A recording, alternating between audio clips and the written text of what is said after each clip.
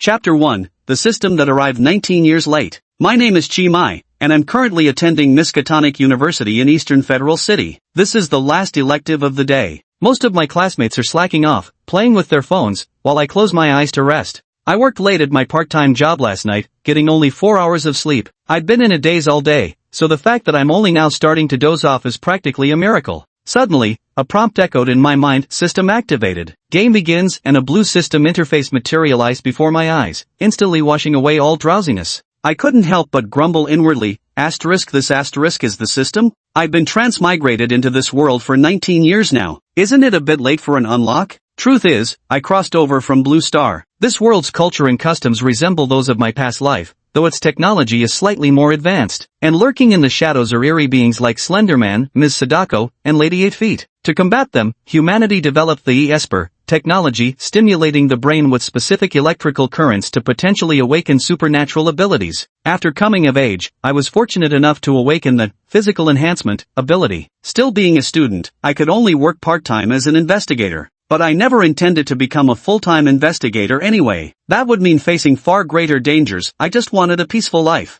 I glanced at the system interface, which displayed player name, Shimai, along with my stats, intelligence, 8, charisma, 9, stamina, 12, items, none, and skills, muscle reinforcement LV7. The average value for ordinary people in all attributes is 5, with a maximum limit of 9. Due to my supernatural ability, my physical strength has surpassed human limits. Ding-ling-ling, the bell signaling the end of class rang. The elective teacher announced dismissal, and the classroom bustled with noise. Lu Yingjie loudly called Zhou Hao and me to go to the arcade, with Zhou Hao chiming in agreement. I declined, saying, "Count me out, I'm not really interested." Lu Yingjie threw an arm over my shoulder and shook me, insisting, "Don't be a spoilsport. If you're short on cash, this one's on me." I sighed helplessly, "I really can't go. I've got my part-time investigator job later and can't take time off. Actually, I already finished my part-time job yesterday. This is just an excuse to avoid going to the arcade." Zhou Hao covered his eyes dramatically and exclaimed, "Shimai, there's a thick wall between us. You've rarely joined us 4 happy times ever since awakening your supernatural ability. How despicable."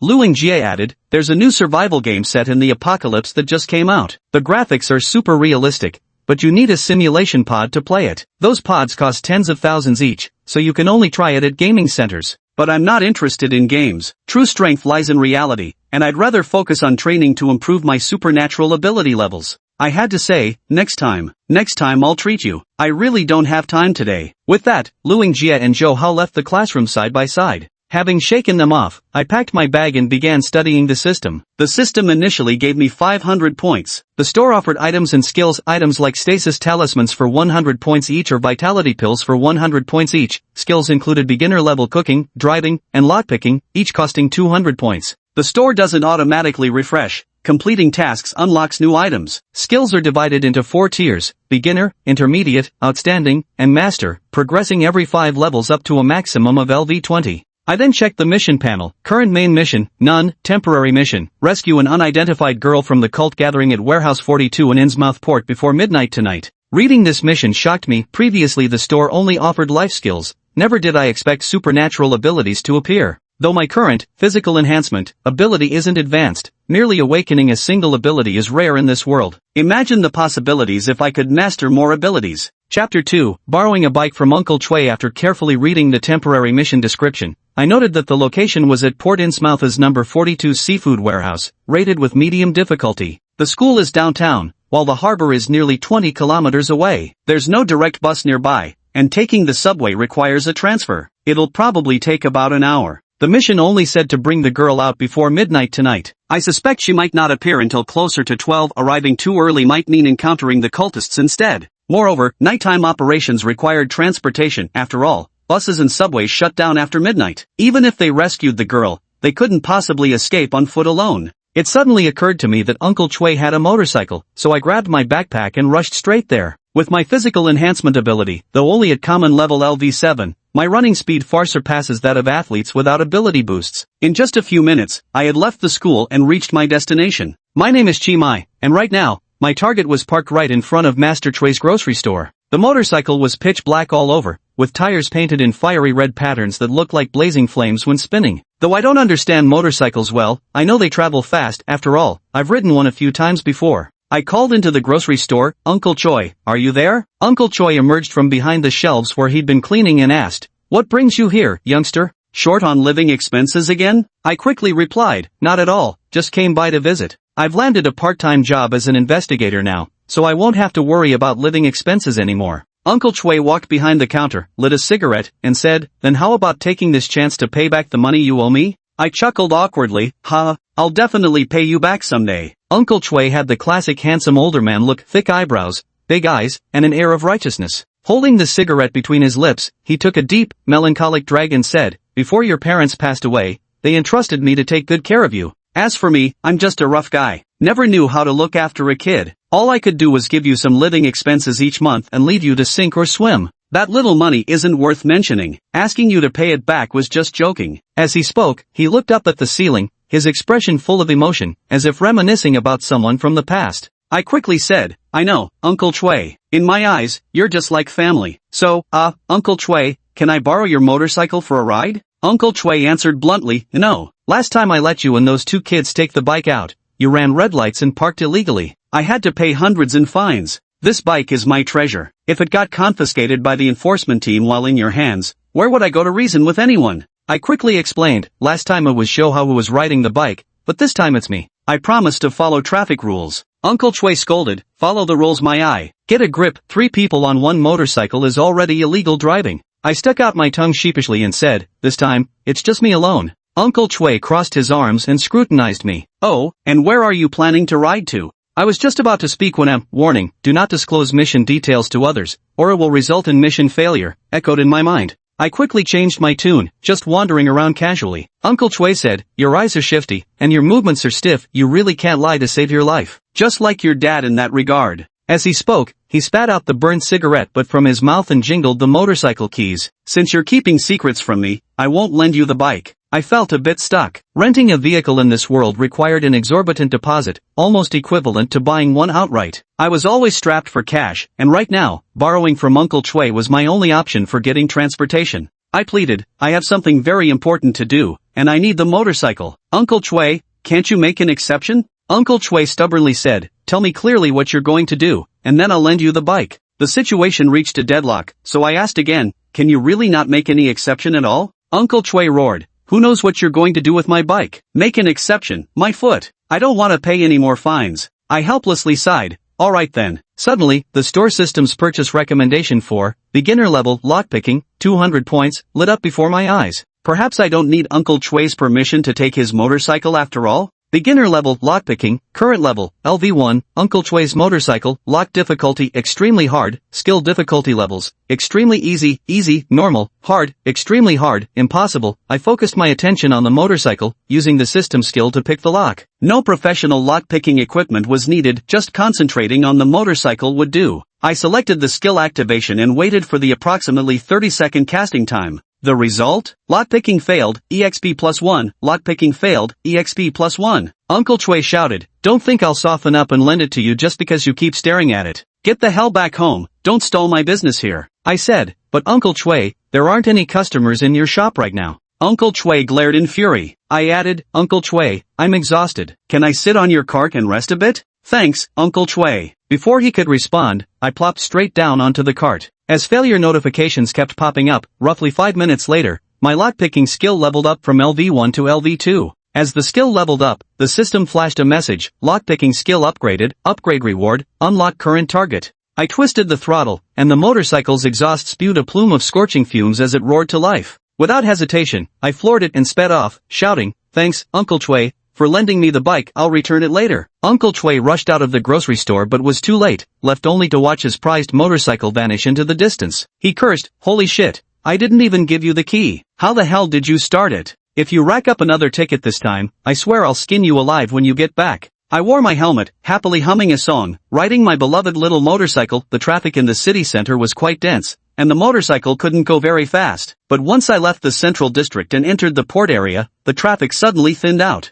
In the central district, I could barely reach 20 kilometers per hour at most, but in the port area, the roads were wide open. Speeding to 70 or 80 miles per hour wouldn't have been a problem. Still, I maintained a legal speed of under 40 kilometers per hour because, after all, one ought to travel responsibly. About half an hour later, I arrived at Innsmouth Port. Eastern Federal City was a coastal metropolis that once thrived on maritime trade. The port area used to be densely populated, but in recent years, as railway infrastructure improved, shipping gradually lost ground to high-speed rail. Local residents gradually moved to the city center, and now the port area was mostly inhabited by fishermen or sailors, with a population less than a tenth of its peak. Though somewhat desolate, the aged yet well-preserved facilities still hinted at its former prosperity. The relationship between the city center and the port area was like that of a child and its father, the latter nurtured the former. This mirrored the relationship between land-based life and the ocean, for all living things originated from the sea. I, the residents of the city center, and all terrestrial beings, we are all children of the ocean. Gazing at the calm sea surface before me, my heart swelled with excitement as the notification, beginner level, superpower, liquid control, 1000 points, popped up in my mind. I could already vaguely envision the future, myself wielding the liquid control ability to command wind and waves across the ocean. Now, I was headed to Warehouse 42 to rescue that unknown girl. This would be my first step toward success. Following the system's navigation, I drove into a coastal town. The warm sea breeze carried a strong, fishy scent. This was a seafood street lined with grilled fish, octopus balls, and jellyfish salads. I thought to myself, I should bring Ritian and Lao Lu here for seafood someday. Eating together beats gaming any day. Without lingering, I continued toward the destination marked by the system. You have arrived near the mission destination. Proceed with caution. I finally reached a vast area of warehouses, each with nearly identical exteriors and illegible address numbers. Without the system's guidance, locating warehouse number 42 would have been no easy task. I glanced at my phone. It wasn't even 5 o'clock yet. With a full 7 hours remaining before the mission deadline, time was more than plentiful. I thought, first, I'll scout the location to see if the girl is currently in the warehouse. If she is, all the better, I'll rescue her right away. If not, I'll act later. A few cultists are insignificant. With my physical enhancement ability, I can easily take on 20 or 30 of them. Once I rescue the girl, I plan to report the cult to the authorities the next day. This way, I can both get the system's rewards and the law enforcement bounty, killing two birds with one stone. Thinking this, I couldn't help but flash a maniacal grin. I walked up to the warehouse door with a smirk, only to find it locked. Suddenly delighted, I thought, hey, perfect timing, I just unlocked the lockpicking skill. I shouted, lock, open for me, only to receive the prompt, warehouse number 42 door lock, difficulty hard, lockpicking failed, EXP +1. Oh, right, my lockpicking skill level is still too low for a high success rate. I furrowed my brows, focusing all my attention on the iron lock. As my experience points steadily increased, lockpicking skill upgraded, upgrade reward, unlock current target. I was a bit speechless. I had expected to quickly open the lock, only to be held up by it for several minutes until my skill finally leveled up. Pushing open the iron door, I stepped inside the warehouse and gently closed it behind me. A foreign bodhisattva. Warehouse number 42 was originally used by fishermen to store seafood. I had expected it to be a refrigerated storage, but upon entering, I found it completely empty except for a statue standing at the far end. The statue was very tall, with the warehouse ceiling appearing about 10 meters high. Its top nearly touched the ceiling. It was neither bronze nor iron, nor was it made of pottery or stone. Its surface was covered in a black substance resembling asphalt or moss, dull and non-reflective, giving off a grimy appearance. Though there were no fish in the warehouse, an overwhelmingly pungent fishy odor filled the air, like fermenting innards of thousands of fish, eggshells, rotten vegetables, and moldy beans in a small pool for 3 or 4 months. The stench was unbearable yet tolerable. Pinching my nose, I examined this foreign-style bodhisattva statue. It loomed like a small mountain, imposing and oppressive at the far end of the warehouse. It was crouched, with vaguely discernible limbs, but the number of digits on its hands and feet was indeterminate, resembling octopus tentacles. On its back was a pair of wings that appeared to be woven from tentacles, not the feathered wings of birds. The most striking feature was its head, a massive octopus-like skull at the very top,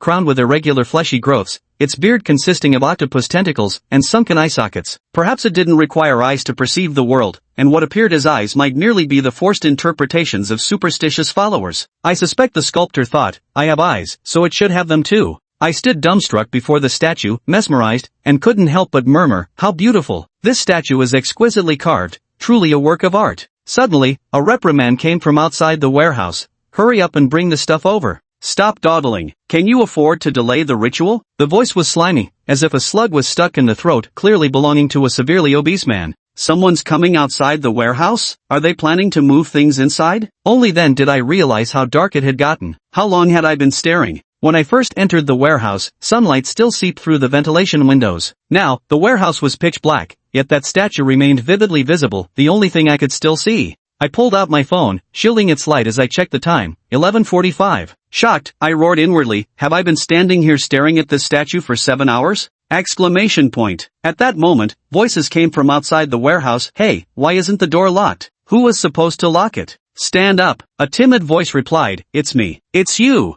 I told you to lock the door. If your carelessness delays the master's ceremony, you deserve death 10,000 times over. Then came the sounds of impact and muffled groans. Someone was being pinned against the warehouse door and beaten savagely. A moment later, the beating stopped. Cut off the heart for sacrifice, toss the rest into the sea. The master dislikes violence. Understood, several voices replied in unison. Shit, they're coming in. I felt the voices were right on the other side, so close I could almost smell their sweat and the metallic tang of someone's blood. Only a single iron door separated me from them. Before coming here, I'd been brimming with confidence, believing I could take on dozens of cultists alone. But now, fear and dread clawed at my heart. I need to find a place to hide first, can't confront them head on. The warehouse is too open with nowhere to conceal myself. The only possible hiding spot is behind the statue. The statue crouches in a forward-leaning position, with some space behind its head where the octopus-like skull could provide cover. I quickly climb up using the statue's tentacles, waves of goosebumps spreading across my body. The statue's surface feels damp to the touch, like stepping barefoot on rain-soaked grass after dark,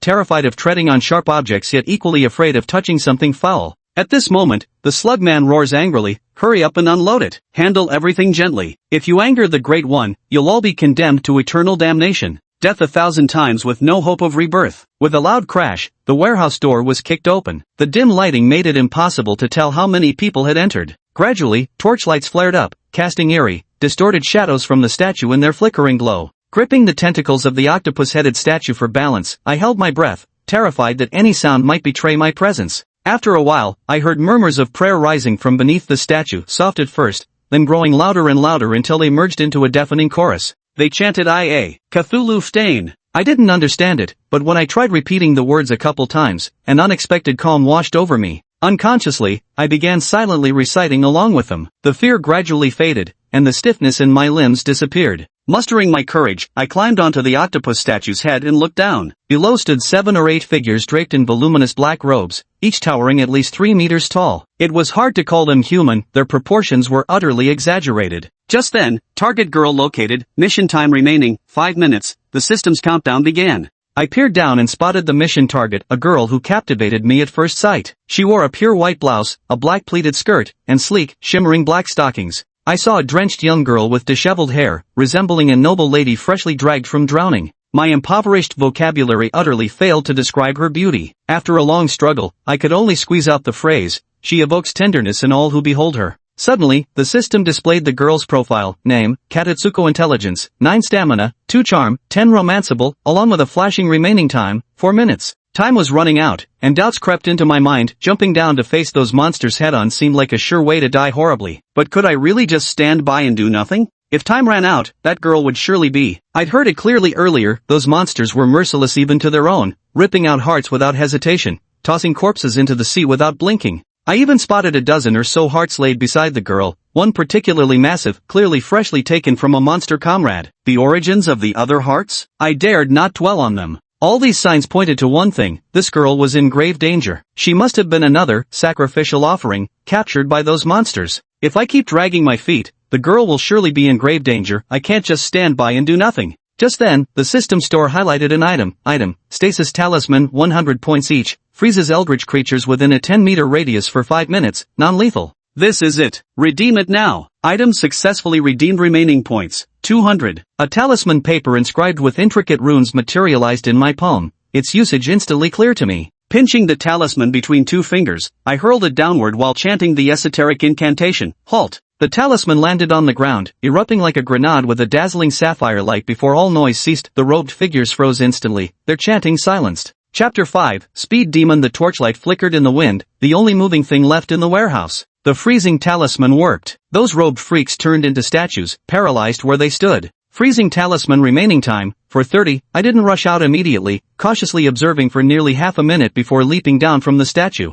The statue was nearly 10 meters tall, taking the fall directly would have been too taxing, so I rolled with the momentum and came to a smooth stop right in front of a robed figure. The robe was wide and thick, wrapping the strange entity completely. My curiosity flared, itching to see what lay beneath the dark cloak. When I pulled it aside, I was met with a massive fish head, resembling a lion's skull, encircled by razor-sharp fins around the neck. Its fish-like eyes, glowing like green lanterns, stared straight at me, utterly eerie. Yet, to my disappointment, I felt no fear upon unveiling it. Instead, the giant merman appeared rather dopey in its design, even somewhat endearing. I gave the fish head a faint smile, kicked aside the heart on the ground, decisively picked up the unconscious girl, and rushed out of the warehouse. I waved at the fishman's retreating figure and called out, "Ciao, Italian, goodbye." Although these giant fishmen couldn't move, they could hear sounds and see things. I could feel intense hostility radiating from them. This was no place to linger. I needed to get the girl out of the port area immediately. The moment I stepped out of the warehouse, overwhelming exhaustion washed over me. Inside the warehouse, I'd felt nothing. Listening to the fishman's prayers, my body and mind had been completely relaxed, even feeling somewhat euphoric. But the moment I stepped out of the warehouse, reality hit me instantly. After standing before that statue for nearly 7 hours,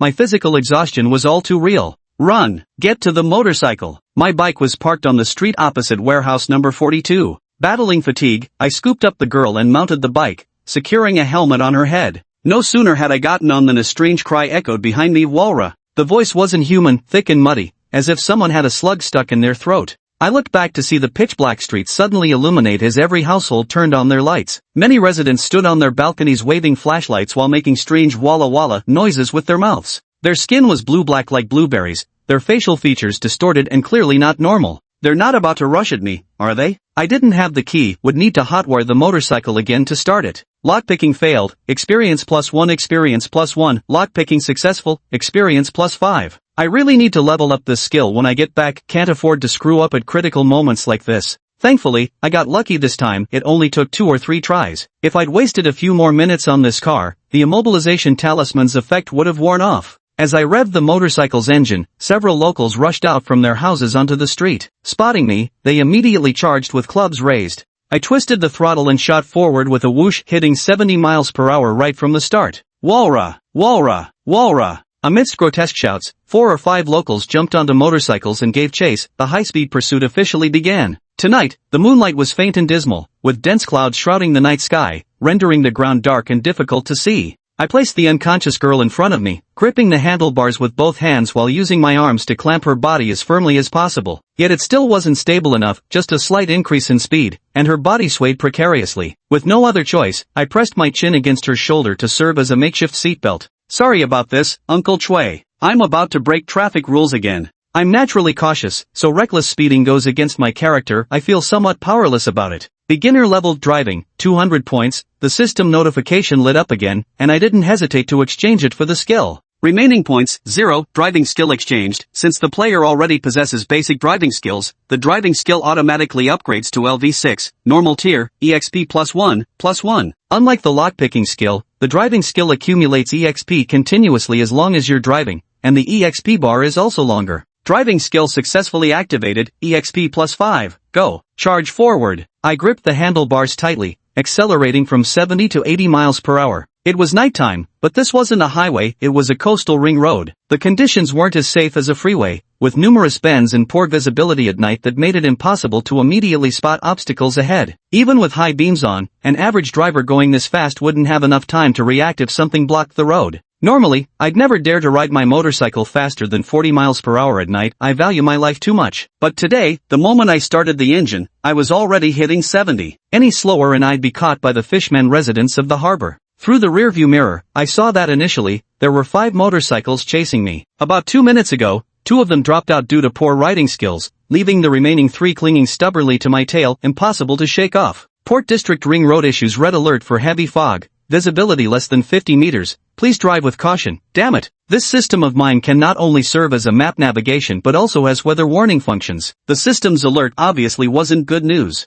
Visibility 50 meters. Is this the final showdown of some racing movie or what? My luck is just terrible. I knew it was extremely dangerous, but in this situation, I absolutely cannot slow down. My current plan is to quickly pass through the ring road of the port area first, then slow down slightly while crossing the Ryasea Cliffs, before finally turning onto the East Union City Road leading to downtown. Once I return to downtown, if these fishmen keep chasing me relentlessly, I'll seek help from the enforcers even if it ultimately leads to mission failure. I can't let this innocent girl in my arms get involved in danger with me just because I want mission rewards. No matter what, the girl in my arms is innocent. I can't let my selfish desires drag her into peril with me. Thinking too much now is pointless. The top priority is figuring out how to escape from those freaks. A direct confrontation is absolutely out of the question. Though only 3 motorcycles remain on my tail, with my physical enhancement ability, taking down 3 weirdos might not be too difficult. But I'm certain the moment I stop my bike, those freaks would recklessly crash into me without hesitation. Once my transportation is wrecked,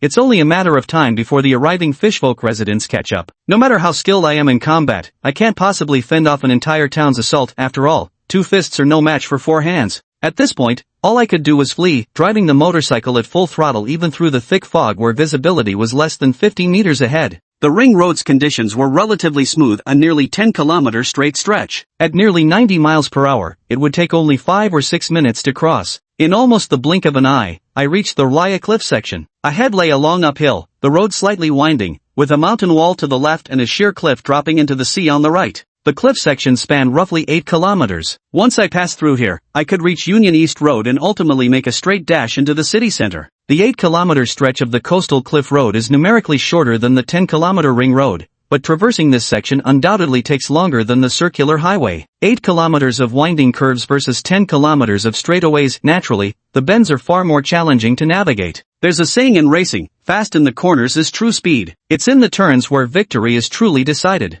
Realizing I'm approaching the decisive moment, my expression grows solemn. Thick fog presses in, further compressing the already limited visibility of night driving. Visibility here is reduced to just 20 or 30 meters. I ask myself, can I really maintain speeds of 70 or 80 miles per hour under these conditions? The motorcycle's speed involuntarily slowed down. Walra! The strange cries of the Fishman residents instantly caught up with me, forcing me to accelerate again. The motorcycle's high beams couldn't pierce through the thick fog, making me feel like a toy figurine wrapped in foam. The speedometer showed 89 kilometers per hour, yet I felt like I was running in place. The scenery around me seemed unchanged, with only the same unchanging white mist. Was this a natural weather phenomenon, or was it some kind of barrier conjured by those fishmen? Walra! Another bizarre howl echoed as a wooden club whizzed past my ear, thrown by one of the fishmen behind me, grazing the top of my head as it flew by. If I hadn't been lucky enough to turn my head at that exact moment, I'd probably be lying on the roadside right now, car wrecked and life lost. Bloody hell! Even someone as well-mannered as me couldn't help but swear. Will a stillness talisman work? No, a stillness talisman can immobilize supernatural creatures within a 10-meter radius for 5 minutes. But a fishman riding a motorcycle could cover that distance in just 1 second. The talisman might freeze the fishman, but it won't stop the bike.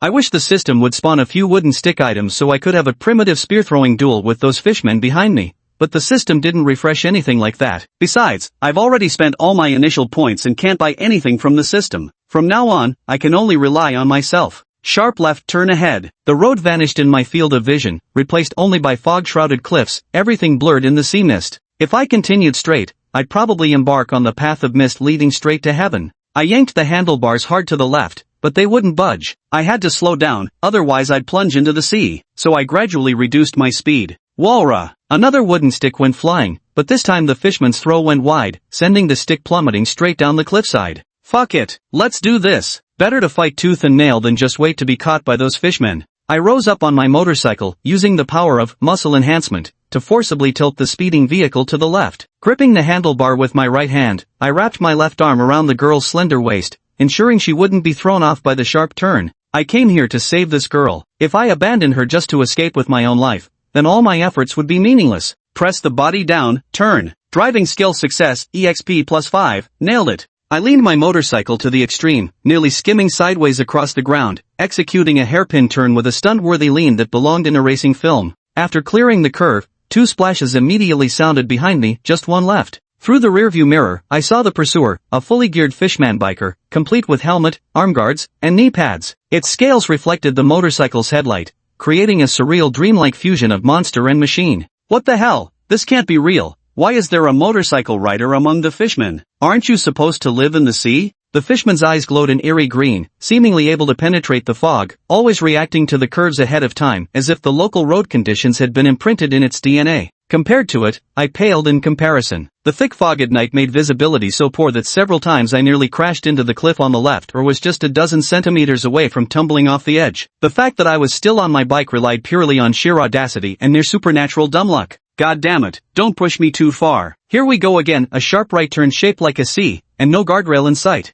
I suddenly saw an astonishing sight about 30 meters ahead, there was a sharp right curve where a traffic accident had apparently occurred not long ago. The damaged guardrail hadn't been repaired yet, leaving a large gaping hole. I realized I could completely charge through the hole in the right side guardrail. Unlike a left turn where going straight would plunge off a cliff into the sea, a right turn at sufficient motorcycle speed might allow me to become airborne long enough to land on the opposite lane. What an eerie coincidence, it looked like something designed for a movie scene. Let's do it. You think I'm afraid? I twisted the throttle to its limit, pouring on full power as the motorcycle shot forward like an arrow loosed from its bow, launching through the broken guardrail and soaring into the air. Driving skills successful, dangerous stunt accomplished, experience plus 100. Chapter 7, A Stranger's Revelation. Clang! Shimai's motorcycle soared into the air before crashing down heavily onto the opposite lane. He had successfully pulled off a cinematic stunt. The high-risk maneuver set his blood pounding with exhilaration. His adrenaline was pumping at full throttle. Shimai's eyes turned red with excitement. The motorcycle wobbled along for a distance before finally stabilizing without falling apart. But the fishman biker following Chimai wasn't as fortunate as him.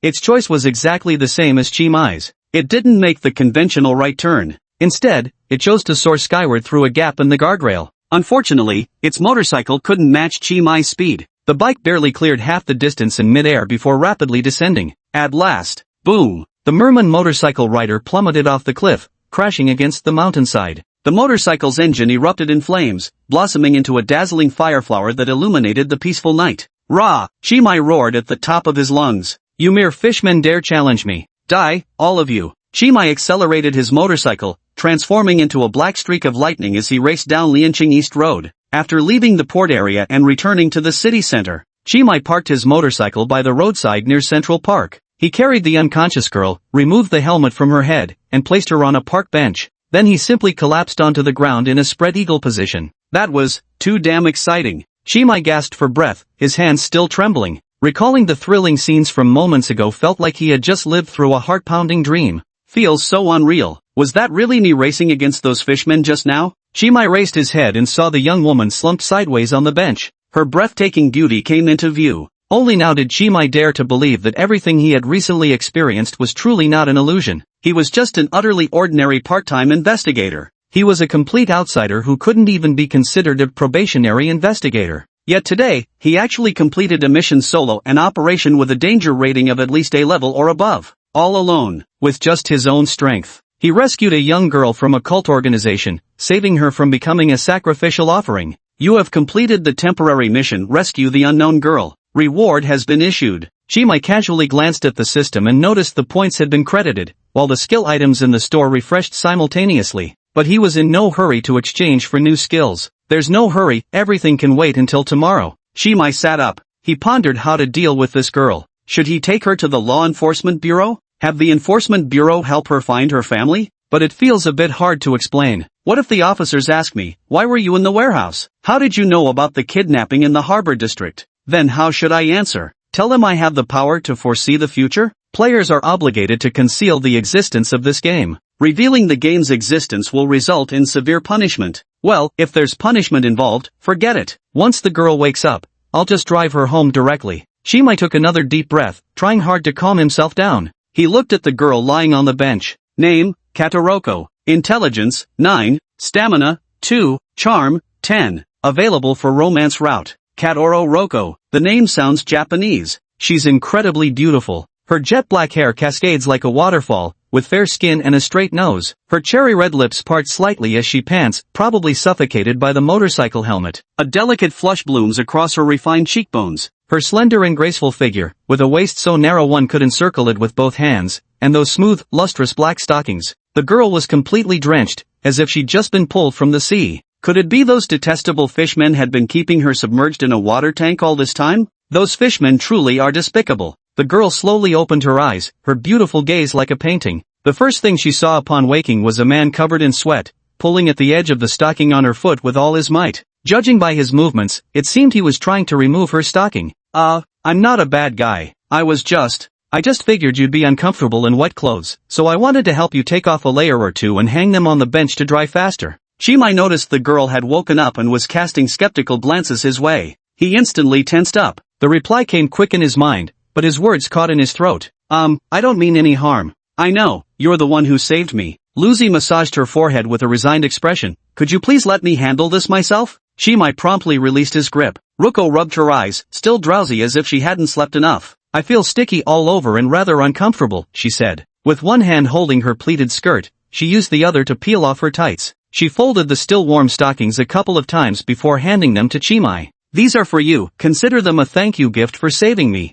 Ha? Do you want something else? How greedy you are. Just you wait. No, that's not it. I don't want any of this. I see. Ruko nodded, then crooked her finger at Chimai, signaling him to come closer. Puzzled, Chimai moved nearer to Ruko. The girl flung her arms around Chimai's neck, pressing her crimson lips against his chapped mouth. MMMPH. Chimai's eyes widened as he shoved her away abruptly. He instinctively wiped his lips. What the hell are you doing? My thanks, said Ruko, daintily touching her lips, her eyes sparkling with mischief. For saving me just now. You don't have to do it this way. I saved you not because I wanted anything in return. Chimai was actually greedy for the system's point rewards. Women would only slow down his sword drawing. Hee, you're such an interesting human male, Ruko giggled softly. Chimai slapped his chest and answered earnestly, thank you for the compliment. I also believe I'm a high-quality human male. Ha ha ha, you're adorable. Can you tell me your name? Chimai, never leave my name when doing good deeds. Got it. Ruko nodded with a smile. I'm Kayakuto Ruko, but you can just call me Ruko. Alright, Roko-chan. Chimai instinctively presses his advantage. Roko-chan, you're the first person to call me that. Can I ask how Roko-chan got kidnapped by those weirdos? What was the reason? Ruko touches her chin and tilts her head in thought. I dunno. Next question then, does Roko-chan remember where she lives? Where should I take you? Do you remember any family or friends' phone numbers? Or would you like me to contact the authorities for you? Since I prefer doing good deeds anonymously, if you need me to contact the authorities, please be sure not to mention my name to them. Ruko looked at Chimai with confusion and nodded. Okay, I won't tell them about you. Besides, my house is actually right there. Ruko pointed to an apartment building beside them. What a coincidence. I just happened to park right under your place? Yes, isn't it such a lovely coincidence? Would you like me to walk you upstairs then? No need. Then I'll stand here and wait until the living room light in your home flashes 3 times, then I'll leave. Alright, Ruko smiled as she stood up and, barefoot, crossed the road, running toward the nearest residential building by the street. When she reached the entrance of the residential building's stairway,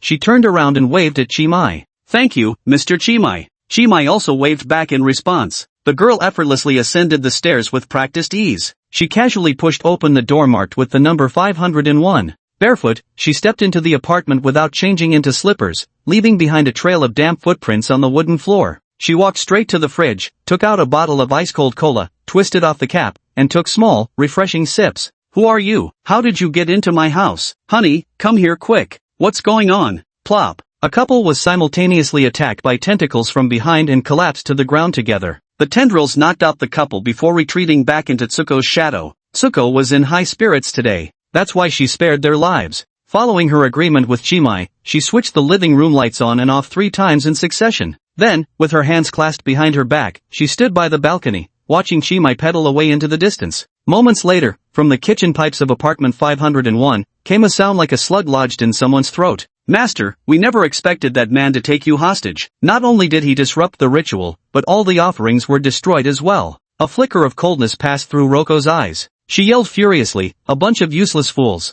My lord, please calm down. We'll mobilize everyone immediately to track that man. Get the hell back and soak in the sea. Ruko bit her finger, her breathing growing increasingly rapid. She waited until her eyes rolled back before slowly answering. I will personally enjoy the man who disrupted our ritual. None of you are to interfere. Chapter 8, Chimai, this is betrayal. After driving away from Central Park, Chimai returned to the Arkham residential area where he lived. He is a local of Federal City. His parents in this life passed away in an accident when he was merely 10 years old. After his parents passed away, they didn't leave much in savings, but they did leave him a house in the city center. Chimai, who had his own place to live, didn't need to stay in the school dormitory like Johao and Luingjie did. Relatively speaking, there was much more freedom. Arkham Residential District, Apartment 404 in Building 4, this was Chimai's home. After parking Uncle Chui's motorcycle in the apartment complex garage, he trudged back to his bedroom with heavy steps. Turn on the air conditioner, lie back on the bed and look up at the ceiling. I opened my phone and glanced at my schedule. It's 3 a.m., and I have an 8 a.m. class tomorrow.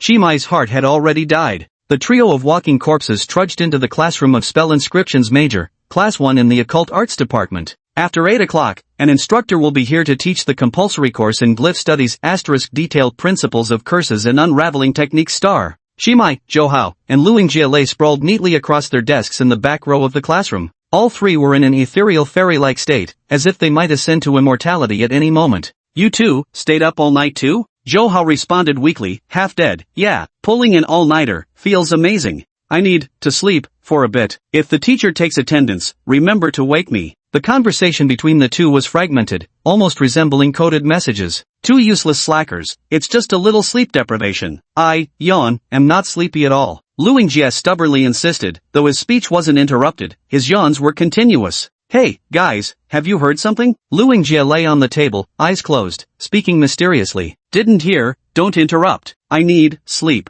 Lu Yingjie ignored Chi Mai's resistance and muttered to himself. Last night at the Innsmouth port, some street racers had an accident there. The crash was absolutely horrific. The news has gone viral. Law enforcement went to the port to investigate the car accident. Hey, guess what? They uncovered a cult. All the cult members turned out to be fish-like monsters. After law enforcement discovered their traces, they abandoned the town and retreated back into the sea. The entire food town is empty. Got it. Shimai couldn't even be bothered to open his eyes. After all, he was the primary witness to this whole affair. The only regret was that he couldn't report those monsters. Regular citizens who report paranormal entities can receive monetary rewards. What a shame. I really liked the seafood in that town. Never imagined all the restaurant owners were fishmen, lamented Lu Yingjie. Shimai didn't respond. He knew if he indulged Lu Yingjie, this chatterbox would likely keep talking non-stop until class ended. The bell rang, and the curse techniques teacher walked into the classroom. She was a female teacher with a very gentle way of speaking. Her voice was quite sleep-inducing. Students, detailed explanation of curses and counter-curses is an extremely important course. I hope everyone can summon their energy and focus.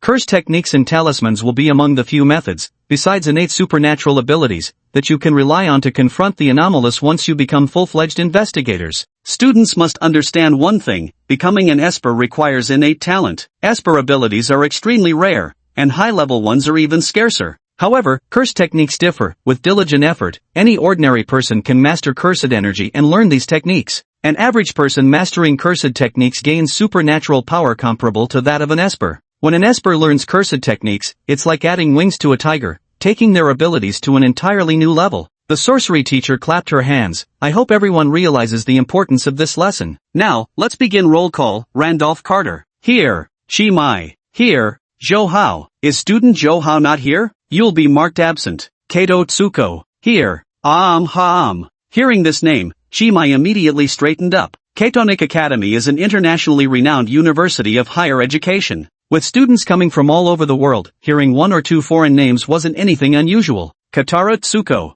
Shimai was certain there had never been a classmate by that name in their class before. A new transfer student? Nice to see you again, Shimai. Roko sat down in the seat next to Shimai. She cupped her cheeks and looked at Shimai with an amused expression. Her black hair fell evenly to her shoulders, with bangs grazing her eyebrows. Eyebrows like distant mountains, lips as if painted with vermilion. It was a face so exquisite that it held not a single flaw. As expected from Charm 10. Roko-chan? Mei-chem, it's really me. Kimi-kun looks dazed. Is it because seeing me again makes you so excited that you think you might be dreaming? Lucy placed her hand on top of Chimai's. Her small hand felt cool, exuding a faint scent of gardenia blossoms. The back row of university lecture halls belongs exclusively to slackers. Hardly anyone ever pays attention to this spot. Even the teachers on duty would habitually turn a blind eye to such things. Thus, no one noticed Roko's little movements. She rested her small head on Shimai's shoulder, her autumn water eyes fixed intently on his face. Roko no longer looked as drenched and dripping wet as she had the day before. Though still wearing the same black and white dress, her entire demeanor now appeared more intellectual and elegant than yesterday. What are you doing?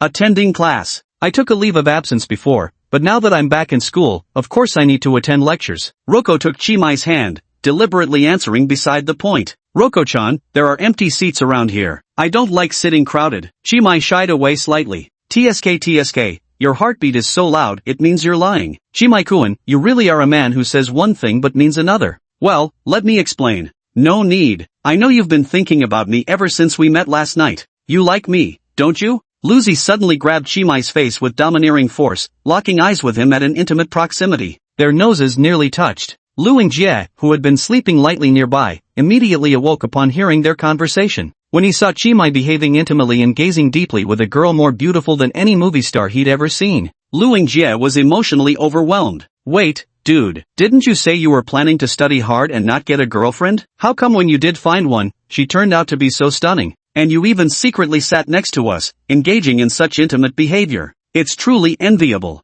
No, this is just too despicable. We'd agreed to indulge in gaming together, yet you quietly became a normie. Shimai, you've betrayed the single class. Chapter 9, Massages require this much force. Shimai, who's this beside you? Lu Yingjie straightened up, his gossip fires burning fiercely. Before Chimai could speak, Suko answered first. I'm Suko Katu, an exchange student from across the sea. My health hasn't been great, so I was on leave before. Yes, I'm Chimai's girlfriend. Ha! Lu Yingjie and Chimai spoke in unison. Chimai reacted with surprise. Lu Yingjie's anxiously suspended heart finally sank. You have established an intimate relationship with the target. Additional reward obtained, 3,000 points. Shop has updated items, props, skills, abilities. Item, Legendary Ghost Binding Rope 5,000 points, a powerful control item that can automatically bind any humanoid supernatural beings, ineffective against non-supernatural entities. Item, Mind Force Pill 500 points/pill. Consuming this pill increases the level of Mind Force ability. The higher the Mind Force level, the weaker the enhancement effect. Skills, Beginner Level Massage, 200 points, Beginner Level Speed Reading, 200 points, Beginner Level Acting, 200 points.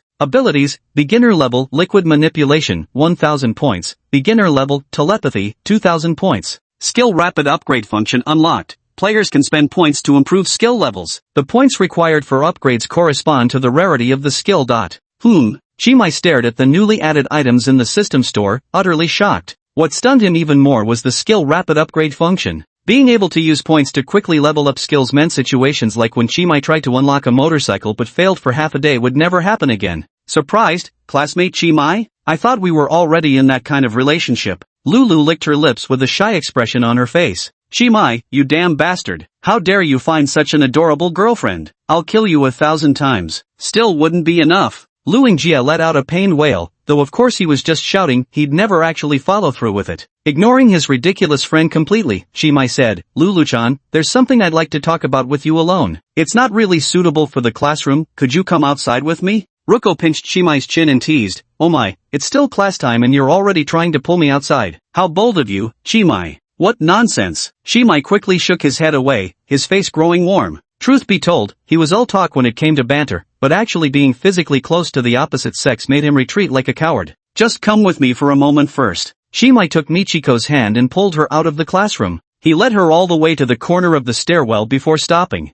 Michiko, did you contact the enforcers? Michiko answered irrelevantly, I still prefer it when you call me Michiko-chan. Alright, Roko-chan. Let me ask you again, did you contact the authorities? I don't really want you mentioning my name to them, but considering this involves kidnapping and cultists, you should at least get a medical checkup. I know going through something like that feels awful, and it might leave psychological scars. I don't even know how to put this. Anyway, that cult's hideout was filthy. If you already have a weak constitution, you should be especially worried about catching something. Lucy's big eyes were filled with big confusion. She asked in astonishment, are you worried about me? Chimai nodded. Like an ostrich burying its head in the sand, Lucy covered her flushing cheeks with both hands. After taking another deep breath, she peeked between her fingers to steal a glance at Chimai. The girl's adorable gesture made Chimai's heart skip a beat in real time. He clutched his chest, afraid his heart might just short-circuit on the spot. I never expected Ruko-chan to be a student at Miskatonic University too. What a coincidence, haha. Chimai scratched his head and laughed awkwardly. The moment these words left his mouth, he thought himself a fool, feeling so embarrassed that his toes could dig out a 3-bedroom apartment. My health isn't good.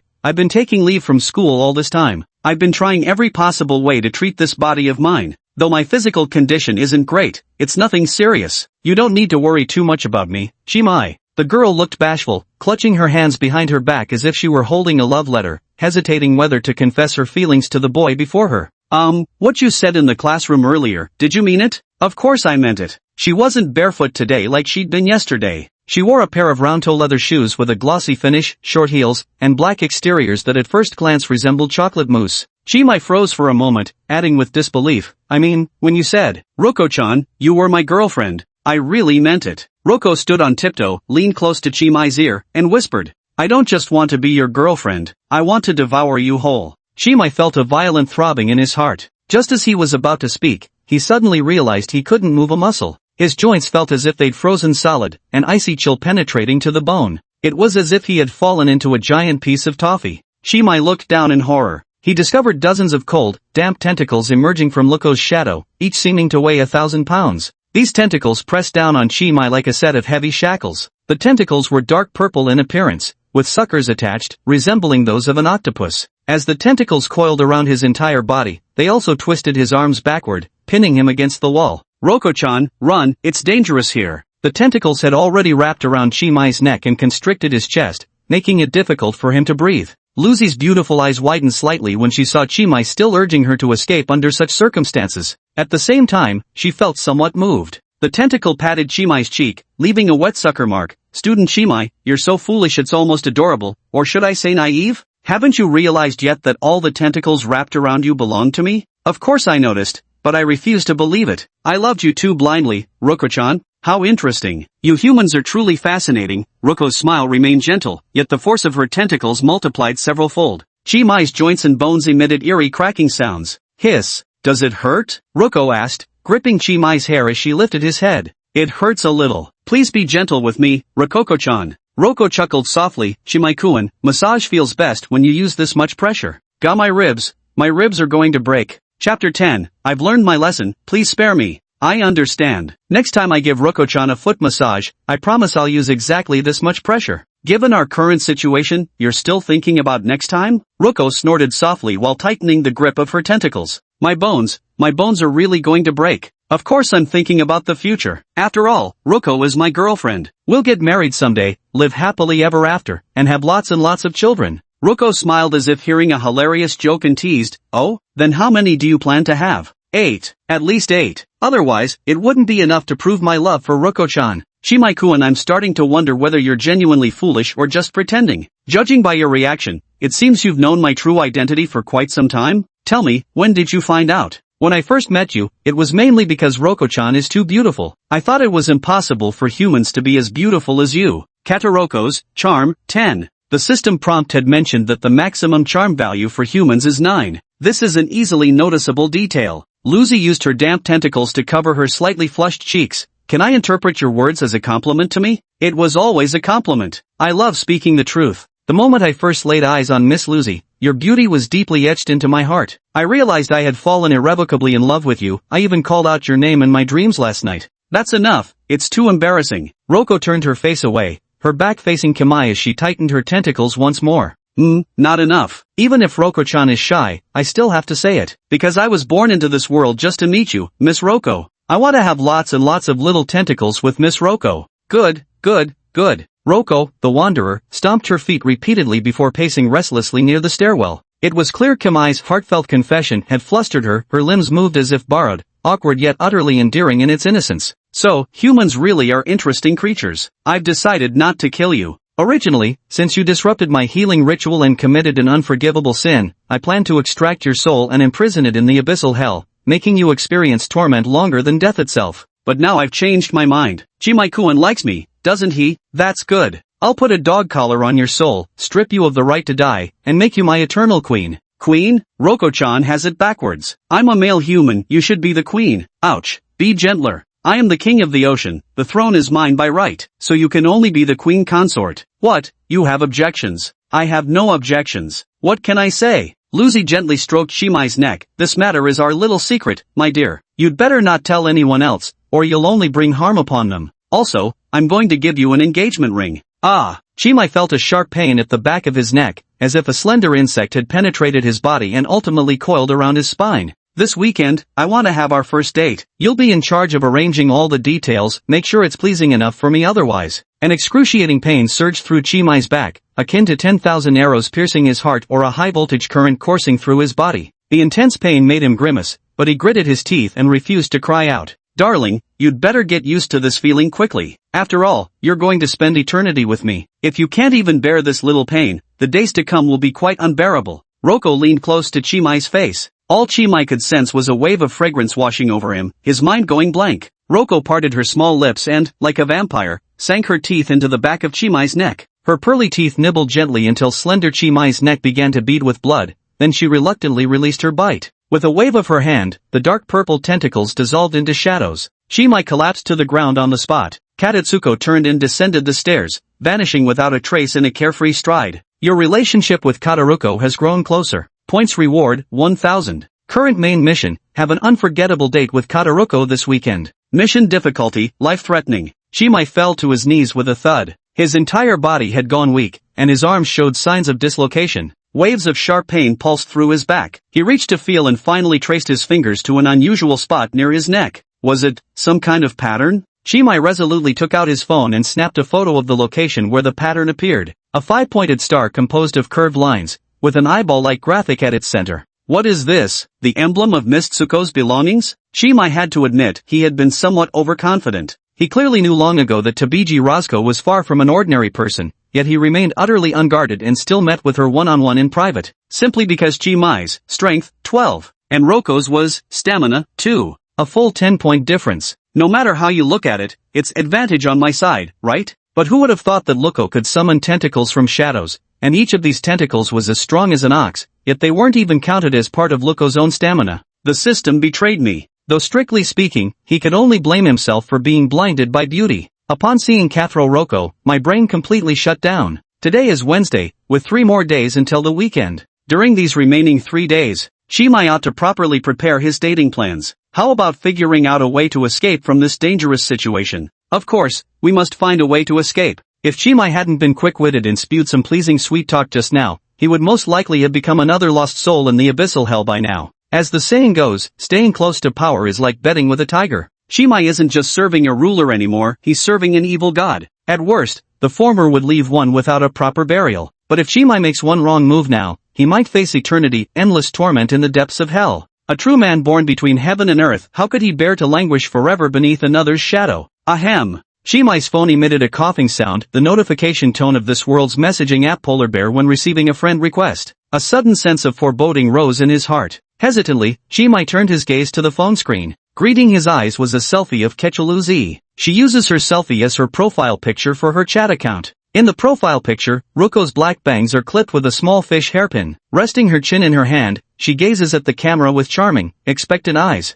So adorable. Shimai slowly clicks, accept friend request. A moment later, a message came through. Lucy, darling, I forgot to mention, our souls are now connected. Though I can't fully read your thoughts, I can sense some of your little notions. Lucy, you were just thinking about something not so nice, weren't you? Shimai, I was wrong. Shimai, I behaved, please spare me. JPG. Lucy, but I don't want to spare you, I'm still waiting for you to give birth to 8 little tentacles for me, my dear princess. Chapter 11, The Lucy Faction. Princess. Never thought I, a real man among men, would one day become a royal consort. Shimai leaned against the wall, supporting his still throbbing back. The recent experience reminded him of the giant pythons in tropical rainforests. Serpentine creatures would first strangle their prey with their bodies and then swallow it whole in one bite. Shimai was undoubtedly the targeted prey. Kazuki Rozu, who exactly is she? Self-proclaimed Queen of the Ocean, with the ability to control tentacles. That warehouse sacrifice ritual last night was probably to heal her body. So you're saying all the fishmen in this town are her subordinates? As an eerie entity capable of influencing an entire town, its malevolence level must be considerable. This is absolutely not something an investigator at Shimai's level could afford to provoke. Supernatural entities are typically classified into 5 danger levels: wolf, tiger, ghost, dragon, and deity. The classification rules are succinct and to the point. Wild coyotes are certainly dangerous. However, an ordinary person, by exerting full effort and disregarding bodily harm, is capable of killing a wild wolf. Above wolves, tigers are even more perilous beings. Common folk cannot overcome supernatural entities of this caliber through their own strength. Ghosts represent supernatural powers beyond ordinary people's comprehension. Dragons rank even higher than ghosts. As for the most dangerous divine-level anomalies, human records indicate they've only appeared 3 times, each bringing near global catastrophic disasters. Shimai speculated that Ruko-chan's threat level was likely dragon class. Her abilities were sufficient to influence an entire town, transforming all residents into her subordinates, a scale of impact beyond what tiger-class anomalies could achieve. Pick the wrong guy to mess with. Shimai pops his dislocated left arm back into place with a sharp click. Cold sweat beads on his forehead from the pain.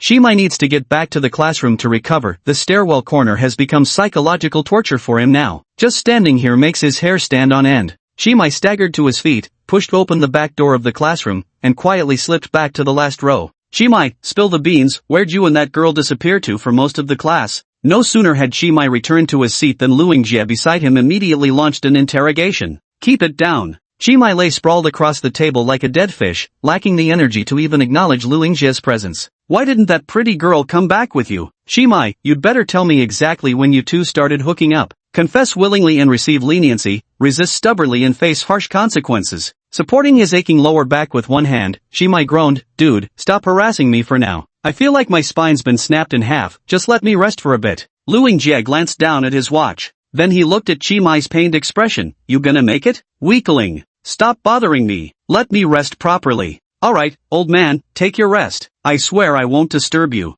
Time slipped away quietly. By the time Chi Mai regained consciousness, the vast classroom was empty except for himself and Zhou Hao sleeping like a log beside him. He pulled out his phone to check the time. Damn, it's already noon. I slept through the entire morning? Can't be helped, I've been absolutely exhausted these past 2 days. The night before last, I was busy with my part-time job as an investigator, and last night I single-handedly broke into the cultist's warehouse, starring in a high-speed car chase action scene. Although Chi Mai had the skill of muscle enhancement, it was only at the ordinary level of LV7. He wasn't made of iron, and the fact that he hadn't collapsed from exhaustion could already be considered a testament to his strong willpower. There's only one physical training class this afternoon, teaching boxing and combat. With my muscle enhancement, I can skip it. Today I can finally rest. Miskatonic Academy is an institution of higher learning dedicated to training investigators, divided into departments of magic, curses, physical arts, and cultural studies, each containing dozens of specialized disciplines, developing moral, intellectual, and physical excellence in all aspects, with teaching faculty ranking among the top 10 across all schools in this world. Despite appearances, Chi Mai, Lu Yingjie, and Zhou Hao might seem like a trio of unruly slackers, they're actually top-notch students through and through.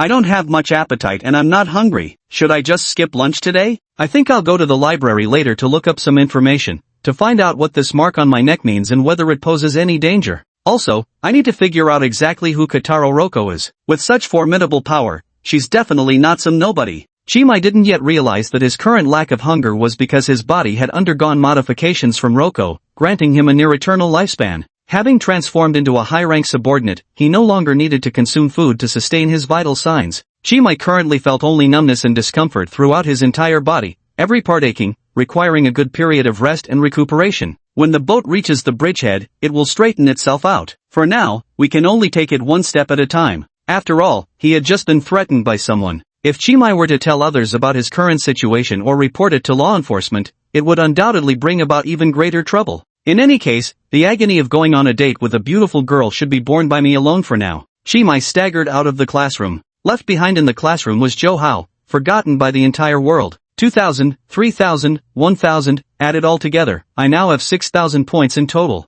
Chi Mai checked his system interface. Last night, he completed the rescue mission involving the unknown girl, bringing Subako out of warehouse number 42, for which he was rewarded 2,000 points by the system. Just now in the classroom, Subako admitted that she was Chi Mai's girlfriend. The romance system judged that Chi Mai had successfully conquered Luzi, awarding him an achievement bonus of 3,000 points. Later, when Luzi placed a binding on Chi Mai's soul, the system recognized this as taking the relationship a step further, granting him another 1,000 points as reward. Consider that Chi Mai had only awakened his system a single day earlier. In such a short time frame, he'd already harvested a full 6,000 points from Luzi. Current remaining points, 6,000. Gazing at this beautiful figure, Chi Mai's lingering resentment toward Katori Roko instantly dissipated without a trace. He had indeed been squeezed so hard by Roko's tentacles that his bones nearly shattered. But this is 6,000 points we're talking about. If I could receive 6,000 points every day from now on, Chi Mai would gladly have Roko's tentacles strangle him daily. Lady Roko, you're my goddess. I'll devote the rest of my life to worshipping the great Roko of the other world. The Roko path. Oh, no. It should be Ketaroko, handing out candy. Name, Chi Mai. Remaining points, 6,000. Items, none. Skill, common level, muscle enhancement LV7. Soulmate, Michisuki Roko. After marveling inwardly at his bountiful gains, Chi Mai turned his gaze to the store interface. He noticed that new items had been refreshed in the store after completing Roko's side quest. They are, Psychokinesis Pill, and, Ghost Binding Rope. The latter costs a full 5,000 points. The exorbitant price made Chi Mai lose all interest in learning more about it. His attention was completely focused on the Psychokinesis Pill. Telekinesis is a type of supernatural ability, manifested as the power to lift objects from a distance, which has been depicted in various films and television works. In Chi Mai's world, telekinesis is considered a rather common ability, typically rated at around Class C. It is significantly more powerful than Chi Mai's Class D muscle enhancement ability. The item telekinetic pill, when ingested, can enhance the level of the user's telekinetic ability, and it is effective even on ordinary individuals. Simply put, just spending 500 points can turn an ordinary person without talent into an ability user. Chimai keenly sensed boundless business opportunities. Chapter 12, Yuko Safeth. What would happen if I took the psychic pills, exchanged from the system and sold them outside? It's bound to be a major bestseller. Chimai was making bold assumptions. In this world, only a very few fortunate individuals awaken supernatural abilities. Ordinary people typically undergo at least 3 ability awakening rituals arranged by their schools during high school. The ritual procedure generally involved, first stimulating the brain with electric currents of specific amplitude while playing hypnosis-inducing audio, followed by injections of strictly controlled special drugs. Ordinary people have an extremely small chance of awakening supernatural abilities each time they undergo the awakening ceremony. Chimai awakened the muscle enhancement ability during his final high school awakening ceremony. Though it was only the lowest value D-rank ability in terms of development potential, it still earned him bonus points for college entrance exams, allowing him to successfully enroll in Miskatonic University. This world does not harbor only supernatural abilities as a form of extraordinary power. There also exist magic and curse techniques. Yet, supernatural abilities alone are truly an innate part of oneself. Magic requires completing a sacrifice to the gods through rituals to be successfully cast. Curses require learning complex sigils to harness the power of heaven and earth through the drawing of talismans. Only supernatural abilities enhance oneself. Whether it's physical enhancement or abilities like fire breathing and electricity discharge, these powers belong solely to the awakened individuals themselves. Humans are born with an innate desire to pursue strength. To obtain supernatural abilities, some wealthy individuals continue to voluntarily undergo periodic supernatural awakening ceremonies even after leaving school, all for the sake of one day obtaining true transcendent powers that belong solely to oneself. At this moment, even rituals with only a 1 in a million chance of granting supernatural abilities could find fools willing to pay exorbitant sums to attempt them. If Chimai were to put this telekinetic pill, capable of granting the user a 100% chance of developing telekinetic abilities on the market, wouldn't it trigger a frenzied scramble among buyers? At the thought of this, Chimai couldn't wait to turn on the library computer and began conducting market research. Goodbye, my former broke-ass self. Hello, Mr. Chimai, future wealthiest man in Federated City. After conducting market research, Chimai learned that hosting an awakening ceremony for supernatural abilities costs an average of $50,000 federal dollars. The frequency of electrical waves used to stimulate the brain and hypnosis audio recordings can easily be found online as ready-made resources. The real cost of the awakening ceremony lies in the awakening serum and the fees for professional doctors' consultations. The chemical composition of awakening serum is strictly confidential, and it's said to be divided into several grades. The higher the grade of the serum, the greater the likelihood of awakening highly valuable supernatural abilities. As for how to classify the grades of awakening elixir, there are no available materials online. Apart from doctors, ordinary people have no means of purchasing it. After browsing the internet for a while, Chimai decided to post on his favorite Wanda forum. If there were a pill that guaranteed the awakening of telekinetic powers upon consumption, how much would you be willing to pay for it? Internet troll A, $5, take it or leave it. Internet user B, rather than believing such a pipe dream, you might as well believe that I am Qin Shi Huang. Internet troll C, I think I'll wait it out. There was this snail once that promised all the supernatural abilities in the world if I let it chase me for eternity. Gotta hold out, maybe something with better terms will come along. Chimai realized that trying to get rich by selling mind force pills seemed like an unworkable plan. At the very least, it would be extremely difficult for Chimai to achieve this alone. First, selling elixirs would require a medical license and various other legal certifications, all things Chimai currently can't obtain. Second, people generally don't believe that simply swallowing an elixir could awaken supernatural abilities. Even if Chimai eventually secured the necessary qualifications to sell elixirs, he'd likely be dismissed as a con artist. Besides, he could only acquire the mind force pill by purchasing it with points. As a middleman without the capacity for mass production, with limited supply, profits became even more precarious. Hold on, what was I coming to the library for again? I remember it was supposed to be about finding information on Kotaro Roko. How did this turn into business research? That was close, nearly straight onto the right path. Making money can wait, survival is today's priority. Discovering what kind of mark Katotsuko left on his back, and uncovering the true identity of Miss Tsuko, these were the proper tasks at hand. Without hesitation, Chimai shut down his computer and headed toward the archives room. It was high noon, and with most students in the school cafeteria, the library stood nearly empty. Chimai looked around and saw only 3 or 4 overachievers clutching books in one hand and bread in the other. I really do love overthinking things, he mused. Telepathy pills cost 500 points each. Even if I spent all 6,000 of my points on them, I'd only get about a dozen. What kind of profit could a dozen pills even make? It'd be better to use the points to exchange for skills and improve myself first. In the future, the money I could earn with those skills would far surpass anything I'd make selling pills. Shimai muttered to himself. He rubbed the back of his neck. Stop thinking about making money for now. First figure out what this mark on my back is. Having this thing on me all the time feels utterly uncomfortable. Shimai's thinking was simple. Innsmouth Port was a coastal town, and all he encountered last night were fishmen. Miss Luko claimed to be the Ocean King, so she must have some connection to the sea and those fishmen. Investigating all paranormal archives related to the ocean might help find Miss Luko's weakness? Then, where should I start looking? Shimai stood at the entrance of the paranormal archives, gazing at the mountain-like piles of documents before him, feeling utterly bewildered and unsure where to begin. Miskatonic University was a prestigious institution training investigators,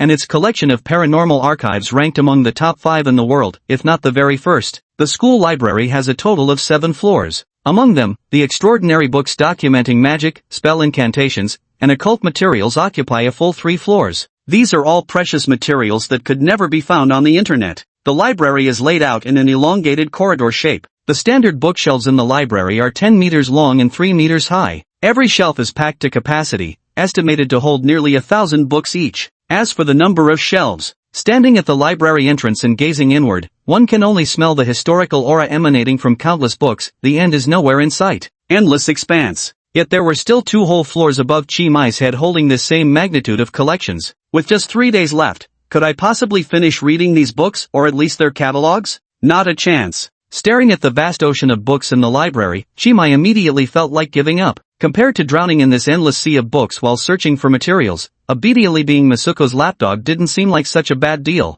At least Miss Masuko was quite beautiful. Excuse me, classmate, are you looking for a book to read? A voice as melodious as a songbird's warble sounded by Chimai's ear. The owner of the voice was gentle and refined, her tender tone making one feel bathed in spring breezes. Yes, I'm looking for some reference material, Chimai replied instinctively. Frowning deeply, he stared fixedly at the bookshelf before him without turning to look at the woman who had addressed him. What kind of materials are you looking for? I'm the librarian, perhaps I can assist you. Materials about supernatural entities in the ocean, like mermen, preferably related to cursed sigils. I'd like to understand the symbolic meaning of a certain pattern. I see, please follow me this way. The young girl took Chimai's arm and led him deeper into the shelves. At this very moment, Chimai finally focused his gaze on the girl before him. Her hair shone like pristine silver, with amber-like crimson eyes. The girl's features bore distinctive Western characteristics, a delicate pointed nose with ruby lips and pearly white teeth. Had this face appeared on television, Chimai would have instantly believed she was some foreign princess attending a high society ball. If this face were a sculpture, then the master who carved it must have undergone years of practice and fully grasped the essence of beauty. What if? What use is dwelling on so many what-ifs? This is a magnificent face. Its beauty is in no way inferior to that of Kotaro Roji. The book you're looking for should be on this shelf. Would you like me to fetch it for you?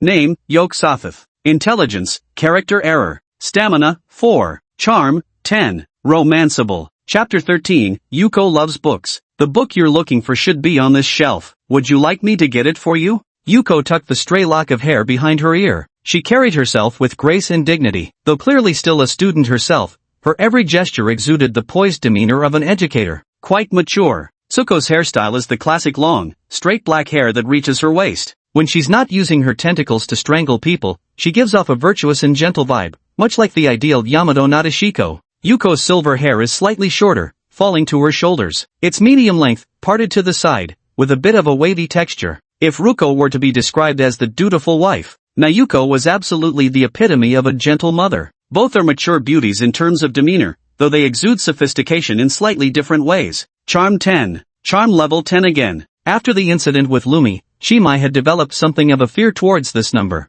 I really need to be careful this time. Maybe I should just avoid talking to her entirely. Better to steer clear than provoke trouble. Though these were his thoughts, Chimai's actions betrayed his true intentions. A classic case of the mouth says no, but the body says yes. Chimai smiled and said, "It's really great that you're willing to help. Thank you. Don't mention it. It's part of my duty as a librarian." Yuka pushed the rolling library ladder forward. She seemed to know the exact location of every book in the library, hardly needing any careful inspection. After stopping the ladder at a certain point, she decisively climbed upward. Here, classmate. This book should contain what you're looking for. Yuka slowly descended the ladder, and when only the last 2 rungs remained, she gracefully leaped down. Bang! Yuka added sound effects to her landing. Actually, she was very light, only 2 clicking sounds from her high heels could be heard when she landed. Be careful not to trip, and thank you for your help. Chimai took the book Yuka had found and eagerly began flipping through it. At that moment, the system notified Chimai that he could exchange for the speed reading skill. After all, ordinary non-supernatural skills like this only cost 200 points. With a hefty balance of 6,000 points,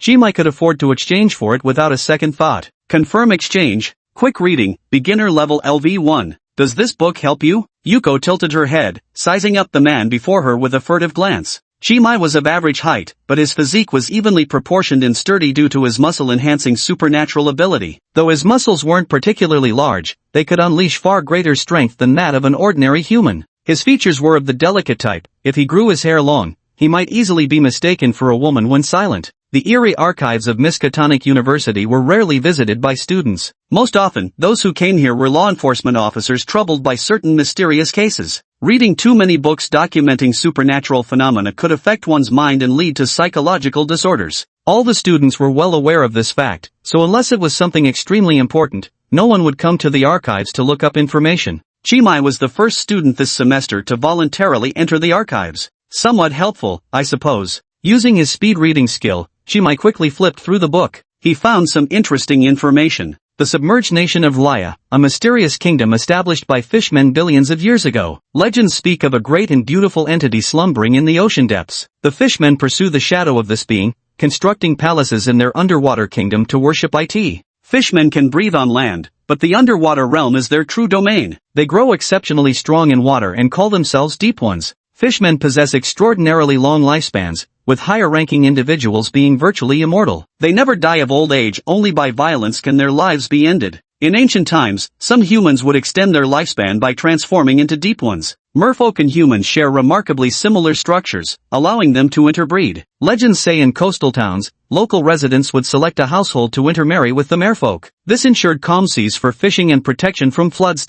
Humans gain extended lifespans by transforming into merfolk. Could it be that Mistsuko intends to turn me into one? Chimai shuddered violently at this sudden realization. The fishmen had grotesque appearances and reeked of a foul fishy stench. If Chimai were to transform into such an inhuman existence, he might as well be dead. Chimai rapidly flipped through the pages, the skill enhancement making book flipping as effortless as fanning wind. In the blink of an eye, the entire book was completely flipped through. Speed reading successful, EXP +5. This book is useful, but not entirely useful. Chimai closed the book inside. Anyway, thank you for your help. Yuka stared with wide, pleading eyes at Chimai. Wasn't it helpful? Take another careful look, maybe there's something useful you missed? I've finished reading. Nothing was overlooked. It's an excellent book, but it doesn't address my current situation. But you only spent 2 minutes on it. 2 minutes was all I needed to recite the entire book from memory. I've always been a fast reader, call it a natural talent of mine. Chimai lied without blushing or his heart racing. Though he was clearly cheating with the system's skills, he insisted it was his own ability.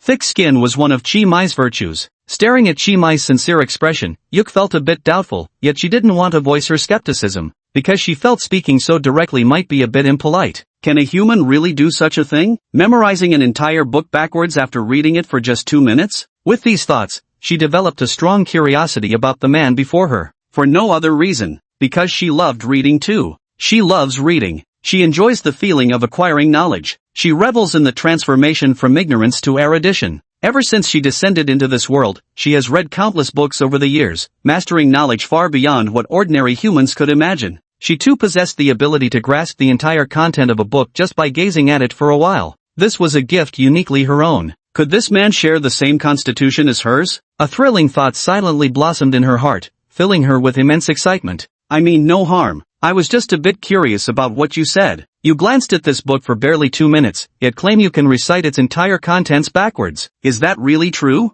The silver-haired girl seemed somewhat bashful and uneasy, like a child stepping into kindergarten for the first time, wanting to make friends with the other kids but too timid to speak up. Gazing at Yuka's delicate and captivating face, Chimai's heart seemed to melt. He confidently smiled and said, "It's true. If you don't believe me, you can test me on anything from this book." Chapter 14, Miss Yuk wants me to praise her for being cute. Well, alright, then I won't stand on ceremony. Yuk hugged the picture album Chimai handed to her, her face turning red as she spoke. Her tone made it sound as if Chimai had invited her to eat dessert, and after some polite refusal, she'd finally decided to indulge. Yuko's earnest expression was utterly adorable. First question, when is the mermaid clan's Christmas? April 1st, Mermaid Day. Second question, how can an ordinary mermaid get promoted to a high-ranking mermaid? By consuming large quantities of a creature called sea worms, which only exist near Waya. Legend says they are transformed from the hair of the Lord of the Ocean. That's actually a misconception, but this book does indeed say so. Third question, what is the traditional food of the fishmen? Chimai swiftly answered, stargazy pie, with tilapia sticking out of an ordinary pie, their heads facing upwards as if gazing at the stars. It symbolizes the Lord of the Ocean, whom the fishmen worship, descending from the starry sky. The two engaged in this question and answer session, rapidly exchanging over a dozen queries in one breath. Yuko closed this human-authored Mermaid Ecological Illustrated Guide. The book contained numerous rumors about merfolk with significant discrepancies from reality, which deeply unsettled Yuko. Yet Chimai had answered strictly according to the book's contents, without the slightest deviation. This surprised Yuka quite a bit. She stuck out her little tongue, licking her cherry-colored lips. Her expression was like that of someone who'd just eaten a large piece of dessert, still greedy, still unsatisfied. What a little glutton she was. Classmate, have you ever read this book cover to cover? This was actually my first time reading it. To be honest, it's also my first time coming to the school archives to look for materials. Yuk raised her eyebrows and studied Chimai with curious, repeated glances. She had always been the archives librarian. She had stayed here longer than any human, and she was certain she had never seen Chimai's face in the library before. Though the documents in the archives were riddled with errors in Yuk's eyes, to the outside world, they were undoubtedly classified files. Even among the archives collection, many were one-of-a-kind rare editions unique to this world. Attempting to obtain the archives materials through other means was virtually impossible. In short, Chimai truly accomplished it. After merely 2 minutes of glancing through the book, he could recite its entire contents backwards and forwards. Do you like reading books? Yuk hesitated repeatedly before finally biting her rosy lip lightly. With her small hands clutching the hem of her skirt, she mustered the courage to burn her boats and ask this question. She revealed a shy expression resembling a secret admirer confessing to their crush. Chimai was momentarily stunned. Firstly, Yuk's exquisitely beautiful appearance and her genuine emotional outpouring state sent Chimai's thoughts wandering. Boundless romantic fantasies flooded his mind in that instant. He'd even mentally chosen names for their future children. Secondly, confusion. Why did this woman ask if someone liked reading with a tone as solemn as if she was entrusting her entire life? This is strange. After all, we've only just met for the first time. Was this really necessary? I hate people who don't know their boundaries. I like it. Chimai replied without hesitation. My greatest hobby in life has always been reading. That's a lie. He doesn't love reading at all. The only thing motivating him to study at school was getting good grades to secure a decent job in the future and stand out from the crowd. Historical classics and literary masterpieces? He never bothered with them. At most, he'd skim through light-hearted web novels online. Before today, Chimai had never considered it. I love reading. These words would come from his mouth. Oh, that's wonderful. The silver-haired girl opposite him sighed in relief, then broke into a radiant, ecstatic smile. It was a pure and beautiful smile, just like a teacher seeing diligent students eager to learn under the podium, capable of drawing inferences from one example. The pride in her smile outweighed the joy. Yuko, Sathith, she could be the woman who becomes my mother. Witnessing the girl's breathtaking beauty, a strange thought flashed through Chimai's mind. My name is Yuko Sathith, senior year in the Cultural Studies Department, Classical Literature class. May I ask your name? Hello, senior. I'm Chimai, a local from Federal City, freshman in the Cursed Arts Department, Sigil class. Oh, no need to call me senior, that feels too distant. Just call me Yuko. Got it, Coco. Chimai instinctively pushed his luck. Kiki. Yuk paused for a moment, not appearing awkward in the slightest as she responded gracefully. That's adorable, I love this nickname. As for you, Xiaoqi, I suppose it's alright for me to call you that. Actually, I wanted to recommend a few books to you. Do you want me to buy them? Oh, no, just recommendations. Yuk hurriedly waved her hands in protest. They're my favorite books, each packed with boundless knowledge. Would you like to read them? Of course I would, I really would. But my situation is a bit urgent right now, so I might not have time to read the books you recommended, Kiki. Yuko's little face immediately fell. Actually, you don't want to watch it, do you? Of course not. If it's something you recommended, Coco, I'd be happy to watch it. It's just that right now I'm looking for books about eerie marine phenomena. Because I have a friend who recently encountered some indescribable things and developed a mark on his neck.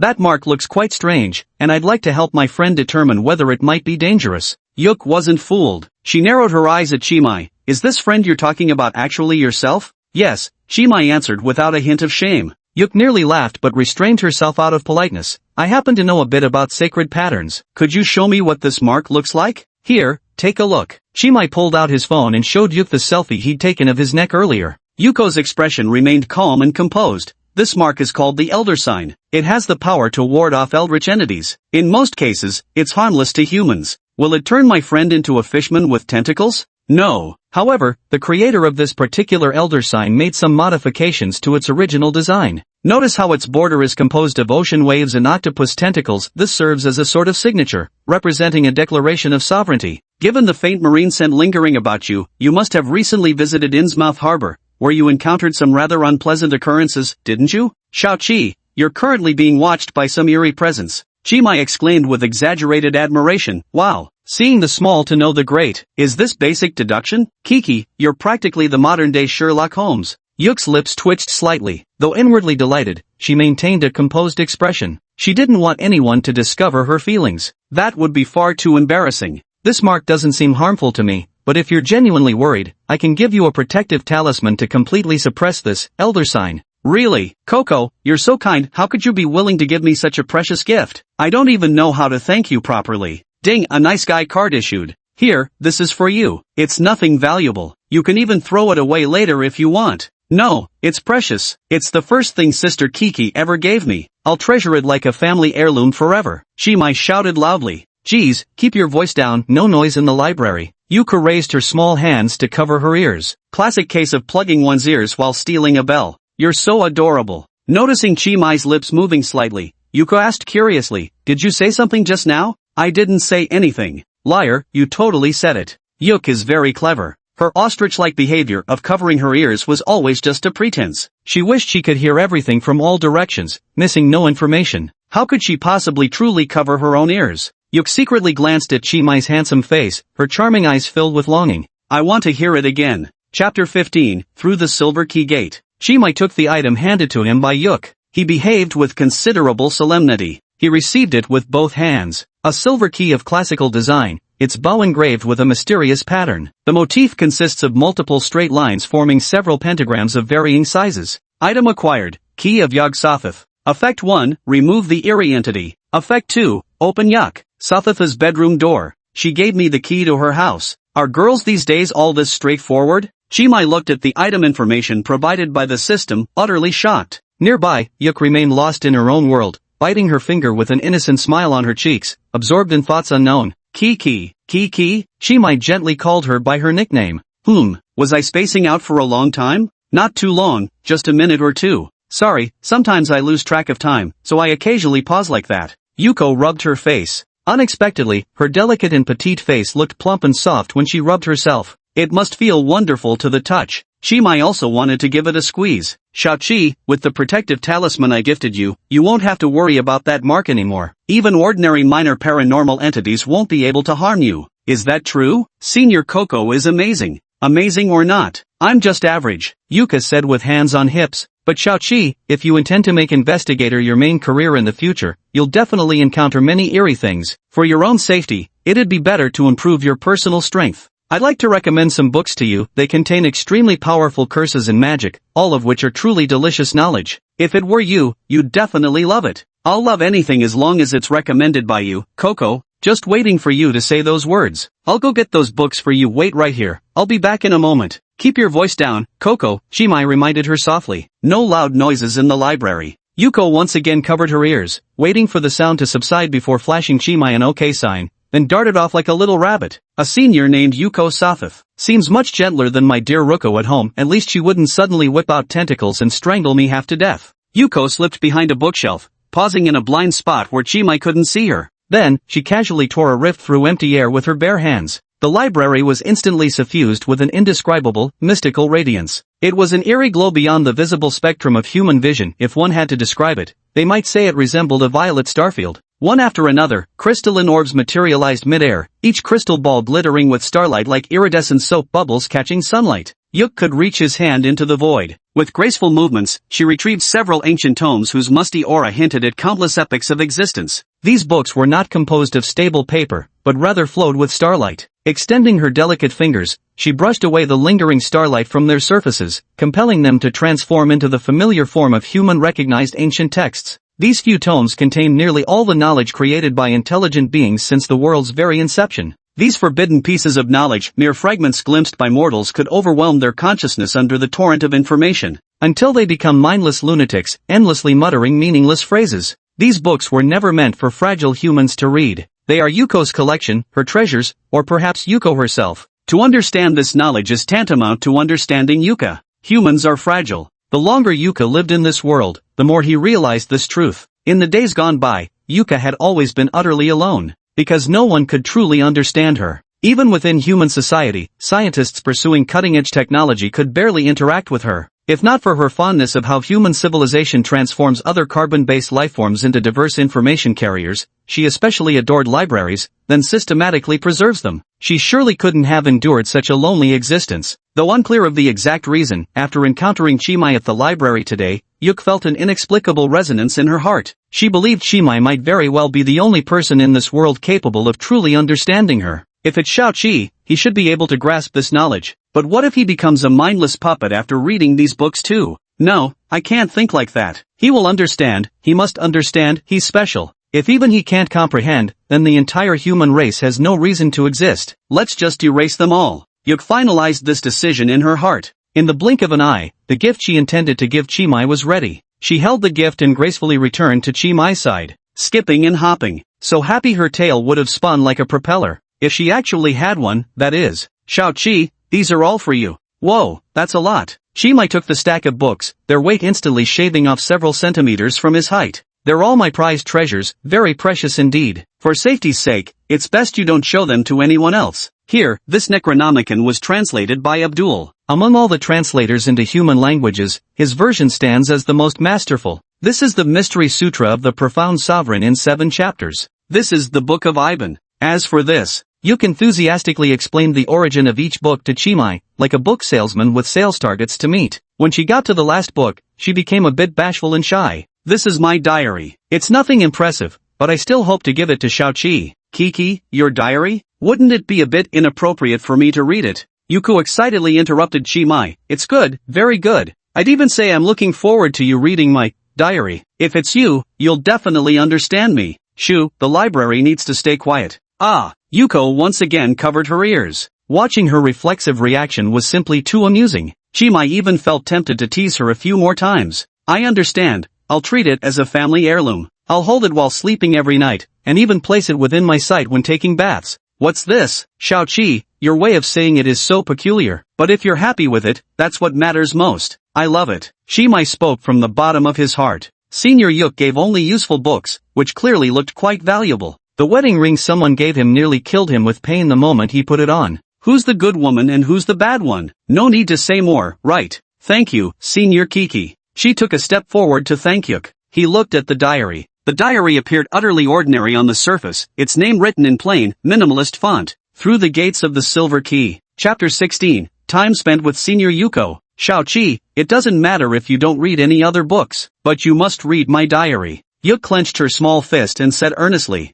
I'll read it carefully. Is there a novel written by Senior Kiki inside? Are you eager to have a reader fan? No, it's not a novel. Just some ordinary experiences from childhood till now. I want you to truly understand me, Shao-Chi. I also want to get to know Senior Coco more deeply. Chimai focused his gaze on the diary, attempting to use his speed reading skill on it. Yet the moment he flipped open the first page, even before the progress bar of his speed reading skill could properly activate, a chaotic flood of information was forcibly crammed into his head. It felt like someone had performed brain surgery on Chimai with a dull saw, without administering any anesthesia, filling his once perfectly healthy skull with highly compressed cement. Even after smearing every single crevice of his brain, the shovel kept relentlessly compacting it further. Excruciating pain threatened to burst his head apart. Chimai's legs gave way as he collapsed to his knees before Yuk. His mind was overwhelmed by the sheer volume of information, teetering on the brink of collapse. The wait for the loading bar to complete felt agonizingly long. All is quiet. His limbs felt shackled, as if locked away in a lightless prison cell.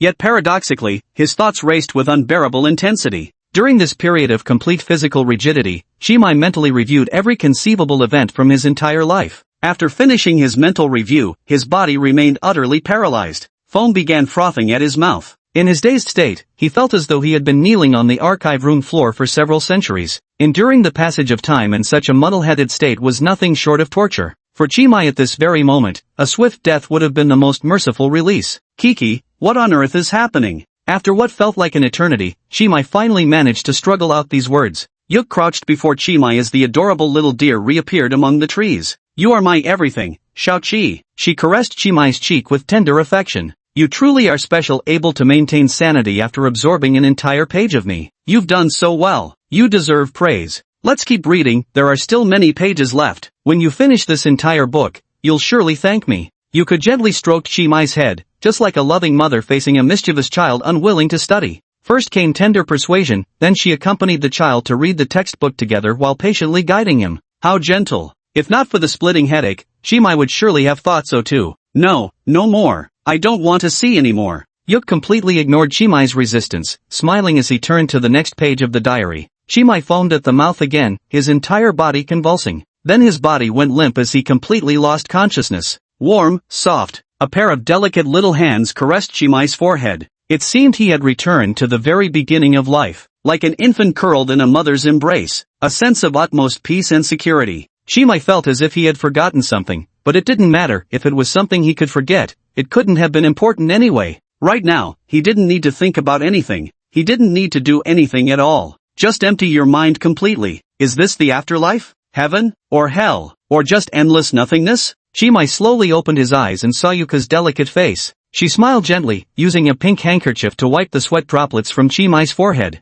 In a daze, Chimai seemed to see a string of non-existent memories. He and the woman before him lived far beyond the frontier, chopping wood and feeding horses. A group of little boys and girls, fragile as porcelain dolls, tumbled and wrestled on the grass. The boy resembled Chimai, the girl resembled her, and the group of children surrounded them, shouting, Mom, Dad. Chimai had even thought of what to name the children. Little Chi, you're awake? Chimai lay with his head resting on Senior Yuk's lap. I seem to have seen such beautiful scenery. Thank you for your hospitality, senior sister. I could die without regret now. I knew you'd like it, Xiaoqi. I knew I wasn't wrong about you. Yuk exclaimed with delighted laughter. The two were completely talking past each other. The beautiful scenery Chimai spoke of was just a memory that never existed. What's notable about her is the diary. Did I just faint? I must have had a very long dream. In it, Yuko-senpai and I lived together in a void of pure white fields, surrounded by numerous children. A gigantic, soap bubble-like entity floated across the sky, an existence of breathtaking beauty.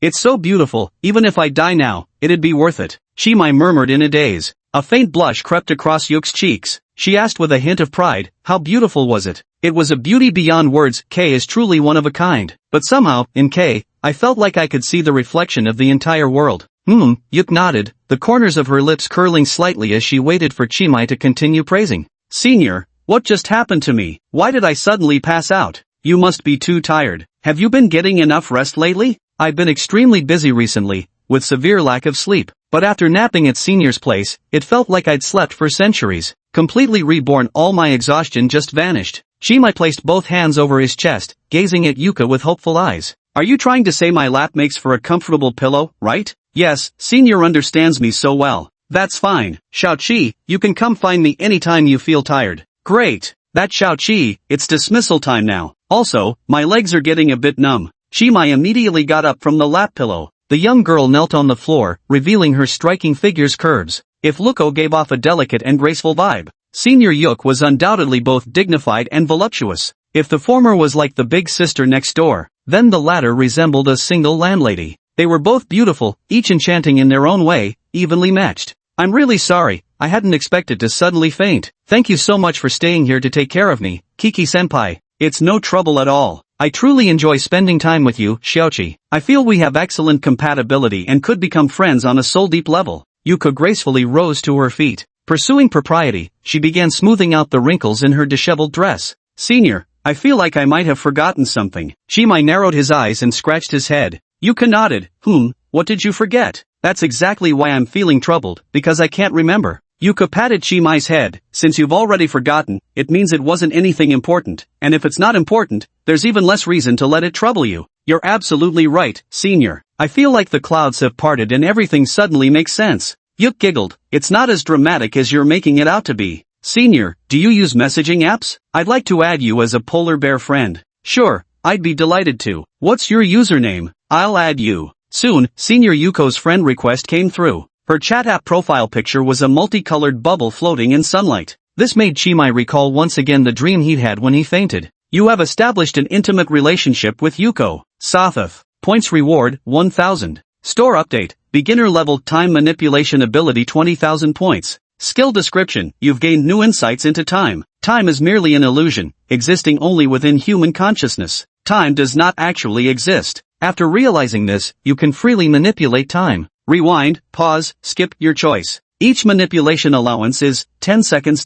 Check-in feature unlocked. Chapter 17, A Little Prank. Time manipulation? The ability to freely rewind, pause, or fast-forward time by 10 seconds? This effect is absolutely an SSS-level superpower. The only drawback is that it's too expensive. It requires 20,000 points to exchange. Chimai originally had 6,000 points. After spending 200 to exchange for the beginner-level speed reading, he's left with 5,800. Just obtained 1,000 points from senior sister Yuk. His current point balance is 6,800. There's still a long way to go before saving up 20,000 points. But if he could really accumulate 20,000 points in exchange for this SSS tier ability, then he would immediately become the hottest commodity in the eyes of various organizations. He definitely wouldn't remain as he is now, just a penniless reserve investigator trainee who doesn't even qualify as an intern investigator. Let me see how this check-in feature works. Chimai noticed that the system information bar had popped up a small notification, and the interface now displayed a check-in panel. Soulmate, Karuto Ruko 200 points/day. Friend, Yuko Sothoth 100 points/day.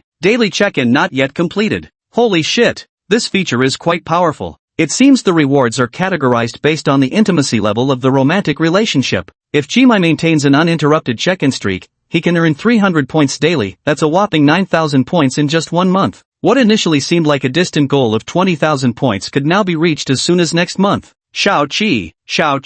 Senior Yuk called Chimai softly. School's over, the library's closing. Machem, I know. Chimai snapped out of his thoughts. Yuk smiled gently. I'll message you later. Hope you won't find me annoying. Xiaoqi and I are really alike, both losing track of time so often. I'm so glad I met him. How could I ever get tired of it? I'd be more than happy to spend more time with you, the longer the better. Then this weekend, could I invite you out? Sort of like a date. Yuko held her hands behind her back, nervously twisting her fingers where Chimai couldn't see. Sorry, senpai, I have something going on that day. I was being too hasty. After all, we've only just met recently. It's normal for you to refuse too, haha. Yuka gave a bitter smile, his mood visibly downcast. That's not it, senior. I'd love to go on a date with you, it's just that I really don't have time that day. Could we reschedule please? Chimai clasped his hands together in a gesture of surrender. Chimai had a date with Ruko on the weekend, and the system had already alerted him about potential life-threatening risks involved in the mission. He dared not change his date while knowing there was a life-threatening risk.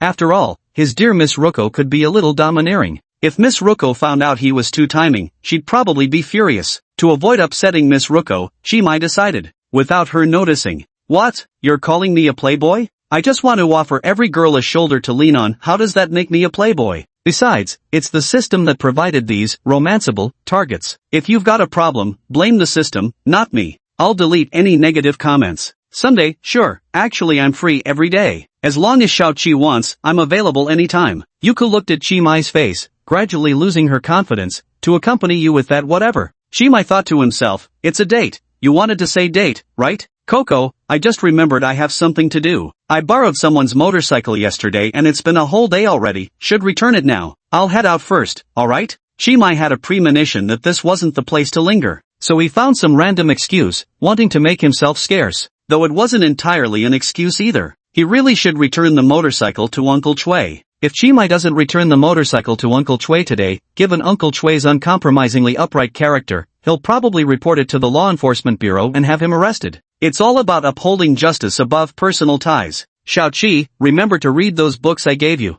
Yuka handed 3 books to Chimai. The Necronomicon, the 7 cryptical books of San, the Book of Iban. Wasn't there supposed to be one more? Chimai held these 3 books in his hands, feeling an inexplicable sense that something was missing. He remembered Yuk mentioning there should be 4 books to lend him. Why was there 1 book short? What was the name of that book again? Could the thing I've forgotten be the title of the 4th book? So, why would I forget the title? This seems like something quite important. There are only 3 books. There definitely isn't a 4th one. Shao-Chi, stop obsessing over such things. Okay, Yodo-kun in a sweet, pleading voice. Shimai couldn't withstand it at all, his bones practically melted. Alright, I'll listen to you, Kiki-senpai. I must have remembered wrong. Yo-Yo said softly, go return the bike now. Don't keep your friend who lent it to you waiting too long. Okay, Koko-senpai, ciao. Shimai and Yuka waved goodbye and left the library. Yuka stood at the library entrance, watching Shimai walk away. Then she returned inside the library to tidy up a bit, fulfilling her duties as the librarian before heading home. Today was the happiest day of Yuko's life so far, because she met an adorable junior. And this junior held a special significance for her. He actually managed to maintain his sanity even after meeting the real her. Could Shao-Chi be my soulmate? Yuka cupped his burning hot cheeks, unable to restrain the thoughts flowing through his mind. Absolutely. After all, for as long as I can remember, he's the only one who ever called me beautiful, who told me I was adorable. Just now, Shimai successfully activated the rapid reading skill on Yuka's diary, and the progress bar ultimately indicated the skill had been successfully cast. At that moment, Shimai's mind was flooded with an overwhelming stream of information, leaving his body completely paralyzed. Very considerately, Yuka manually turned the pages for Shimai, ensuring he didn't miss a single word of the entire Through the Gates of the Silver Key. True to expectations, after finishing the diary in full, Shimai's consciousness traversed the gate and made zero-distance contact with the true Yuka beyond the gate. The true Yuka was simultaneously the gate, the key, and the gatekeeper. They journeyed together across the cosmos, wandering among the stars. In 1 second, they experienced ages longer than all time combined.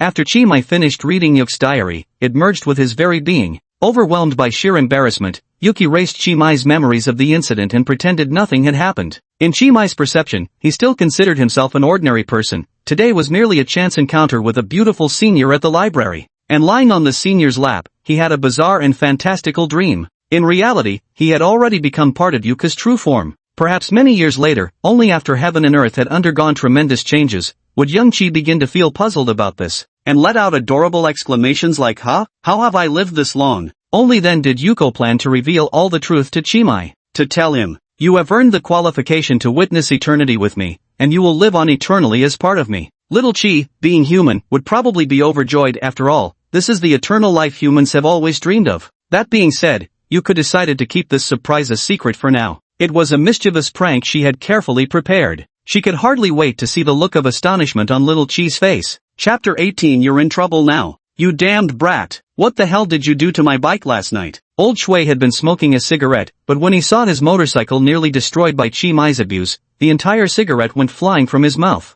Tears welled up in Old Shui's eyes as he stroked his longtime companion that had been with him for years. Every single part on this bike was hand-picked and painstakingly assembled by him. This motorcycle, named Sparksure, had accompanied him through countless nights of battles. It symbolized his wild youth as the undisputed king of street racers. Though Sparksure wasn't equipped with any expensive components, any true connoisseur would recognize its worth. It could easily fetch a price rivaling any luxury car. It was the most valuable treasure in Uncle Chui's possession. Yet such a precious item had been utterly ravaged by Chi Mai. The headlights were shattered, the body covered in countless scratches, and the shock absorbers nearly totaled. You goddamn idiot, my car looks like you took it on a chase with some cultists, then floored it for a high-flying stunt jump before smashing it into the sorry state. Chi Mai froze instantly. Uncle Chui, are you also the reincarnation of Sherlock Holmes? Uncle Chui grabbed Chi Mai by the throat, blazing with anger. However, he only held on for a brief moment before withdrawing his hand resentfully. Sherlock Holmes, my foot. If it were my temper in younger days, I'd have split your skull open like a melon. Uncle Chui patted Chi Mai on the back, swallowing his anger as he asked gruffly, you hurt?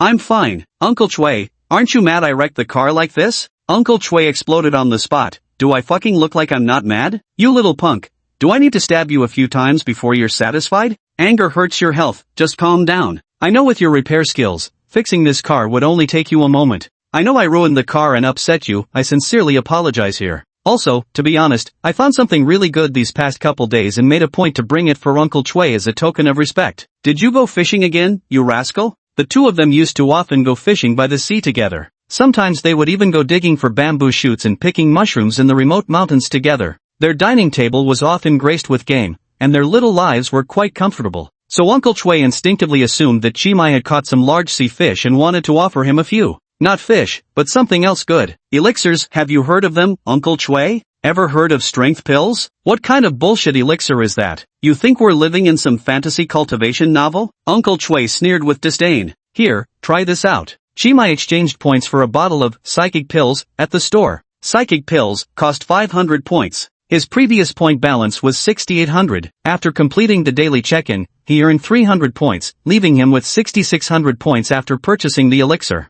Still quite wealthy. Uncle Chui was Chimai's only remaining family in this world. It was only natural to think of him when sharing good things. The purchased Mind Force pill from the shop was stored in a small wooden box, about the size of a ring box. The box is tied with a red satin ribbon, exuding a high-end and sophisticated look. It's perfect for gift-giving. What exactly does this thing cure? Does it have a production license? Don't tell me it's fake medicine, Uncle Chui questioned, holding the small box with a skeptical expression. There's indeed no production license, but I guarantee it's 100% not fake medicine. How about the effects? Kidney tonic and virility boost? Uncle Chui rubbed his lower back as he spoke. Chimai grinned mysteriously. Take this, and you'll gain supernatural abilities, telekinesis. Stop spouting nonsense. You think I'm still a 3-year-old kid? Uncle Chui scoffed coldly. It's true. Would I ever lie to you? Haven't you cheated enough? Just yesterday you tricked me out of my motorcycle. Did you secretly make a copy of my bike key? How else could you have ridden it away without the key? I've been teaching myself lockpicking recently, planning to become a master thief someday.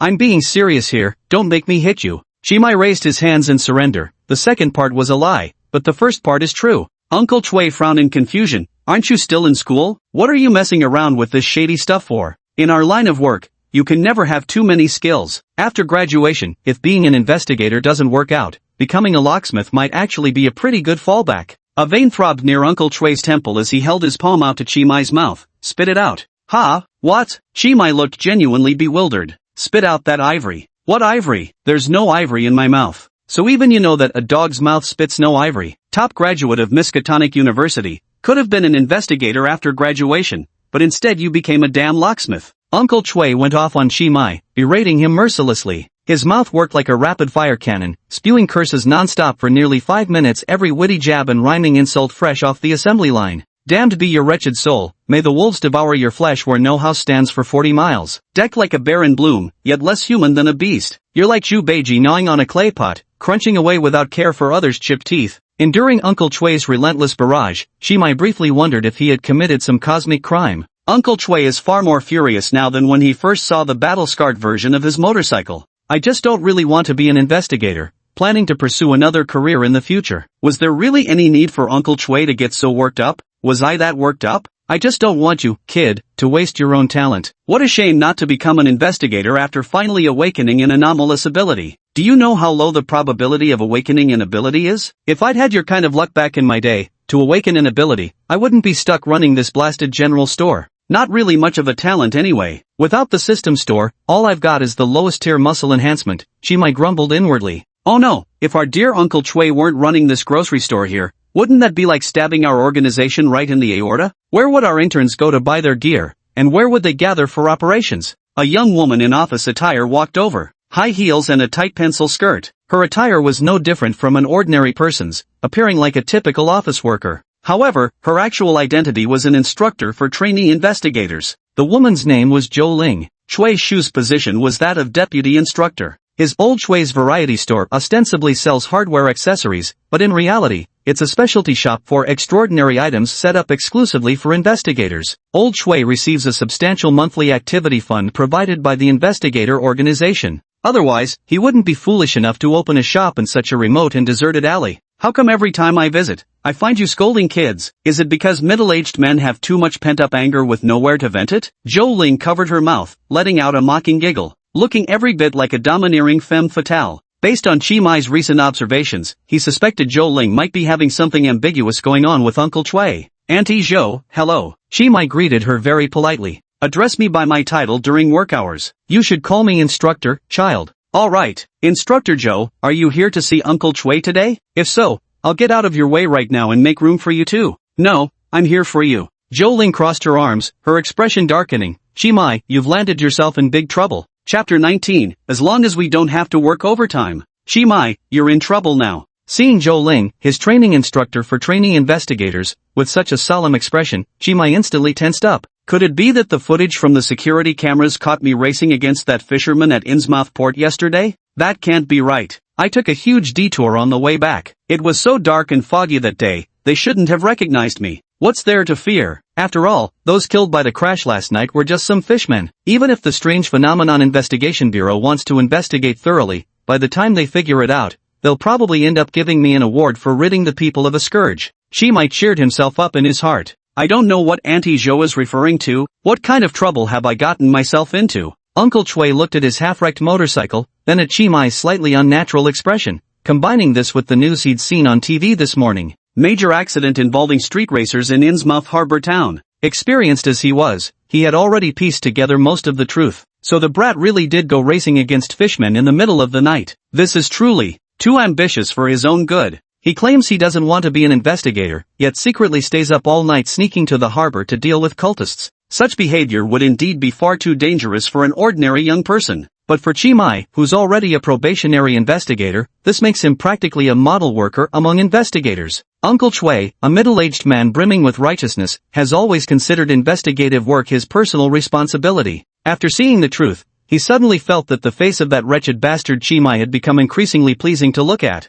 After all, labor embodies the highest glory. It's about the follow-up to that mission the day before yesterday. It's quite complicated, so let me explain it slowly. Old Chui, sell me some cigarettes first. Zhou Ling lightly tapped his fingers on the counter of the grocery store. Uncle Chui first cast an approving glance towards Chimai. Then, like a child, he stretched his neck to bicker with Zhou Ling. No way, I'd sell to anyone but you. Zhou Ling pinched a 100 yuan bill between two fingers. I bid $100. Just wait, I'll fetch it for you. Uncle Chui's hardware store primarily sold plumbing fixtures, but it also carried all sorts of fruits and snacks. He turned back behind the counter and took out the finest cigarettes his shop had to offer. A premium brand called Falling Blossom Affection priced at a steep 80 yuan per small pack. Grasping the cigarette box with both hands, Uncle Chui beamed as he handed it over to Zhou Ling. Here you go, boss, the cigarettes you asked for. Who wants this junk? Zhou Ling smacked the cigarette pack away with a swipe. I want the cheapest ones you've got. Uncle Chui pulled out the display board of cigarette packs from under the counter and replied, the cheapest are these green matches at 3 yuan a pack. Zhou Ling swept her arm across the counter, grabbing all the few remaining packs of green matches cigarettes in one motion.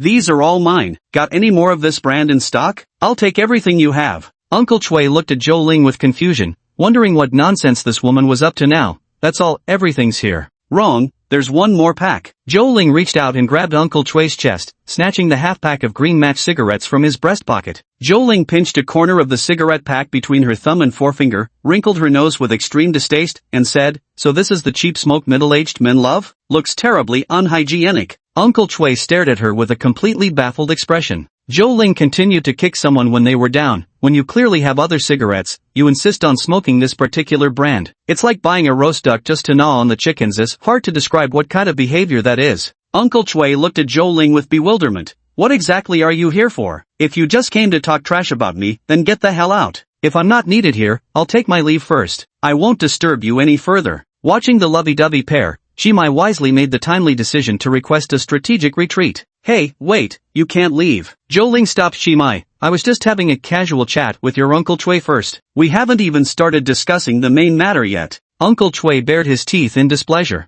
There was a clear hierarchy between him and Zhou Ling. Even if genuinely provoked, he couldn't outright point fingers and scold her like he did with Chimai. Faced with Zhou Ling's domineering behavior, although furious, he had no choice but to endure it. Do you remember the investigator mission we carried out the day before yesterday, Chimai? Yeah, we were staking out a humanoid anomaly at the mall, but I was just posted at the entrance the whole time. Didn't even get to do anything before it was contained. That's precisely the issue. Zhou Ling patted her forehead and sighed helplessly. Designation G0764, codenamed Masked Vendor, was the anomaly we faced that day. After being transported back to the Anomaly Control Bureau, containment was breached. Why would something like this happen? Have the Management Bureau become so unprofessional these days? Uncle Chui frowned. It's not the Management Bureau's fault. The Analysis Bureau misjudged the potential danger level of this anomaly. Everyone originally thought it was just a Tiger-class anomaly. It wasn't until it was being transported back to the Control Bureau that it finally revealed its true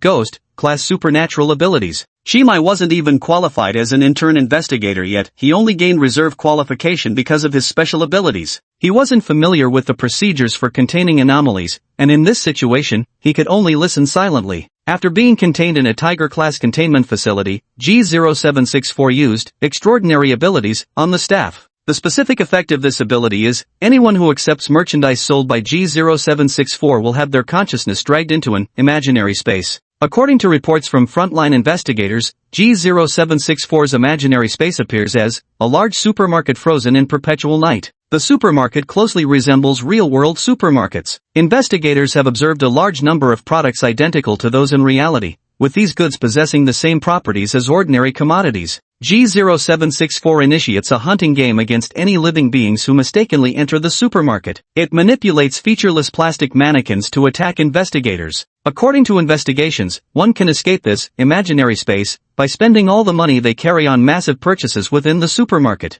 No containment measures have been found for this anomaly thus far. In short, to capture G0764, we're going to be swamped for quite some time. I reckon we'll need to work overtime for at least several days. Does that mean I don't have to work overtime? Although Chimai didn't fully understand what Zhou Ling was saying, he knew something unfortunate had occurred, something that would require the Paranormal Investigation Bureau to work overtime for days. And once overtime kicked in, reserve investigators like him would most likely be dragged into the fray as cheap labor. Fortunately, Zhou Ling had no intention of drafting him into service. You're not needed. Haven't you taken stock of yourself? This is a ghost-level anomaly, far beyond what a little brat like you could handle. I just wanted to remind you, don't buy anything from strangers these days. Moreover, since we were both near the mall the day before yesterday, there's a high chance we'll be under G0764's special surveillance. Thank goodness we don't have to work overtime. Chimai wasn't the slightest bit afraid of this so-called eerie salesman. To be honest, his family's financial situation is so dire that even a burglar would leave 2 coins behind with tears in his eyes. He'd probably get thrown out the very first second even if he were dragged into the imaginary space by some supernatural entity.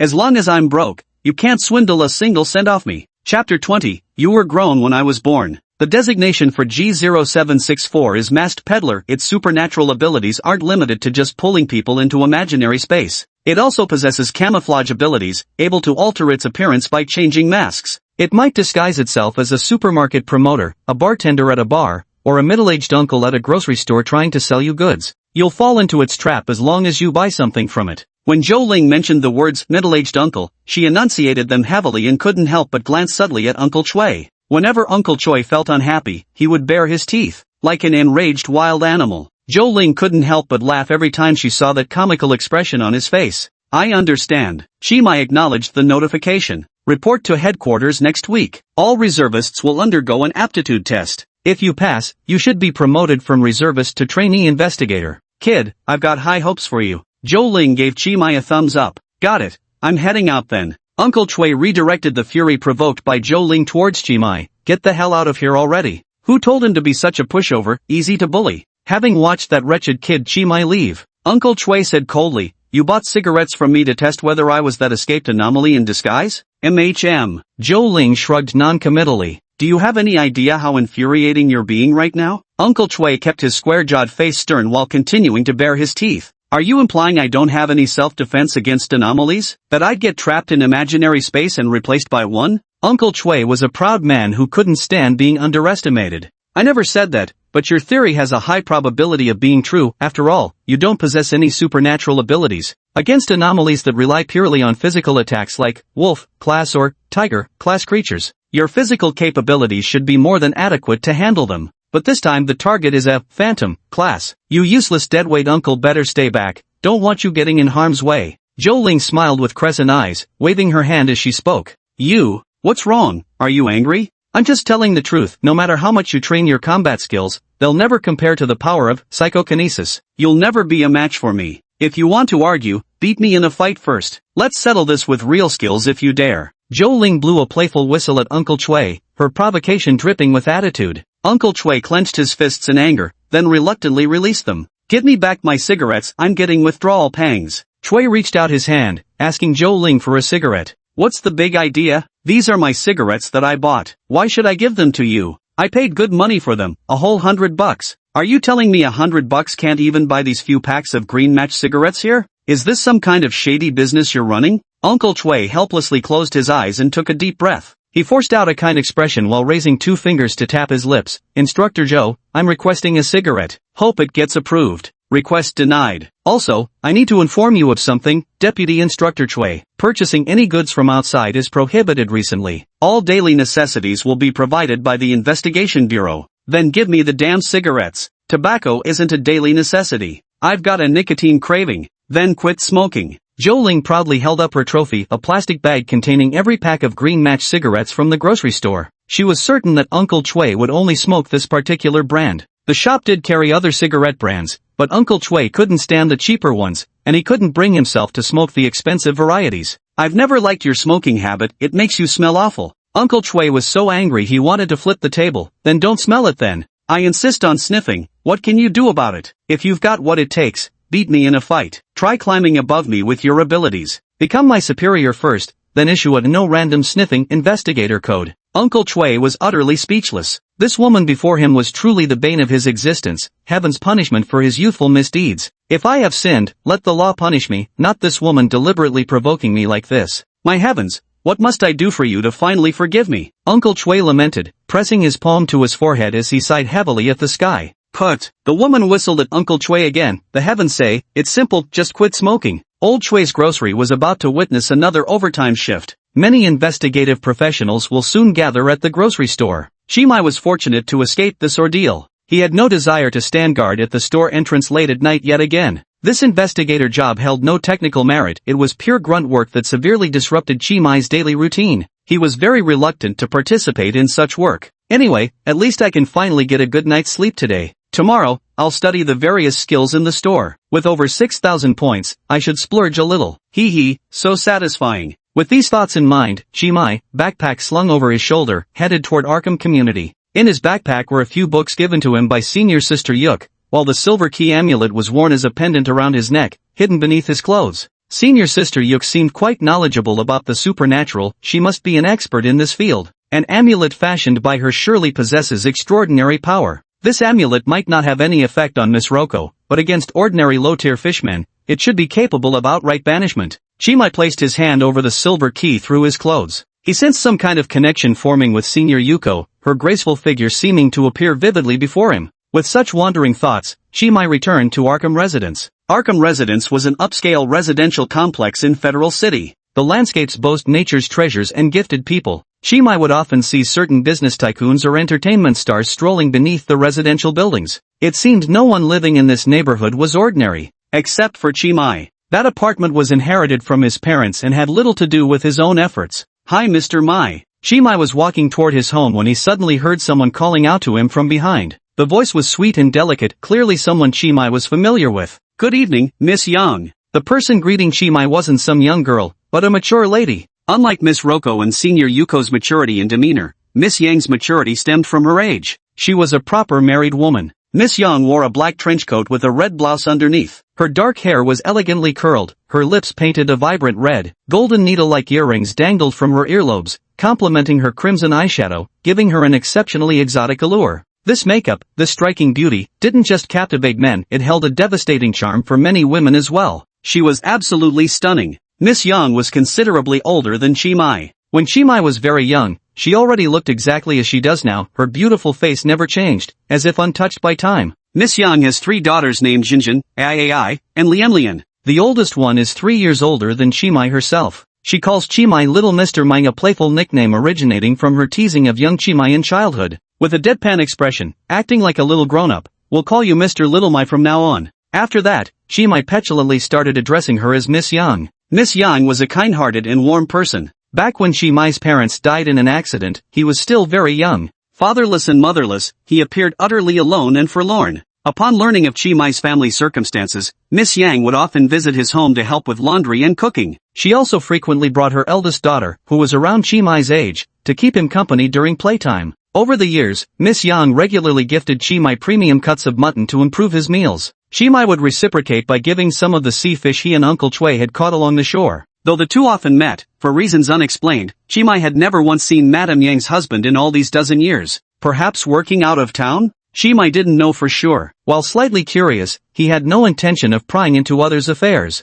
Other people's family affairs are not his place to comment. Miss Yang, the lamb you gave me last time was absolutely delicious. I've already finished every last bite. If you like it, I'll bring it for you often. Miss Yang puffed out her cheeks, revealing a mischievous, childlike expression. A face as fair as flowers, coquettish charm like the breeze. At such an age, still pretending to be cute. Well, actually it's not really pretending. Miss Yang is genuinely adorable. Alas, you were born before me. I arrived when you'd grown old. Yang Sha. Nicholas. Intelligence, 8. Stamina, 4. Charm, 10. Available for romance route. Chapter 21, Unexpected Encounter with Mermaid Moving Company in the Stairwell. Seeing the system prompt, Chimai's brain froze. Charm, 10. Another charm level 10. Why is Miss Yang a romanceable character? Chimai screamed internally. He wasn't actually surprised that Miss Yang had charm level 10 since childhood. He'd always thought this woman was almost unnaturally beautiful. So in the romantic dreams of Chimai's youth, it was always Miss Yang with her hands as soft as tender grass. But such things should only exist in imagination. What fiery young man hasn't entertained bold fantasies during his passionate youth? Yet fantasies remain fantasies when faced with real action. How could he possibly bring himself to initiate anything? He and Miss Yang's daughter, Yang Jinjin, have been close friends since childhood. If he really crossed the line with Miss Yang,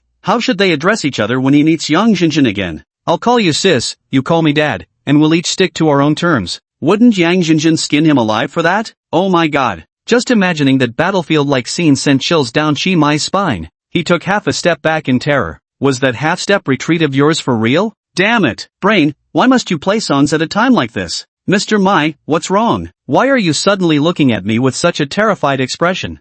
Miss Yang gasped, covering her face with her hands. Could there be something frightening behind me? Miss Yang's eyes were clear and bright, like scattered stars in the night sky. Her lips were as red as fire, making Chimai's throat burn with desire. Chimai was boiling with anger. Chimai wore a troubled expression. Everyone else would have been fine. But Miss Yang, that was unacceptable. His dating system, while appearing to be just a point-based store where you earn points through romantic actions to redeem rewards, in reality, the system also has a romance acceleration effect, enabling two people who already share mutual affection to fall for each other more swiftly, quickly establishing a relationship. The ones affected aren't just the target characters. As the player, Chimai would also gradually develop genuine mutual affection with the target characters, though in truth, there's no gradual process. The protagonist simply falls for every new face he sees. He had already experienced this with Senior Yuk. When he first met Senior Yuk, his initial reaction was to leave immediately, better to avoid trouble than confront it. But the result was textbook. His lips said one thing, yet his actions told a different story. Chimai ended up staying, chatting with Senior Yuk for a long time. They even exchanged contact details and made plans to go out on a date when they had the chance. Senior Yuk is very charming, and Chimai feels honored to have made her acquaintance. He eagerly looks forward to developing a beautiful relationship with Senior Yuk. He longs to share meals, go shopping, and watch movies hand in hand with his senior. But the same expectations would be entirely inappropriate when it comes to Miss Yang. Miss Yang and Chimai had a considerable age difference. She had practically watched him grow up. Just the thought alone made Chimai feel an overwhelming sense of guilt. Though he did feel that restless itch in his heart, he couldn't accept it. Chimai is definitely not Chow Chow. That Ms. Yang. Oh no, Mrs. Yang, you go ahead with your business. We'll meet next time. I have something to attend to. I'm heading home first. Chimai turned and ran, sprinting frantically toward his own apartment building. He didn't dare face Ms. Yang anymore, afraid of committing an unforgivable mistake. Miss Yang stood frozen in place. She turned her head in confusion to look behind her but found nothing there. Then she took out a compact mirror and carefully examined every part of her face. She nodded contentedly. Miss Yang's makeup looked completely normal today, and there was nothing dirty on her face. But then why did Mr. Mai react with such terrified horror after seeing her? He always calls me Miss Yang, so why did he suddenly call me Mrs. Yang today? Madam, he called me Madam. Could he have discovered that the three sisters were born from him and me in dreams? Miss Yang's heart tightened, suddenly feeling short of breath. Don't scare yourself, it's just a coincidence. He hasn't discovered the truth. But what if he really finds out? Miss Yang asked in the vanity mirror. How could he possibly notice? The elder sister is much older than him. Dreamweaver can traverse time, but he can't. He's just an ordinary human. There's no way he'd find out. Unless he manages to understand the true nature of time with mortal intellect. But how could any ordinary person comprehend time? Forcing someone into such things is really quite unseemly. But it's just a dream. After all, none of it happened in reality. I'm not wrong at all. If there's anyone to blame, it's only because little Mr. Mai is too adorable. I simply couldn't restrain myself. Miss Yang said with dazed eyes, covering her flushed cheeks while talking to herself. Saved. Chimai rushed into the apartment building, panting heavily as he stood by the elevator. He shook his head fiercely, barely managing to shake off the lingering image of Miss Yang's enchanting figure from his mind. 3 with charm 10. Just how many characters like this exist around me? Is there still such a thing as an ordinary person in this world? Hello, yes there is. For example, Uncle Chui and Sister Ling are just ordinary people. Chi Mai's system can only see data for romanceable characters. Like Uncle Chui and Auntie Zhou, the overachievers in the library, random people on the street, these all fall under the non-romanceable characters category. At this very moment, Chi Mai's heart burns with restless passion. After meeting Miss Yang, his mind has inexplicably filled with countless fantasies too shameful to voice. All he wanted right now was to hurry home and take a cold shower, then lie in bed, happily fiddling with his phone, chatting with his dear senior Yuk. Why hasn't the elevator arrived yet? Anyone who can wait for something this slow must be a saint. Chi Malian pressed the elevator button several times, but the floor indicator stubbornly remained at level 4 without moving. Let's take the stairs instead. Chi Malian headed toward the stairwell. As soon as he pushed open the stairwell door, a wave of damp air rushed to greet him. Along with it came the fishy stench of seafood. Chi Mai immediately furrowed his brow. He had smelled that exact same odor in the warehouses of Innsmouth Harbor. It was those fishmen. Chi Mai took a few more steps forward and noticed standing water in the hallway, nearly covering the tops of his shoes. The elevator was stopped on the 4th floor. Chi Mai's apartment was in unit 404. A bold conjecture began to form in his mind. Those fishmen, they've come for revenge. What should I do now? Contact the enforcers? Or trust the protective charms Senior Yuk gave me? Based on last night's encounter, the danger level of the fishmen is visually estimated to be between wolf and tiger class. This location is far from the sea, so the number of fishmen arriving here must be limited. As long as there are no more than 10 fishmen, Chi Mai still stands a chance of winning. By the way, Chi Mai has the ability to exchange 4 stasis talismans. A still talisman costs 100 points each and can immobilize the fishmen for 5 minutes. Once the still talisman is thrown, those fishmen will be totally at Chi Mai's mercy. Now the advantage is mine.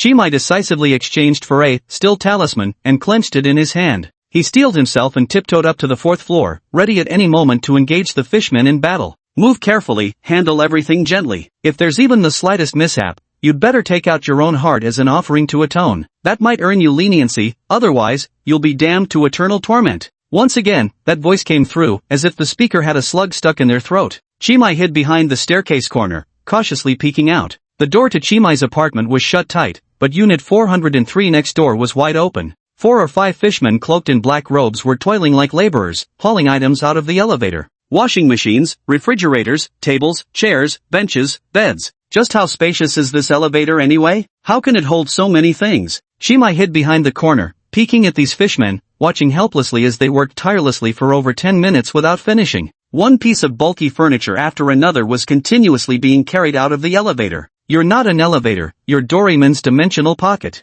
Chi Mai couldn't help but complain inwardly. Having waited with utmost impatience, he grabbed the stasis talisman and charged forward. Yet before Chi Mai could even throw the talisman, the busy mermaid folk all halted their work upon spotting his figure. They simultaneously dropped to one knee before him, bowing with hands over their hearts. Our royal consort, please bestow candies. Chapter 22, The Fishman Named Bobbin. Your Highness, hand out candies. The fishmen paid their respects reverently, making Chi Mai feel too ashamed to strike them harshly. As the saying goes, don't hit a smiling fishman who extends friendship. Your Highness. Chi Mai's lips twitched again, his feet seemingly rooted to the ground, completely unable to move. Could it be that Miss Ruko had already announced their relationship to everyone? Did all the fishmen know about it? From then on, whenever the fishmen saw him, they all addressed him as the princess consort. How would Chi Mai maintain his reputation in the investigators' circle then? That being said, Chi Mai truly didn't sense any hostility from these fishmen. In fact, if Chi Mai hadn't told them to rise, they might have remained in that half-kneeling position indefinitely.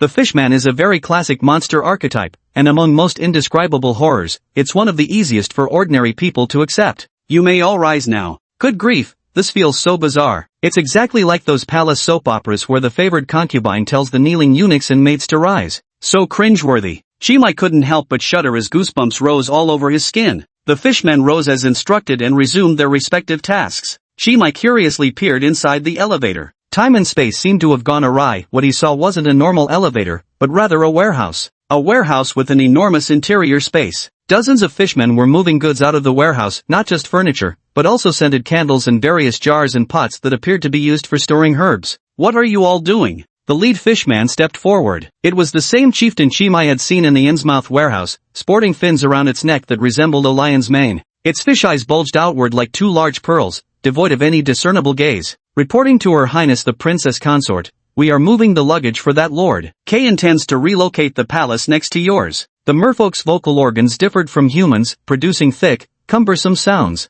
That lord? Do you mean Rodoko-chan? Yes, your highness is truly sharp as a frost. That lord forbids us from praising K's sacred name outside, so we can only refer to him as that lord. Exceptionally intelligent. That's used to describe women, you know. Staring at the grotesque faces of these fishmen, Chimai felt a headache coming on. Fortunately, they crossed over through spatial distortion. If it had been a whole group of fishmen carrying furniture down the streets, who knows what kind of commotion that would have caused. Chimai would likely have been implicated too, might even have been mistaken as a fishman spy planted in human society. He dared not dwell on the thought. Did you make any noise? Did you disturb the neighbors? We prepared gifts for the residents on this floor, compressed seaweed. They all accepted them happily. Did you knock on their doors directly? Your highness need not worry. We understand human etiquette and know how to blend in. We visited the residents on this floor in human form. That's good. What about the original tenant in room 403? When you asked them to move out, you didn't resort to violence, did you? He was initially very reluctant, but we offered him a price he couldn't refuse. After that, he moved out without any fuss. That lord dislikes violence. As his followers, we must obey K's commands. Chimai's mind suddenly conjured up a bizarre image. The 3-meter-tall fishman and the resident of room 403 sat facing each other, fanning themselves with feathered fans while wearing scholarly scarves, burning incense, and sipping tea. They conversed cheerfully, sharing compressed seaweed snacks as laughter filled the air. Before anyone realized it, the property transfer agreement had already been signed amidst the merriment. What kind of nonsensical situation is this? Chimai asked, an offer impossible to refuse. What exactly does that mean? A whole chest of Aztec gold coins. The fishman retrieved a small pouch from beneath his black robe. With its webbed palm, it unfolded the pouch and revealed the contents to Chimai. Inside was a bag of glittering gold coins. At the center of each coin was a skull, adorned with numerous intricate patterns. Chimai's eyes widened in astonishment. The current gold price was nearly 800 yuan per gram. This small bag of gold coins from the fishman must be worth several hundred thousand. How much would that entire chest be worth then? No wonder it was called an offer impossible to refuse. Even Chimai couldn't refuse a whole chest of gold coins like this. Chimai reached out dazedly toward the gold coin. The weather's so cold, I really want to reach into your wallets.jpg. My lady consort, you mustn't. The fishman tucked away the money pouch. These are cursed coins. Ordinary humans should best avoid touching them. Once a holder spends them, they'll be transformed into a living corpse by the coin's curse. Then how come you're fine? This curse only affects humans. I'm a merman, so I'm fine. What about the resident in 403, is he alright? He was already a living corpse, the curse actually made him healthier. He was already a living corpse? Chimai repeated word by word, visibly incredulous. He had no contact with the neighbor next door, but they occasionally bumped into each other when going up or down the stairs. He originally thought the neighbor next door was just a gloomy man, but who knew he was actually a walking corpse? The supernatural was right beside me all along. As an investigator, he had actually been neighbors with the supernatural for so many years without realizing it. If this got out, Chimai would really lose all credibility in the investigator circles. Ahem, you've done well. Don't mention this to anyone, and remember to keep a low profile, as Her Highness the Princess Consort commands. Chimai's lips twisted in annoyance. So awkward. Could you please stop calling me that? Just call me Chimai. The fishman replied with solemn formality. You are an equal to that distinguished personage. I cannot address your honored name directly. The fishman's voice was unpleasant to hear, yet he spoke with courtesy and an imposing demeanor, like an ancient warrior from an opera script. A bizarre image surfaced once more before Chimai's eyes. A fishman general, clad in armor, leading 1,000,000 Piscine steeds into battle against enemies on the sandy plains. On the battlefield's rear lines, Chimai nestled in the arms of Lady Luko draped in her lord's robes, reveling night after night in song and dance. Lady Luko wore a foolish grin, indulging solely in wine and pleasure, utterly resembling a pleasure-intoxicated, incompetent ruler. What the hell is this mess? Damn it, why must my imagination be so vivid? Then simply address me as Lord Chi, no need for ostentation, I prefer to keep a low profile. The fishman suddenly understood, its fish eyes seeming to brighten. It bowed respectfully. I understand, Lord Chi. Chimai asked, how should I address you? Wagagawa katada? Chimai perked up his ears and said earnestly, say that again. Wototo gaigakaka. Are you sure those two versions are the same name? Chimai genuinely couldn't understand the fishman's language, it all sounded like single syllables to him. The fishman patiently replied, of course, Wokaka Wotara Gaga. Forget it, from now on I'll call you Boboban. Any objections? I have no objections. What can I say? Chapter 23, let me see what's inside the Necronomicon. Mr. Boboban, may I ask a favor of you? Chimai said politely. Mission accomplished, it shall be done. Help me collect some curse-free coins, will you? Chimai rubbed his fingers together, smiling brightly as he spoke. Is it very difficult? Not difficult at all. Once your subordinate gathers them, I'll bring them to you immediately. Excellent. I'll put in a good word for you before that esteemed lord, and soon promote you to a higher-ranking subordinate, Chimai praised sincerely. Babwa Ben's fish eyes genuinely began to glow with gratitude. Thank you for your kind patronage, my lord. The fishmen were actually quite wealthy. The entire ocean was their domain. Throughout the ages, there have been so many shipwrecks that as long as the merfolk were willing to search, they could certainly find some lost treasures. However, since they spend most of their lives dwelling in the depths of the ocean, the treasures of human society hold little use for them. But to Chimai, they would be of great use. Chimai was desperately poor. After all these years, his account still held no savings whatsoever, and every month he lived paycheck to paycheck. The cost of living in Federal City is high, with even the residential community fees amounting to a significant expense. Although he received a monthly living allowance from Uncle Chui, it was barely enough to make ends meet. Yet he was too embarrassed to ask for more, let alone explain that it was a loan. Only then could he bring himself to take money from Uncle Chui. Unlike the righteous Uncle Chui, Chimai took on the part-time job as an investigator purely because the pay was good. He was just an ordinary, commonplace man, greedy for money, lustful for women, afraid of death, yet fearless in the face of it. Minister Chi, that esteemed lord will be arriving shortly. Please ensure you are fully prepared to attend his bedchamber tonight. Attend his bedchamber. Lady Rashi? Chimai choked on his breath, his throat tightening so sharply he nearly suffocated. Alright, I understand. Carry on with your work, but be careful not to make any noise that might disturb the neighbors. Chimai fled back to his apartment and, after closing the door, wiped his sweat in one swift motion. His unsettled mood had yet to calm down when, looking at the furnishings in the room, a bizarre feeling suddenly welled up inside him. Who swapped out all my things at home? Or did I enter the wrong door? Chimai's home was originally quite normal. Although because he lived alone, he didn't take care of it much on weekdays, and thick layers of dust had accumulated in many corners, making it look rather dirty. But despite the dirt, at least it was normal for a residence. The current situation in his home was extremely unnatural. A thin layer of green algae covered the floor. The coat rack by the entrance had inexplicably transformed into a piece of coral. The sofa in the living room had vanished, replaced by a giant gaping seashell. And the statue enshrined in the household altar where his parents used to pray to gods and Buddhas had been replaced with a foreign idol. Before the idol were offerings of several plates of dried fish. Chimai wiped his sweat once more. He silently stepped back to the doorway and looked up at the address plate. 404. Indeed, it was his home. We forgot to mention, we've made some Laya-style renovations to your bedroom as well. Do you like it? Seeing Chimai checking the house number, Boboban came forward to explain. Through gritted teeth, Chimai replied, I love it. Absolutely love it. Chimai slammed the door heavily and returned to the room. He stood before the shrine, staring blankly at the statue above. This statue was identical to the colossal one he had seen earlier in warehouse number 42, virtually an exact scaled-down replica. The crouching posture, the grotesquely twisted limbs, and that bizarrely shaped octopus-like head. The statue's appearance was frightening, yet one had to admit it possessed a certain aesthetic beauty. Truth be told, Chimai quite liked this sort of artistic style. What is this? Behind the statue, Chimai discovered a small slip of paper. He didn't hesitate to take out the note. When unfolded, the note revealed elegant handwriting with a faint scent of gardenia emanating from the paper. Did Miss Roko write this? In the eternal mansion Raya, the dreaming traveler Roko awaits thy coming in dreams. Chimai silently put away the note. He had originally planned to go home tonight, take a shower, and immediately go to bed. Absolutely no late nights, just a good rest. But after seeing this note, he sensed something in his heart. He felt certain that after falling asleep tonight, he would encounter something indescribable. Realizing this, Chimai suddenly felt wide awake, not even in the mood for a shower anymore. He collapsed onto his shell sofa and checked his phone. Kuroji Roko's profile icon was grayed out. Yuko Senpai's icon was illuminated, complete with a red notification dot. Xiaoqi, are you home yet?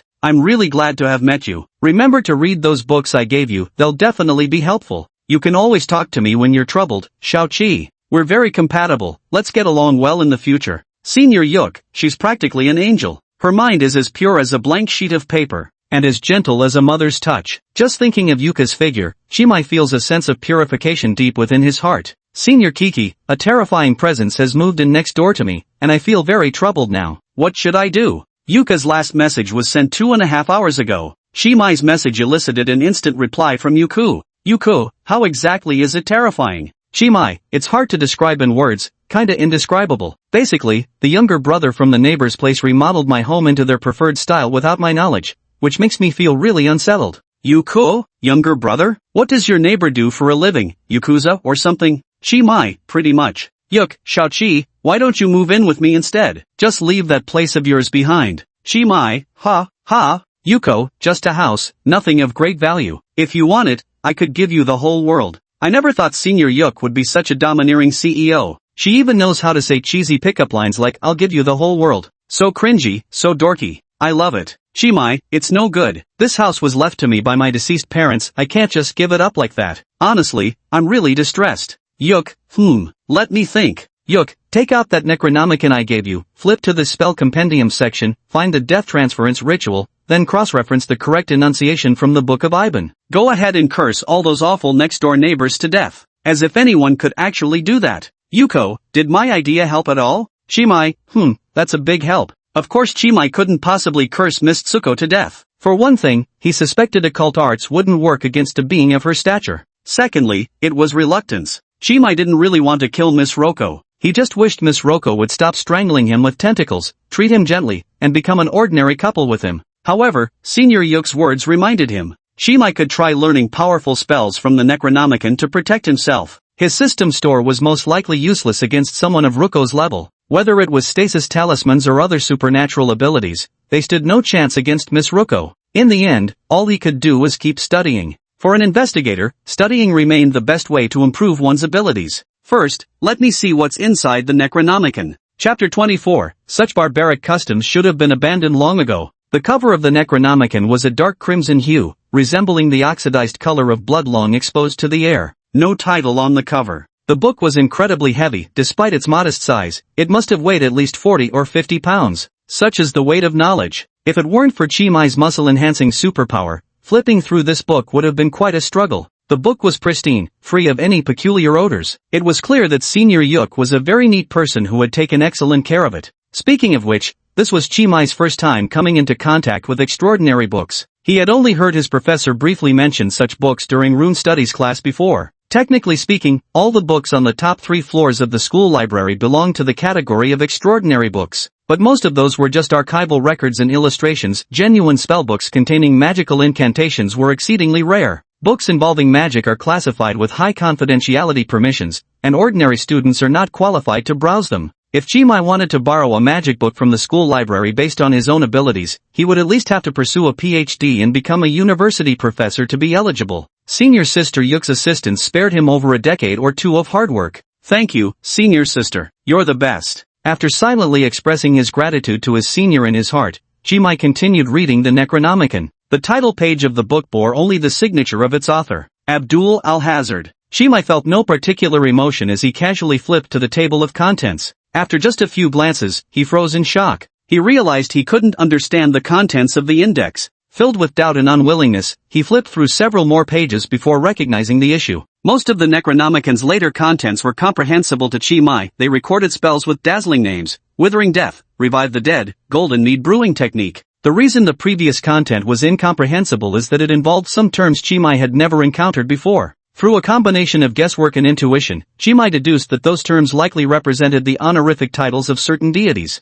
Invocation of the All-in-One, Invocation of the Supreme Mother Goddess, Invocation of the Crawling Chaos, Invocation of the Yellow King, Invocation of the Lord of the Deep. Wait a minute? The summoning technique of the Deep Sea Lord? The summoning spell of Ketchelu. In the description of the spell called the summoning technique of the Deep Sea Lord, Chimai saw a chant with a familiar tone. Yeah, Ketchelu, distribute the candy. This was undoubtedly the ritual chant uttered by those fishmen. Is Miss Tsuko really that incredible? Even the Necronomicon mentions her name. Chimai's pupils trembled in shock. This book is extremely useful. The moment Chimai opened the Necronomicon, he was instantly captivated by the profound knowledge contained within. The Necronomicon wasn't merely about magical rituals. Its contents encompassed everything from astronomy and physics to chemistry and biology. It seemed that mastering this book alone could grant one all the world's knowledge. Chimai's initial reaction to the book was fascination, then came curiosity, until finally he fell into obsession, ravenous and sleepless. It wasn't him pursuing knowledge, but knowledge pursuing him. Like hounds chasing a hare, relentless and unforgiving. Of course, Shimai wasn't aware of this. He was voraciously devouring the knowledge from this great book.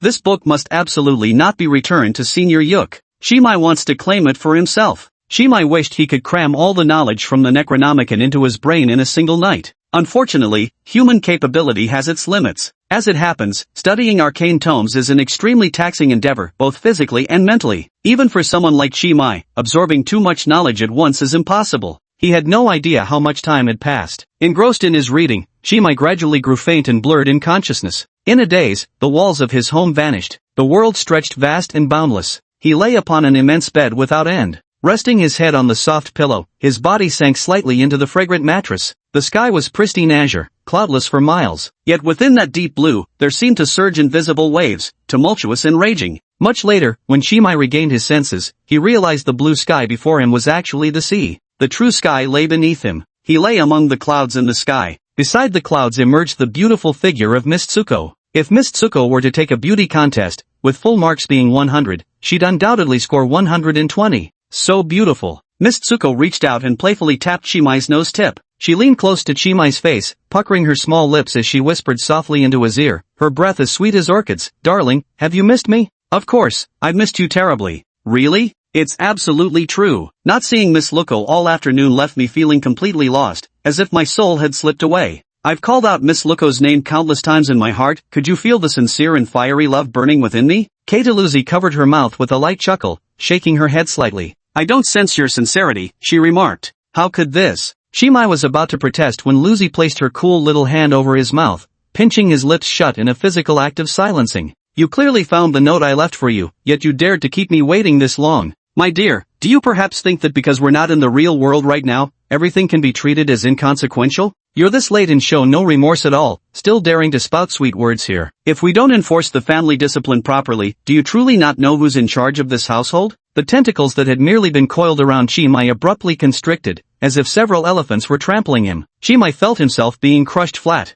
Moreover, Shimai felt a stabbing pain running down his spine like an electric shock. The agony made his teeth chatter uncontrollably, his entire body trembling without cease. Miss Luko had previously injected something into him. That thing had been parasitizing on Shimai's back all along, inflicting pain upon him whenever necessary. Excruciating pain, unimaginable agony. After undergoing extensive modifications, Shimai no longer sustained injuries as easily as ordinary humans. This meant he could endure far greater suffering than most, and equally meant Ruko could play the strings of torment without holding back. Tasting pain that far exceeded human limits, within mere moments Shimai was drenched in sweat. Ruko stopped inflicting pain and took hold of Shimai's hand, playing with his fingers. Darling, she said, have you forgotten to tell me something? Shimai felt a pang of guilt, thinking to himself, could it be that she's already found out about Senior Yuko? Playing dumb, Shimai responded, what could that be? Ruko's pretty face darkened as she snapped her fingers. Then you'll just have to continue enjoying the pain. I'll talk, Shimai hastily shouted, but my dear, beloved, and utterly adorable Ruko-chan, could you give me a little hint? My brain's a bit slow, I really can't recall. Please be understanding. That clueless, bumbling side of yours is just too adorable. It's exactly what I love about you. Ruko pinched Shimai's nose. You've arrived so late, shouldn't you immediately kneel before me upon seeing me, hug my thighs and say, Wifey, I'm sorry for being late, please forgive me? Is this some custom of yours in Waya? Such barbaric practices should have been abolished long ago. Chapter 25, The Dreamland's Battleground. Alright, I've finished giving you the hints. You may begin now. Ruko stood up, now clad in her signature black tights. Her slender frame exuded youthful charm. Her legs were straight and strikingly long. With each oppressive step she took, Shimai's heart trembled with fear. Ruko-chan, Miss Ruko, my dear wife. Please wait a moment. Shimai kept changing his terms of address until the last one finally made Ruko stop in her tracks. Her cheeks flushed crimson, as if she were drunk. What else do you want to say? I don't think this is right. Lucy cupped her face in her hands, her voice rising with excitement. You don't need to be shy with me. Fate has destined us to share eternity. We'll journey together till the end of time. No, I won't allow it. A graceful figure suddenly appeared amidst the clouds, darting forward and colliding with Lucy. Caught off guard, Lucy was knocked down by the other, and the two immediately tumbled together through the sea of clouds. That figure is Senior Yuk. Why would she appear in this space as well? Senior Yuk was wearing a peach-pink sleepwear set. She seemed particularly fond of this color, as even her daytime dress followed the same hue and style. Her pajamas formed a complete outfit pattern, depicting an adorable teddy bear when viewed together, with her palms and soles featuring cute pink paw pads. If Ms. Luko embodies the essence of youthful girlhood, then Senior Yuko is undoubtedly the epitome of a rosy, girlish heart. Though the battle between girls involves no physical violence, the tension is thick with rivalry. Luko and Yuko, fingers intertwined, tumble endlessly through the clouds. Who are you? How dare you appear in my territory? Seizing a momentary advantage, Luko swiftly twists Yuko's arm, executing a perfect grappling technique. Senior Yuk suddenly twisted her body. In an instant, the tables had turned. She completely locked Ruko's arm joint instead. You little bratty octopus, where are your manners? Don't you understand respect for elders? Who the hell is your elder? Damn it. Ruko tried to resist, but her physical strength was simply too weak. Stamina is only 2. Meanwhile, Senior Yuk has 4. Although Senior Yuk's stamina is also below the average for normal people, subduing a weakling with only half her strength is still effortless. Seeing that martial prowess was no match, Ruko activated her magic, summoning giant octopus tentacles to descend upon Yuk's head. Yet ideals are plump while reality is bony. Countless tentacle-like behemoths rose from the clouds, towering to the heavens and blotting out the sun, crashing down towards Yuko. The tentacles came with overwhelming force, yet before they could strike, with a wave of Senior Yuko's hand, they dissolved into countless tiny purple bubbles, dissipating into the void. Miss Tsuko's tentacles proved utterly powerless against Senior Yuko. This is a battle with no suspense whatsoever. There was never any need for it to begin. The gap between them was too vast. Senior Yuk's presence was akin to dimensional warfare against Ruko. Mr. Mai, who do you think will win? It must be Yuko, Senior sister. Ruko's physical condition is so poor. Wait, Miss Yang, why do you also appear in my dream? A graceful figure quietly appeared beside Chi Mai. Yes, why indeed? I'm searching for the reason too. Miss Yan licked her lips like a snake flicking its tongue, exuding a deadly sense of danger. If everyone present were represented by flowers, Ruko would be likened to cherry blossoms due to her island country aura. Senior Yuka is a peach blossom. Miss Yang is undoubtedly a thorny rose. The two girls' pajamas each had their own charms, while Miss Yang's was strikingly bold, so much so that one dared not comment, their gaze unwilling to linger upon her. Gah! Miss Yang, what on earth are you wearing? Chi Mai hastily retreated, turning his head away and closing his eyes. Miss Yang chased after him. It's pajamas, of course. Do you like them, little Mai? How could I possibly like them? Such a tsundere little fellow. You used to shower this outfit with endless praise before. I wasn't lying to you, you know, everything I said was true. At this moment, Miss Yang was not in reality, free from the constraints of worldly laws and regulations, her charm reaching heights that no one could ever hope to attain. Name, Yang Shasha Nicholas. Charm value, 11. Mr. Mai, why won't you open your eyes and look at me? I'm sleepy. Put. Miss Yang couldn't help but laugh, pursing her crimson lips. If you won't look at me with open eyes, does that mean you've come to dislike me? Why aren't you saying anything? It seems I'll have to carefully butter up little Mr. Mai. Please don't dislike me. Miss Yang bent down and gently crouched before Chi Mai. The intensely battling maiden noticed the situation on this side. Mother Yang, Yangjia, why are you here too? Well now, I should be the one asking why you two little rascals are here? Or perhaps, you'd both like me to give you some extra special loving care? Miss Yang spread her arms and puckered her lips playfully at Rozuko and Yakuno, blowing each of them a heartfelt flying kiss. Mom Yang? Sister Yang? Chi Mai widened his eyes. Luko-chan, Yuko-senpai, do you know Miss Yang? Shut up! You have no right to speak here. Ruko roared in furious outrage. Chi Mai reluctantly shut his mouth. Each of his 3 close female friends possesses extraordinary skills. He dares not provoke any of them. His inferior domestic status is painfully evident. Lulu dear, don't be so fierce. Mr. Mai prefers gentle girls. Chi Mai thought to himself, Miss Yang, whether psychologically or physically, you can hardly be considered a child anymore. All of you, get out of here. This is Raya, my husband's, and my private space. Kajiroi Yuko stamped her feet in frustration. Senior Yuko shrieked, What husband? Shameless. Shao Chi is clearly my dependent. He's already an inseparable part of me. My oh my, you two youngsters are so naive, both turning red in the face. Although Mr. Xiao Mai and I don't bother with formal titles like husband and wife, we already have 3 children together, so I'm the rightful wife. Can I interrupt? No, times 3". Alright, Chi Mai retreated to his original position again. Miss Yang tugged at Chi Mai's sleeve and said gently, don't feel burdened. As per the usual practice, by tomorrow morning you'll have forgotten everything that happened here. Convention? Chi Mai was momentarily stunned. Don't worry, with me here, they won't dare do anything to you. Miss Yang confidently patted her chest with a leave it all to me expression. Chapter 26. Just hope Miss Luko doesn't blow up the kitchen. Chi Mai woke up on the shell-shaped sofa. He never expected that one day he'd actually fall asleep while reading. In the past, he'd only ever dozed off while playing with his phone. Holding the phone, happily fiddling with it. Before he knew it, it hit him right in the face. Hiss, why does my whole body ache so terribly? Did I sleep wrong? Or did someone beat me up while I was asleep? Chimai felt like every joint in his body was about to fall apart. So much so that the moment he tried to get up from the couch, his body went weak, and he crashed onto the floor. The floor was lush with green algae, unbearably damp, and carried a thick fishy stench that undoubtedly made Chimai even more uncomfortable.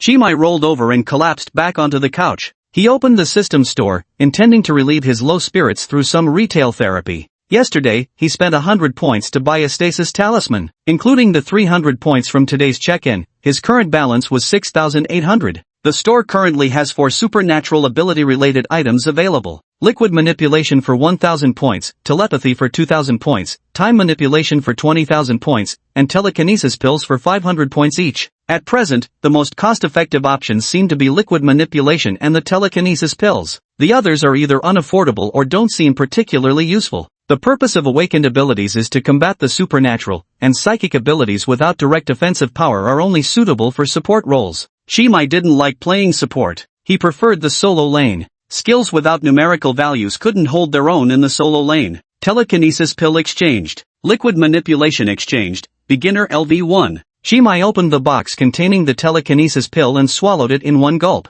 The pill somewhat resembled a Malteser in appearance, and oddly enough, even tasted similar. It tastes sweet. Acquired, beginner level, telekinesis LV1. Exchanging for the telekinesis pill seems no different from exchanging for ordinary abilities. Chimai only needs to make the exchange once, and can then improve the skill level through repeated practice. The advantage of the telekinesis pill is that Chimai can give it to others to use. Perfect for using as a gift to win people over. Chimai casually experimented with these 2 skills. He only needed to entertain the thought of using these abilities to activate them, handling them with effortless mastery. Then he proceeded to examine the system's rapid skill upgrade function. With this feature, he could consume 1,000 points to raise his skill level by 1. The subsequent required points would double each time, 2,000, 4,000, 8,000. This wasn't a cost-effective function unless Chimai urgently needed higher-level skills in critical moments. Otherwise, upgrading skills with points was simply too extravagant. Chimai only needed to grind during his free time, practicing repeatedly, achieving skill upgrades through effort alone.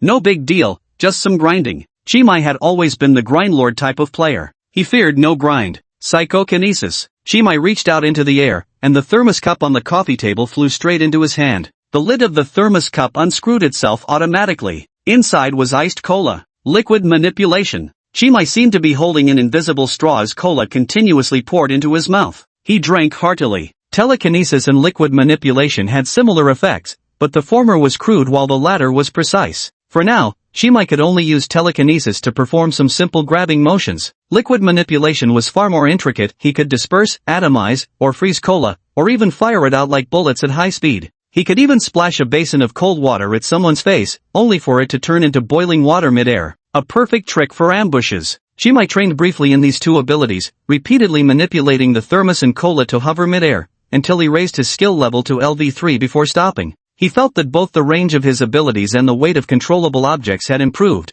though the exact values would require testing to determine. Chimai estimated mentally that his telekinesis could lift objects weighing about 100 Gn, while his liquid manipulation could handle roughly 200 Gn of liquid. Subsequently, he exchanged all the skills he deemed useful, massage, cooking, and acting. His points were instantly depleted by 2,100. Current remaining points, 4,700. Shopping feels awesome. Gurgle. Although Chimai didn't feel hungry, his stomach suddenly growled. He realized that yesterday, he had been so obsessed with studying the Necronomicon that he completely forgot to eat dinner. Studying to the point of neglecting sleep and food, he was now in a state of starvation. He quickly walked to the fridge, only to find it empty. The house was completely out of supplies, looked like he'd have to forage for food on the streets. Chimai hurried to the door and pulled it open. Ruko-chan, why are you standing at the door? Kechilo stood at Chimai's doorstep, today clad in a sailor outfit brimming with girlish charm. White shirt, red bow tie, black pleated skirt. She carried a bag of vegetables in her left hand while twirling the waist-length black hair between her right fingertips, her face filled with hesitance. Her small hand hovered halfway, as if she wanted to knock but couldn't muster the courage. Miss Tsuko quickly turned her head. It's nothing, I was just passing by, that's all. Passing by.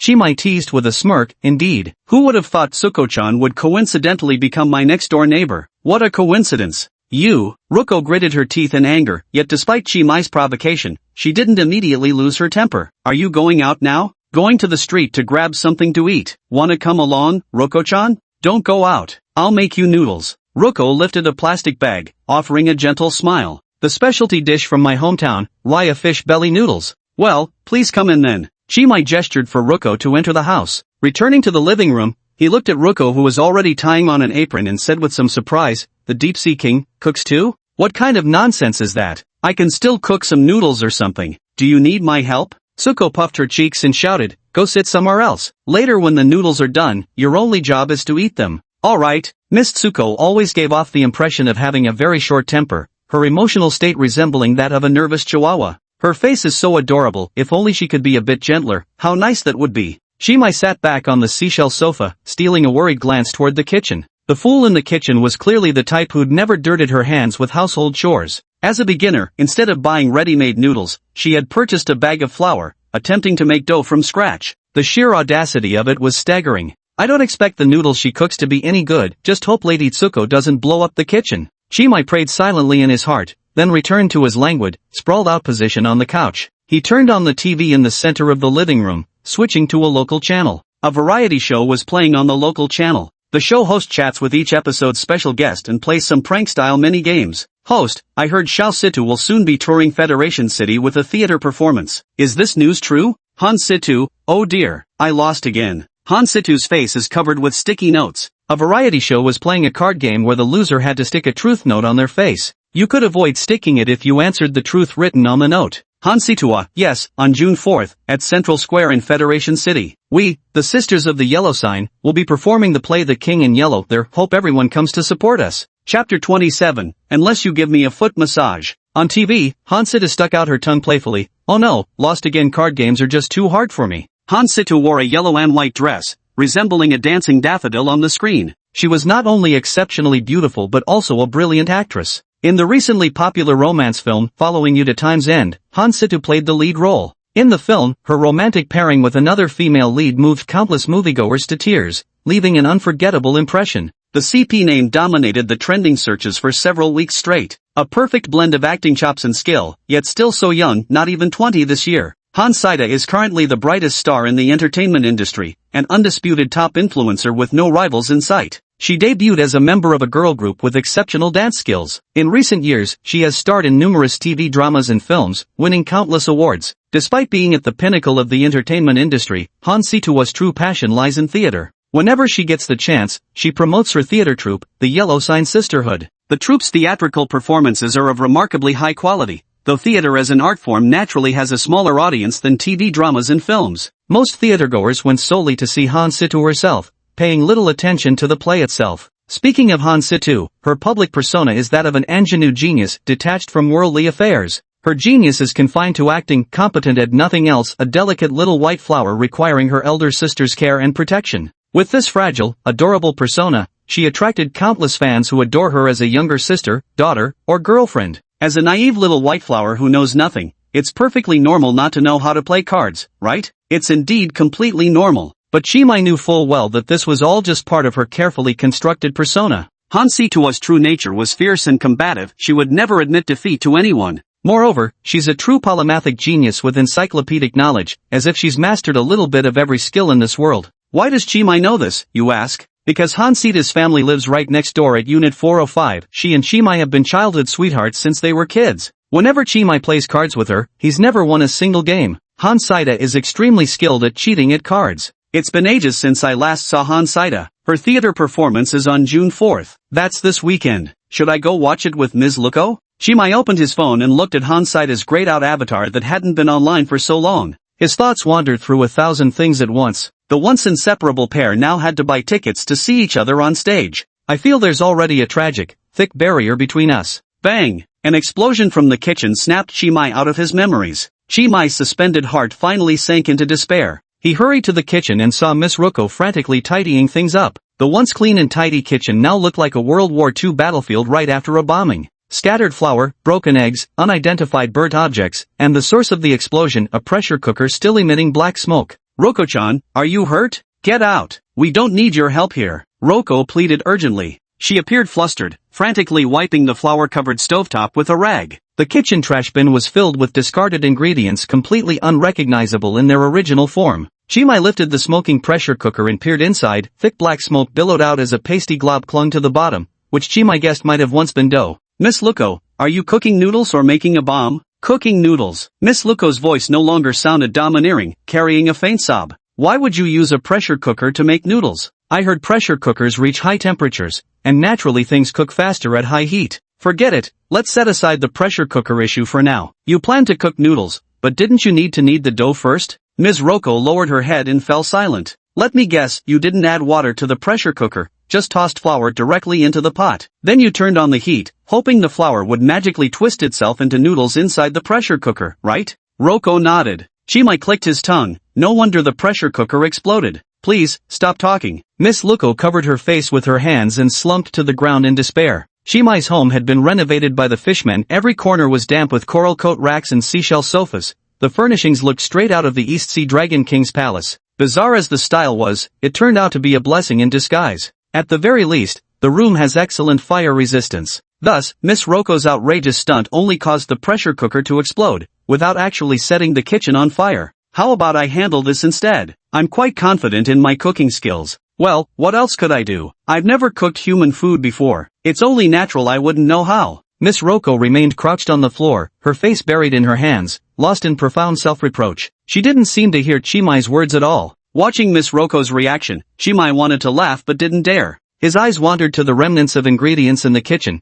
half a bag of flour, half a daikon radish, a piece of fish belly, and half a block of broken tofu. The rest of the ingredients had already met their heroic demise, transforming into rolling black smoke. Chimai sighed softly and wordlessly turned on the kitchen range hood. With practiced ease, he ignited the flame beneath the wok, swiftly prepared the tofu by slicing it into thin pieces, then added shredded radish and fish belly to the pot for simmering soup. Acquired, cooking. Current cooking level, ordinary LV9. Only ordinary? I thought I was pretty good at cooking. System skills are categorized into novice, ordinary, outstanding, and master. Each stage consists of 5 levels, with the maximum level being LV20. Chimai originally believed he had at least an outstanding level of skill in cooking, but the facts proved he had overestimated himself. He took out the flour, kneaded it thoroughly, and added edible alkali and salt. Cooking kneading dough, skill successful. Experience points +5. This cooking skill is quite convenient. Using it to knead dough can even save time on proofing. Chimai gazed at the dough, pondered for a moment, and decided to attempt making hand-pulled noodles, something he'd never tried before. Recalling the motions of hand-pulling noodles from memory, he stretched the dough with broad, sweeping movements of his arms, pull and extend.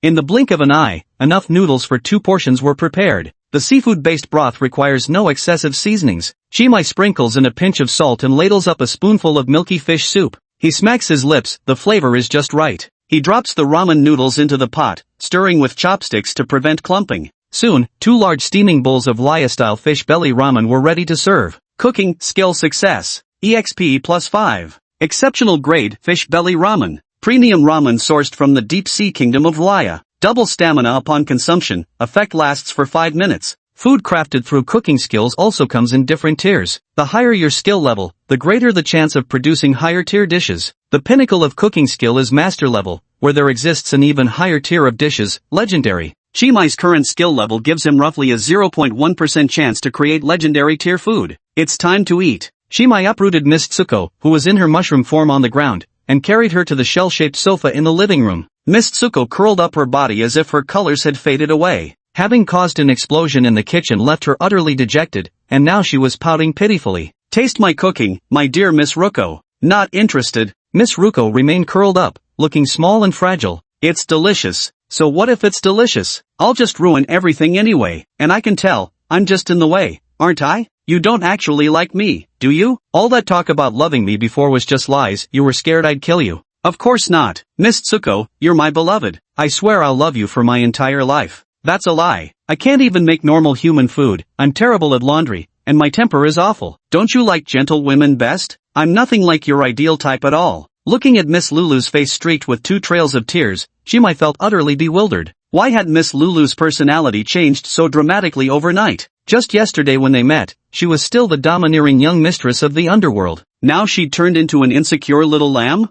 Still wearing black pantyhose, so it's not someone else impersonating her. But Miss Roko's reaction, could this be the legendary insecurity of a girl in love? I'm not lying. That's right. Miss Roko angrily pounded her little fists. Every time someone puts their feet right in front of you, you come up with all sorts of excuses to refuse. Unless you give me a foot massage. Chapter 28, Someday? Today. A foot massage, is it? Shimai had recently unlocked the massage skill, which happened to be perfect for this situation. Without hesitation, Shimai reached out to support Ruko's lower back. He carried her onto the sofa. Is foot massage a customary practice in Malaya? Shimai helped Roko take off her pantyhose and gently patted the soles of her feet with extremely professional technique. Roko's soles were fair and flawless, smooth as jade. Sort of. Where I come from, merfolk wear their wedding rings on the webbing between their little fingers. Roko said it in a matter-of-fact tone, painting a picture Shimai could scarcely imagine. Massage skill successful. Experience +5. Current level LV2.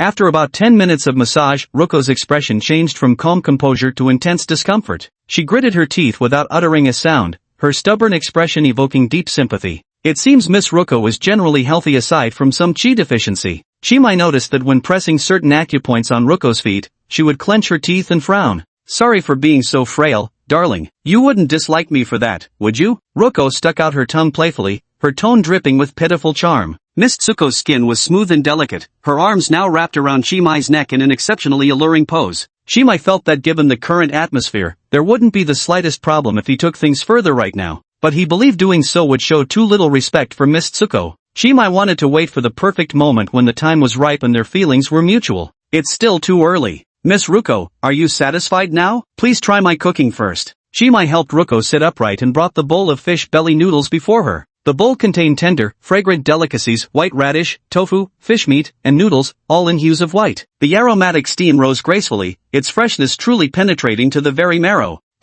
Miss Tsuko listlessly stared at the bowl of noodles before her. What she had been expecting earlier was certainly not this bowl of ramen. As a transcendent being who commands the seas, she normally wouldn't deign to consume human food. A mere bowl of ramen should be beneath her dignity. Actually, it's quite delicious. The words slipped from Tsuko's lips before she could stop herself. The noodles were delightfully chewy, and the fish was deliciously tender. The thoroughly cooked tofu and radish blended in perfect harmony, melting in the mouth like a beautiful melody dancing across the tongue. Is all human food this delicious? It was far tastier than the offerings her mermaid subordinates had ever presented. Moreover, Ruko felt her strength returning to her body. Outstanding grade, tender fish ramen. Precious ramen noodles sourced from the deep sea nation of Laya. After consumption, double stamina for 5 minutes. Katoroji. Stamina, 2-4. How unbelievable. Ruko felt the changes occurring in her body and showed an expression of disbelief. Oh, it seems Miss Ruko is quite satisfied with my skills. Is one bowl of noodles enough? Would you like me to cook something else?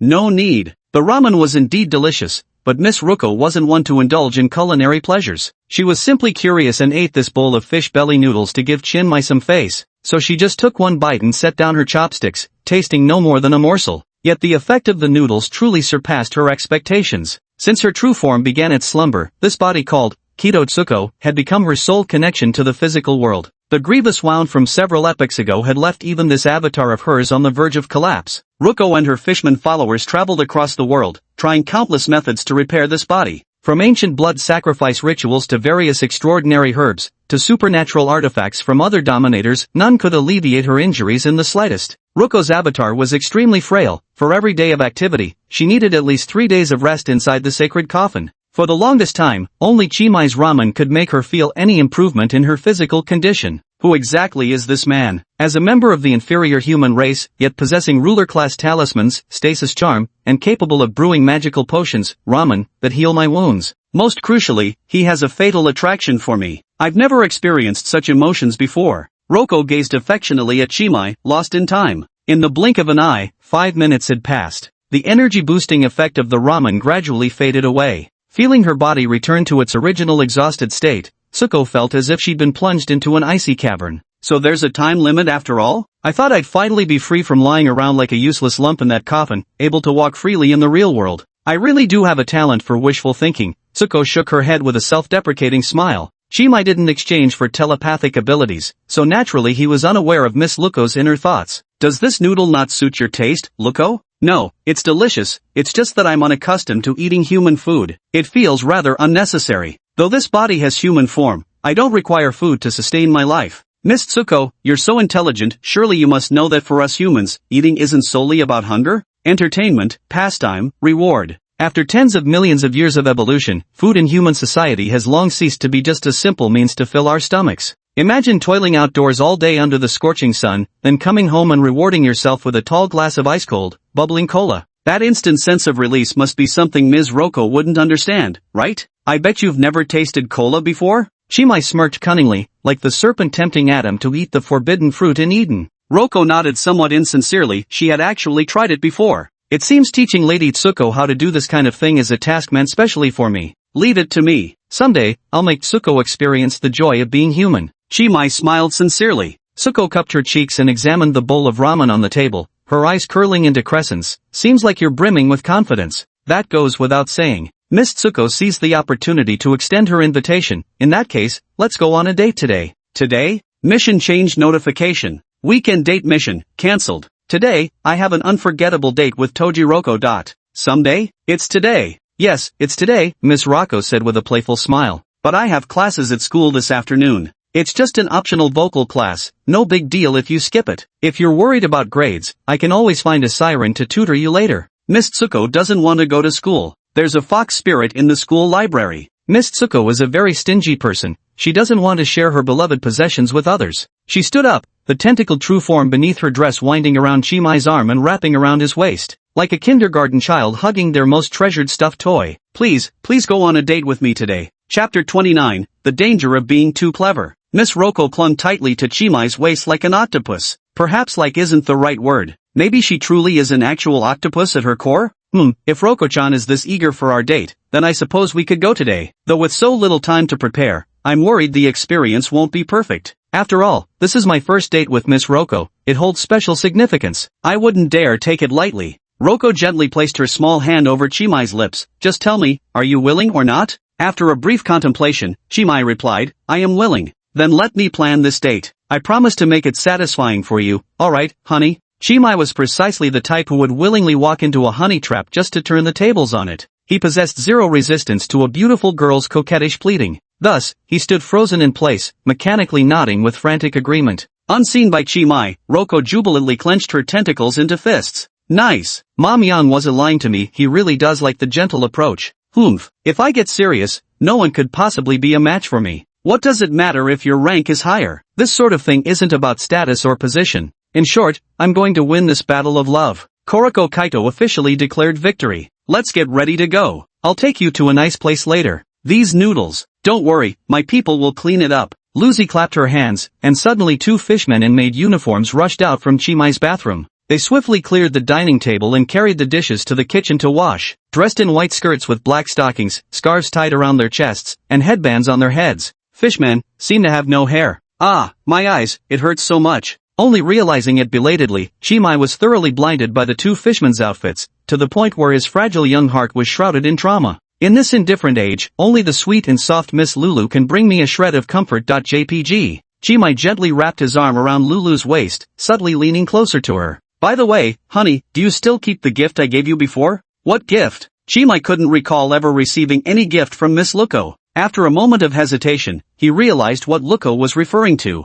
It was a pair of black tights that Miss Ruko had shoved into his hand when they first met. I kept them. Where? I didn't feel them on you. They're in my backpack. Chimai couldn't possibly carry that thing with him, he'd be labeled a pervert on the spot. But he couldn't just throw it away either. He had a feeling that if he really did that, Koji would definitely get mad when she found out. And indeed, that was the case. Koji's expression was icy, like a judge interrogating a thief. Only after learning the item was safely stashed in his backpack did her furrowed brows relax, and her smile return. Here, you can have this one today. Feel free to use it, I've got plenty more. Next time I come to check, I hope to see signs that you've used it, okay? Chimai's expression turned strange. Roko-chan, I'm a guy. There's no way I can wear your socks. Lucy gave a charming smile but offered no further explanation. Chimai felt as though needles were pricking his back. Then his eyes widened in shock, pupils trembling. Because Lucy had found his backpack and was rummaging through several books inside it. They were the Necronomicon, the 13 Scriptures of Mysterious Lord, and the Book of Iban given to him by senior sister Yuk.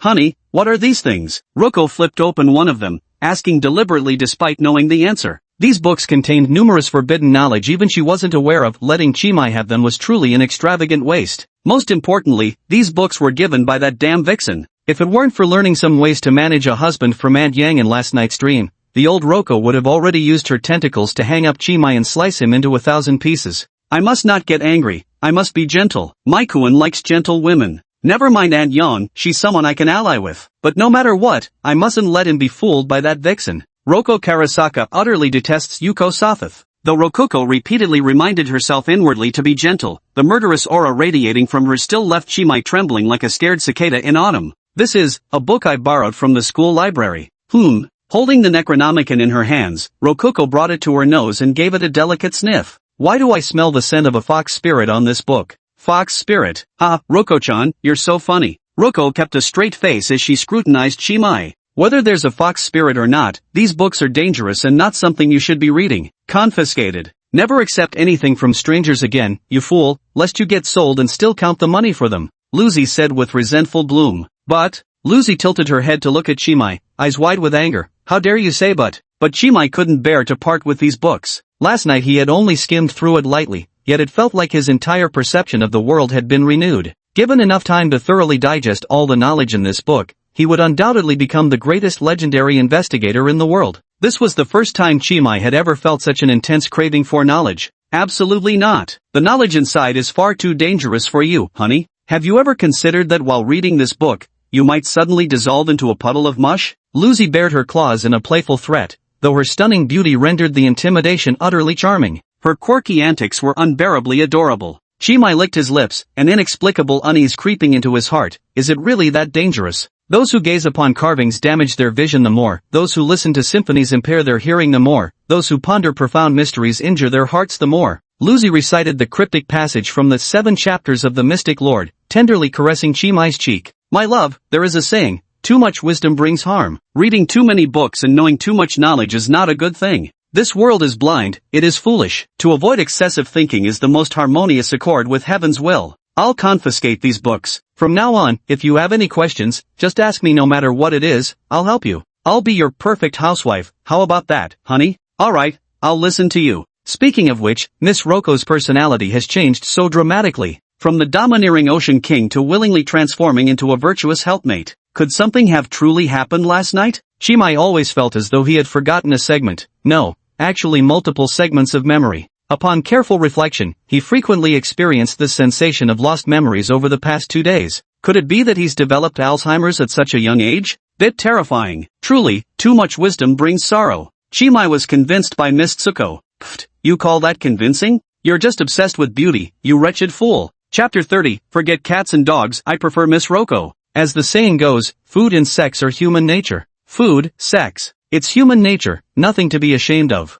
Chimai didn't think his affection for Miss Luko was anything embarrassing. If anything, not being attracted to her would be the real issue. Any physically healthy, aesthetically normal, heterosexual man couldn't possibly meet Miss Luko without developing some fondness for her. This is the power of charm level 10. How do you like this outfit? Roko took down a casual men's shirt and held it against Chimai. Chimai replied honestly, I'm not really fond of this style. The casual shirt was light green overall, covered in seaweed-like patterns. It might work well on a Hawaiian beach, but wearing it in Federal City would be a bit too flashy. Forget it then. Lucy pouted, though she actually quite liked these ocean-themed clothes. Lucy waved at the shop assistant. Not this one, nor those 2 he tried on earlier. Package one of each remaining item in this size from your store. Miss, are you certain you want everything? The shop assistant's first reaction was thinking she must have misheard. Do you want me to repeat myself a second time? Or do you think I can't afford it? Lucy's eyes turned sharp, as if emitting a chilling light that frightened the clerk into stumbling backward into a clothes rack. This kind of private shopping scenario was something the clerk had only seen in Mary Sue dramas. She never imagined encountering it in real life. Of course not. I'll prepare everything for you right away. Please wait a moment. After packing the clothes, hand them all over to them.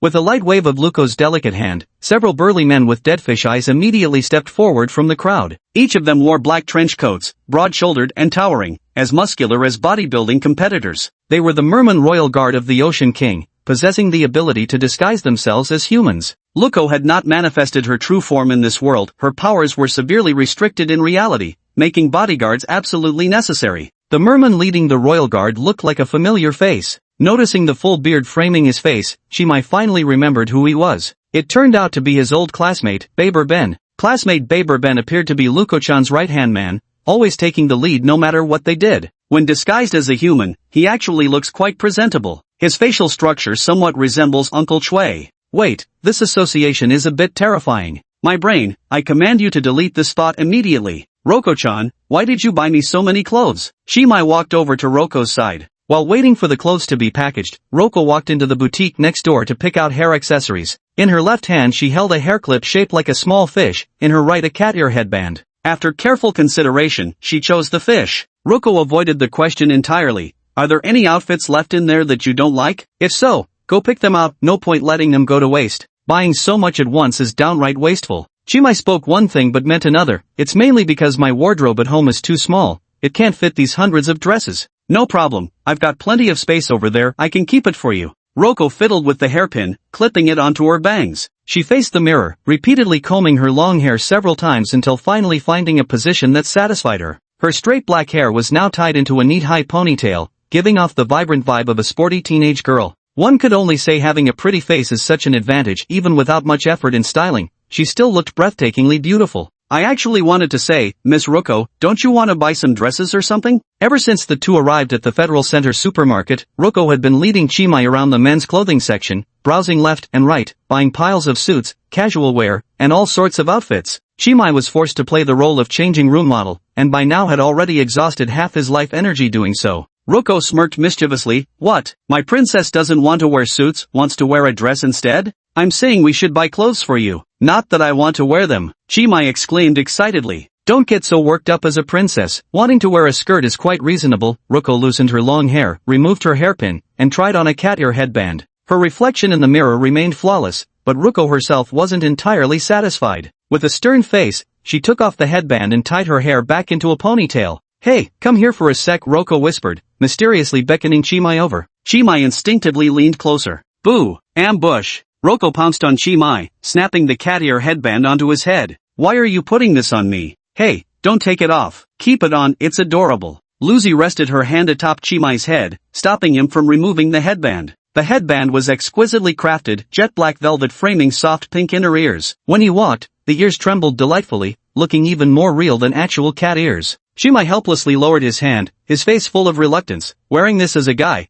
people would laugh their heads off if they saw me. With me here, who'd dare laugh at you? Miss Luko pulled out her phone and snapped several photos of Shimai's head. Haha, the kitty is seriously adorable, I really want one. Whether others would laugh or not is uncertain, but you're already laughing. Shimai was rendered utterly speechless. He genuinely wanted to remove this headpiece, yet his sixth sense was frantically sounding alarms. It warned him that rashly taking off the headpiece might very well endanger his life. Left with no choice, he could only seek Lady Tsuko's permission. Tsuko-chan, could I possibly? No. Before Shimai could finish speaking, Tsuko swiftly and firmly replied. She touched the little fish hair clip on her head. It's a pair with mine, cats eat fish. So you and me, or would you rather switch to this puppy ear one over here? I prefer cats. There used to be a little black cat named USA in our neighborhood. I'll take you to see it someday, Roko-chan. What? You actually like cats more? Roko launched a sneak attack, grabbing Shimai's waist with her slender fingers and giving it a sharp twist. Shimai winced in pain, promptly switching tact. I actually love dogs too, my zodiac sign is the dog, woof woof. Roko's round toe leather shoes gave Shimai a harsh stomp. This answer doesn't satisfy me. Shimai's mind raced at lightning speed, and he immediately shouted without hesitation, compared to cats and dogs, what I really love most is Miss Roko. TSK tisk. Roko lifted Shimai's chin with her finger, lightly scratching his neck like teasing a cat. You dare compare cats and dogs to me? Cats and dogs may be symbols of cuteness in human society, but their paltry charm is utterly insignificant when measured against the magnificent Miss Roko. It's mainly because I'm not good with words. I don't know how to say things right. Someone as kind and graceful as Miss Luko surely wouldn't get angry at a fool like me. I actually love this clumsy reaction of yours. Luko pinched Shimai's nose, her habitual gesture to show affection. But don't make this kind of rookie mistake again. Remember this well, when the word love comes from your mouth, it must always be followed by my name. Otherwise, face the consequences. Chapter 31, Shimai, I'll kill you. What about this hair ornament of mine? Keep it on obediently. I like kitty cats, Roko said authoritatively. How come your like is only followed by classmate Shimai? The magistrates are free to burn down houses, while the common people aren't allowed even to light lamps, is that it? Of course, Shimai only dared to shout these words in his heart, not actually voicing them aloud. Shimai meow, isn't shopping in this kind of mall too low class for us? You seem a bit reluctant. Lucy held Shimai's arm, nestling against his chest. She noticed Shimai seemed somewhat sullen and asked apologetically. First of all, it's not that I think the tier is too low, it's just that I've tried on too many clothes and I'm completely exhausted now. Secondly, what kind of ridiculous nickname is Chimai Meow? No, it's just that I've been walking around for too long and I'm a bit tired. We've already bought so many clothes, probably enough to last me 10 years. Could we find somewhere to rest first? How could these few clothes possibly last 10 years? As my princess consort, you must never wear the same outfit twice. Once you've worn it, throw it away immediately. Understood? Lucy rested her small hand on Chimai's neck, gently stroking his Adam's apple. Her hand was cool to the touch, soft and boneless like a mollusk. Wouldn't it be a waste to throw it away after just one wear? After all, Miss Roko gave it to me. I'd really like to keep it. Roko tilted her head to look at Chimai, smiling coquettishly as she said, "What you should keep isn't your clothing, but me." Okay, I understand. I'm glad you understand. Since you're tired, let's find a place to rest. How about going to see a movie? I have no objections. Hee hee, let's go buy tickets then. After Roko finished paying for the headband and hair clips, she led Chimai onto the elevator heading to the cinema on the top floor of the central mall. Shopping, browsing stores, and watching movies, it was a perfectly standard dating routine. Lucy actually had no dating experience whatsoever and had no idea what humans typically did on dates. Fortunately, Yang Ma had shared her wisdom, otherwise, today wouldn't have gone so smoothly. Yang Ma said, "Chimai is a very frugal and home-loving boy. You don't need to give him anything expensive. Just gift him something practical for daily life, and he'll be overjoyed. For example, fresh lamb. It'd be best if you could personally cook him a delicious meal. That would keep him happy for days." Unfortunately, Roko was completely clueless about cooking. When she tried to make Chimai a simple bowl of noodles using fresh fish caught by her mermaid subordinates from the deep sea, she nearly blew up the kitchen. The Operation Conquer Through Stomach strategy died before seeing any results. The love strategist Miss Roko promptly changed her approach, deciding to gift Chimai clothes instead. The clothes perfectly fit the criterion of things useful in daily life. The reason for not gifting anything else was mainly that clothing was the only present Roko could think of at the moment. Ultimately, it came down to Roko knowing too little about humans. At the same time, she also wasn't clear about Chimai's specific hobbies. A suit, shirt, cat ear headband. These were all clothes that Roko liked. Although she still wanted to gift Chimai a few cute dresses, unfortunately, he had refused. Perhaps Chimai-kun doesn't dislike skirts, he just feels too shy to wear new ones. If I gifted him my old, worn clothes, he'd probably accept them gladly. Roko imagined Chimai wearing the same sailor uniform she had on at the moment. Ideally, he'd keep the cat ears on, lower his head shyly, and call her big sister in a bashful voice. That sight was truly blissful. Roko flashed an irresistibly charming smile as she lightly tapped Chimai's cheek with her fingertip. "Darling, has anyone ever told you that you look quite like a girl?" Chimai immediately roared, "Huh? How could anyone say such a thing? With strength to pluck mountains and energy to overshadow the world, only bad timing kept my steed from galloping. People always call me the little Xiangyu of Federation City." Really? Roko shot Chimai a skeptical look. In truth, Chimai had delicate features that hardly matched the term macho. His strength was indeed considerable, though his supernatural ability, muscle enhancement, didn't increase muscle bulk, only muscle intensity. Chimai possessed a slender, wiry frame. With his delicate features, if he were willing to grow his hair long, he could effortlessly achieve an androgynous look without any makeup, even while wearing regular men's clothing. His natural charm score of 9 speaks for itself. The average human stat is 5. A charm score of 6 means pleasant looking, 7 indicates slightly handsome, 8 is standard handsome, while 9 is idol-level attractiveness. A charm score of 10 represents extraordinary beings like Roko-chan, Yuko-senpai, and Miss Yang. If Roko were to dress in male attire, she'd undoubtedly be a devastatingly handsome man. Truly beautiful people embody both masculine and feminine qualities in perfect harmony. Of course it's true. I, Chimai, am 100% man. Roko smiled coyly. A real tough guy wearing pink cat ears doesn't have much credibility right now.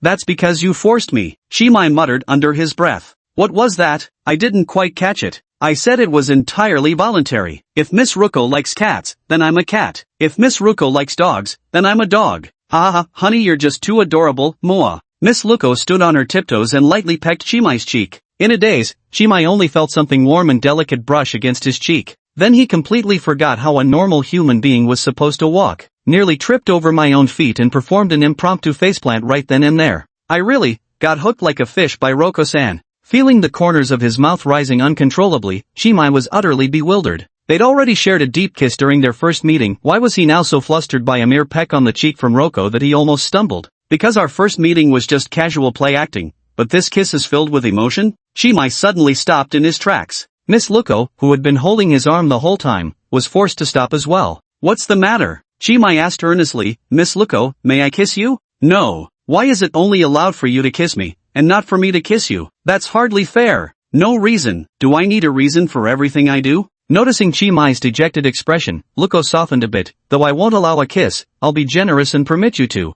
Chi Mai didn't wait for Lucy to finish speaking. He wrapped his arm around her slender waist, lifted her up effortlessly, and cradled her in his arms. Then he reached down and carefully removed each of Miss Lucy's round-toed leather boots. Lucy's cheeks instantly flushed crimson, her voice rising an octave. Hey, what do you think you're doing? Right here in public. She kicked her legs wildly and pounded Chi Mai's chest with her small pink fists. In an instant, her face turned as red as boiled shrimp. So even Roko-san can get scared, huh? I was just teasing you, as if I'd actually do such a thing in a shopping mall. How indecent of you to think that way, Roko-san. You, humph. Before Roko could react, Chi Mai gave her a taste of her own medicine. Chi Mai then planted a gentle kiss on her cheek. After the tender kiss, Chi Mai set Roko back down on the ground. You. With a dazzling smile, Chi Mai suddenly scooped up Roko's shoes and bolted away. In the moment Roko was frozen in shock, Chi Mai had already dashed dozens of meters away. Left with no choice, she had to chase after him barefoot. Roko's voice rose shrill and thin, clearly furious with humiliation. Chi Mai, I'm going to kill you. Chapter 32, she was just my girlfriend yesterday, how did she become my wife today? Chi Mai, I'm going to kill you. The furious cries of the girl echoed through the top floor of the mall. At the same time, in the arcade next to the movie theater, two slackers pricked up their ears. I think I just heard a girl calling Chi Mai's name. Did you hear it too? I heard it too. Ri-Tian, look, that guy is Chi Mai. Lu Yingjie put down the joystick and slammed his hand on the stool. Zhou gritted his teeth so hard his molars nearly shattered. That bastard, truly disgraceful. Not only did he skip class for a date, but his girlfriend is so gorgeous too. Lu Yingjie stared at him in disbelief. But didn't we skip class too? We skipped class to play video games, that's righteous truancy. Skipping to hang out with a girl? That's despicable and shameless to the extreme. Lu Yingjie was somewhat speechless. Should we go over and say hello? What are we, third wheels? Their date's none of our business. Or are you begging for another heartbreak? You know someone over there? Lucy finally caught up to Chi Mai and angrily pounded his chest with a flurry of girlish punches, her cheeks puffed in frustration. But she noticed Chi Mai wasn't staring at her the whole time. During his pleas for mercy, his eyes actually wandered toward the nearby arcade twice. Wisely reading the situation, Chi Mai dropped to one knee and helped Miss Luko put her shoes back on. I saw two classmates over there, but that's not important right now. Didn't Miss Luko say she'd kill me? Now that you've caught me, well, go ahead and do it. After putting her shoes on for her, Chi Mai raised his hands in surrender. Lucy nestled against Chi Mai. I couldn't bear to kill you, but you made me run barefoot all this way and got my feet dirty. Your punishment is to wash my feet when we get home. As for now, let's go say hi to your acquaintance. Don't mind those two. They're just a pair of gaming addicts. If we go over to say hello, we'll only interrupt their game. Chi Mai simply felt too embarrassed to be seen with these cat ears on his head, so he found a random excuse, hoping to brush it off. The passers-by in the supermarket weren't too bad. They'd just smile at Chi Mai, maybe glance back a couple more times at most. If his current appearance were discovered by troublemakers Lu Yingjie and Zhou Hao, they would probably exaggerate it into a 24-chapter storytelling saga by the next day, spreading it widely throughout the academy. Chapter 1, Shocking. A male student from the Cursed Rune department was spotted wearing XX in the supermarket building. Chapter 2, The wire brush's floral meaning is endurance and wealth. The text below is omitted. Lucy showed slight annoyance. You're not trying to keep our relationship a secret, are you? Is there something unspeakable about us being together? Chi Mai exclaimed exaggeratedly. Of course not. I'd be more than happy to shout my relationship with Miss Lucy from the rooftops. I even considered carrying a loudspeaker with me, playing I Love Miss Luko on a 24-hour loop. Luko couldn't help but laugh and gave a thumbs up. That's a brilliant idea. Too bad we can't make it a reality. If I actually did that, I'd probably get arrested by law enforcement immediately and sentenced to life in prison. Not for disturbing the peace with noise, but for loving Miss Luko too much. Lucy smiled radiantly, thoroughly enjoying Chi Mai's sweet talk. Loving me isn't a crime, you know? Absolutely. The main crime is life imprisonment. Falling for Miss Lucy is my sin, and I'll need a lifetime to atone for it. Miss Lucy, might you grace me with this chance for redemption? Lucy shook with laughter. Sometimes I really admire how you can say such nauseatingly sweet things without batting an eye. Just how thick is your skin anyway? Didn't Miss Lucy already sample it just now? I've tasted it too. Thin skin with hearty filling, simply delicious. You, asking for death. Roko unleashed another flurry of Pegasus meteor fists. Her feeble fists with only 2 strength points felt like light drizzle when they landed on Chi Mai. Now that the two were in a crowded supermarket, Miss Roko couldn't possibly release her tentacles. In this situation, Chi Mai could manipulate her freely. Still, he had to be careful not to overstep. If she decided to settle scores later, Chimai would be done for. In the end, the young couple wrestled for a while longer. The victor, Luko, finally took Chimai's hand and placed it on the small of her back. Sensing Chimai's attempt to withdraw, Luko pressed his hand firmly in place, just like this. No moving. Our relationship is out in the open, no sneaking around. Hold this position and go greet your acquaintances. Alright. Seeing the two actually walking over with their arms around each other, Zhou Hao and Luing Jia had initially planned to pretend not to notice. Now, however, their urge to make sarcastic remarks became utterly unstoppable. They left the arcade and stood at the entrance, beginning to flaunt themselves. Well, if it isn't our model student Chimai? When we asked you to come play video games before, you said no. What a coincidence running into such a busy man like you today. Zhou Hao's tone was full of resentment, sounding exactly like a neglected concubine in the imperial harem. Chimai here is an awakened superhuman. Of course he's busy with his apprentice investigator duties, truly a busy man indeed. Luing Jia copied Ruko's pose and pressed close to Zhou Hao. Chimai couldn't help but laugh angrily at their reactions. He didn't mind their sarcastic remarks at all because he knew perfectly well these two were just sour grapes. A veteran singleton king who can't stand seeing others in love.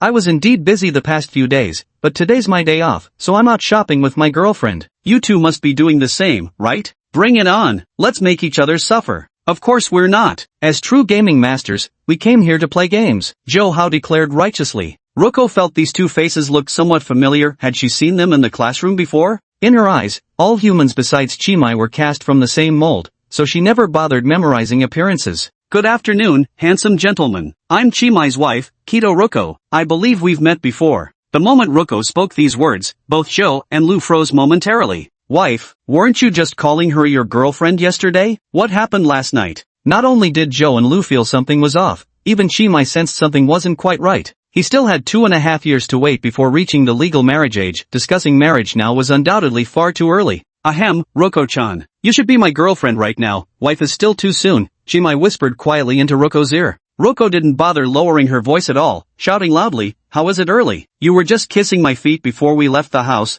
and now you want to take it back? That's not what I meant. It's just that I'm not of legal marriage age yet. Heh, do you really think I care about worldly laws and regulations? Do you honestly believe such things could ever constrain me? Don't you dare take advantage of my affection and act spoiled. Be careful, or I might really put a collar around your neck and leash you. These two are really going all out. This was the conclusion Zhou and Lu reached after hearing Ruko and Chimai's private conversation. Of course, Zhou and Lu's opinions didn't matter at all. Ruko didn't care one bit either. As the aloof sovereign of the seas, she would only deign to listen when Chimai spoke. After Chimai's persistent reasoning, or rather, his relentless pestering, she finally chose to relent. There was no helping it. Love is a process of mutual compromise. After all, she adored Chimai to the very core of her being. Excuse me, let me reintroduce myself properly. I'm Kotaro Ruko, Chimai's fiancé. Chapter 33, Captain. Hold your fire, we're on the same side. I'm Luing Jie, Miss Kotaro. We met yesterday. And that's Zhou Hao, the one sleeping on the desk. Neither Zhou nor Lu dared act too boisterously in front of a lady, barely managing to regain a normal human appearance. Mitsuko looked at the two people whose waist-embracing posture was identical to hers and Chimai's, and asked in confusion, excuse me, are you two also a couple on a date? Hearing this, Chimai burst out laughing. Zhou Hao and Luing Jie immediately separated as if electrocuted. Of course not. We're just here playing games together, that's all. Ruko sized them up with an amused expression, as if she had just discovered a new continent. Oh, I've seen this in comic books before. You guys are into boy love. I understand. Even if your love isn't accepted by the world, you must hold on and keep going. Stay strong. Lucy showed such an excited expression for the first time, clenching her fist enthusiastically and giving them a cheering gesture. Chimai was laughing so hard he couldn't contain himself. Zhou and Lu's faces turned as bitter as gourds. Although they had no particular thoughts about Lucy, being mistaken for being into guys by a stunning beauty like her was anything but a pleasant experience. Miss Kate, it's a misunderstanding. We're just ordinary friends. I get it. You're just ordinary friends. Luko nodded in agreement, flashing a knowing smile that spoke volumes. Why is this so hard to explain? Chimai was laughing uncontrollably. After all these years as friends, I never noticed about you two. You really do make a great couple. I'm kinda shipping you now. The sarcastic duo only looked slightly awkward for a brief moment before quickly regaining their composure. Wouldn't it make them seem like actual bromance addicts if they protested too seriously at a time like this? After all, a clean conscience fears no false accusations. To avoid making things worse by explaining, it's better to just jump to the next topic. Are you two planning to watch a movie? Tsubaki smiled without showing her teeth. We're planning to, but haven't bought the tickets yet. Lou, do you have any movie recommendations? Nope, we don't like watching movies, but if it's games, we'd recommend you to come play with us. The games here are all pretty old, aren't they? Roko noticed the vintage arcade machines in the game center. The games inside these consoles were incredibly popular 30 or 40 years ago, but now they seem rather outdated. Johao explained, we didn't come here specifically to play these. It's just that we have to wait in line for the gaming pods, so we're killing time here. What truly caught our interest was this hyper-realistic reality simulation game, a post-apocalyptic survival genre titled Wasteland Punk 2099. Accessing the game requires using a virtual pod that emits specific brainwaves to the player's mind, creating visuals so immersive it feels real. Without exaggeration, playing this game is like obtaining a second life. Players genuinely can't distinguish between reality and virtuality, it's just like dreaming. Both Ri-Tian and I have gotten hooked on it recently. We even invited Chi-Mai to join, but he said he didn't have time. It feels so real, just like dreaming. Is this game you're describing really that amazing? After listening to Joe and Lou's description of the game, Roko, for the first time in her long life, felt genuine curiosity about video games. Her true form remained in perpetual slumber, having experienced countless illusions and dreams. One could say she was an expert on dreaming. For transcendent beings like her, even within dreams, reality and illusion remained distinctly separate. Roko had never before experienced a dream where she couldn't distinguish reality from illusion. Sweetheart, are you interested in this game? Not bad. I want to play this game too. Let's wait here for a bit, queue up, play some games before going to the movies? Roko tugged at Chimai's arm, coquettishly pleading. I have no objections. Johao complained offhandedly, if only the game pods were cheaper. 50,000 yuan per set is completely unaffordable. A few $1,000s would still be possible to grit my teeth and scrape together. But spending 50 grand just for a single game? That would be way too painful. Hearing this, Roko gazed toward the depths of the arcade.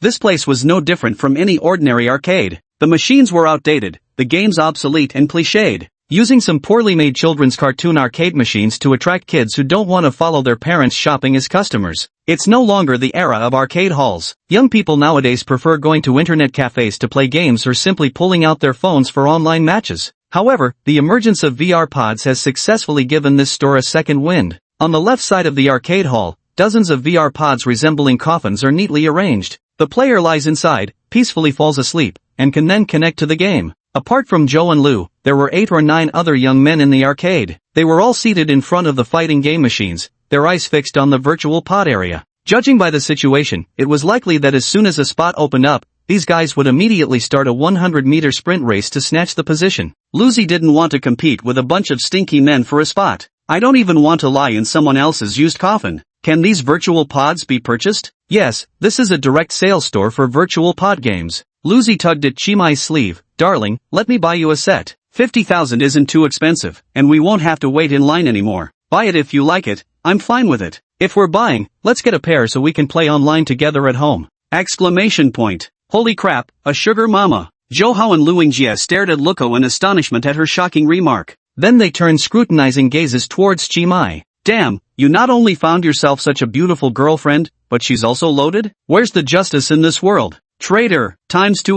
Johao and Luingjie glared at Chimai in unison. Roko-chan, could we buy 2 more sets? I want to give one to Johao and Luingjie each, they're my friends. Sure, gift them if you want. Joe and Lu both widened their eyes simultaneously. This doesn't seem appropriate. Times 2". You two are Chimai's friends, which means you're naturally my friends too. Consider this a small welcoming gift, it's nothing valuable anyway, so please don't refuse. Joe and Lu moved with the synchronization of mech pilots, simultaneously clasping their fists toward Chimai, Godfather. Times 2". Truth be told, I preferred your earlier unruly attitudes. Would you care to bring those back? Under the material temptation of the virtual pods, the mood among the boys became so harmonious it seemed they were about to swear brotherhood like the Peach Garden Oath, completely dispelling the initial gunpowder tension. Lucy took it all in but let out only a light laugh. Worldly wealth held no meaning for her, she was like King Yu of Shou, who once ignited beacons to fool his nobles, all for the sake of Bosie's smile. So long as Chimai was happy, no amount of money spent would matter to her. Lucy raised her delicate hand, summoning the lurking mermaid guards hidden in the shadows. The finances of the deep ones ashore were entirely managed by fellow Bob-Bobbin. Therefore, whenever Roko wanted to buy something, she had to call him over to make the payment. I want 4 virtual immersion pods, ready stock, and my people will take them away immediately, Roko said to the customer service behind the cash register. Before the staff could respond, a group of uniformly coordinated investigators suddenly surrounded the arcade. An elite team pressed forward aggressively. Leading them was a woman with striking red hair hidden behind sunglasses. Her commanding presence radiated authority even before she spoke a word. The woman raised her hand to stop Rosie while addressing the receptionist. "Please wait, law enforcement inspection. Present your business license and ID documents immediately, and comply with blood sampling. We suspect the game items sold here are related to supernatural entities. You must cooperate with the investigation, otherwise I have the authority to execute you on the spot. Who are you people?" As soon as Roko spoke these words, the mermaid guards beside her all took a step forward in unison. The mermaid guards rolled up their sleeves, each emanating an overwhelming martial aura. The elite squad was equally swift, the crisp sounds of guns being drawn echoing through the arcade. "We're enforcers, here to investigate this arcade." The red-haired woman raised her hand, signaling her team to stand down. "I sincerely apologize for interrupting your shopping. Ladies, please cooperate with our investigation." "Your name?" Lucy spoke calmly, her emotions hidden behind an impassive expression. "Commander of the Tindaloshan squad, MSISA." Shimai noticed the tense standoff in the arcade and quickly positioned himself between the Fishman group and the law enforcement team. "Commander, hold your fire, we're on the same side." He looked at the red-haired woman. "M.A. Chithra. Intelligence, 6. Stamina, 17. Charm, 10. Available for romance route." Chapter 34, Lord of Tindalos, M.A. Chithra. "Captain, don't shoot, friendly forces." Shimai hurriedly jumped out, shielding Miss Luko behind him. He couldn't help feeling puzzled. He'd only gotten distracted chatting with his buddy for a moment. How had the arcade suddenly become this tense, ready to explode into battle? Shimai fixed his gaze on the red-haired woman leading the group. This was an unfamiliar face, the wraparound sunglasses exuding a futuristic vibe, paired with a fluttering crimson hair, giving off an air of effortless grace. Upon closer inspection, the woman didn't resemble a law enforcement captain at all. She looked more like a dashing host from a nightclub. M.A. Chithra. Intelligence, 6. Strength 17. Charisma 10. Here we go again. Another charisma 10. And how is this guy's stamina so ridiculously high? 5 p.m. With you being so outstanding, how can poor Miss Roko with her measly 2-point stamina cope? Speaking of which, about that Tindaloshan squad, what kind of organization is that? I've never heard of them before. Shimai was sizing up Muxisha. Muxisha was similarly observing Shimai. Compared to Chimai's wandering imagination, the red-haired woman's thoughts were much purer. What an adorable little kitten. Sisha stared at the cat ear headband atop Chimai's head, nearly drooling with longing. If not for her teammate gently nudging her shoulder, she wouldn't have snapped out of it anytime soon. Sisha felt as if separated from the moment by an eternity. Wiping the drool from the corner of her mouth, she swept her gaze across the Fishman Guard team. "I've already stated my identity. How about you tell me who you people are?" "We're on the same side, Captain. We're students from Miskatonic University. The major official organizations in Federal City are the Investigation Bureau, the Analysis Bureau, the Law Enforcement Bureau, the Containment Bureau, and the Cleanup Bureau. These departments are like siblings, with frequent personnel exchanges between them. So when Shimai said they were comrades, there wasn't the slightest issue with it. At first glance, the names of these organizations might seem a bit confusing to understand, but translated into terms familiar from Chimai's previous life on Blue Star they would be Detective Agency, Data Analysis Bureau, Police Station, Prison, and Slaughterhouse. A complete set of procedures for dealing with supernatural phenomena would roughly go like this. Initially, investigators would discover the supernatural occurrences and report the data to the Analysis Bureau. After confirming the information's validity, the Analysis Bureau would dispatch the strongest combat-trained enforcer team, who would then contain the supernatural entities within the containment facility. Those anomalies too dangerous to be contained are sent directly to the Disposal Bureau for humane termination. Sitha represents precisely the enforcement segment of this entire operational chain. When the enforcer appears, it essentially means the matter is already set in stone with irrefutable evidence. Her presence confirms there's an anomaly within this arcade. At this moment, Muxisia couldn't help but raise the corners of her mouth. Her reaction wasn't because she'd found their mission target, but because she'd discovered an incredibly delicious prey, Chimai. Her demeanor was extraordinary. Just like Lukosi, she possessed that unique transcendent aura belonging only to those of superior status. Simply put, it's the aura of a king. Those who possess this aura share one common trait in their personality, overbearing dominance. MXYZTH teased with a playful tone. "Kitty, are you trying to say these big lugs are also students at Miskatonic University? They look a bit too ancient for that." The fishfolk royal guards all had dead fish eyes and wrinkled faces. In their disguised state, they exuded an air of decrepitude like creatures halfway in the grave. By no stretch of imagination could they be associated with the word students. "Little kitty." Lucy instantly unleashed a skyrending murderous aura. Chimai immediately felt as if needles were pricking his back. There was no doubt Miss Lucy's jealousy had been completely overturned by that single little kitty from Muxusai. Chimai tried to hold Roko's small hand, only to have it sharply jerked away the moment their fingers touched. Oh no, we're screwed. He's in grave danger now. Chimai immediately forced a wry smile. The situation was urgent, so he had no choice but to brazen it out and explain, "They're my fiancé's bodyguards. Both my fiancé and I are students. Captain Mu, we have no direct connection with this arcade and don't intend to interfere with your work.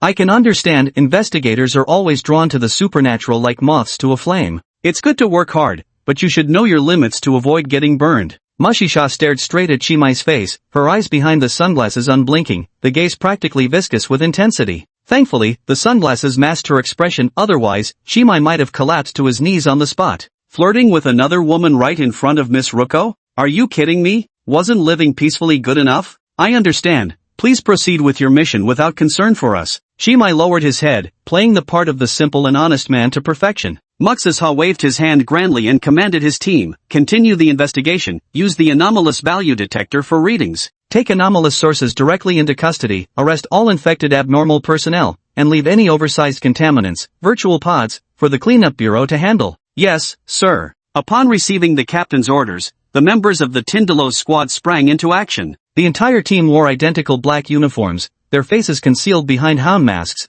with not a single patch of skin exposed. The jagged masks resembled fangs, giving them the sinister appearance of nightmarish demons. The Tindalos squad wasn't the type of organization to negotiate peacefully. They immediately shut down all the arcade machines in the venue. Then they used brute force to clear out the customers. Anyone who resisted was met with a ruthless beating. Chimai's group, however, wasn't forcibly expelled from the establishment by the squad members. They watched helplessly as the front desk receptionist was held down by team members, her head forced forward for blood collection. The needle pierced her finger, blood flowing into the analyzer. The analytical instrument then displayed a red light, indicating severe abnormalities in the test subject. Finally, the receptionist was handcuffed behind her back, hooded, and escorted by team members to the detention vehicle outside the mall. The entire operation was swift and decisive, without any delay. The team members moved in perfect unison, as if they were all extensions of one single person, their actions controlled by a central brain. Connected to MofetNetwork.jpg. Thank you for your cooperation, and apologies for keeping you waiting. Here's the survey result I need to share with you. This arcade is suspected of illegally trafficking anomalous items, faulty game cartridges, serial number G0766. According to the Anomalous Objects Containment Act, this arcade will undergo a 1-week quarantine disinfection and must suspend operations during this period. Unfortunately, the gaming pods you wanted to purchase will have to wait for some time. Miss Luko's face remained dark and expressionless, showing neither joy nor sorrow as she stared indifferently at Mumusia. Another damn anomalous object that needs containing? Chimai was utterly astonished in his heart. Supernatural artifacts are far from commonplace goods. An ordinary investigator typically carries out at most 3 or 4 official missions a year, encountering 2 or 3 anomalous objects in need of containment. It's been quite the adventure, encountering 2 anomalous containment objects within a single week. First, participating in the containment operation for G0766 for the masked vendor, and now casually stumbling upon G0766 the glitched game cartridge, while shopping. Talk about rotten luck. Not to mention he had encountered 4 extraordinary beings with charm values of 10 in just the past few days. Moreover, Chimai sensed that each of these charmed 10 ladies was far more formidable than ordinary anomalies. None of them could be taken lightly. Chimai thought to himself,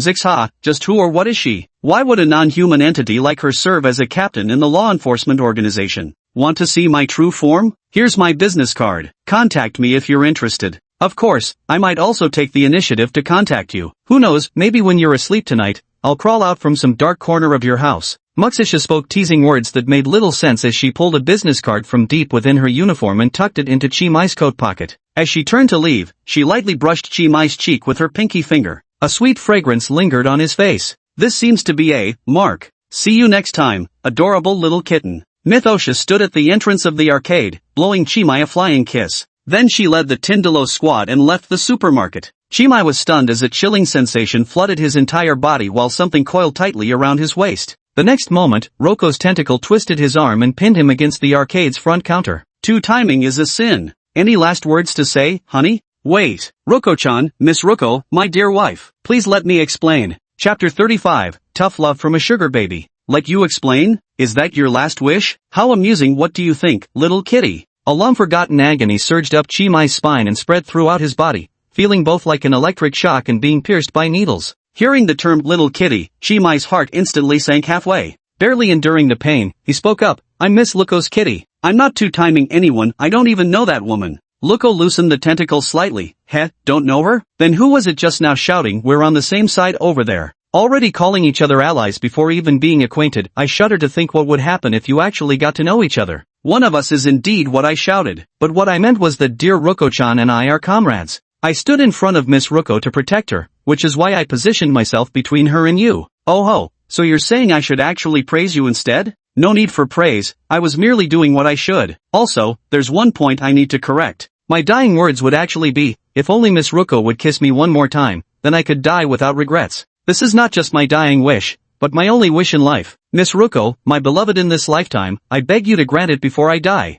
The arcade fell into a long silence. All customers had been ushered out, and a law enforcement seal was pasted across the arcade's entrance. At this moment, the arcade was occupied only by Chimai, Ruko, and their dim-witted fishman bodyguards. Chimai tilted his head slightly, catching a glimpse of Ruko's cheeks burning crimson in his peripheral vision. He felt like he'd somehow stumbled upon Ruko's instruction manual. Though Miss Ruko angered easily, she was equally quick to be appeased. Just say a few sweet words, and she'll likely be so flattered she won't know which way is up, her face blushing like a ripe peach. See, change the subject. Do you have any other last words? Ruko covered her face with her hand, her voice growing muffled. By now, her anger had mostly faded, leaving only an adorable shyness. None at all. Miss Ruko, you must absolutely recreate our first meeting, mouth to mouth. So long as I can taste the soft sweetness of your cherry lips one more time, I'll die without regrets. Who would want to recreate something like that? Lucy first showered Chimai with a flurry of punches and kicks in furious embarrassment, then released her tentacles to personally grab him by the collar. Rejected. Last words rejected. It's too early for you to die now, you're going to live properly whether you like it or not. Here's a joke. Punches and kicks with a stamina stat of 2. Chimai raised both hands in surrender. Miss Luko, I'm sorry. Though I'm not entirely sure what exactly I did wrong, I figured I should apologize first. Still unsatisfied, Miss Luko lifted her round toe flats and stomped heavily on Chimai's feet several times. Grabbing collars, pulling hair, stepping on toes, Miss Luko's attacks were like children's squabbles, utterly lacking in lethality. Chimai accepted it calmly, waiting for the girl to vent her anger entirely. Moments later, Lucy hugged her arm, deliberately putting on a stern face, but the tenderness in her beautiful eyes had already betrayed her true feelings. Then tell me, where did you go wrong? Ah, well, can't answer? Were those sweet words just now nothing but lies to fool me? 200% truth. I've been too foolish. Please bestow your wisdom upon me, Miss Lulu, you who possess both virtue and beauty, whose intellect rivals the purity of snow, whose loveliness outshines the moon, whose graceful figure stands tall like jade, whose radiance could be a feast for the eyes. Kindly show me the way. Miss Lulu burst into laughter on the spot. The latter few compliments don't exactly relate to wisdom, do they? Those were dedicated to your breathtaking beauty, Miss Lulu, for compared to your astonishing intellect,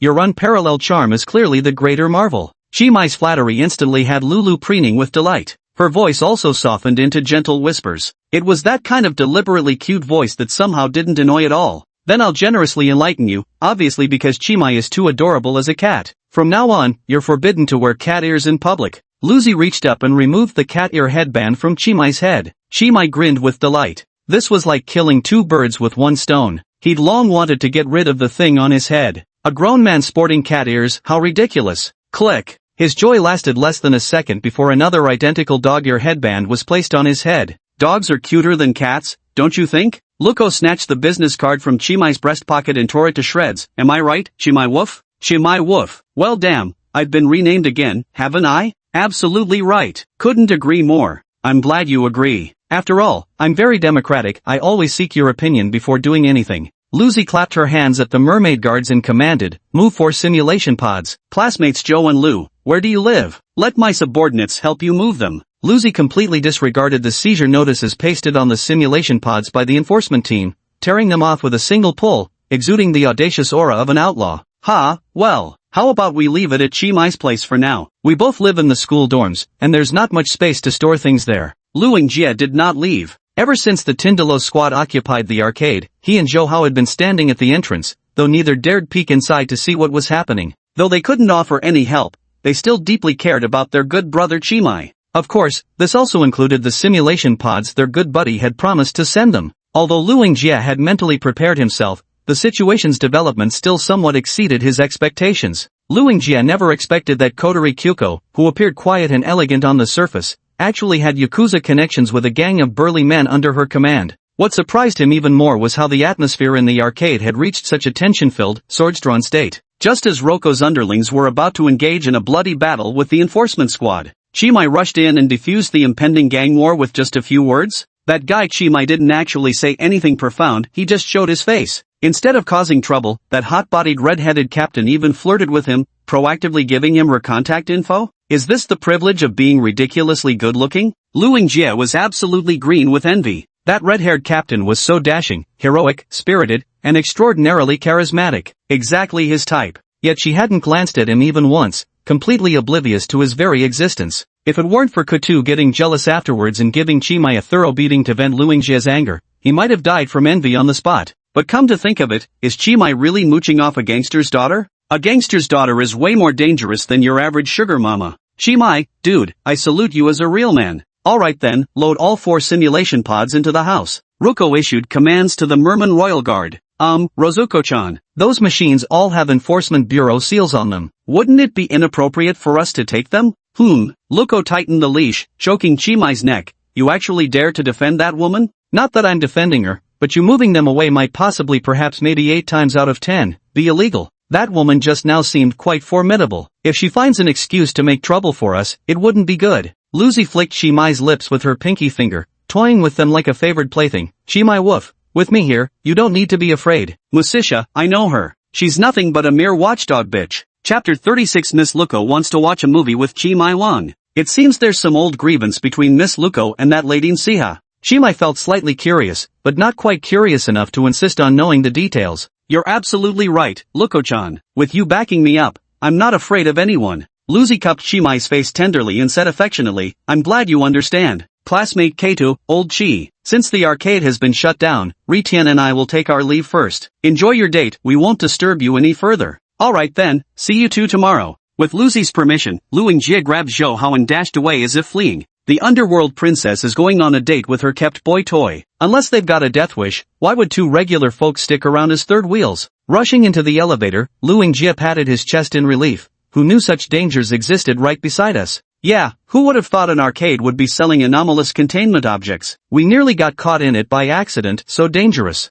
I was talking about old Chi's girlfriend, K2. What's there to fear about some anomalous object? Have you forgotten we're students at the Investigator Academy? Dealing with the anomalous is our specialty. What you said does make sense, but where exactly is Ku in danger? Zhou felt puzzled by Lu Yingjie's remark. He only felt like he'd wasted the entire day. The two of them had been queuing at the arcade since noon, only to wait until the place got shut down without even getting to play the game. Old Chi's just dating a rich woman, how dangerous could that be? Are you seriously worried he'll get scoured with a steel wool pad by her or something? Are you fucking stupid? That's the underworld. Can't you see classmate Kutu has a bunch of underlings following him? Weren't those uncles Mr. Ku's bodyguards? Zhou Hao scratched his head in confusion. Since when do proper bodyguards go against law enforcement? They're probably used to running wild back on the island nation, so they dare to challenge the enforcement bureau here too. With this kind of show, I bet they're Yakuza, maybe even the Yamaguchi Gumi.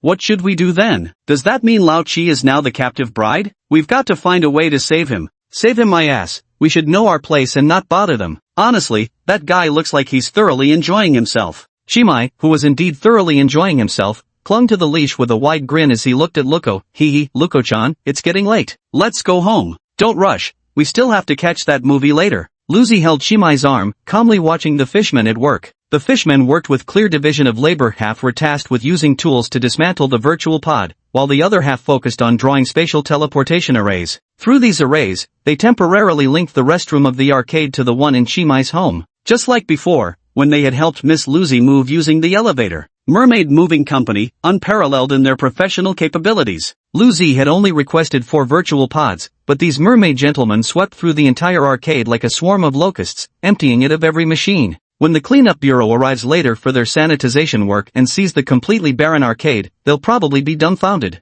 Sir/Madam, all 35 simulation pods from the gaming center have been successfully transported, have been cleaned and delivered to the Royal Consort's palace, while the remaining 31 are stored at the new gathering site. The High Priest has detected a tracking spell on the seals left by the Hound Squad. How should we handle this? Awaiting your instructions. Bob stepped before Miss Lulu and bowed respectfully. This towering brute trembled like a scared chick in Lulu's presence, his entire body shaking uncontrollably. He didn't even dare raise his head to look at Lulu's face, keeping his gaze fixed downward on the spotless surface of Miss Lulu's shoes. "You've done well. Have the priest transfer the tracking curse to my palace. I'll deal with that fellow called Mthisha myself." "As you command. Leave us now. I wish to spend some private time with the queen consort." "Your protection won't be needed." The fishmen knelt in unison, chanting worshipfully, "Iya, Iya, Ketchalu, Eftang." After completing their customary prayers, the fishmen royal guards withdrew from the restroom one by one, returning to their gathering place. The spacious arcade was now completely empty except for Chimai and Lucy. Lucy wrapped her arms around Chimai's waist. "Everything's taken care of, let's go." "This hairband."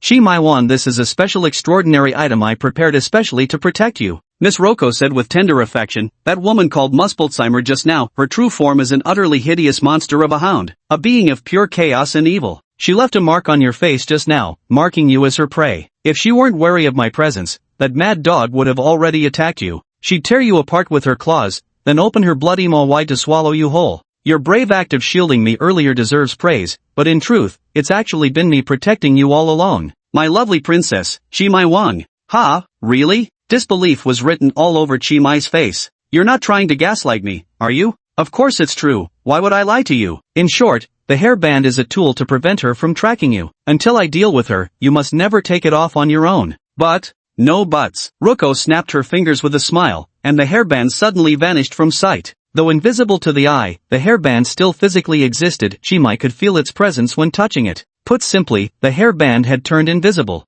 "I know you're a bit shy, so we'll start with an invisible hairband. Once you get used to it, we'll switch to a normal one. Take it slow, one step at a time. After all, we've got all the time in the world." I actually feel like Miss Ruko has become gentler. Is this my imagination? The people of Federal City always prefer compromise. If you say the room is too dark and demand opening a window here, they'll surely refuse. But if you insist on tearing off the entire roof, they'll come to mediate and agree to open the window. This principle applies equally well to Chimai. If Lu Zi forcibly placed the cat ear headband, brimming with girlish charm, on Chimai's head, he would undoubtedly be reluctant deep down. But if you've already forced him to wear the cat ear headband for a while, then replaced it with an invisible one afterward, he'd become willing to wear the headband instead. He might even muse to himself how gentle Miss Lu Zi has become. "Run faster, Chimai woof." Miss Roko tugged at Chimai's arm, pulling him toward the cinema's automated ticket machine. "This movie is bound to be great, it's a romance." Miss Roko pointed to the top film displayed on the ticket machine screen as she spoke. It was a Yuri genre film starring Hansita, titled With You to the End of Time.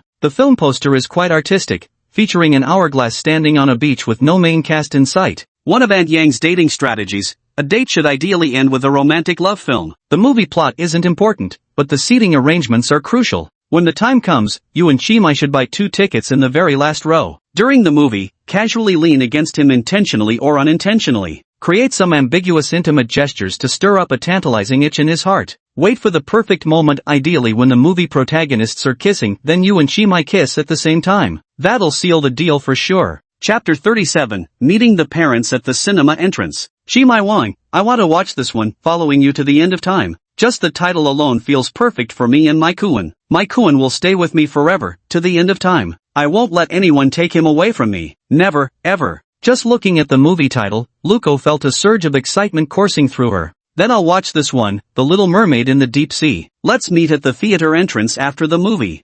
Luko grabbed Chimai by the collar and yanked him down until he was bent over. Aren't you going to watch it with me? Just kidding, but honestly, I really want to see The Mermaid. Chimai didn't know why, but he felt somewhat resistant to watching Hansita's films. After all, the two had grown up together since childhood as childhood sweethearts. Although he hadn't been in touch with Hansita for many years, seeing a familiar face react in ways completely unlike their normal self instinctively made Chimai feel this was ridiculously out of character. Moreover, as his own petty revenge against the woman who abandoned their friendship to pursue acting, Chimai had deliberately avoided watching any films or shows featuring Hansita these past few years. Honestly, that's not funny at all. Luko's fist lightly pounded Chimai's shoulder. Miss Luko, are you sure you want to watch this movie? I'd have thought something like The Little Mermaid would be more your style. Just from the title, you can tell that movie's terrible, so fake it couldn't be faker. There are no little mermaids in the deep sea, only giant fishmen. Chimai widened his eyes in exaggerated surprise. Miss Luko, aren't you something of a mermaid yourself? Heh,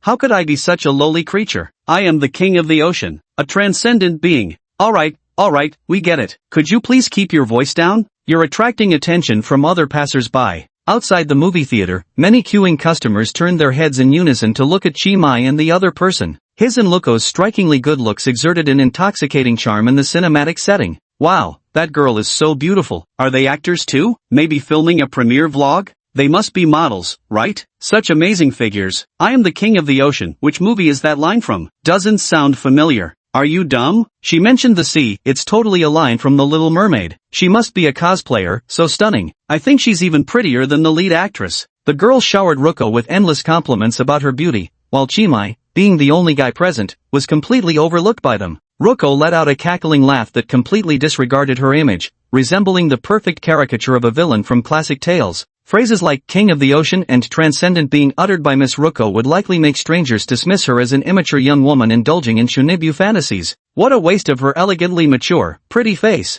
Ha ha ha, I couldn't care less about the gaze of inferior humans. Miss Ruko laughed with hands on hips. Oh, then who was it that pounded my shoulders and struggled in my arms, saying? Miss Ruko let out a shrill scream. Chi Mai, I'll kill you. Chi Mai's temperature control skills had become increasingly masterful. With just a few words, he'd already flustered Ruko into blushing. A middle-aged man's voice sounded from the side as he blocked Chi Mai's attempted tactical maneuver. Escape. Please refrain from making loud noises in public spaces. Sorry, we'll be more careful. Oh, Uncle Chui. Weren't you supposed to be working overtime at Grand Imperial Mall? What are you doing at the cinema entrance of Central Mall? Playing hooky for a date too? Uncle Chui was dressed in that very standard middle-aged man's shirt ensemble, looking somewhat haggard from prolonged deprivation of his beloved nicotine. Nearby stood Zhou Ling, dressed in office lady attire with high heels, her light makeup lending her an elegant and intellectual air. Within ordinary human standards, she could be considered beautiful, but compared to Lulu, she clearly paled in comparison.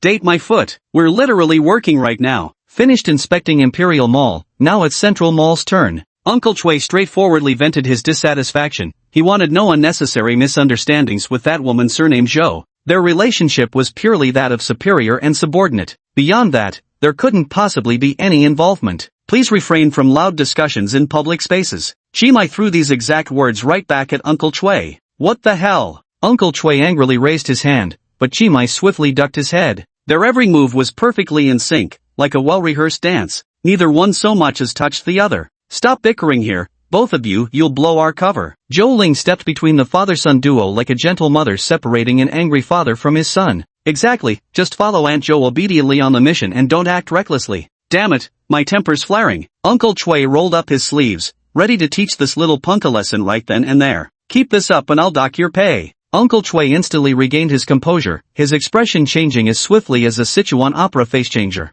Zhou Ling shook her head with a bitter smile. Chi Mai wore a mischievous smirk. Aren't you going to introduce me? After all, I'm technically your guardian. Uncle Chui looked at the young lady standing behind Chi Mai, who bore none of the imposing aura befitting a king of the ocean. With her hands clasped demurely before her skirt, she exuded the meek charm of a girl from a modest family, Miss Ruko. Ruko tugged lightly on the leash attached to Chi Mai's neck collar and said softly, "Hello, Uncle Chui. I'm Chi Mai's girlfriend. My name is Keita Ruko, just call me Ruko." Chi Mai leaned close to Miss Ruko's ear and whispered, "Why didn't you say you're my wife this time?" Ruko reached out and pinched his lower back hard. Hiss. The pain cleared Chi Mai's gaze completely. Got it, Ruko. Never thought this punk Chi Mai would actually got a girlfriend. You guys kept it way too well hidden. Now here we are meeting for the first time and I didn't even prepare a welcoming gift for you. Uncle Chui said with a smile. You're too kind, there's really no need for any gifts. If anything, it should be Chi Mai and I bringing presents to visit you at home. Actually, if I'm being honest, Chi Mai and I met online, and we've been in a long-distance relationship across countries until now. He was probably worried you'd think our online relationship would interfere with his studies, and since things between us haven't really settled yet, he didn't tell you right away. I actually just arrived in Federal City a couple days ago myself, barely had time to find my footing. Today I merely came out for a stroll with Chi Mai, never expected to run into you here. What an extraordinary coincidence. Ruko's response was orderly and well-reasoned, displaying considerable cultivation. This came as something of a surprise to Chi Mai. From Miss Ruko's daily words and actions, one could tell that as a transcendent being, she held humanity as a species in rather low regard. Chi Mai had always thought that if Uncle Chui and Lulu met, it might turn out a bit unpleasant. Lulu was accustomed to bossing people around and looking down on everyone, but that wasn't the case at all. She obediently followed Chi Mai's lead and addressed him respectfully as Uncle Chui. Ha, what a coincidence. Would you mind if I borrowed Xiao Qi for a quick chat? Don't worry, just something work-related. I'll return him to you right away. Be my guest. Lucy calmly stared at Uncle Chui, a knowing smile playing on her lips as if everything was under her control. Chapter 38, Parental Romance. Uncle Chui pulled Chi-mai aside and said earnestly, "Didn't I tell you not to buy things outside during this period? If you're short on daily supplies, the grocery store will have them delivered to you."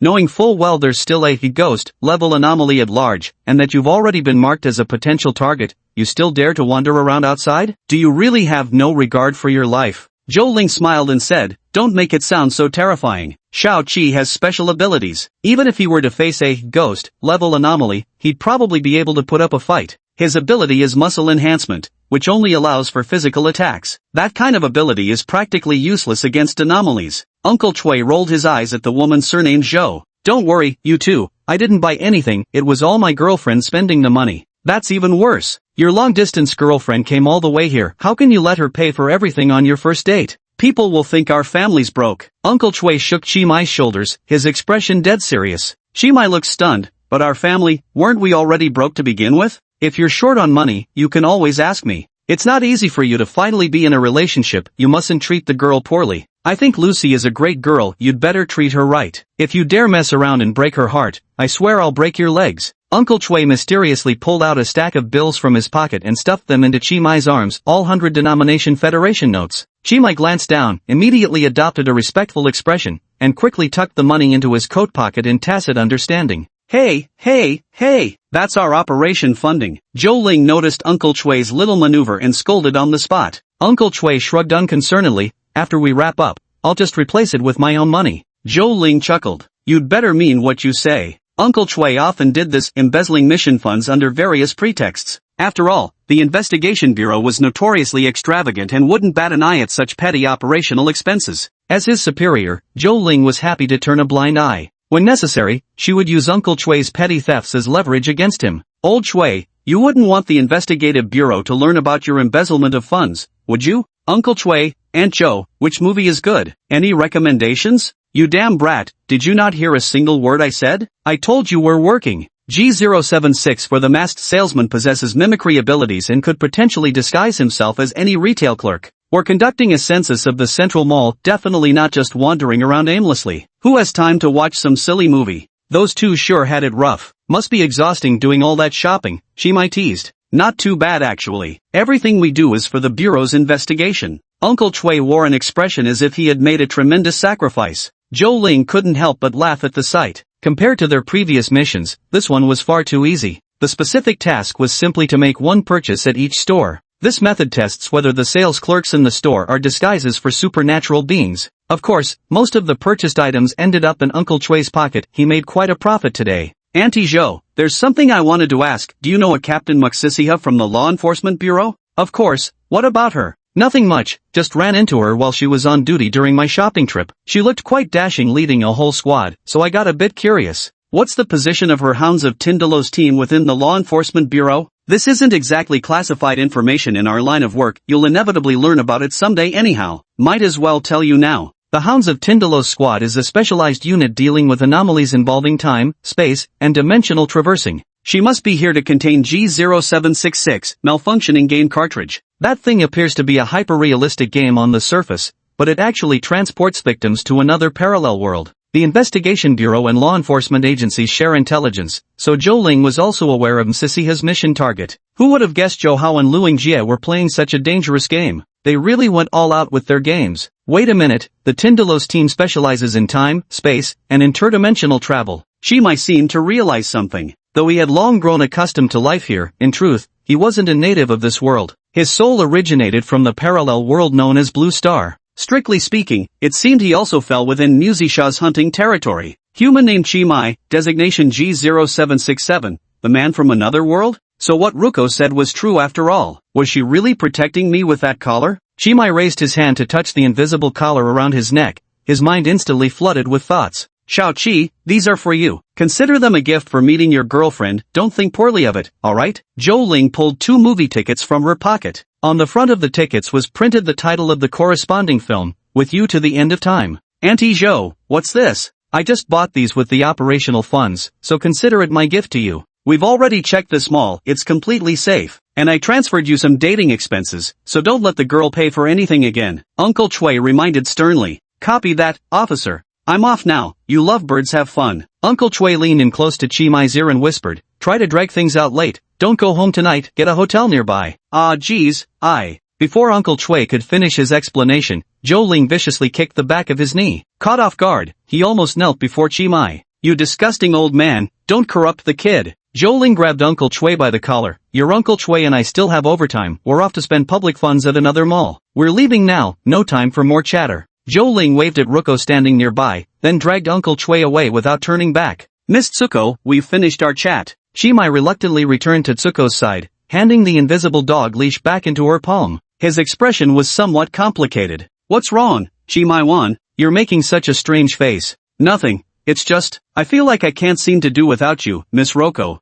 Shouldn't you be happy about that? Why are you making such a pitiful face? I just feel a bit sorry for Uncle Chui. They still have to endure the agony of overtime. By the way, they just gave us 2 tickets, so we don't need to buy any. Chi Mai handed the movie tickets to Roko. Roko took the movie tickets pensively. I actually heard your conversation just now, my ears are really sharp. Within 50 meters, even if it's just a needle dropping to the ground, I can hear it clearly. Chi Mai said flatly, wow, impressive as expected. Roko-chan, how many more surprises do you have that I don't know about? Chi Mai-wan, I feel like we might be interrupting their date. Oh, why would Roko-chan think that? Of course, I figured it out from the movie tickets. If it was just for investigative work, they'd only need to buy 1 ticket. Buying 2 obviously means they wanted to watch it together. Chapter 39, Chi Mai Wang and Eruko Miao. A love story between a tsundere uncle who says one thing but means another, and a domineering aunt. Chi Mai's mind was suddenly flooded with wild thoughts. He had long noticed there was something off about the relationship between Uncle Chui and Aunt Zhou. After Miss Luko directly pointed it out,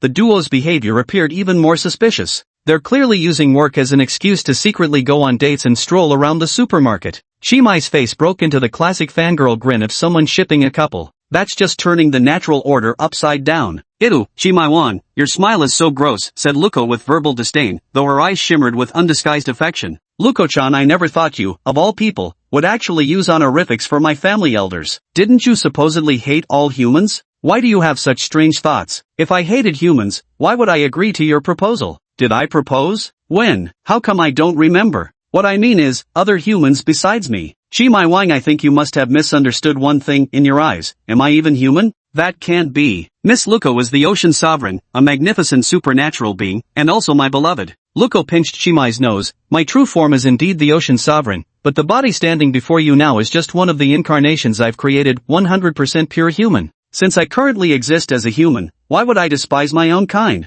Then why did Miss Luko create a human incarnation in the first place? Chi Mai-wan, that's a really strange question. Isn't this planet ruled by humans? If I want to live on this planet, shouldn't I create a human avatar rather than turning into cats or dogs? If the beautiful Miss Ruko merged with an adorable kitten, combining double the happiness, I can't even imagine how irresistible that would be. Forget it, I don't like cats. But I do. Chi Mai-wan likes Ruko Meow. Lucy froze in place instantly, her voice trembling with shyness so adorable it could melt anyone's heart. Oh really, you're impossible, you know? Just this once, okay. With shaky hands, Lucy took out the cat ear headband and slipped it onto her own head. You're unbearably cute. I'm about to get a nosebleed. It'd be even better if you wore a maid outfit and called me master. Chi Mai, don't push your luck. Lucy grabbed Chi Mai by the collar and yanked him closer. Her cat ears twitched angrily, so lifelike and adorably it should be illegal. You better remember who's the master here. Chi Mai didn't wait for Luko to finish speaking, adopting a shamelessly flexible tone. Woof, Miss Luko is my mistress. Let Chi Mai Woof go buy some popcorn and cola for Miss Luko.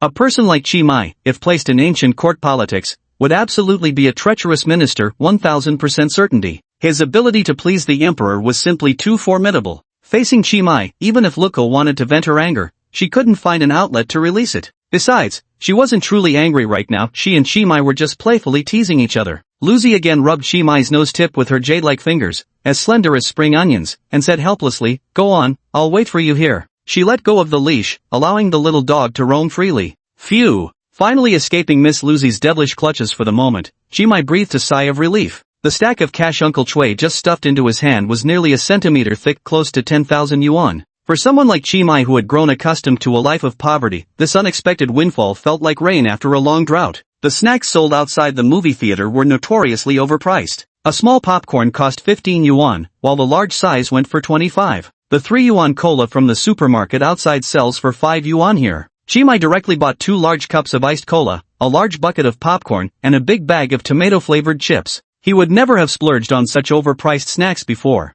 "Roko-chan, I'm back." Chimai staggered back to Roko's side with an armful of snacks. Seeing her boyfriend return fully loaded, Roko helplessly massaged her temples. "Chimai, we're here to watch a movie, not have a picnic." "I know, I just wanted to introduce Miss Roko to all my favorite treats. Here, try this." Chimai popped a piece of popcorn into Roko's mouth. The movie theater popcorn may be overpriced, but the ingredients are substantial, each kernel thickly coated in a golden, glossy caramel glaze with an intensely rich aroma. "Miss Roko has never tasted human food before? How wonderful! Now I can explore new delicacies with you every day, watching your satisfied smile blossom." Ruko's little tongue darted out to lick her lips, savoring the popcorn's sweetness as her mouth curved upward unbidden. The flavors merely passable, nothing compared to Chimai Wine's homemade ramen. "It seems my humble cooking has won your favor, Lady Ruko. Perhaps I possess the makings of a master chef after all." "Don't be so narcissistic. I'm just loving the house along with its crow." "Hee, the popcorn might not taste that great, but wait till you have potato chips with cola, then you'll know what real deliciousness is." Chimai, like a petulant child, solemnly handed the ice-cold cola to Miss Lulu. "Don't drink it yet. Wait until the movie starts." Lucy glanced at the time. "It's almost showtime, let's go find our seats." Since Chimai was holding large bags of snacks in both hands, Lucy didn't hold his hand, opting instead to tug directly on the dog leash around his neck. They queued for ticket checks, walked through the corridor, and entered the movie theater. The film Follow You to the End of Time had been showing for quite a while already, now in its final box office phase, with relatively few audience members in the cinema. The theater was about half full. The tickets Aunt Jo gave us were also for the very last row. Seems she had ulterior motives too, probably bought these tickets intending to completely devour Uncle Chui. Miss Ruko quite naturally judged others by her own standards. What a comfortable chair. Chimai leaned back in the chair and couldn't help letting out a moan. He'd spent the whole day being a human clothes hanger and was practically exhausted. He lay sprawled across the movie theater's reclining seat, melting into the cushions like a lethargic loach. Ruko wasn't as unrestrained as him, giving only a slight bow. Ensuring the pleated skirt was tucked neatly beneath her hips to avoid any wardrobe malfunctions, she seated herself with grace. This avatar named Tabitabi Ruko had wandered this world for nearly a millennium. Though she'd spent most of that time slumbering in a sacred coffin, she'd witnessed countless vistas. Lofty mountains and flowing streams, island cherry blossoms, all had passed before her eyes like fleeting smoke. The vicissitudes of life can happen in the blink of an eye. Ruko had never paid such close attention to a human individual before. She stole glances at the young man beside her out of the corner of her eye. Apart from being smooth-tongued and possessing an exceptionally handsome face, this man really had no outstanding qualities to speak of. Why do I feel so strangely about this person? Just looking at him makes me feel tense, as if wearing clothes that are too small, tight enough to steal my breath. Yet this breathless feeling isn't unpleasant, it just warms my cheeks and slows my thoughts. Ruko, who's always prided herself on her intelligence, fears she might turn into an idiot from brain hypoxia. I can't think straight at all like this. Roko-chan, is it hot here? Why is your face so red? None of your business. How could I not? You're my dearest Ruko-sama, of course I have to care about you. Here, Miss Ruko, have a sip of iced cola. When you're feeling hot, that first sip of chilled cola is worth its weight in gold. Chapter 40, Lucy on the Journey detests Hansaida. The cola sold at the cinema came in paper cups, with a few ice cubes floating inside. The condensation made the outside of the cup damp. Lucy picked up the paper cup, her fragrant lips closing around the straw in the middle. She took a sip of the icy cola, like a cool little snake slithering down the throat and settling in the stomach. Refreshing, satisfying, but not particularly delicious. Far inferior to the ramen Chimai used to make. It wasn't that Tsuko particularly missed that bowl of noodles, but rather that the first impression was so brilliant. No matter how exquisite the delicacies she might taste afterwards, they would always pale in comparison to the ramen on that table on that particular day. The reason was none other than that this bowl of ramen happened to be the first dish Mai had ever cooked for her. Average, Tsuko said softly. Just average? How could it be just average? This is my favorite, Miss Tsuko Cola. Try eating a few more chips first, then drink it when you're thirsty. Ruko paused briefly. She actually looked down to check the brand name of the cola. The cola was called Everything Cola. Chimai meticulously followed the rule that after the word like, only Ruko's name should appear. Miss Tsuko was left speechless with an amused smile. She really fell for Chimai's approach. Following Chimai's suggestion, Tsuko ate several potato chips until her mouth felt dry, then took a sip of cola. The flavor did improve somewhat, though not to any astonishing degree. Yeah, it's alright. It shouldn't just be alright. I see what's missing, the sofa. After a tiring day, returning to your reassuring home, grabbing an ice-cold Coke from the fridge, and curling up comfortably on the sofa, that feeling of bliss is priceless. All that's missing now is a plush, cozy sofa. Once we're back home, Miss Ruko absolutely must try it. Lucy pursed her lips around the straw, corners of her mouth curling up. Doesn't necessarily have to wait till we get home. We could try it now. There were still a few minutes left before the movie officially started. The theater lights had already dimmed, with unrelated advertisements playing across the screen. Most audience members were either still chatting or playing with their phones. How are we supposed to test this now? The theater seats aren't soft enough to replace a sofa. As Chimai was speaking, a warm, soft weight settled onto his lap. It wasn't heavy, but the pressure was overwhelming. Though the pressure was on his legs, Chimai felt as if even his breathing had become slightly strained. It was Miss Roko, who was using Chimai as a human sofa. Roko was very light, with a slender and well-proportioned figure. She might not appear as voluptuous as Senior Yuk, but she was still quite impressive in terms of volume. She sat on the sofa with her legs elegantly crossed, looking very comfortable and utterly relaxed. Her cool and silky black hair cascaded down, covering Chimai's awkwardly placed hands. Miss Ruko, what are you doing? I want you to be my sofa. What, you don't like the idea? I do, but with you sitting in front of me, I can't see the movie screen anymore. If you can't see it, then don't. Am I not more captivating than any movie? Ha, you're absolutely right. Chimai had no mind for movies now. Miss Roko's faint body fragrance lingered in the air, coupled with the teasing sensation of her thigh brushing against Chimai's, and the delicate figure so temptingly close before him. Is this how you test a leader? Which official could withstand such a test? No. Roko's close contact plan had somewhat exceeded the intended limits. She had no idea there was a saying that absence makes the heart grow fonder. The impact this has on teenagers is immeasurable. Miss Tsuko, what do you want to say, my lovely sofa? Tsuko lay completely reclined against Chimai's chest, sipping on her iced cola. Could you change your position? Like this, I can barely breathe. As compensation, how about I give you a massage? Chimai had previously exchanged for a beginner-level massage skill at the store. He'd been looking for an opportunity to test out all the skills he'd acquired so far. Am I too heavy? Am I crushing you? Lucy swiftly rose to her feet. Turning her head, her beautiful eyes held a trace of grievance. Under the glow of the screen's white light, her eyes shimmered as if on the verge of tears. Her dark ponytail whipped past Chimai's cheek as she turned her head sharply, leaving behind a lingering fragrance and a faint itch. Of course not, Miss Ruko. You're as light as a swallow. I'm just too nervous. With you this close, I don't even know where to put my hands. Anyway, could you sit up a bit? Chimai reached under Ruko's arms and gently lifted her up as if lifting a cat. Lucy looked stunned, frozen in place. Chimai spread his legs slightly, sharing part of the movie seat with Lucy so she no longer had to sit on his lap. In her prim sitting posture, the pleated skirt draped in perfect graceful curves. Chimai desperately wanted to maintain his detached composure, yet his eyes betrayed him and wandered involuntarily. Ahem, customer, your body feels quite stiff. Have you been exhausted lately? Chimai placed his hand on Ruko's fragrant shoulder and began massaging it gently. Massage successful. Skill EXP +5. Actually, Miss Roko's shoulders weren't stiff at all. Perhaps because her true form was an octopus, every part of her body remained incredibly soft and supple, completely boneless. Chimai massaged her, not daring to use too much force. Miss Fujiko's skin was tender and smooth, so delicate it seemed it might break at a mere touch. Chimai feared he might accidentally hurt her with even the slightest pressure. Why, did you suddenly start giving me a massage? Don't worry about anything, just enjoy it. Or could it be that Miss Tsuko doesn't like my massage? I do. Tsuko narrowed her eyes and answered sweetly. Sitting with Chimai in the back row, in the dim lighting, you initiate ambiguous physical contact that leaves him restless. The dating strategies provided by Auntie Yang remained vivid in her mind. Lucy hadn't expected the plan to go so smoothly. Now all she needed was for the intimate scene to appear in the movie so she could ride the mood and get close to Chimai.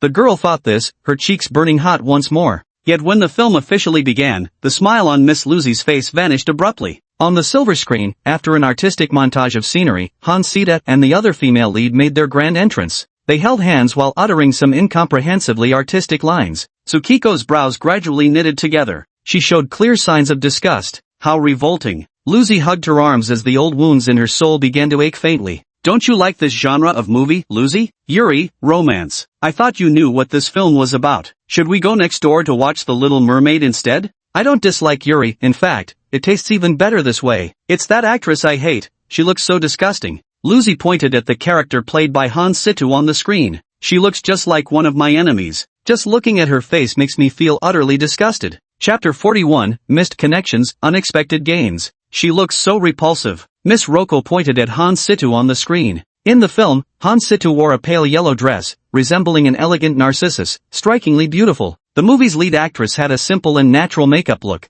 completely devoid of heavy cosmetics. Truly a case of pure beauty emerging unadorned. Even if you showed this shot to a blind person, they'd have to admit Han Situ is a flawlessly beautiful woman from every angle. No matter from which angle the camera captures her, Han Situ in the frame is always breathtakingly beautiful. As a result, the audience finds it difficult to appreciate the other lead actor performing opposite her. Clearly, it's a film with two leads, yet I don't even deserve a mention. JPG.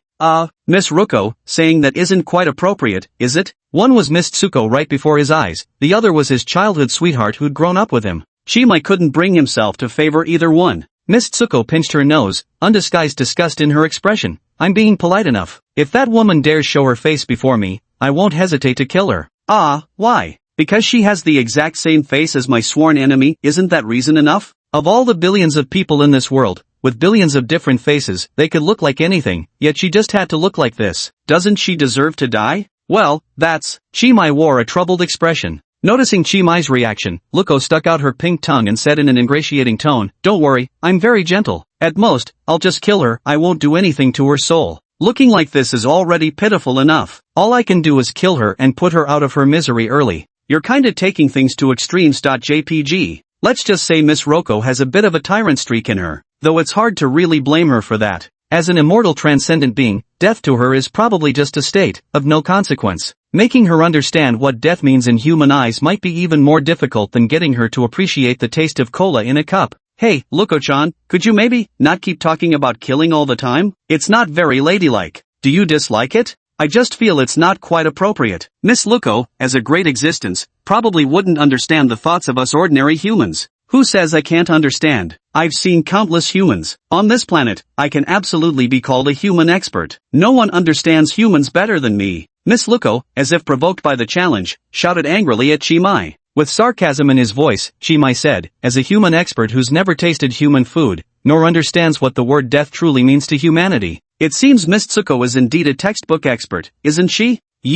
I surrender. Please don't use violence. Tomai didn't just surrender, he seized the initiative first. The hand that had been massaging Tsuko suddenly turned to tickling. NNNGH, so ticklish, stop squirming. Miss Ruko twisted her slender waist like a snake and let out cute, strange cries. Only when she was tickled to the point of tears did she realize that she couldn't escape Chimai's clutches by her own strength alone. Ruko summoned the tentacles hidden in her shadow, entwining Chimai's unruly hands. Do you have any last words? Ruko raised her hand to cover her face. Tears welled up in the corners of her eyes, on the verge of falling. As the sovereign of the seas, she had never been in such a sorry state before. In the past, after witnessing her merciless punishments, humans would invariably kneel before her and submit. Touch her body? That would be an unforgivable crime. Who would have thought this man before me could be so audacious after already receiving her favor and becoming her sole companion? Instead of showing proper gratitude, he keeps behaving improperly, overstepping his bounds. He actually dares to tickle her now. Yet she's worried about drawing attention from other moviegoers, forcing herself to stifle her laughter. This is outright humiliation. First massaging me out of nowhere, and now, tickling me. Seems I've been far too lenient with you. Speak, how do you wish to die? To be with Miss Tsuko forever, and die happily together. You, me, I really can't understand what's going through your mind, and why I like you so much. The last sentence, Miss Tsuko didn't say it out loud. Miss Luko, I want to teach you how to be human. Braised or steamed? Not that kind of being human. I want to teach you the joys of being human, to take you tasting all kinds of delicious food, to see the sights of different places around the world, to meet all sorts of fascinating people and learn one beautiful, moving story after another. If Miss Luko, as a transcendent being, always maintains her aloof and lofty demeanor, she may never truly understand humanity. In that case, no matter how long you survive in this world, you'll forever remain just a guest, not a true human being. So why must I become human at all? Ruko frowned slightly. Because being human is fun, of course. I've been enjoying life as one, so I'd love to invite Miss Ruko to become an ordinary human too. Ordinary jobs, ordinary days, ordinary enjoyment of good food. Would Miss Ruko like to become ordinary with me? To be honest, Ruko felt an itchy sensation in her heart. Chimai wasn't describing anything particularly attractive, nor even any concrete incident, just repeating the word ordinary over and over. Ruko didn't understand what was so great about being ordinary, yet she found herself uncontrollably drawn to the idea. I could give it a try. If you're willing to try, could I offer a piece of advice? Miss Ruko, please don't just casually extend your tentacles. Ordinary humans don't have tentacles. That's only because you bullied me first. How would I dare bully you? You're the Ocean King, ruler of the merfolk, a being surpassing all ages. As long as you know it. Anyway, I hope Miss Ruko can be gentler in the future and not resort to killing so easily. Ruko used tentacles to cover Chimai's mouth. I'm not really in the mood for your lectures. And even if I don't do as you say, what can you do about it? Would you hate me? How could I possibly hate Miss Ruko? At most, my fondness for you might decrease by just 1%. There's actually 1%? That's way too high a number. Seems I have no choice but to listen to you. Ruko retracted her tentacles and wrapped her real arms around Chimai's arm. Her posture became even more reckless than before. Earlier, she had been sitting on Chimai's lap while facing away from him. At this moment, the two stood facing each other, as if on the verge of crossing swords. Miss Ruko, what are you doing? Can't you tell? I'm trying to make you like me a bit more. Just like when we first met. Lucy took the initiative to kiss Chimai. Afterward, the two missed the entire movie but found each other instead. Chapter 42, G076 for the Masked Vendor. I'm a little tired. Miss Ruko pushed Chimai away. Her movement was decisive, leaving no room for argument. Even when Chimai tried to get closer, she blocked him with her hand. In the back row of the screening room, the thumping of a heartbeat was unusually loud. Lucy looked at Chimai's astonished expression and flashed a mischievous smirk of triumph. She rested her chin on his chest, like a lazy, naughty cat. Miss Lucy, you're so adorable, Chimai murmured involuntarily, wrapping his arm around the small of her back. Thank you, you're also very cute, Kim Wai Wang. For girls, the highest form of compliment is absolutely not handsome, but rather cute. The cuteness that girls speak of isn't quite the same as what boys understand it to be. In short, if you're a boy and a girl is willing to call you cute, then this girl definitely holds feelings for you that go beyond those of an ordinary friend. Chimai Wang, I'm so tired. Lucy closed her eyes and said lethargically. Her physical condition was very poor. Due to a severe injury many years ago, her true form had remained in a dormant state. This avatar body is also on the verge of shattering. For every day of activity, she must lie in the sacred coffin for 3 days to recuperate and restore her physical condition. According to the activity calendar, Subuko should have been lying still to rest today, but last night's dream filled her with an intense sense of crisis. That woman named Yuko surpassed her in every aspect of ability. If she resorted to force, Luko would be utterly defenseless. But when it comes to love, strength isn't measured by martial prowess. Luko was convinced that with her charm, she would surely capture someone's heart before that woman ever could. The only thing she lacked was time. After recognizing her own weaknesses, Suko resolutely chose to push through her increasingly frail body to embark on her first date with Chimai. Both were complete novices in romance who had never been on a date before, making their interaction somewhat awkward. Ordinary couples would never engage in so much intimate interaction during their first date as these two did. They seemed to skip over much of the usual tug-of-war stage in romantic relationships, fast-forwarding straight to the honeymoon phase. Miss Ruko was very sweet. It's somewhat like the taste of popcorn. Chimai, a dessert lover, has been completely captivated by her. I'm so tired, honey, let's go home, Ruko said weakly, collapsing onto Chimai like an exquisitely crafted oversized ragdoll. Stranded traveler. Intelligence, 9, charm,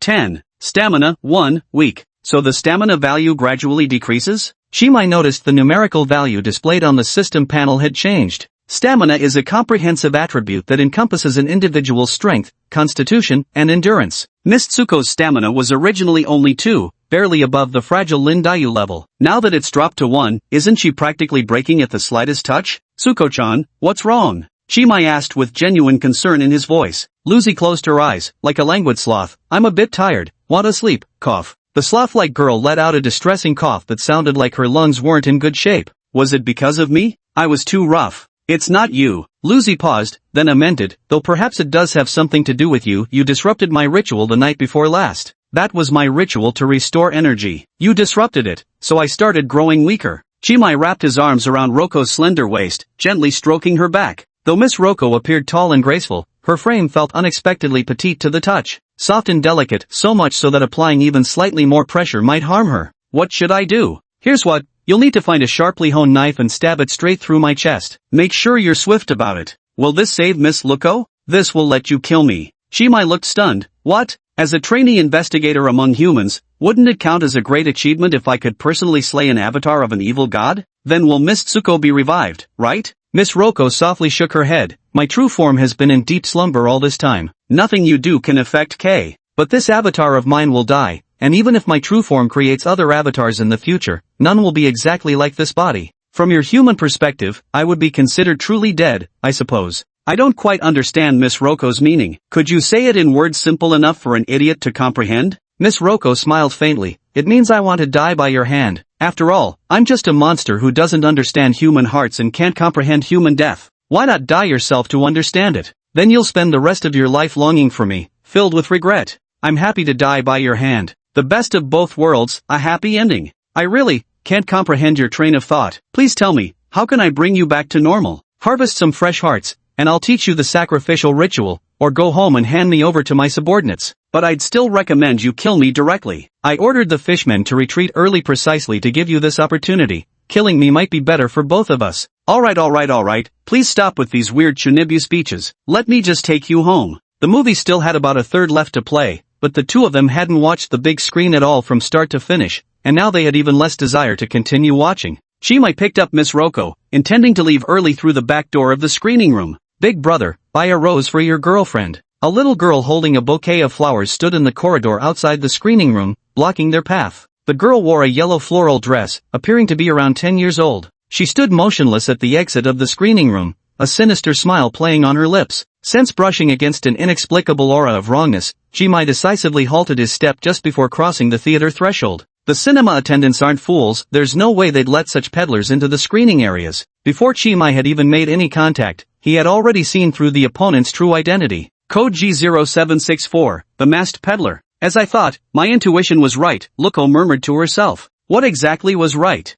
I should have realized when I saw that face on the screen. This cinema is K's territory. It's Haster. The minions of K have come to kill me. Chapter 43, Imaginary Space is a smaller version of the Dreamlands. Big brother, would you give your beautiful girlfriend a rose? Outside the screening room, in the red-carpeted corridor, a girl in a yellow floral dress held roses and repeated her words mechanically. Miss Luko, help me, tell me what I should do. Chimai held Luko tightly in his arms, his gaze firmly fixed on the little girl before him. He dared not act rashly, placing all his hopes on Miss Luko, a being of supernatural existence. Anomalies are typically classified into 4 levels, in ascending order: wolf, tiger, ghost, and dragon. Wolves and tigers are relatively weaker, possessing no special abilities and relying solely on their mutated physical bodies for combat. Ordinary investigators can handle wolf or tiger class anomalies without much difficulty as long as they are armed with firearms. The original meanings of ghost and dragon refer to things that do not exist in reality, and anomalies of these ranks possess extraordinary powers. When facing ghost or dragon class anomalies, even seasoned investigators must proceed with the utmost caution.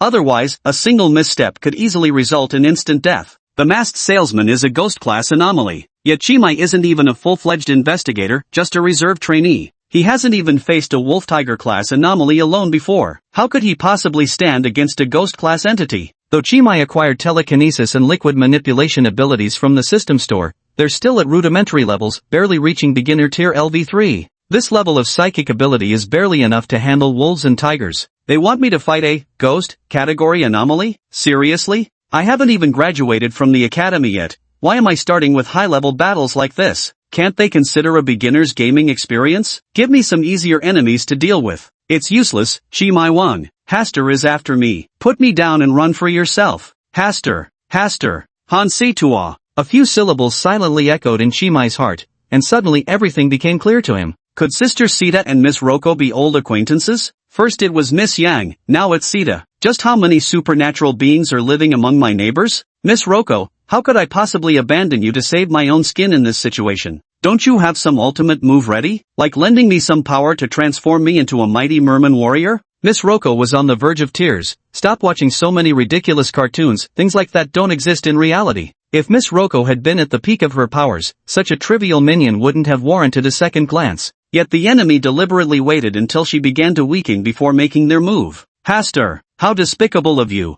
Big brother, buy a rose for your beautiful girlfriend. The little girl at the door repeated her chant. Her body radiated a deathly aura. She didn't seem like a living creature at all. Your minions talk too much. If you want to kill me, just get on with it. Miss Lucy snapped angrily. With Miss Tsuko's angry shout, the scenery of the real world seemed like a shattered curtain, revealing faint streaks of cracks. After the cracks, the curtain collapsed into burning ashes. Everything around them lost color, vanishing in an instant like smoke. Thank you for your patronage. I wish the big brother and big sister a happy marriage that lasts 100 years. The little girl lifted the hem of her skirt, gently crouched down, and performed an elegant western curtsy towards Chimai and Lucy. In an instant, Chimai realized that both he and Miss Lucy now held a rose in their hands. Then the pocket on Chimai's person, the one that had been holding the dating fund given by Uncle Chui, went flat. Chimai immediately flew into a rage. Damn it, how come there's no choice in the matter? Damn it, charging me 10 grand for 2 lousy flowers, what kind of shady shop is this? In his fury, Chimai simply got furious. The girl's face still wore the same unchanging smile. Thank you for your patronage, please come again. Come again my ass. Give me back my hard-earned money. Actually it wasn't hard-earned at all. Give it back. Chimai's furious roar echoed repeatedly.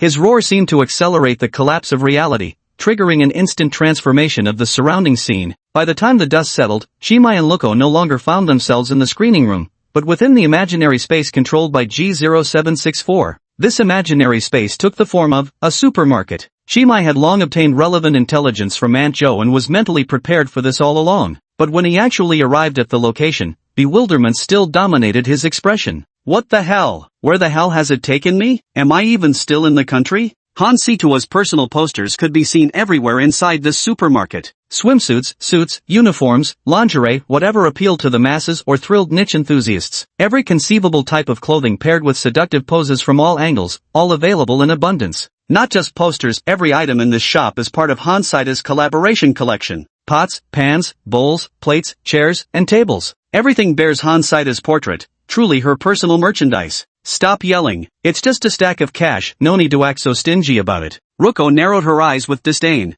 That thing can't understand you. It's a puppet made by Haster. Saying thank you for your patronage already counts as artificial intelligence. Chimai reluctantly tore his gaze away from the provocative poster of Han Situa and said stubbornly, Miss Ruko, you're a wealthy landowner who doesn't know the hardships of common folk. You can't understand what that stack of money means to humble folks like us. That was 10,000 yuan. Pure white silver coins, all taken by that damn puppet. What a crime. Lucy rubbed her temples helplessly. I'm sorry, my mistake, I forgot my princess consort is an idiot. A mere slip of human currency paper, if you'd asked me properly, would I have denied you? That's different. If Miss Lucy were to give me a gift, I'd accept it gladly. But I simply can't bring myself to ask her for money outright. Wouldn't that make me look like some shameless gold digger? Chimai declared with righteous fervor, presenting himself as a man of unwavering principles who refused to become a fortune-hunting gigolo by accepting Lucy's money. But in reality, he had already extorted bribes from the merman steward Bob Woban long ago. Extorting money from the Little Merman follower is not equal to extorting money from Roko herself. Chimai possessed remarkably flexible moral boundaries.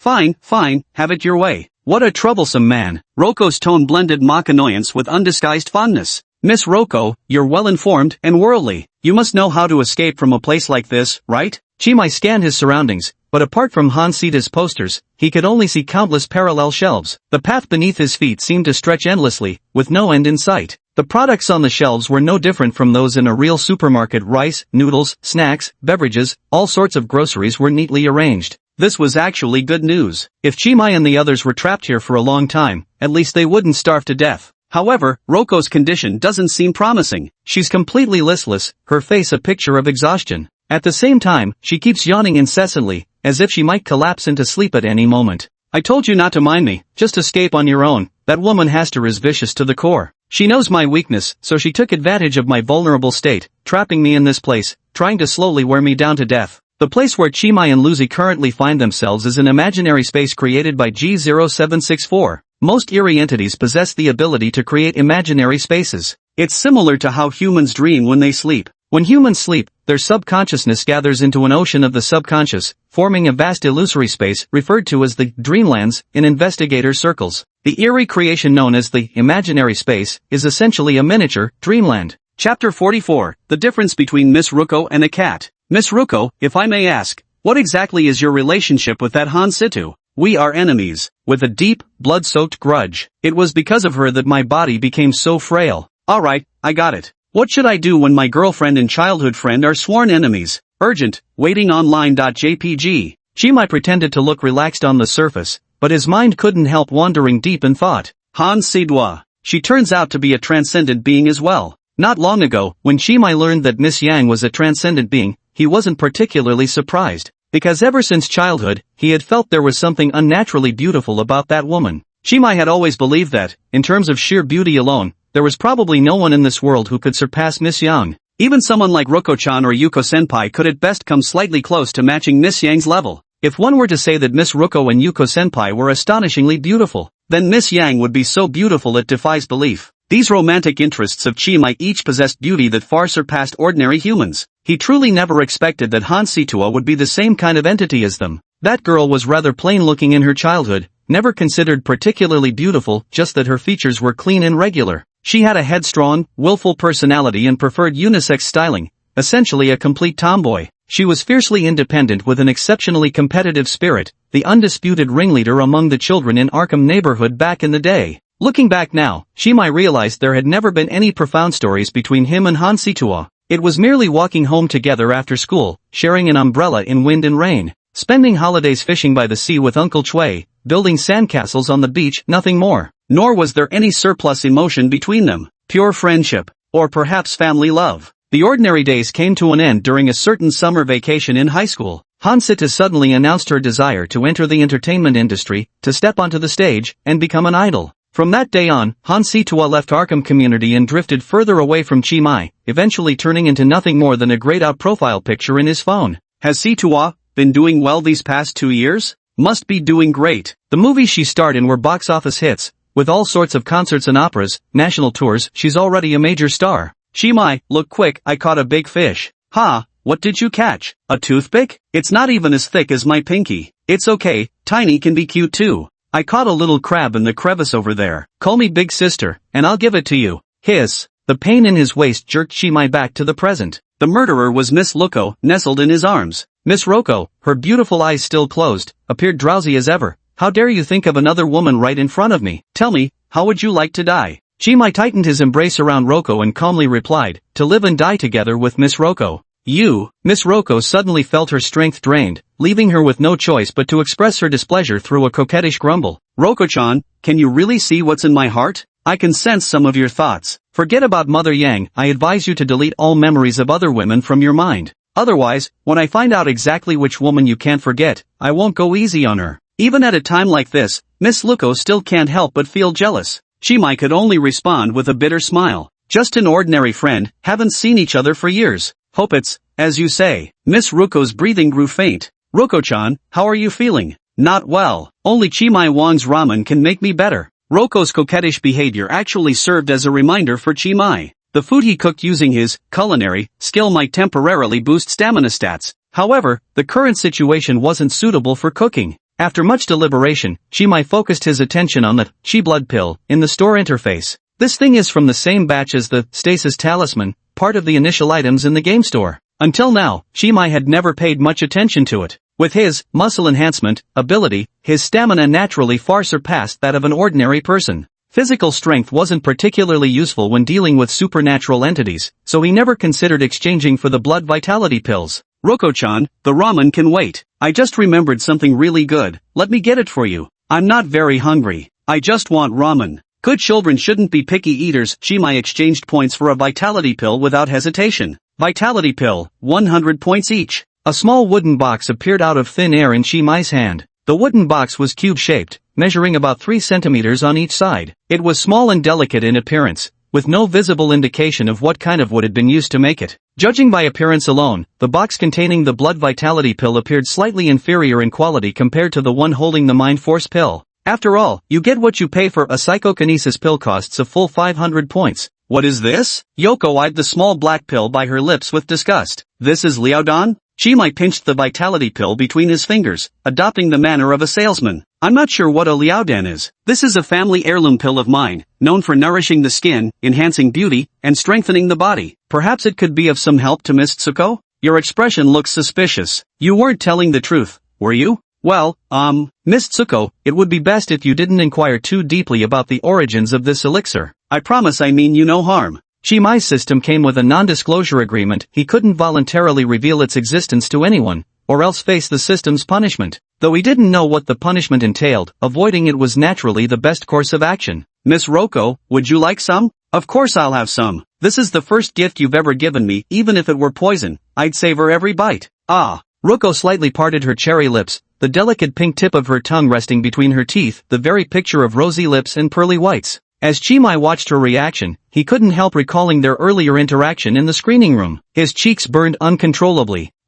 Miss Roko, could you maybe tone down that expression a little? Chimai's hand holding the elixir froze mid-air. Ha, does my expression look strange? Yes, it's unbearably adorable. No child could resist it. You're insane. Lucy yanked Chi Mai's arm down and took the blood chi pill herself, even giving Chi Mai's finger a sharp bite in the process. Question: what's the difference between Miss Lucy and a cat? A. There is no difference. Both are proud, moody creatures with unpredictable tempers, exhibiting strong aggression when angry, and neither hesitates to bite. They're extremely possessive and absolutely won't allow you to have other cats outside. Once they catch the scent of another kitten on you, they'll get angry. Their terrible temper is undoubtedly their biggest flaw, but their redeeming quality is being utterly adorable. After biting your finger too hard, they'll immediately lick you a few times as an apology. How could you bear to stay angry with such an adorable little kitten after this? Others might not know, but at least Chi Mai was certainly like this. Chapter 45, Reward. Lucy had consumed many types of medicinal pills before: dreamwalking potions, elixirs of life, healing pellets. The pharmacology developed by inferior races could not affect her true form in the slightest,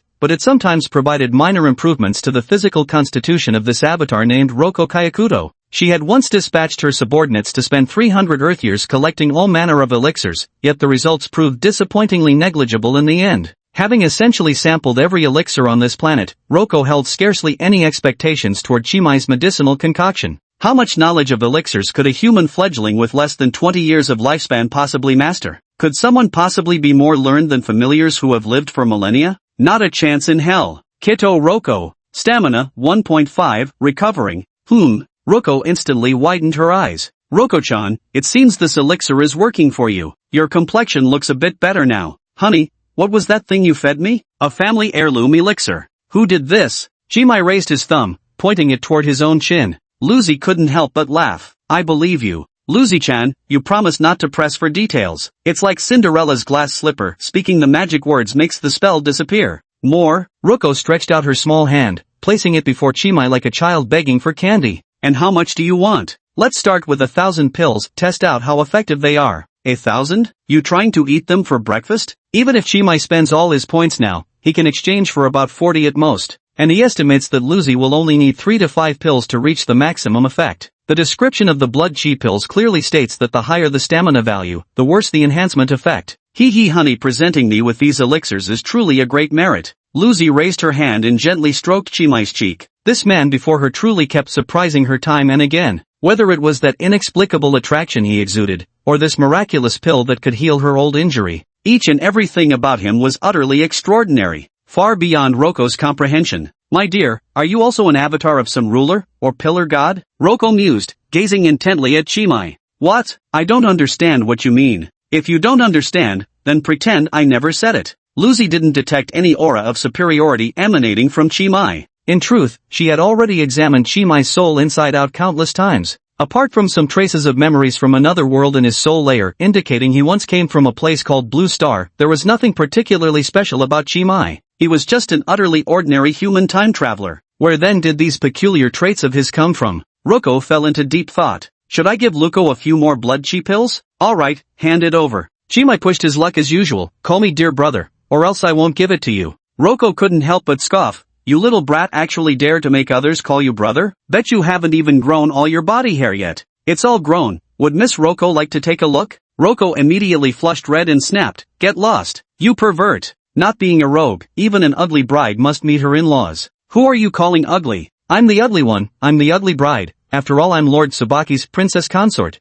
Just give it to me, stop teasing me. Sure thing. Chi Mai decisively gave Roko 5 more chi blood pills. He found Miss Roko's sweet, coquettish wheedling utterly irresistible. Traveler Roko. Stamina, 1.52. 2.5. After swallowing 4 more elixirs in one go, adding to the one she had taken earlier, Lady Roko had consumed a total of 5. Her vitality points reached 3.5. When she finally took the 6th pill, her stamina value no longer increased. As Chi Mai had predicted, the potency limit of the blood chi elixir was indeed 5 pills. After exchanging for these blood chi pills, Chi Mai had 4,100 points remaining. How about it? Was Cinderella's glass slipper magic effective? Although Chi Mai could see Miss Luko's attribute values, he still asked verbally. Extremely effective. It seems my old injuries have all recovered. I just don't know whether this magic will wear off after midnight. It won't fail. This magic is filled with my love for Miss Luko, and the power of love has no time limit. Luko nodded contentedly and said, put me down. Miss Luko, don't you want to be held by me?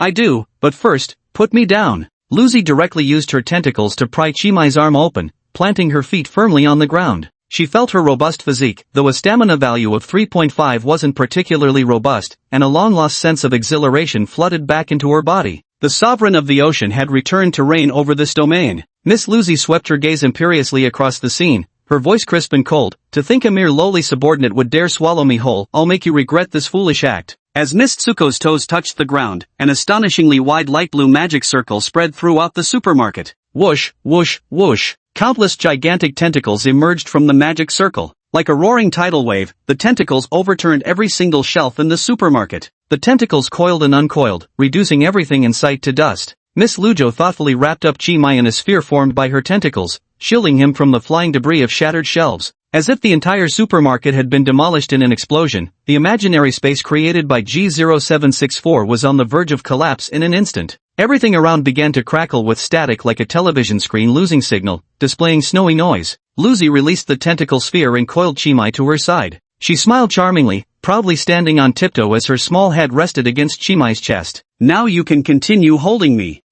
Alright. Chi-mai mechanically embraced Miss Lucy like a wooden puppet. He had originally thought that he and Miss Luko would be trapped in this space for some time. Who would have guessed that Miss Luko, with her stamina fully restored, brute-forced her way through with immense strength, summoning countless tentacles to speedrun this imaginary space. Chi-mai asked blankly, what exactly did Miss Luko just do? A little lesson in manners for some ignorant fools who don't understand respect or hierarchy. Chi-mai forced a bitter smile on the spot. Lord Roko, this lowly one has offended you greatly before. Surely you wouldn't hold grudges against such an insignificant person. Guess what? The fuck? Treating me like a kid? Guess my ass. A magnanimous person like yourself would never stoop to my level. Roko smiled wordlessly. Chi-mai swallowed hard. I guessed right? Lucy shook her head. Hiss. Chi-mai gasped sharply. Seeing Chi-mai's trembling reaction, Lucy felt an itch in her heart. I originally wanted to give him a good scare as a warning to others, but at this moment, Luko simply couldn't bring herself to be that cruel. She affectionately pinched Chi-mai's nose tip and cooed, darling, your timid reaction is just too adorable, it makes me want to tease you even more. But let's skip it this time. Since you've done well by offering me the elixir, I should properly reward you. How about rewarding you with a 3-hour foot massage when we get home? What kind of reward is making someone do hard labor? Chapter 46, from now on, you'll be called Matchstick Seller. Chi-mai's face stiffened. Can I choose a different reward? Seeing Chi-mai's blank expression, Luko pondered and asked, I almost forgot you're a money grubber. Speaking of which, don't investigators get bonuses for hunting anomalies? Yes. Then when you're free, take this follower and go collect the bounty at your investigation bureau. Roko-chan, are you referring to G0764, the masked salesman? Who knows? I don't understand you humans naming conventions anyway. That thing's just a mortal puppet made by Haster, low-ranking follower tier, perfect for you to cash in with. Containing aberrant entities and maintaining social order typically falls under the Enforcement Bureau's jurisdiction. The Enforcement Bureau stands as the largest department among the 5 bureaus of investigation, analysis, enforcement, containment, and cleanup, both in terms of scale and personnel numbers. Even so, the Enforcement Bureau occasionally faces manpower shortages. To alleviate this issue, the Bureau issues bounties for certain fugitive anomalies. This gives rise to professional anomaly hunters who specialize in tracking down these anomalies for rewards. This model is somewhat similar to bounty hunters of the old era, except that bounty hunters targeted human criminals, while paranormal hunters pursue non-human entities. No certification is required to become a paranormal hunter. Anyone can deliver captured entities to the Law Enforcement Bureau and receive a bounty starting at least 10,000 yuan. Wolf, tiger, ghost. Rewards increase tenfold with each level of the paranormal entity's threat rating. G0764 is a class, ghost, anomaly, and even though it's the lowest rank in its category, Chi-mai stands to receive at least a 1 million bounty. 1 million. Fine wine brings color to men's cheeks, but riches stir the hearts of men. Chi-mai officially felt tempted. Miss Tsuko, I love you. Yes, I know. Tsuko rested her chin on Chi-mai's arm, peeking up to observe his expression. Chi-mai's face burned crimson, radiant with joy, his reaction entirely that of someone who'd struck gold. Yet though he seemed intoxicated by riches, not a whiff of vulgarity emanated from him, only pure, unadulterated delight. It was just like a little kid picking up $10 off the ground and planning to buy snacks with it. Such a brat, Miss Tsuko muttered under her breath with playful annoyance. Tsuko was very satisfied with today's date. Points reward, 2,000. New item added, legendary class, Shining Zakahedron 1,000 points. Item effect, a lucky die possessing the power of sleight of hand. The holder of this die will win in any form of gambling. Excessive use will exact a tremendous price. This item is classified as a token. The holder will draw intense scrutiny from a certain entity. Once purchased, this store assumes no responsibility. New skills added: beginner level makeup 200 points, beginner level painting 200 points, beginner level dexterity 200 points. New ability added: beginner level puppet manipulation 1000 points. Chimai's eyes suddenly flickered with the system notification, causing him to pause briefly in surprise. Previously, the system had only warned him that his date with Luko might involve life-threatening dangers, never mentioning that completing the date could also yield rewards. Now, with another 2000 points credited to his account, this was truly an unexpected windfall. Chimai glanced through the newly added items in the store. He would study each skill carefully after returning home, but for now, his gaze lingered briefly on the interface of the supernatural ability store. Puppet manipulation. Control sentient living puppets through curse seals. This ability is remarkably specific. It only works on puppets. Was this ability refreshed in the store because of the influence of G0764? Anyway, the ability was cheap, just 1000 points. Chimai, who currently had ample funds, exchanged for it on the spot. Acquired: puppet manipulation technique. Level: beginner LV1. Capture limit: 0 to 1. Current capture target: Han Situ's puppet, damaged. So G0764 really was a puppet made by Han Situ? Chimai had always found it hard to believe that Han Saita was also a supernatural being. Now that the system had plainly displayed the truth, he had no choice but to accept it. His childhood playmate wasn't human.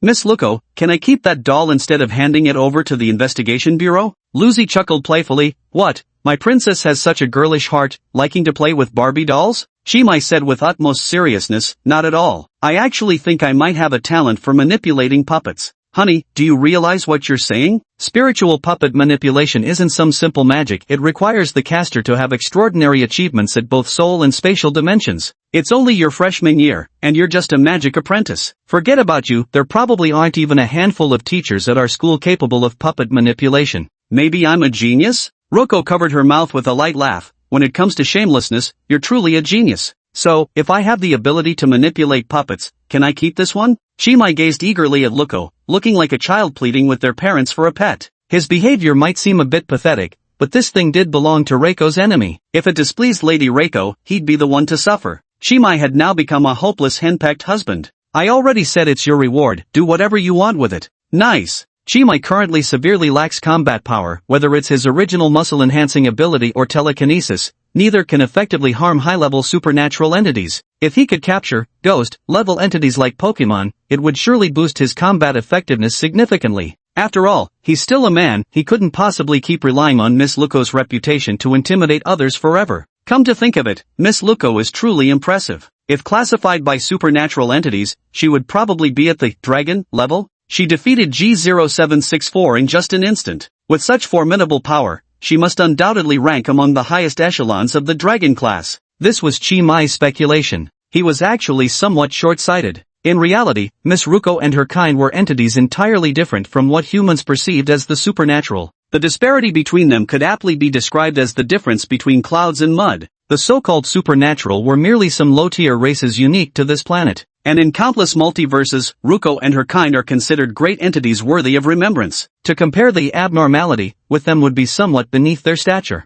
At this very moment, the imaginary space created by G0764 was on the verge of collapse. The Hansi Data Specialty Supermarket had been reduced to ruins by Miss Ruko's tentacles, with the surrounding scenery dissolving like burnt ashes on the brink of collapsing back into reality. Amidst the wreckage formed by fallen shelves, Chimai saw the girl holding a rose. She lay crumpled on the floor like a marionette with snapped strings. Doll made by Han Saita, damaged. Captured. As Chimai established a connection with her, she regained her mobility, rising up like a reanimated zombie in a posture that defied Newton's laws of motion. You used to sell roses, which reminded me of the little match girl from fairy tales. From now on, you'll be called Match Seller. Seeing that Chimai had truly subdued the puppet, Roko's small face revealed a look of astonishment. Upon hearing the name Chimai had given the puppet, she immediately shot him a disdainful glance. Darling, your taste in naming things is terrible. Chapter 47, Sisterly Affection. Roko said disdainfully, you absolutely cannot name our future children, or they'll be laughed at their whole lives. Then why don't you choose a name, Roko-chan? A mindless doll hardly warrants a name, but following your naming convention, let's call her Anderson. That's a good name. I'll go with that. Once Chimai made his decision, the displayed name above the doll girl's head immediately changed. Anderson, occult-type doll, damaged, repairing. Level, Ghost Class LV-14. Imaginary space, fellow enthusiasts supermarket. Space effect, transforms outsiders into like-minded fellows, creates up to 5 tactical puppets within the imaginary space. These puppets can only operate within the imaginary space. After subduing the puppet, Shimai noticed that the information displayed in the character interface had changed from before. In addition to the standard attribute values, 2 new entries have been added, level and imaginary space. Both of these entries for Shimai himself currently show as not applicable. Out of curiosity about the concept of imaginary space, he turned his gaze curiously toward Ruko. Soulmate, Ruko on the journey. Level, data error, imaginary space, the city of Raya. Space effect, data error, useless system, you're not displaying anything at all.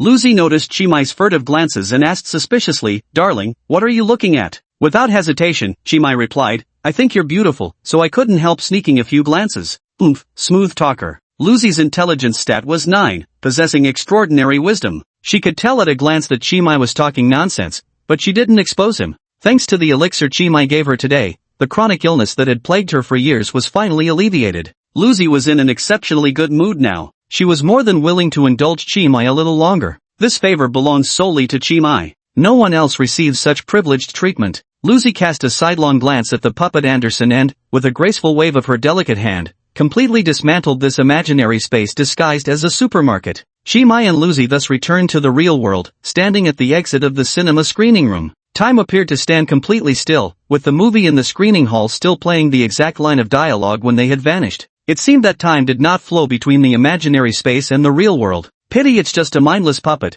otherwise I'd drag your soul out and torment it properly. Lucy stared venomously at the Hans Christian Andersen puppet, her gaze brimming with hatred. Ruko-chan, don't be angry, Shimai stroked Ruko's back. Don't be angry? If it weren't for your elixir, that despicable guy would have succeeded in ambushing me. Haster, I swear I'll kill you. After shouting threats across the distance, though her anger hadn't subsided, Ruko suddenly remembered Aunt Yang's advice from last night. Shimai likes gentle girls, remember to curb your fiery temper during your date. Aunt Yang's voice lingered like an enchantment. An inexplicable tension gripped Ruko's heart. Upon careful recollection, she realized she'd lost her temper not just once or twice today. With a guilty conscience, Ruko meekly asked, so, Shimai-wan, how did you find today's date? Sounds fine to me. Shimai answered truthfully. At the beginning of their date, he served as a fitting model, trying on lots of different clothes. This shopping for clothes session was indeed quite tiring. But later, he and Ruko intimately interacted for quite a while in the back row of the screening room, which made up for it. The most crucial point was that Shimai gained 2,000 reward points from today's date and refreshed the shop's merchandise. He couldn't wait to have more dates like this.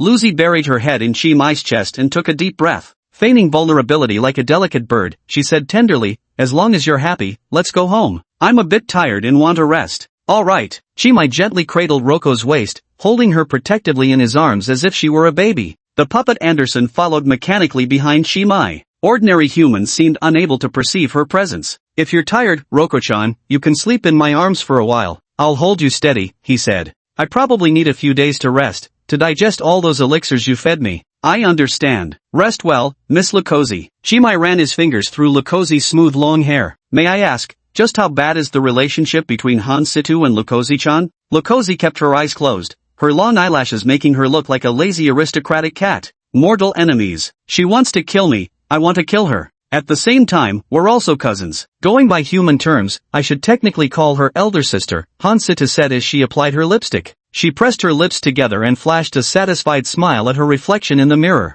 Bayaji, the vice president of the Yellow Seal Sisterhood, stood behind Han Situ, gently combing her long hair with a brush. Han Situ's glossy black tresses were interspersed with golden strands, appearing as if deliberately highlighted, strikingly eye-catching. President, having such a terrible sister must be really tough for you. Bayaji lifted Han Situ's long hair, bringing it to her nose for a light sniff, her face filled with intoxication. Yes, not only vile-tempered, violent-minded, self-absorbed, and utterly ignorant, what's most infuriating is she always snatches things from me. Ever since I was born, she's never stopped taking what's mine. My endless patience only encouraged her to become worse. Eventually, I couldn't stand her anymore, so I officially declared war on her. Since we were cousins, our powers were quite evenly matched. After the battle, we both suffered severe losses. Our true forms fell into slumber one after another, leaving only our avatars to walk the earth. Still, it's a relief that we probably won't encounter that detestable creature on this planet. We can peacefully manage our church and gather more followers. As Han Situa finished speaking, the crystal bracelet on her wrist suddenly snapped apart.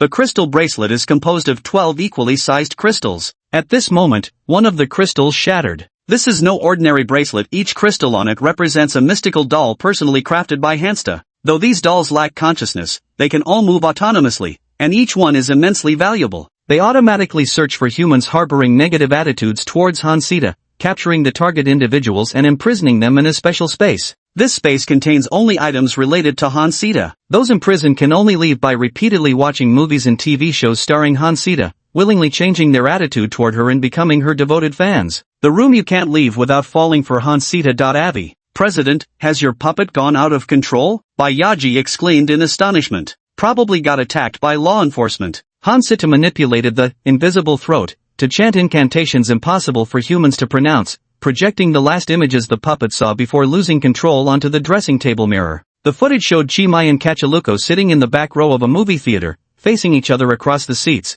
lost in each other's arms as they kissed passionately. Witnessing this scene, Bayaji was so shocked she couldn't close her dropped jaw. She recognized Chimay, that man was a bearer of the yellow seal, the very object of the guildmaster's affection. Bayaji hurriedly turned her gaze toward the guildmaster. Sure enough, Hansita was trembling with rage at the scene before her. That bitch, stealing my territory and my followers was bad enough. How dare you try to steal my man now? Chapter 48, The Black Goat of the Woods with 1,000 yen awaits your dreams. After subduing the puppet Anderson, they encountered no further disturbances. Chimay and Loco returned to the Arkham residential area without incident. In the residential area, a crowd of murlocs lined up to welcome them. They played peculiar conch shell flutes, their fish eyes emitting an eerie glow. Upon noticing Miss Lulu's condition, the leader Bapaben decisively ordered his murloc subordinates to escort Lulu into the sacred coffin. The murloc honor guard carried the sacred coffin back to Lulu's apartment, then they used a teleportation array to travel to an unknown murloc settlement. Chimay exchanged pleasantries with Bapaben and learned that he could go home to rest, as the follow-up handling didn't require his involvement. Truly worthy of Lord Chi. Even after countless years of searching by myself and the other subordinates under that lord's command,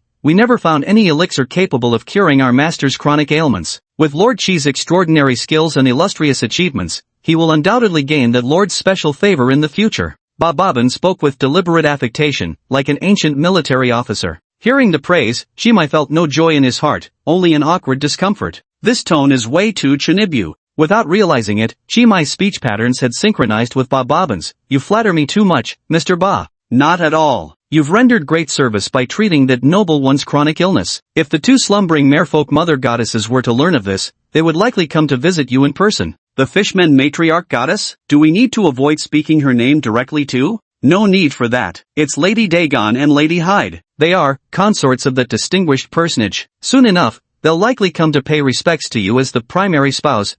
Consorts, primary spouse. Chimay felt his teeth aching from irritation. Why should a grown man like him get caught up in this vortex of harem rivalry? Bob or Ben, does Miss Luco have any other relatives? Please tell me. The favor of that esteemed one is not something a lowly being like me should presume to discuss. Master Chi holds an exalted position and will surely meet those great figures in due time. There's no need to rush now. Very well, thank you for your advice. Dagon, Hyde. Chimay silently committed these two names to memory. The hour grows late. Lord Chi, please return to your chambers and rest. I must go preside over the healing ceremony for that lord now. Bapaben bowed to Chimay in farewell. As was customary, he recited the phrase Ketchula Fatang before stepping into the teleportation array and vanishing. Chimay felt a huge weight lift off his shoulders. Bapaben said Miss Rozuko needed 2 or 3 days of recuperation and would likely fully recover by the weekend. Moreover, from then on, her body would never grow frail again, allowing her to walk freely across this land without any reservations. With Miss Rozuko backing him up, Chimay should be able to strut around Federation City as he pleased. I'd become completely molded by Miss Tsuko.jpg. Chimay returned to the apartment and took out his keys to unlock the door. As soon as he stepped into the Genkan, he caught a rich aroma wafting from deep within the room. It was the scent of stewed lamb with carrots. The scent triggered a sudden flash of inspiration in Chimay. He noticed a new statue had appeared on the shrine by the entrance. This shrine had originally housed a Buddhist statue when his parents were still alive. After those fishmen forcibly renovated his room, the shrine statue had been replaced with a foreign deity featuring an octopus head. At this moment, beside the octopus-headed foreign deity, stood a newly enshrined statue with a completely different appearance. The former's design still somewhat followed recognizable patterns, allowing one to reluctantly call it an octopus head. This new statue, however, defied easy description. The upper half of the statue featured thick, intertwining tentacles that resembled sprouting potato roots, their tendrils wildly twisting and growing upwards. At its center gaped a horrifically festering maw, from which chunks of rotting flesh and green pus continually dripped. Its lower portion was supported by 3 goat-like hooves that bore its indescribable bulk. Viewed from its general outline, the thing resembled a tree stump.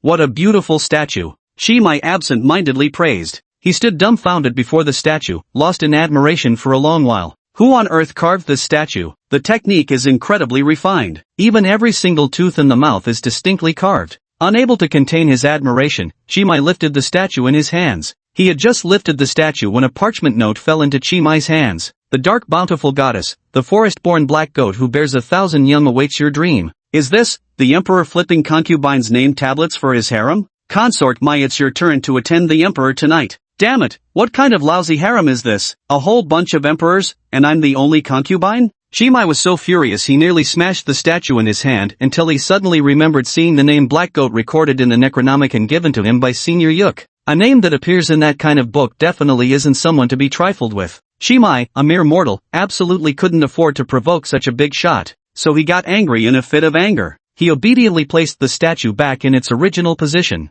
Standing before the statue, he first made the sign of the cross over his chest, then offered a Taoist greeting with clasped hands, and finally pressed his palms together. Amitba, infinite heavenly lord, oh my god, no offense intended, please spare this humble one, venerable sir. Hello Mr. Mai, you're back? Miss Yang's voice trembled slightly, sounding as if she wasn't feeling well. Chi-mai stopped his rather irreverent prayer and walked toward the living room. He noticed that the interior style of his home seemed to have changed again, though the coral reef coat rack and seashell sofa remained in place. The difference was that the walls were now covered in wallpaper adorned with red hearts, and all the lighting fixtures had been replaced with pink lights. Miss Yang, why are you in my house? Miss Yang brought out a large pot of mutton soup from the kitchen. Smiling, she untied her apron, revealing her petite and well-proportioned figure. Miss Yang wasn't wearing her previous trench coat, but rather a form-fitting crimson dress. Combined with the mellow lighting, this made her appear strikingly alluring. Bracelet, earrings, necklace. Miss Yang never hesitated to use jewelry to accentuate her exquisite beauty. Yet, where Chi-mai's gaze lingered the most was on the pair of black high-heeled thigh-high boots adorning Miss Yang's feet.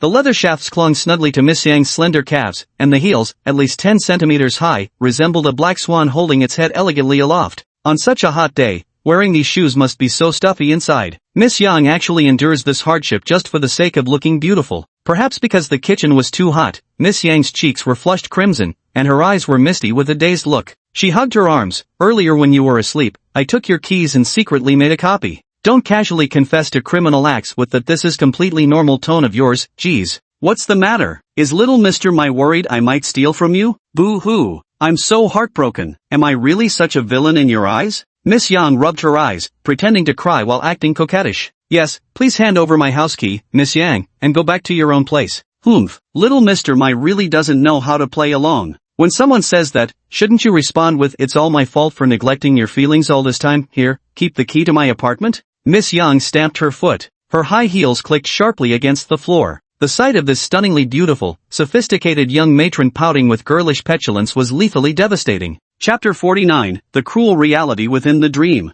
If Miss Yang had asked me directly for the key, of course I would have given it to her. Since when is secretly making a copy acceptable behavior? TCH, it's not like they made it recently anyway. That copy's been around for years. Alright, stop making such a fuss. I made you a nice pot of delicious soup. Speaking of which, where's our pressure cooker? Had to go buy a new one because of it. As for the pressure cooker, well, it met its heroic demise this morning. Miss Roko was undoubtedly a young lady who's never touched a kitchen utensil in her life. Just boiling a simple bowl of noodles could turn the kitchen into a war zone. In comparison, Miss Yang, as an experienced cook, was far more skilled in the kitchen than Miss Rosie. A pot of lamb soup, rich and fragrant in flavor. She ladled out a large bowl of pork ribs from the clay pot and handed it to Chi-mai. The soup's ingredients were visible in the pot: carrots, red dates, goji berries, Chinese yam, along with some herbs Chi-mai couldn't recognize. Yet there wasn't the slightest pungency of herbal medicine in its aroma, nor any gamey mutton smell, just threads of delicate sweetness that lingered like silk. The first sip was extraordinarily savory, making one crave two more after tasting just one.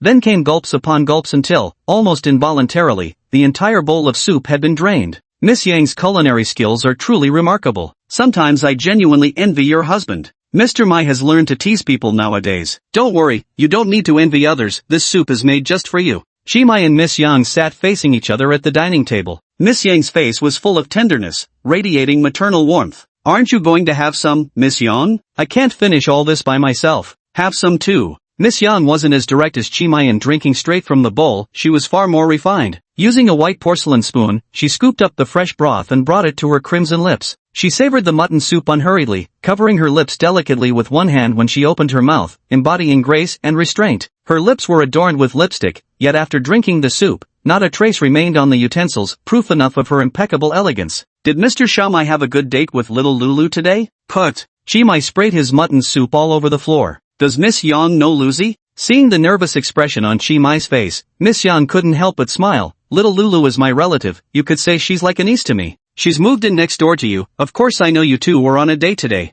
Miss Yang is also like Lucy, Chimai really wanted to ask if Miss Yang was also like Lucy, some kind of king from somewhere, a supernatural existence far beyond humans. But he found himself unable to voice this question. Chimai felt that if he really asked, his relationship with Miss Yang might never be as pure as before. Imagine, an elder you've known since childhood only to suddenly learn one day that this elder isn't the same species as you, not even human. The feeling was somewhat unsettling. Though Miss Yang's charm, 10 already spoke volumes. As long as Chimai didn't speak up voluntarily, he could keep deceiving himself. Miss Yang remained the same stunningly beautiful Miss Yang, a family member who would cook and clean for him. Yes, Miss Yang said lightly. Chimai's heart tightened. What is it? It's exactly what you're thinking. I'm just like little Lulu, I really like Mr. Mai too. Put. Chimai sprayed another mouthful of soup onto the floor. Oh my, so surprised? I thought my feelings were quite obvious. Miss Yang, oh no, Mrs. Yang, please don't joke like that. Miss Yang narrowed her eyes and smiled faintly. Do you think I'm joking, Mr. Shamai? This is a matter of ethics. Hee, besides the slight age gap between us, where's the ethical problem in that? To put it bluntly, little Lulu's age gap with you is quite significant. It's just that I've been with you since you were a child. This boyfriend-raising game is quite rewarding. My little Mr. Mai has now grown into an outstanding man. Chimai suddenly stood up, his voice trembling. Miss Yang, your thoughts are dangerous. Staring at Miss Yang's flawlessly beautiful face, his throat suddenly tightened, and no words came out for quite a while. Your shy reaction is really adorable. You're suggesting that I'm being unfaithful to my husband, or rather, the father of the 3 sisters, right? That counts as cheating? Chimai nodded blankly. Silly boy, isn't it possible that my husband who's never appeared in reality, is actually you? Don't you realize that the 3 sisters Jinjin, Ai, and Lian look remarkably similar to you? The more Miss Yang spoke, the more uneasy Chimai became. His rationality was on the verge of shattering, and he could barely maintain the pretense of not understanding. Miss Yang, what are you talking about? Are you feverish or delirious? What I'm actually trying to say is that, given my abilities, traveling through time to marry my future self in dreams and have children with you wouldn't be difficult at all. You're actually the biological father of the 3 sisters, though the eldest daughter's human age is 3 years older than you. Chimai heard such an earth-shattering truth that his brain instantly crashed. It was as if a crack had appeared in a paddy field, and the waters of rationality began draining away rapidly, or as if someone had performed craniotomy on him, scooping out a large chunk of his brain like ice cream. In a daze, Chimai saw a horrifying scene. In the scene, Chimai said to Yang Jinjin, Sister Jinjin, from now on, I'll call you sister, and you'll call me dad. We'll address each other however we like. Yang Jinjin nodded obediently, then wrapped her arm around his neck and said, Sure thing, old man. Hand over some gold coins. Miss Yang, you're lying to me, right? This can't be real. If it is, how am I supposed to face Yang Jinjin ever again? It's alright. As usual, by the time Mr. Mai wakes up tomorrow morning, you'll have forgotten all this. I've teased you like this many times before. Mr. Mai's reaction is absolutely delicious. I never get tired of seeing it. What do you think, girls? Miss Yang gracefully rose from her seat. She drew back the curtains on the balcony, revealing 2 imposing and majestic thrones. Seated upon the thrones were Tsuko and Senior Yuko respectively. Your reaction is truly adorable. Auntie Yang, I'll continue to work hard. The next born descendant will definitely be mine. Miss Roko stroked her flat belly, casting a triumphant gaze at Yuko as she made her victory declaration. Meanwhile, Senior Yuko buried her blushing face in her diary, peeking at Chimai from time to time. Not bad, you've got real fighting spirit. Praise deserved. Little Roro Miss Yang applauded in approval. Though Coco's shy, don't fall too far behind now.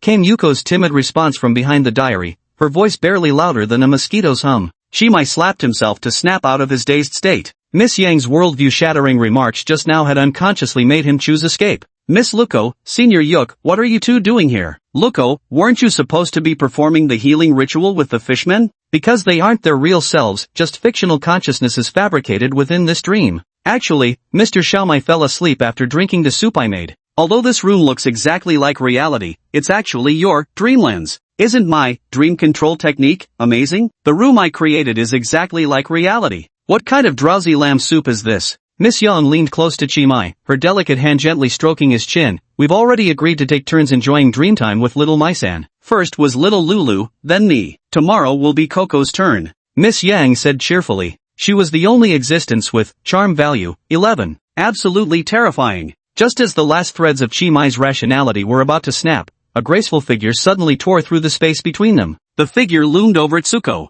She came for Tsuko. The two men thudded to the ground and immediately began grappling on the balcony. The more transcendent one's status, the more unadorned their fighting techniques become. Tricks like hair-pulling and face-slapping kept coming one after another. Bitch, not only did you steal my territory and my followers, now you're trying to steal my man? Miss Yang watched the scene before her with waning interest, her expression turning troubled. Sister Saida is here too. Looks like we're going to have to add another name to our Mr. Mai's dream sharing list. Chapter 50, the plan worked. Senior Yuk moved her little stool, her throne, to the corner, still hiding her face beneath a book. Every time Miss Yang scolded them, it made her duck her head in fright. Even though she wasn't the one being scolded, she felt just as chastised as if she were. You two brats. Miss Yang clutched the feather duster in her hand, pounding it fiercely against the balcony wall. You're all millennial-old beings, yet you're squabbling like little kids. Even Jinjin here behaves more maturely than you. Ruko and Hansita sat kneeling side by side on the balcony floor, their heads hanging low. Lucy had a bright red slap mark on her face. Pointing angrily at Hansitu, she said, she was the one who hit me first.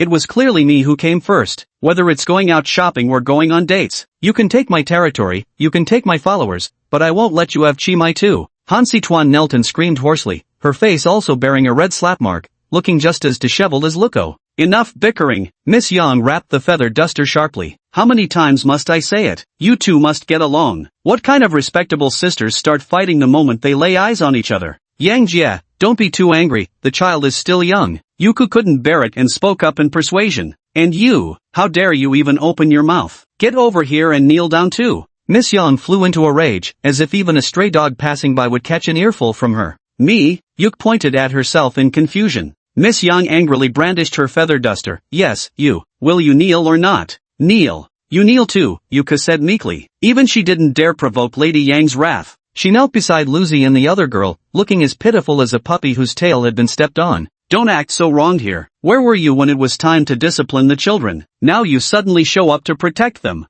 Look at how utterly disgraceful these two kids have become. You bear the primary responsibility for this. Miss Yang acted like the head of the household, scolding the disobedient children while also reprimanding her good-for-nothing husband, Yuko, in passing. Shimai watched the shocking scene unfold before him. He'd never have imagined that Lulu Zi, who was known as a tyrant, could resemble a trembling quail waiting for slaughter in front of Miss Yang. Even after being scolded like this, she didn't dare utter a single word of defiance. You've really made me angry. What's the most important thing in a family? Harmony. What kind of behavior is fighting the moment you meet? Fighting is bad enough. But the reason turned out to be competing over a man? I'm telling you both clearly, Mr. Xiaomai is my man. So this was the reason Miss Yang was angry. Shimai felt relieved. Wait, relieved my foot. This scene is already chaotic enough. So you're all one big happy family, huh? How come the entire family sees me as a romantic target? What kind of trashy family drama is this? Of course, being as cowardly as Chimai, he didn't dare speak his mind, only venting silently in his heart. Chimai bit his finger and said in surprise, Sita,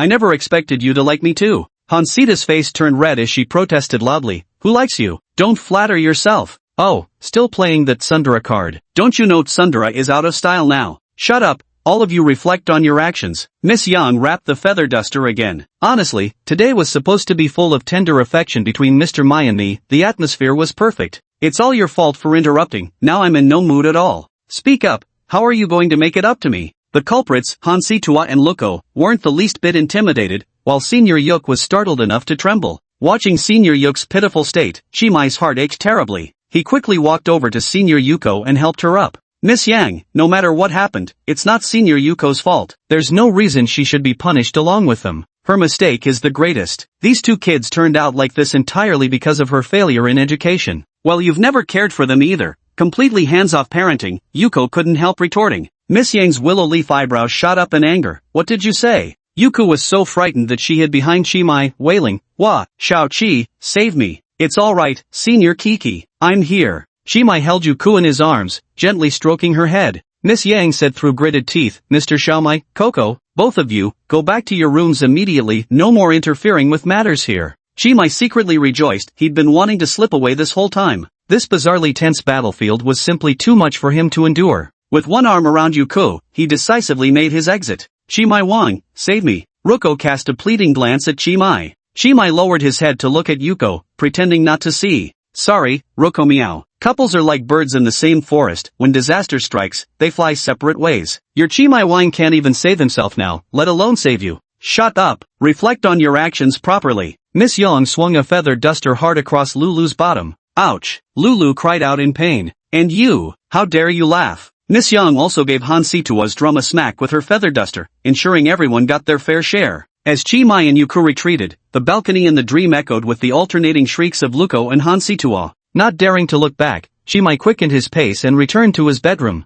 Chimai sat down on the edge of the bed together with Yuko. The bedroom door completely muffled the strange sounds coming from the balcony. Yuka slyly licked her lips, the corners of her mouth curling into a faint, almost imperceptible smile. Plan successful. JPG. At least 80% of her reaction just now had been an act, all to provoke Chimai's protective instincts. Moreover, Hansitu's secret art puppet G0764 was actually intentionally led to Lucy's side by her. This was a classic stratagem of setting a thief to catch a thief. It both incited infighting between little Situ and that wretched octopus woman, while simultaneously diverting their attention. This even prompted Sister Yang to teach them a lesson, venting my frustrations on my behalf. Who told them not to respect their elders? Better yet, with Sister Yang busy disciplining those two little brats, Yuki even got an extra day to enjoy Chimai's dreamland all to himself. 3 victories in one move. Now, it's Yuko Sothatha's turn to reap the benefits. When it comes to strategy, no one can surpass Yuko Sothath. In this battle of wits and love, you are the challengers. Will we win? Of course we will.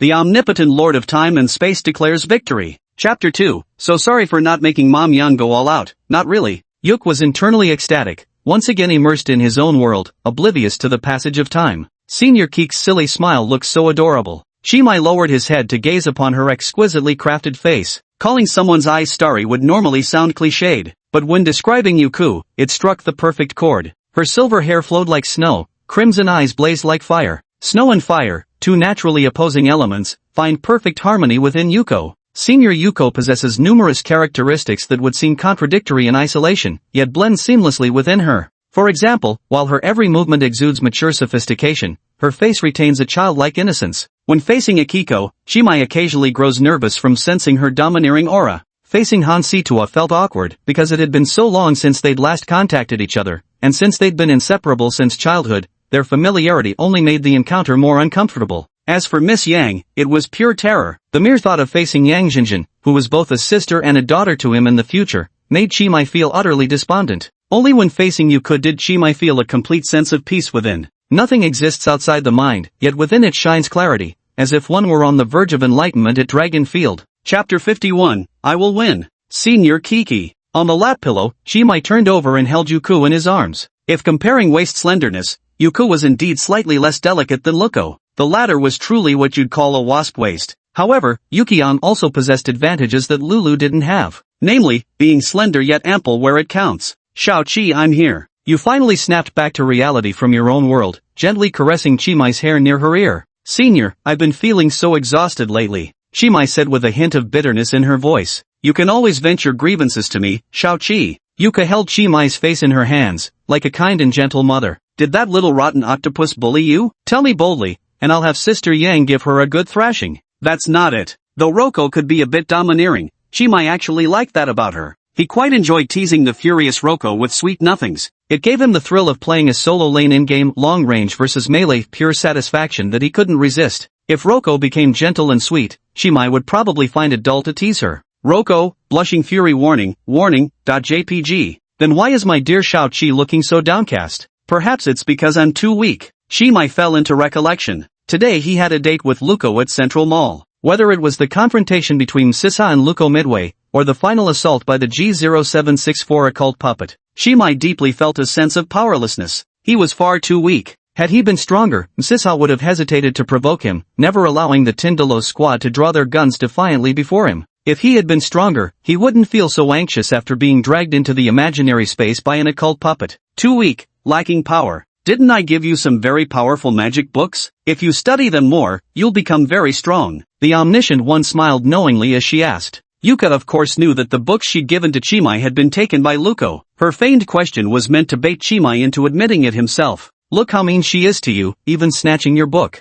See how good I am to you, not only giving you books but also gently letting you rest your head on my lap. Yoka is so nice. Lu Zi is mean. Who dares to bring a case before this court? No matter, speak freely. The righteous judge Yuko Sathath presides. Those books. Koko-senpai, if I tell you the truth, you won't get mad, right? Of course not. How could I ever be angry with you, Xiaoqi? It was a book given to me by my senior, something very precious, yet I failed to keep it safe. They were all confiscated by Roko. She said with my current level, reading those books would turn me into a pile of minced meat, very dangerous. Yuko nodded thoughtfully. The knowledge in those books is quite chaotic. For a beginner, it's indeed a bit dangerous. How about this, you move into my place, and I'll teach you everything hands-on every day. With me as your personal instructor, I guarantee 100% safety. Yuk's cunning plan was practically crackling with excitement. Senpai Yuk's house? I don't think I've ever visited before. My house is quite spacious, with lots of spellbooks. When you're tired from studying, you can sleep right there, no problem.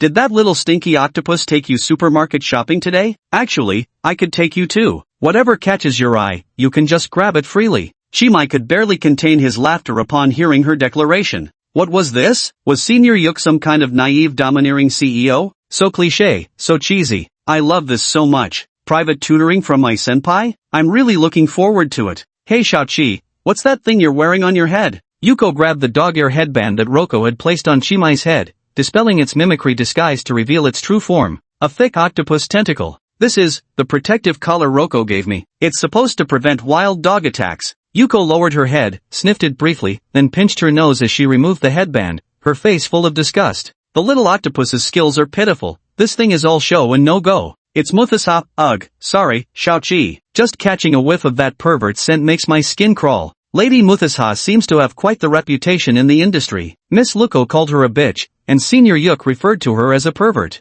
Yuk grabbed Chimai's shoulders and spoke with grave seriousness. Xiaoqi, you must never go near that woman. Ugh, she's extremely dangerous. Yuka kept making noises like zombies and Plants vs. Zombies after eating garlic. Chimai hastily supported Yuka's forehead and asked worriedly, Senior Kiki, are you alright? Yuka clung to Chimai's arm. I'm fine, just a bit nauseous. But what about you? Did that creep leave any marks on you? If he did, that would be troublesome. She will follow you by tracking your scent, peep at you. There's no despicable act she wouldn't commit. Yuka grew increasingly agitated as she spoke, her flawless complexion paling with fear. No, I must examine you thoroughly. Be good and let me check. Her reason abandoned, Yuka began forcibly removing Chimai's coat. Senior, calm down. Chimai resisted with all his might. Fortunately, his stamina stat was 12 compared to Senior Yuk's mere 4, so he wasn't at a complete disadvantage. Let me check if there's anything unusual about your body. There's nothing unusual about me. As for the mark, when Chithra left, she brushed my cheek with her little finger.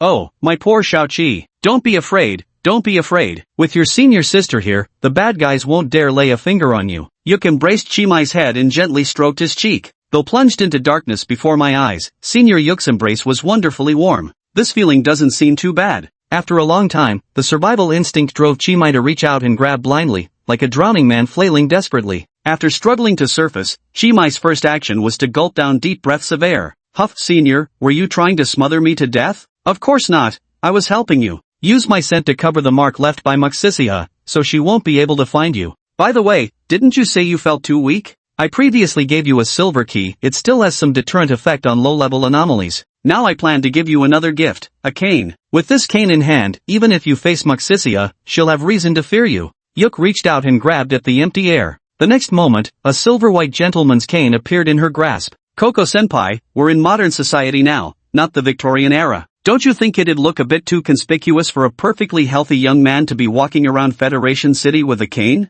Ha, so it's not the Victorian era anymore? Time flies so fast. Yuko remarked belatedly, as if she had just realized something. Is Senior Yuko some kind of clueless, innocent yet domineering CEO? So cringe, so dumb. I love it. But I don't have any other suitable props on hand right now. Xiaoqi, don't dislike it, okay? Yuk shook Chimai's arm and coquettishly said, I won't dislike it. Senior Keek's gift to me, I'll treasure it my whole life. I'll immediately seal it in a high-end gift box and hide it under my bed at home, ensuring I won't use it casually. What are you putting it away for? Just take it and use it boldly, dang it. This kind of cane is called a gentleman's cane. Its main function was for gentlemen of the old era to chase away stray dogs. Shimai nodded solemnly. A dog-beating staff. Exactly. The staff form was specifically designed by me as a weapon against mucus ha. Additionally, by twisting this handle, you can draw out a cane sword. Clang. Yuka raised his hand with a flourish, and an elegant, antique-style sword cane slid smoothly from its sheath. Wow, that's so cool. Shimai stared wide-eyed, completely mesmerized. A sly smile inadvertently surfaced on Yuke's face once more. Within every man's heart forever dwells a child, instinctively drawn to straight wooden sticks or exquisitely crafted, dazzling swords. This is an immutable trait etched into their genetic code. Yuke was exceedingly wealthy. She possessed an entire world. All it took was showering him with more gifts. Capturing the heart of this naive boy, Chimai, would be as easy as taking candy from a baby. Little Chi, do you want this cane? Chimai nodded eagerly. Yes, of course. Very much. Then come find me for a date tomorrow. After all that build-up, she finally cut to the chase. Yuko smiled like a cunning fox. This battle of wits and love, I'll win it. Chapter 52, Want to learn dream control? Go on a date with me and I'll teach you. A date with Senior Yuke? Why not? Senior Yuke looked eagerly at Chimai, raising 4 fingers. I swear, you won't face any danger whatsoever. Even if MXYZZH comes after you, I'll protect you, little Chi, from her clutches. It's not really about whether it's dangerous or not. Chimai just finished a date with Lizzie, and now he's going on another one with Senior Yuku. Wouldn't that be a bit too much of a playboy? Chimai is a little worried about getting hit with an axe, stabbed. None of his close female friends might be Yanderas, but every single one of them is infinitely scarier than a Yandera. Each has their own remarkable strengths, each possesses unique skills, their fighting spirit and endurance are truly awe-inspiring. The secret weapon of Roko's wedding ring brings immeasurable surprises to Chimai. If he's unfortunate enough to trigger the bloody axe ending, it probably won't be as simple as just dying. Those who aren't faithful in love should brace themselves to become brothers under the banner of 10,000 souls. Xiao Qi is worried about Tsuko? Don't worry, we're not as petty as ordinary human girls. In our eyes, having multiple partners is completely normal. That's a lie. Yuko indeed wouldn't get jealous like an ordinary human girl, but someone of her noble status would absolutely never allow the disgrace of sharing a partner with others. She is none other than the Lord of Time and Space. Every inch of land under heaven belongs to the ruler. Everyone within the bounds of the realm is a subject of the ruler. The entire world belongs to her. How could she possibly be willing to share a partner with a few juniors from mere noble families? What's more, this partner just happened to be Chimai, someone extraordinarily special to her. After all, Chimai was the only human in this world who could truly understand her sincere heart.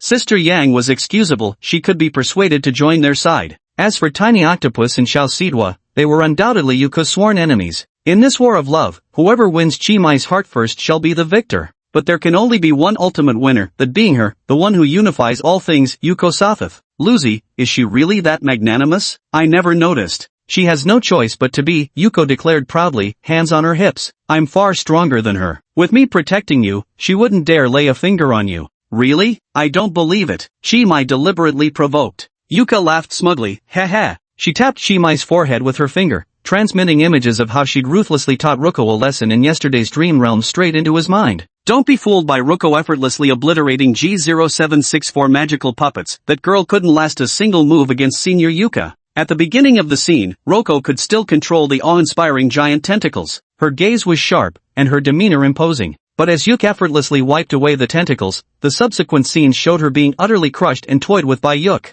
No wonder Ruko was so docile this morning, she must have just been thoroughly disciplined. Why did Tsuko conceal the fact that Yuko had repaired her? Senpai Koko, is this what I saw in last night's dream? How could I have forgotten it completely? Humans have rather feeble brains. After waking up, they forget what they dreamed about. If you want to remember the contents of your dreams, you'll have to learn dream control technique. How about it, Xiao Qi? Do you want to learn this spell? As long as you go on a date with me, I'll teach you for free. The corner of Chimai's lips lifted slightly. Senior Kiki, are you really that eager to go out with me? Chimai felt that Senior Yuke seemed a bit excessively enthusiastic. Was it because there were too many competitors, creating a sense of crisis? Actually, Chimai went straight for the kill, leaving Yuke dumbstruck, rendered speechless with only her mouth opening and closing soundlessly like a mute goldfish. Yuke flailed her hands in incoherent gestures before barely regaining her speech, though her words still came out fragmented and stumbling. From little mute to little stammerer. Dream control is a really powerful spell. It can not only manipulate dreams, but also influence parts of reality. If you want to learn it, you'll definitely become amazing in the future. Didn't you just say you thought your abilities were too weak? Indeed. If he could remember what happened in today's dream, the first thing he'd do upon waking the next morning would probably be running to find Yang Jinjin, who by then had already become a mid-level executive at the investigation bureau. Little dang, spill some coins. Senior Coco, is dream control hard to learn? Do you need to knock on my head 3 times, then I sneak over to your place at midnight for private lessons? Not hard at all, you're so naturally gifted, little Chi. You'll master it in the blink of an eye. Yuko wore a smug grin brimming with pride, as if sharing something truly extraordinary. Dream control is an extremely advanced spell, possessing the ability to somewhat distort reality. Ordinary humans, limited by their level of existence, are fundamentally incapable of learning it. But for Chi Mai, who has become a part of Yuk, mastering dream control is as easy as eating or drinking. If anything, Chi Mai has actually mastered all the spells in the world, it's just that he hasn't realized it yet. His human brain in the physical world was too primitive to process the vast amount of information encompassing all things in existence. To prevent Chi Mai from descending into madness, Yuk gently veiled those dazzling fragments of knowledge with an intangible white gauze. While others needed to spend countless hours memorizing incantations and sigils to learn spells,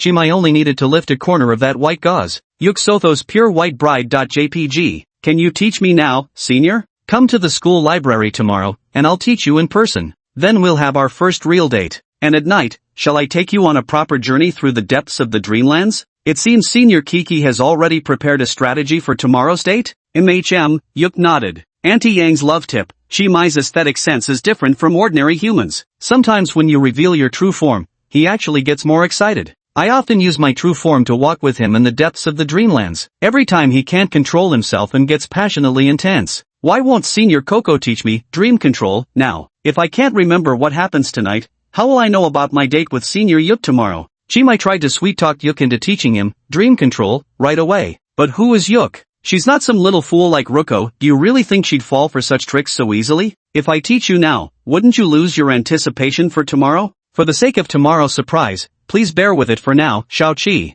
Yuka stuck out her little tongue, trying to cute her way out of it. As it turned out, her strategy was quite successful. Chi Mai was the type of person who, when faced with a honey trap, would choose to play along. If she's putting in the effort to reel me in, wouldn't it be rude if I didn't take the bait? To be honest, Yuk had a tiny bit of selfish motive for not teaching Chi Mai dream control tonight. If she taught him, Chi Mai would remember everything that happened in tonight's dream tomorrow. Yuko hoped that Chi Mai's first preserved memory would be the beautiful recollection of their dream date in the fantasy realm, not tonight's embarrassing scene of kneeling on the balcony, getting his butt whipped by Sister Yang's feather duster. No matter what you do, there's always a rose-tinted filter attached to the first time. She was certain that after tomorrow, whenever Chi Mai recalled the fantasy realm, he would, like Pavlov's dog, involuntarily think of none other than Yuko herself. In the battle of love wits, the white moonlight is invincible.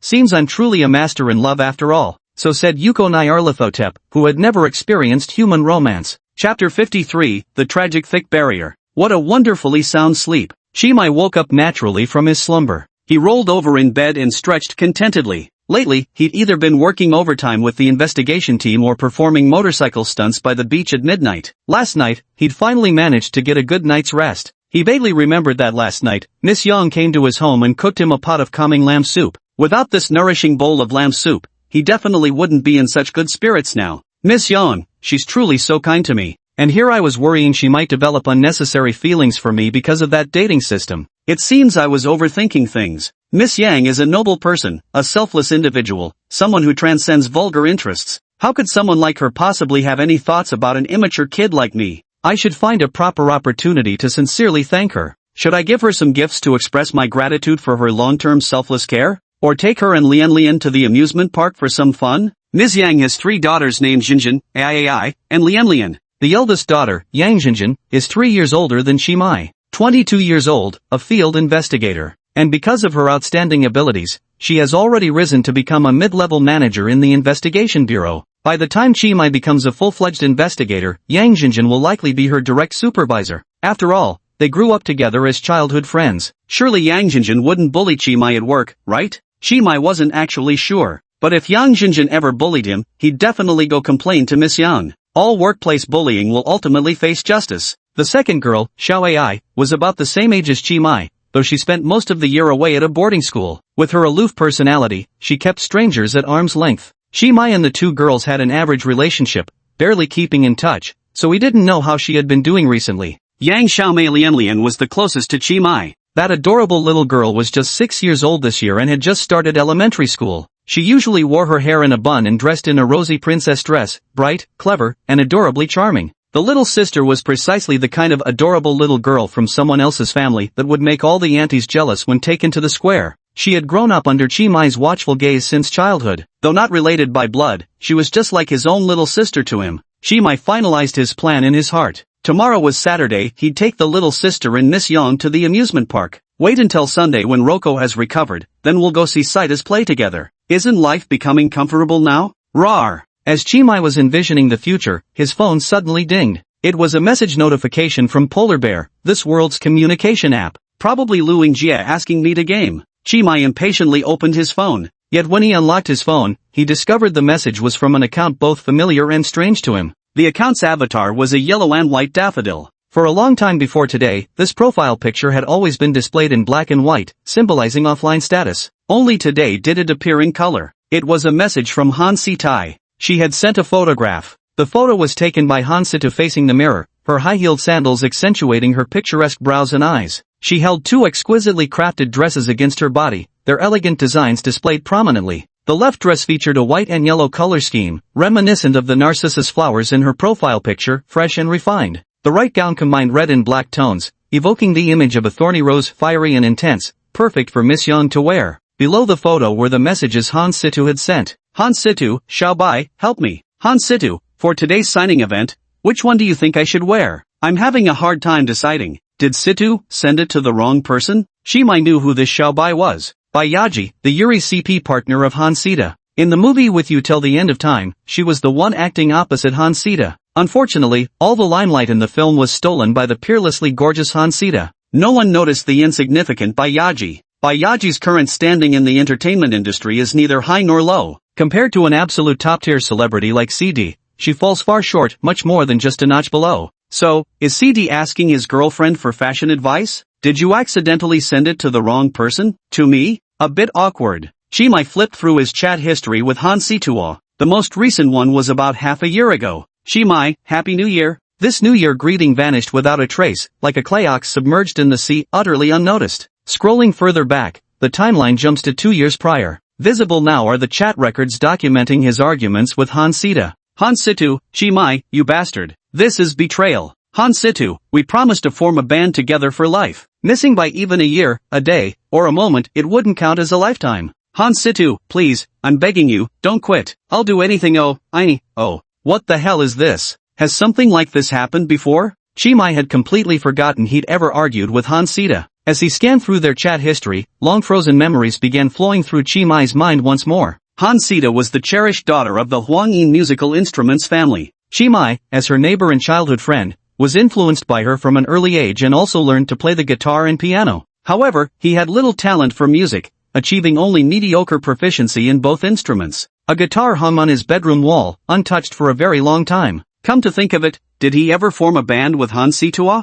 Is he really this overestimating himself? Didn't even graduate high school, what kind of band can he form? Oh, probably because Chi Mai wanted to study seriously and get into university. That's why he had a disagreement with Han Si-ta, leading to a big argument between them. Afterwards, Han Si-ta moved away from Arkham community and devoted herself wholeheartedly to pursuing her career in the entertainment industry. Chi Mai probably recalled the course of events. Back then, they seemed to have had quite a heated argument, but Chi Mai didn't regret it. He simply didn't have any talent for acting anyway. Han Si-tu could have become a top idol in the entertainment industry, but he simply didn't have what it takes. Back then, if he hadn't studied hard and failed to get into Miskatonic University, he might have followed Han Si-tu's wild ideas and formed some high school band. When the band inevitably disbanded, Han Si-tu would have just dusted himself off and gone home to inherit the family business. Begging on the street? That's Chi Mai's new gig? Besides, would Uncle Chui ever agree to this? If Uncle Chui found out he dropped out of school to play in a band, wouldn't he literally skin the boy alive? Perhaps Chi Mai and Han Si-ta were always destined to be worlds apart. One crawls at the bottom of a well, another soars through the skies. Just because they happen to be neighbors, their dwellings separated only by a thin wall, they developed some unnecessary delusions. Sorry, Elder Goblin, I'm heading back to the cave first. JPG. Hiss. Chi Mai inexplicably felt an itch in his chest, scratching like a restless clawing sensation. He angrily stood up and took the guitar off the wall. He began tuning it, giving the guitar some maintenance. At the same time, he sent a message to Han Situ. Chimai, the yellow one suits you better. Hansita, alright, then I'll wear this today. Hansita, how did I send this to you by mistake? Hansita, classmate Chimai, how have you been lately? You used to affectionately call me dog thing, but now you're distantly addressing me as classmate Chimai. A thick, sorrowful barrier had grown between us. Who are you calling classmate? How dare you? You didn't even finish high school. Chapter 54, Senior Yuk looks forward to the date. Chimai changed Hansitu's contact nickname to High School Dropout. High School Dropout, how have you been lately, Chimai? Chimai, not too bad. Recently started dating a gorgeous girlfriend. She moved in next door yesterday, so we're practically living together now. The other party is typing. The input screen lingered for quite a while before a moderately worded reply finally appeared on the other end. High School Dropout, then you better treat her right. Being your girlfriend is already bad enough. If you turn out to be a jerk too, that'd just be adding insult to injury. Chimai, of course I will. I respect her like a queen. Typing. High School Dropout, want to meet up sometime? After all, we used to be friends. Seems like we haven't seen each other in years. Chimai, where are you doing your book signing? What are you signing? High School Dropout, me? Central Square. There's a big cultural exhibition here today. Signing copies of my autobiography The King in Yellow, same name as the stage opera, you know. With your high school dropout education level, you actually think you're qualified to write a book? 7 days to squeeze out 6 words? Your literary output is stellar. Stop running around and hurry up writing The King in Yellow too. Already, the outhouse east of the village is out of toilet paper. Inside, Chimai sneered coldly, though his message remained impeccably proper. Chimai, as an old friend, will I get any special treatment if I attend your book signing? High School Dropout, do you want my autograph? */omega**. Chimai, save me a box, I'll sell them to scalpers. Now that you're a big star, your autograph is worth a lot. High School Dropout. Chimai, can't even spare 1 box? And you call yourself a friend? Chimai, if you don't have any, then let's not talk for now. My phone's almost out of charge. High School Dropout. Bayaji looked at Hansita's phone, breaking out in a cold sweat. President, this man, he doesn't seem very friendly, does he? He's always been like this since childhood, with that punchable attitude. Hansita tried to maintain her composure, but her trembling hands clutching the phone betrayed how utterly furious she really was. President, what do you intend to do? Hansita raised her hand, signaling Bayaji to stop speaking. She closed her eyes to meditate, calmly stating, after all, I grew up with this bastard, I know him inside out. Even if we're quarreling, it's still an internal conflict. That wretched octopus actually dared to seize the opportunity to meddle in our affairs. This is clearly a provocation against me. But don't worry, Xiaobai, everything happening right now is still under my control. Believe it or not, I only need 2 hours to make that bastard Chi kneel at my feet weeping and begging me not to leave him.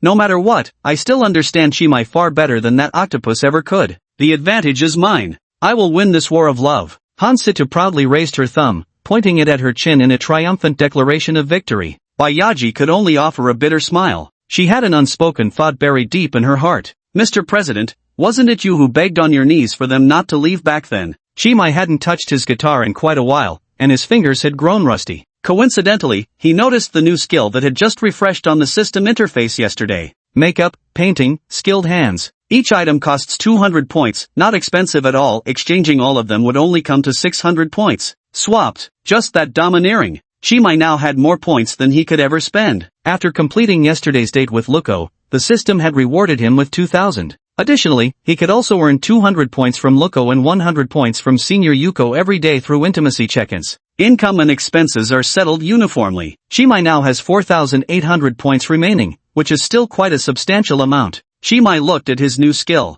Both makeup and painting are easy to understand. He took a few more glances at the description of the deft hands skill. Precision hand techniques, enhancing manual dexterity. Branching skills, magic, pickpocketing.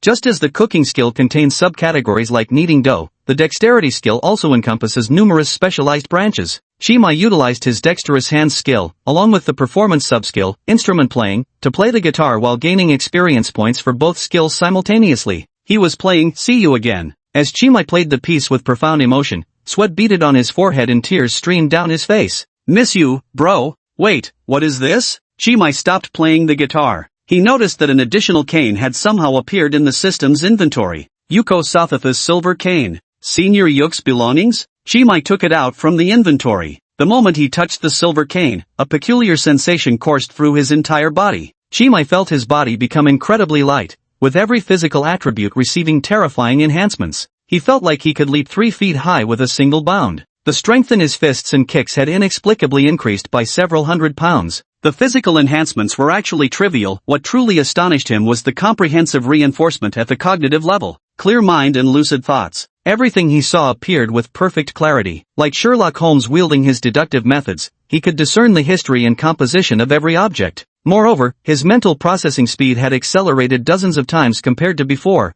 with knowledge expanding rapidly. Holding this walking stick, no, this scepter, Chimai felt an overwhelming sense of holding the entire world in his hands. He was the king of this world. Just then, his phone chimed with another incoming message. Yuko, Xiaoqi, did you receive the gift I sent you? Chimai, Senior Kiki, are you talking about that silver cane? I received it. Chimai, by the way, this cane is an extraordinary item, right? It's too precious, I can't just accept it without reason. Chimai, also, I actually wanted to ask, how did you do it? I mean, when did you give it to me? Yuko? Hold on, don't rush. Yuko, Xiaoqi, you can accept it, because you're a very important presence to me. Yuko, it's a weapon I'm giving you for self-defense. You told me in your dream yesterday that you felt too weak and lacked a sense of security. Yuko, so I'm giving it to you. Holding that cane is basically equivalent to having me appear in person. Chimai, a dream? Yuko, yes, it was in a dream. We met in a dream last night, but you've forgotten what happened in it. Chimai, that sounds quite romantic. Yuko, yes, it really was romantic. Yuko, dreams are wonderful things, born from the consciousness of living beings, ever-changing, chaotic yet mesmerizing. Dreams are the space closest to the essence of the world, not only breathtakingly beautiful but also brimming with countless delicious fragments of knowledge. Yuko, what if I told you I possessed a spell capable of controlling dreams? Would that interest you? Chimai, exclamation point. Chimai, incredibly interested. Yuko, glad you're interested. Come to the school library, I'll teach you this magic technique. Chimai, be right there. Nice, the plan's working perfectly. Yuko sat at the library desk, clutching her phone to her chest and kicking her legs excitedly. The silver cane she gave to Chimai had the ability to amplify the holder's thirst for knowledge. The spell, dream manipulation, was tempting enough on its own, not to mention that Chimai's curiosity was already heightened by the silver cane. He would undoubtedly rush over immediately. How could anyone in this world resist the allure of knowledge? Yuka gazed up at the ceiling, wearing a blissful smile. Finally going on a date with Xiaoqi. I'm so happy. Chapter 55, not interested. According to the classification of supernatural grades, is this silver walking stick a ghost or a dragon? Although Chimai replied to Yuk on his phone with, on my way, he didn't leave immediately. Instead, driven by curiosity, he held the cane before his eyes and examined it carefully. The cane was entirely silver in color, but its material certainly wasn't silver. Metallic silver is too soft to be suitable for making walking sticks. Chimai had no eye for appraising treasures, but one thing he could determine for certain was that this staff was no ordinary item. It should be considered a priceless treasure. Setting everything else aside, its most invincible feature was its unique property. Chimai decided to name this property Bloodhound. Holding this staff, whether it involved sight, hearing, smell, taste, or touch, any form of perception, it amplified sensory abilities to a terrifying degree. For instance, Chimai now holds a cane and gazes at the living room TV. He can tell who recently wiped it just by observing its condition, which factory each component of the TV came from, who ultimately assembled it. But its intelligence-gathering capability isn't even the most terrifying part. The most terrifying thing is that it can achieve one-hit kill. Take the living room television as an example again.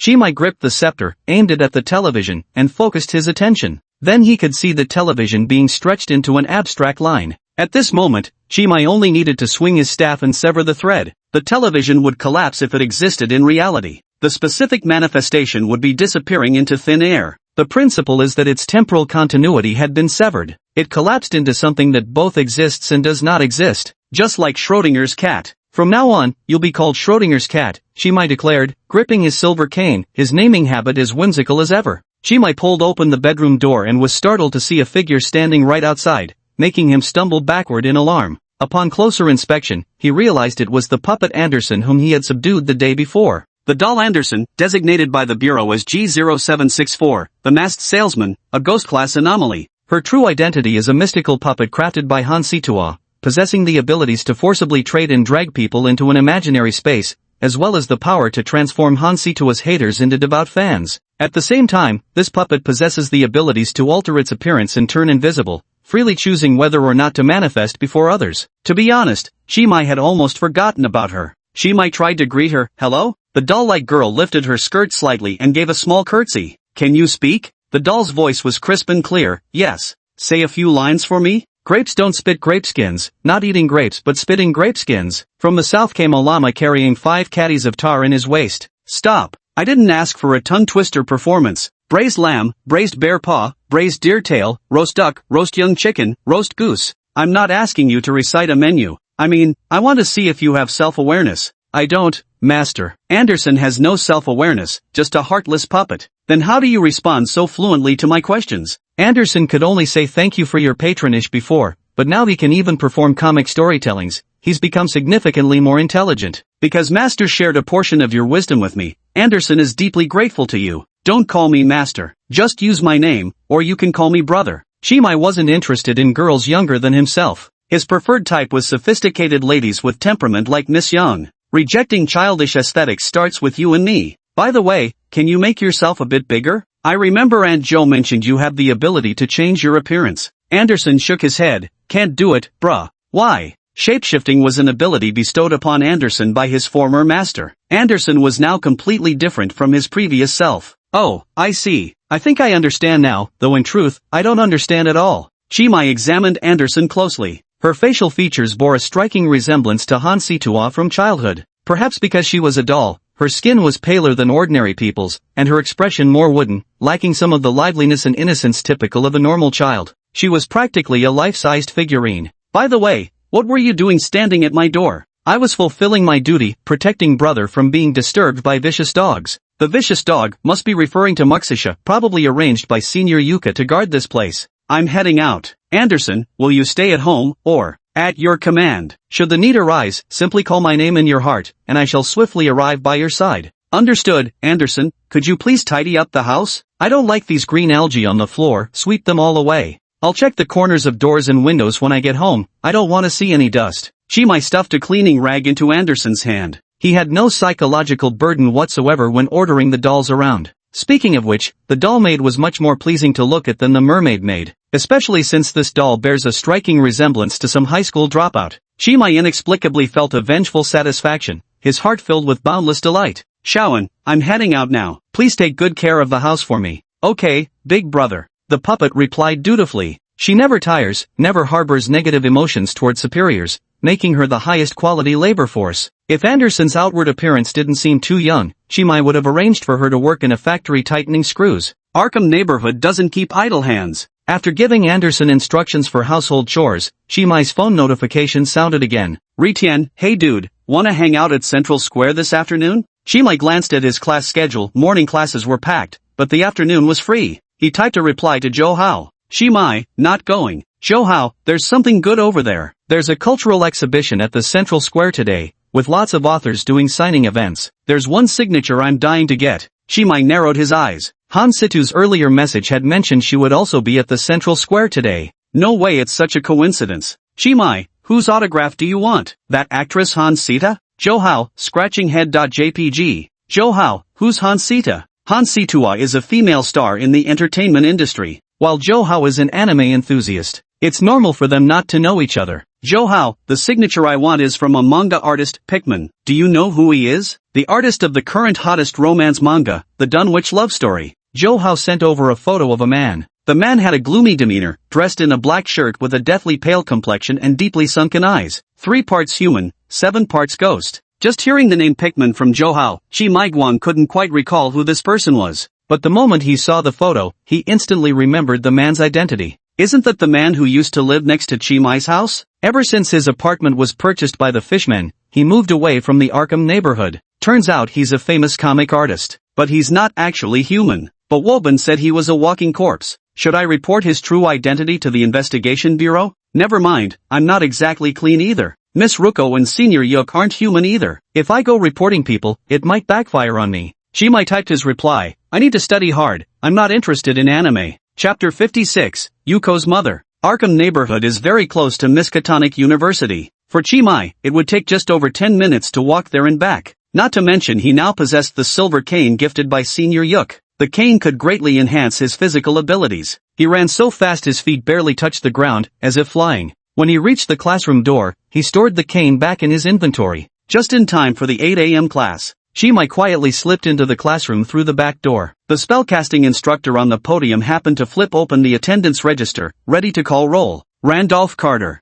Here. Lu Yingjie. Here. Lu Yingjie was holding his phone, openly playing a game. Chimai sat down beside him and gave him a nudge. Oi, dude, where's Rikian? He's still in the dorm, he'll be here soon. But the roll call's already started. As soon as Chimai finished speaking, the roll call just reached Zhou Hao. Zhou Hao, is Zhou Hao not here? Chimai nudged Lu Yingjie, signaling him to quickly respond for Hao. Lu Yingjie, the teacher just called my name, they're not stupid. Here. Zhou Hao was still nowhere to be seen, so Chimai had to answer the roll call for him. Yet it was only moments later when the roll call reached Chimai himself. Chimai, is Chimai present? This is going to be a disaster. The three brothers' names were listed close together on the roster. What should I do? Sneak to the corner of the classroom and register from a different spot? Here. Just as Chimai was contemplating his next move, a sweet and melodious female voice spoke up, answering the roll call for him. Oh, is Chimai a girl? Based on the name, I thought it was a boy, the teacher joked with a smile. Having taught for many years, she could tell at a glance that this was a girl answering on behalf of her boyfriend. The classmates could also detect the teasing tone in her words, and everyone burst into laughter. For a moment, the classroom was filled with a lively atmosphere.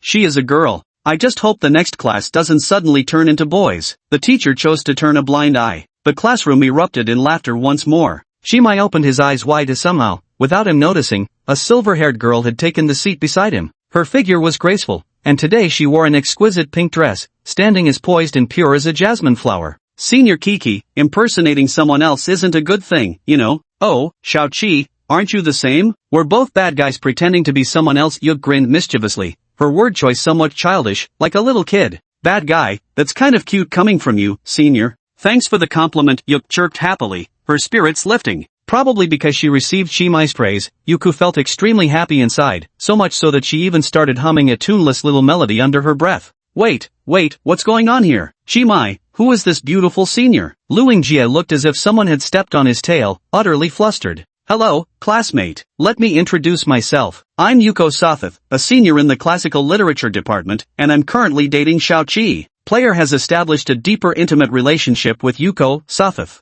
Bonus points reward, 3,000. Daily check-in reward, 200. ?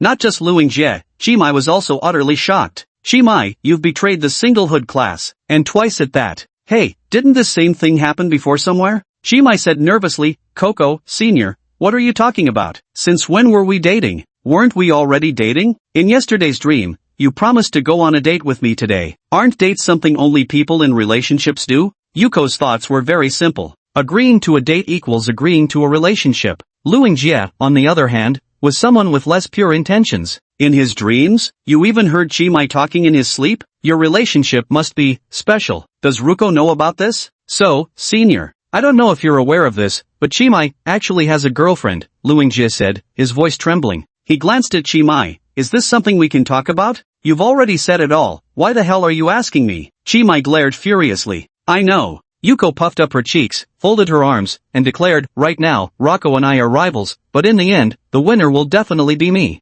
Will we win? We will win. Chimai, oh no, Dad. Lu Yingjie wrapped his arm around Chimai's neck, pulling him aside. You've got to teach me, how do all these flowers keep fighting to land on a pile of cow dung like you? How do you do it? Chimai shot him a disgusted look. Can't you speak properly? Is that any way to ask for a favor? Lu Yingjie smacked his own face twice, putting on the perfect sycophant act. My bad. Don't mind me, just drop a few tricks. I wanna be a scumbag too. Not even 2 moves, just one will do. Lu Yingjie nodded eagerly. Go ahead. Watch out in your next life, if you're handsome enough, someone might just fall for you. Lu Yingjie flipped Chimai the bird. Xiaoqi, I've been waiting for you at the library for a long time, but you never showed up. Yuka climbed onto Chimai's arm, snatching him back from Lu Yingjie's grasp. She leaned close to Chimai, forming her hands into binoculars, a gesture indicating she was staring right at him. Sorry, senior. As you can see, I'm in the middle of class right now. Attending class is quite important indeed. Shall I go ask the principal to approve a long leave for you? Or perhaps issue you a graduation certificate directly? Yuka pondered thoughtfully. If it were Luko, with her domineering personality, she'd probably just drag Chimai away by force at this point. Lawless and beyond reproach, a true outlaw. Yuko was much gentler compared to Luko. Although going through the back door to see the principal wasn't exactly proper behavior either. Chimai smiled wryly. Senior Yuko even knows the principal. Know him? We're old acquaintances. Little Chi, need me to put in a word for you? It's just a matter of saying the right thing. This kind of thing isn't really appropriate. Besides, I attend classes not just for the diploma, but to better myself and acquire knowledge. Keyword extracted. Yuk's eyes lit up, revealing a proud expression that seemed to say, I knew I wasn't wrong about you. My child, your mother is proud of you. JPG. You silly Shao Chi. If you want to study, just come to me for lessons. I'll definitely teach you better than this teacher. That's true. Come on, Shao Chi, skip class and keep me company at worst. I'll tutor you later to make up for it. Senior Yuk was like a delicate little devil carved from pink jade, whispering temptations to lead one astray. To this, Chimai simply couldn't refuse. He was the type who would play along when faced with honey traps. Besides, senior sister Yuk was no ordinary beauty. Alright, Mom, senior sister Yuk. Ho-oh, what did Shao Chi just call me? Yuka's eyes lit up, as excited as if she had discovered a new continent. Nothing, a slip of the tongue. Shao Chi is just like a little kid, waking up all groggy in the morning and accidentally calling the teacher mommy. But senior Yuk isn't a teacher either. Though I'm not, I don't mind you calling me that. Okay, Mama Yuk. Yuk's cheeks instantly flushed scarlet. If it were winter right now, steam would probably be puffing from her face. I meant you should call me teacher. Chapter 57, Betrayal Times 2. Senior Yuk's face was youthful, her mind pure and untainted. Listening to her speak, Chimai couldn't help but wonder just how old was this naive girl's mental age really? Yet this pure little innocent flower possessed maternal radiance that surpassed even Miss Yang's. Was it because Senior Yuk was so gentle, always speaking in such a soft, fragile voice? Though Miss Yang had mature poise, her playful words and constant acting cute made her seem more like a child who'd never grown up. In Chimai's eyes, Miss Yang was more like the big sister next door type of character. Senior Yuk was the real mom. Yuk puffed her cheeks like an angry pufferfish. Bad Shao Chi, don't tease me like this, people are watching. So when nobody's around, it's okay to tease you like this? I won't talk to you anymore. Yuko crossed her arms, turning her back to Chimai. After what felt like ages, she finally replied in a voice barely above a whisper, alright then. She's so adorable. Chimai's face brimmed with happiness. Luing Jie was utterly consumed by agony. His face contorted from the sourness. Jealousy caused him to metaphorically disintegrate. Why does Chimai get so much attention from all those lovely girls? Miss Roko, Senior Yuk, and even that dashing red-haired team captain. Luing Jie had nothing at all. He only had his game account in hand. His rank wasn't high yet. Since Koko-senpai agreed to tutor me, I'll skip today's class. Yuko's expression immediately brightened from resentment to joy. Then I'll forgive you this time. She tugged at Chimai's sleeve. Let's go, Shao Chi, let's go on a date. If it were Roko, she would definitely have grabbed Chimai's arm by now and pressed her whole body against him. But this was Yuko. Shy and reserved, she didn't dare get too close to Chimai in public. Where are you taking me for our date, senpai? The school library? Staying on campus doesn't count as a real date. Yuk and Chimai quietly got up and slipped out of the classroom through the back door. There's a big book exhibition today, let's go there for our date. Escaping the classroom, Yuk cheered. Chimai's heart skipped a beat, thinking to himself, surely it couldn't be the Central Square too? Let me guess, the book appreciation event at Central Square? Wow, Shao Chi, you guessed it exactly right. That's true. Out of an investigator's natural vigilance, Chimai caught a whiff of something amiss. Is this Central Square the center of the universe? Why is everyone recommending that place to me today? Hansita said she wanted to meet me today at the signing event in Central Square. Johao also planned to invite me to the signing session of Pikmin, the living corpse painter. Now even Senior Yuk is inviting me for a date at Central Square. What kind of world-line convergence is this? Something's off, really off. Chimai had a hunch that something strange was about to happen at the Central Square. The current situation felt exactly like someone had set up a conspiracy there, waiting for Chimai to step right into it. Chimai said bluntly, Senior Kiki, I've got a feeling there's something fishy going on at the Central Square. What kind of shady business could a book club possibly have? Yuko wondered aloud. I dunno, but something just feels off about it. Seeing Chimai's solemn expression, Yuko fell into deep thought. If she truly wished to observe, she could easily discern what lay hidden within the Central Square. But she didn't want to do that. In the world of ordinary humans, one should act in the way ordinary humans do. She just wanted to spend an ordinary yet unforgettable romantic date with Chimai. Maybe, pretend I never said that? Chimai noticed Yuko's gloomy expression, and his chest tightened with a dull ache, his breath turning sour. Let's just enjoy the date Senior Kiki prepared for us. Whatever else happens isn't our concern, so let's not dwell on it. Anyway, with you here Senior, even if something chaotic happens, you'll have everything under control, right? Yuka's dim eyes instantly regained their sparkle as she chuckled proudly. Don't worry, nothing will go wrong with me around. I'll protect Shao Chi. That being said, Yuka couldn't help but think to herself. Shao-Chi is now my other half, and if he says he senses something fishy, then there must be something fishy. Could it be that guy planning to come out and cause trouble? A truly troublesome figure surfaced in Yuka's mind. It was none other than her and Sister Yang's younger sister. The youngest, and the most mischievous little sister. Forget it, the boat will straighten itself when it reaches the bridge even if it's my little sister. I doubt she'd dare act out in front of me, murmured Yuk. After much deliberation, the two still decided to head to the central square. They walked side by side, chatting and laughing, their eyes holding nothing but each other. So much so that even Johao, who brushed past them, was completely overlooked. Silver hair? A Bishujo. Is she a cosplayer? She looks exactly like the female lead from The Lovecraft Love Story. That liar Chimai swore he wasn't into anime culture, yet here he is skipping class with a beautiful cosplayer side by side? And pretending not to see me. Not pretending, he genuinely didn't notice. Damn it all. Johao cursed under his breath. He slipped into the classroom through the back door and sat down next to Luing Jie with gritted teeth. His mind kept replaying the moment he'd encountered that silver-haired girl at the stairwell landing. Her silver hair flowed like snow, her eyes gleamed like amber. The girl was breathtakingly beautiful, yet she appeared so approachable. When she joked with others, one could even glimpse her playful canine teeth. Yet her approachability wasn't granted to everyone, it remained Chimai's exclusive privilege. Johao only felt she was utterly out of reach. The silver-haired girl belonged to an entirely different dimension from him. How did Chimai get to know such a stunning cosplay girl? Johao snarled, his face twisted with envy and torment. Not a cosplayer, his girlfriend, Luing Jie stated gravelly, phone in hand. Girlfriend? Isn't his girlfriend Ruko-chan? Holy crap, what a player, two-timing bastard. I'm gonna expose him. Don't embarrass yourself, the girls already know. Senior Yuko and Ruko-chan are rivals competing for the official girlfriend title with Chimai. Ha, why though? How come such gorgeous flowers are fighting to be stuck in a pile of cow dung like Chimai? Johao, echoing Luing Jie's exact sentiment as if reading his mind. Tell me about it. Luing Jie also wore a melancholic expression on his face. Ever since their encounter at the arcade yesterday, he couldn't stop thinking about that dashing red-haired captain, Muxisia. But alas, in her eyes, only Chimai had ever existed, from beginning to end. Johao asked, where did they go? It seems they went on a date to Central Square. Johao's eyes widened in astonishment. No wonder Chimai came up with every excuse when he was invited, turns out he already had a date with a pretty girl.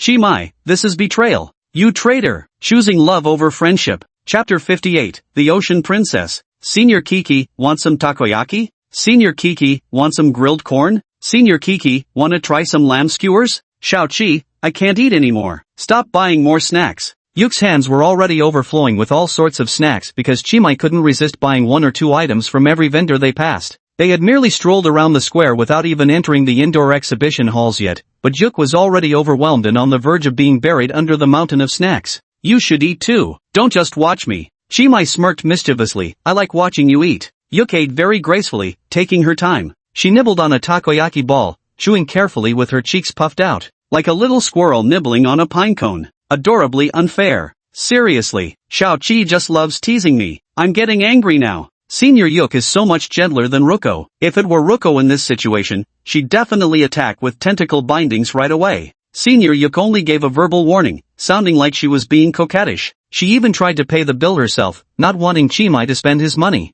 The exhibit doesn't allow outside food. If we don't finish it, they won't let us in. It's all your fault, you dumb Chimai. My bad, my bad. Chimai apologized with a mischievous grin, thoroughly enjoying the sight of Yuk fretting like an ant on a hot pan. Chimai took a few skewers of the leftover lamb that Yuk was eating, helping to finish them together. Wow, miss, your food looks so delicious. Can I have one skewer too? A girl about 16 or 17 stood eagerly beside the two of them. She stared at the takoyaki in Yuk's hand, her mouth watering. The girl looked like a high school student, slender, graceful, and with an ethereal air about her. She was like a lotus bud just showing its pointed tip, visibly much more tender compared to the fully bloomed lotus pod that was Yuka-senpai. Still, she was a peerless beauty in this mortal world. Chimai's breath caught for a moment. Seeing no system notification pop up, he finally let out a sigh of relief. He already had enough close female friends to form a reinforced platoon, he absolutely couldn't afford to add another. Of course, feel free to take whatever you'd like, Yuk said, genuinely relieved at the prospect of not having to finish all the snacks alone. Having someone help eat them was truly a timely rescue. Thank you, miss. You're as kind as you are beautiful, and this gentleman is equally dashing. Truly, a match made in heaven, two halves of a perfect pair. Without hesitation, the girl grabbed several skewers of takoyaki. As she heartily devoured them, she didn't forget to shower Chimai and his companion with auspicious praises. Got food again, folks. Hee hee, said Yuka smugly. What a sweet little girl you are. Here, have this grilled corn too. Wow, thank you, pretty big sis. The girl had her long hair tied back in a ponytail and wore a neatly pressed sailor outfit paired with glossy black thigh-high socks. For a moment, Chimai felt as if he had seen a familiar face from the past. There's some resemblance between her brows and Miss Tsuko. Are they relatives? Chimai asked with a smile. Little girl, are you guarding the exhibition entrance waiting to be fed here? No. The girl's voice was muffled as she chewed on something. She was eating too eagerly and accidentally choked. Yuko quickly patted her back, handing her a glass of cola as she soothed. Eat slowly, no need to rush. If you want more, I'll buy you some. Senior Yuko was as gentle as an angel, seemingly radiating pure, holy light. Gulping down the cola, the girl barely managed to swallow what was stuck in her throat. I'm alive again. Then she declared matter-of-factly, I wasn't just waiting here to be fed, I was waiting for a kind soul to buy me a ticket. Getting food was just a bonus. Could you kind brothers and sisters be my good Samaritans? The girl's eyes sparkled like stars, her face full of hope. Just a ticket? I'll buy it for you, senior sister Yuk declared in a domineering CEO-like tone. Hooray! The pretty sister is such an angel. Ding, a nice guy card issued. There is a cultural palace at the central square, divided into 8 floors. The lower 7 levels house various exhibition halls, where artists frequently hold personal art exhibitions. The top floor is a theater, the largest theater in Federal City. Hansitu's Sisters of the Yellow Sign will perform a touring production of the play The King in Yellow at this theater during the upcoming weekend, 2 days from now. Chimai couldn't help but laugh as he said, little girl, scrounging for food and drinks is one thing, but needing someone else to pay for your tickets too?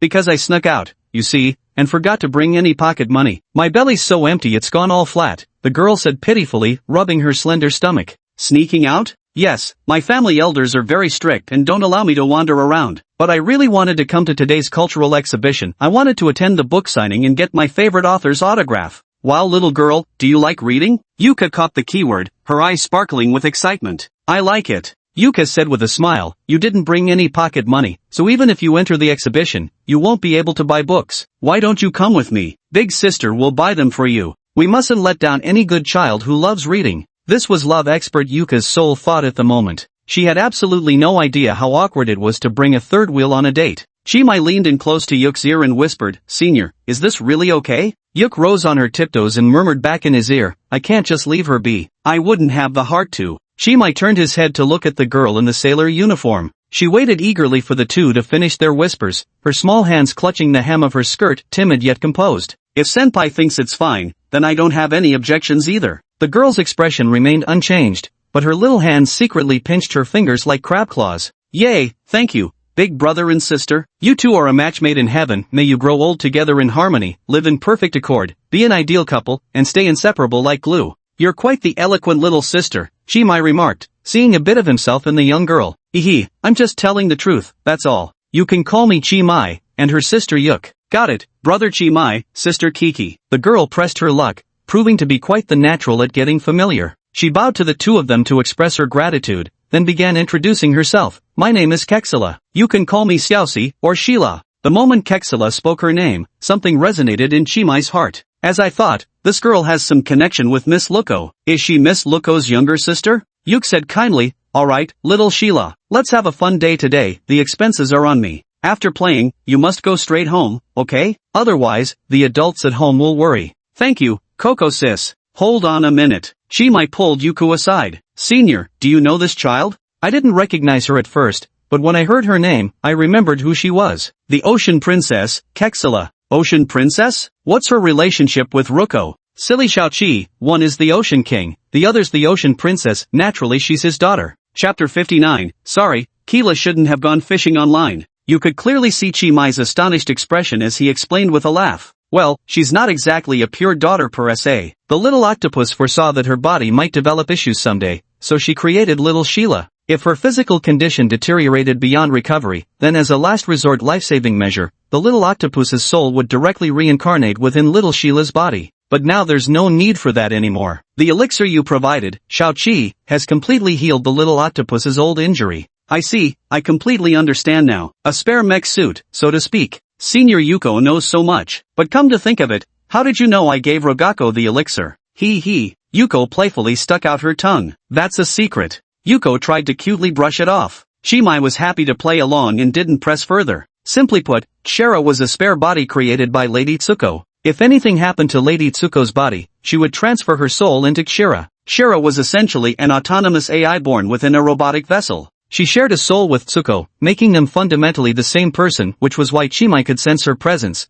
and why the system wouldn't provide any guidance prompts, because Chimai had already completed capturing Ruko's heart. Since this child is nominally Ruko's daughter, then she isn't an outsider. It's just that the generational hierarchy is a bit tangled. Senior Yuk seems to be Ruko's elder, while Ruko is little Sheila's elder. The gap of several generations. Should little Hila really call Senior Yuk a sister? It's fine. We don't care about seniority here. Besides, little Hila is much cuter than the little octopus, so I'd be happy to be her sister. Yuka tugged at Chimai's sleeve, pulling him back from his thoughts. Oh, but wait, I don't think I said anything just now. How did you know what I was thinking, Koko-senpai? Ihia, that's a secret. Yuka teased again. I see, Senior Yuk has the ability of mind reading, right? He'd been thinking too small. An omniscient one thought to themselves thus. Looking at your expression, did I guess correctly? Yes indeed, Xiaoqi is so clever. Yuk coaxed in a childlike manner. That's just great. Senior has mind-reading abilities. How much I admire Senior Coco. Hasn't all that been completely exposed to you?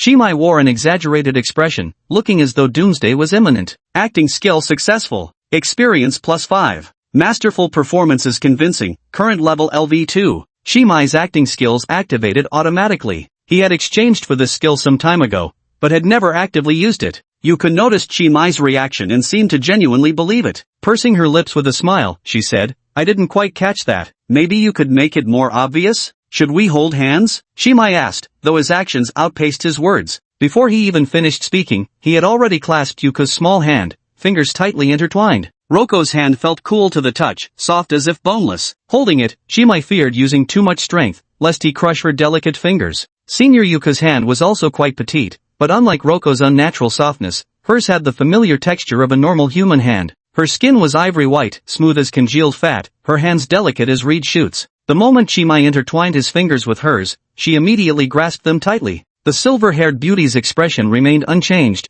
but her body language betrayed her inner tension. How does it feel, Senior? Can you sense my feelings now? Yuka pressed his lips together, speaking against his heart, just so. Alright, then let's not hold hands, Chimai said as he made to withdraw his hand. Yuka instinctively blurted out in urgency, suddenly tightening his small grip even more. Don't you dare. Oh, Senior didn't feel my sincerity, but I definitely felt Senior's. See, you can't even bear to let go. Chimai was just pretending and hadn't actually intended to withdraw his hand. Yet Yuka believed it and abruptly pulled his hand into her embrace, holding it tightly against her chest. Bad Xiaoqi, always teasing me. I'm getting angry. Seeing the mischievous grin on Chimai's face, Yuka shouted indignantly. She turned her back, refusing to look at Chimai, yet their hands remained clasped together. I was wrong, Senior. Your apology came just in time, so I'll reluctantly forgive you. Yuka immediately turned back around, her lovely smile belying any sense of reluctance in her tone.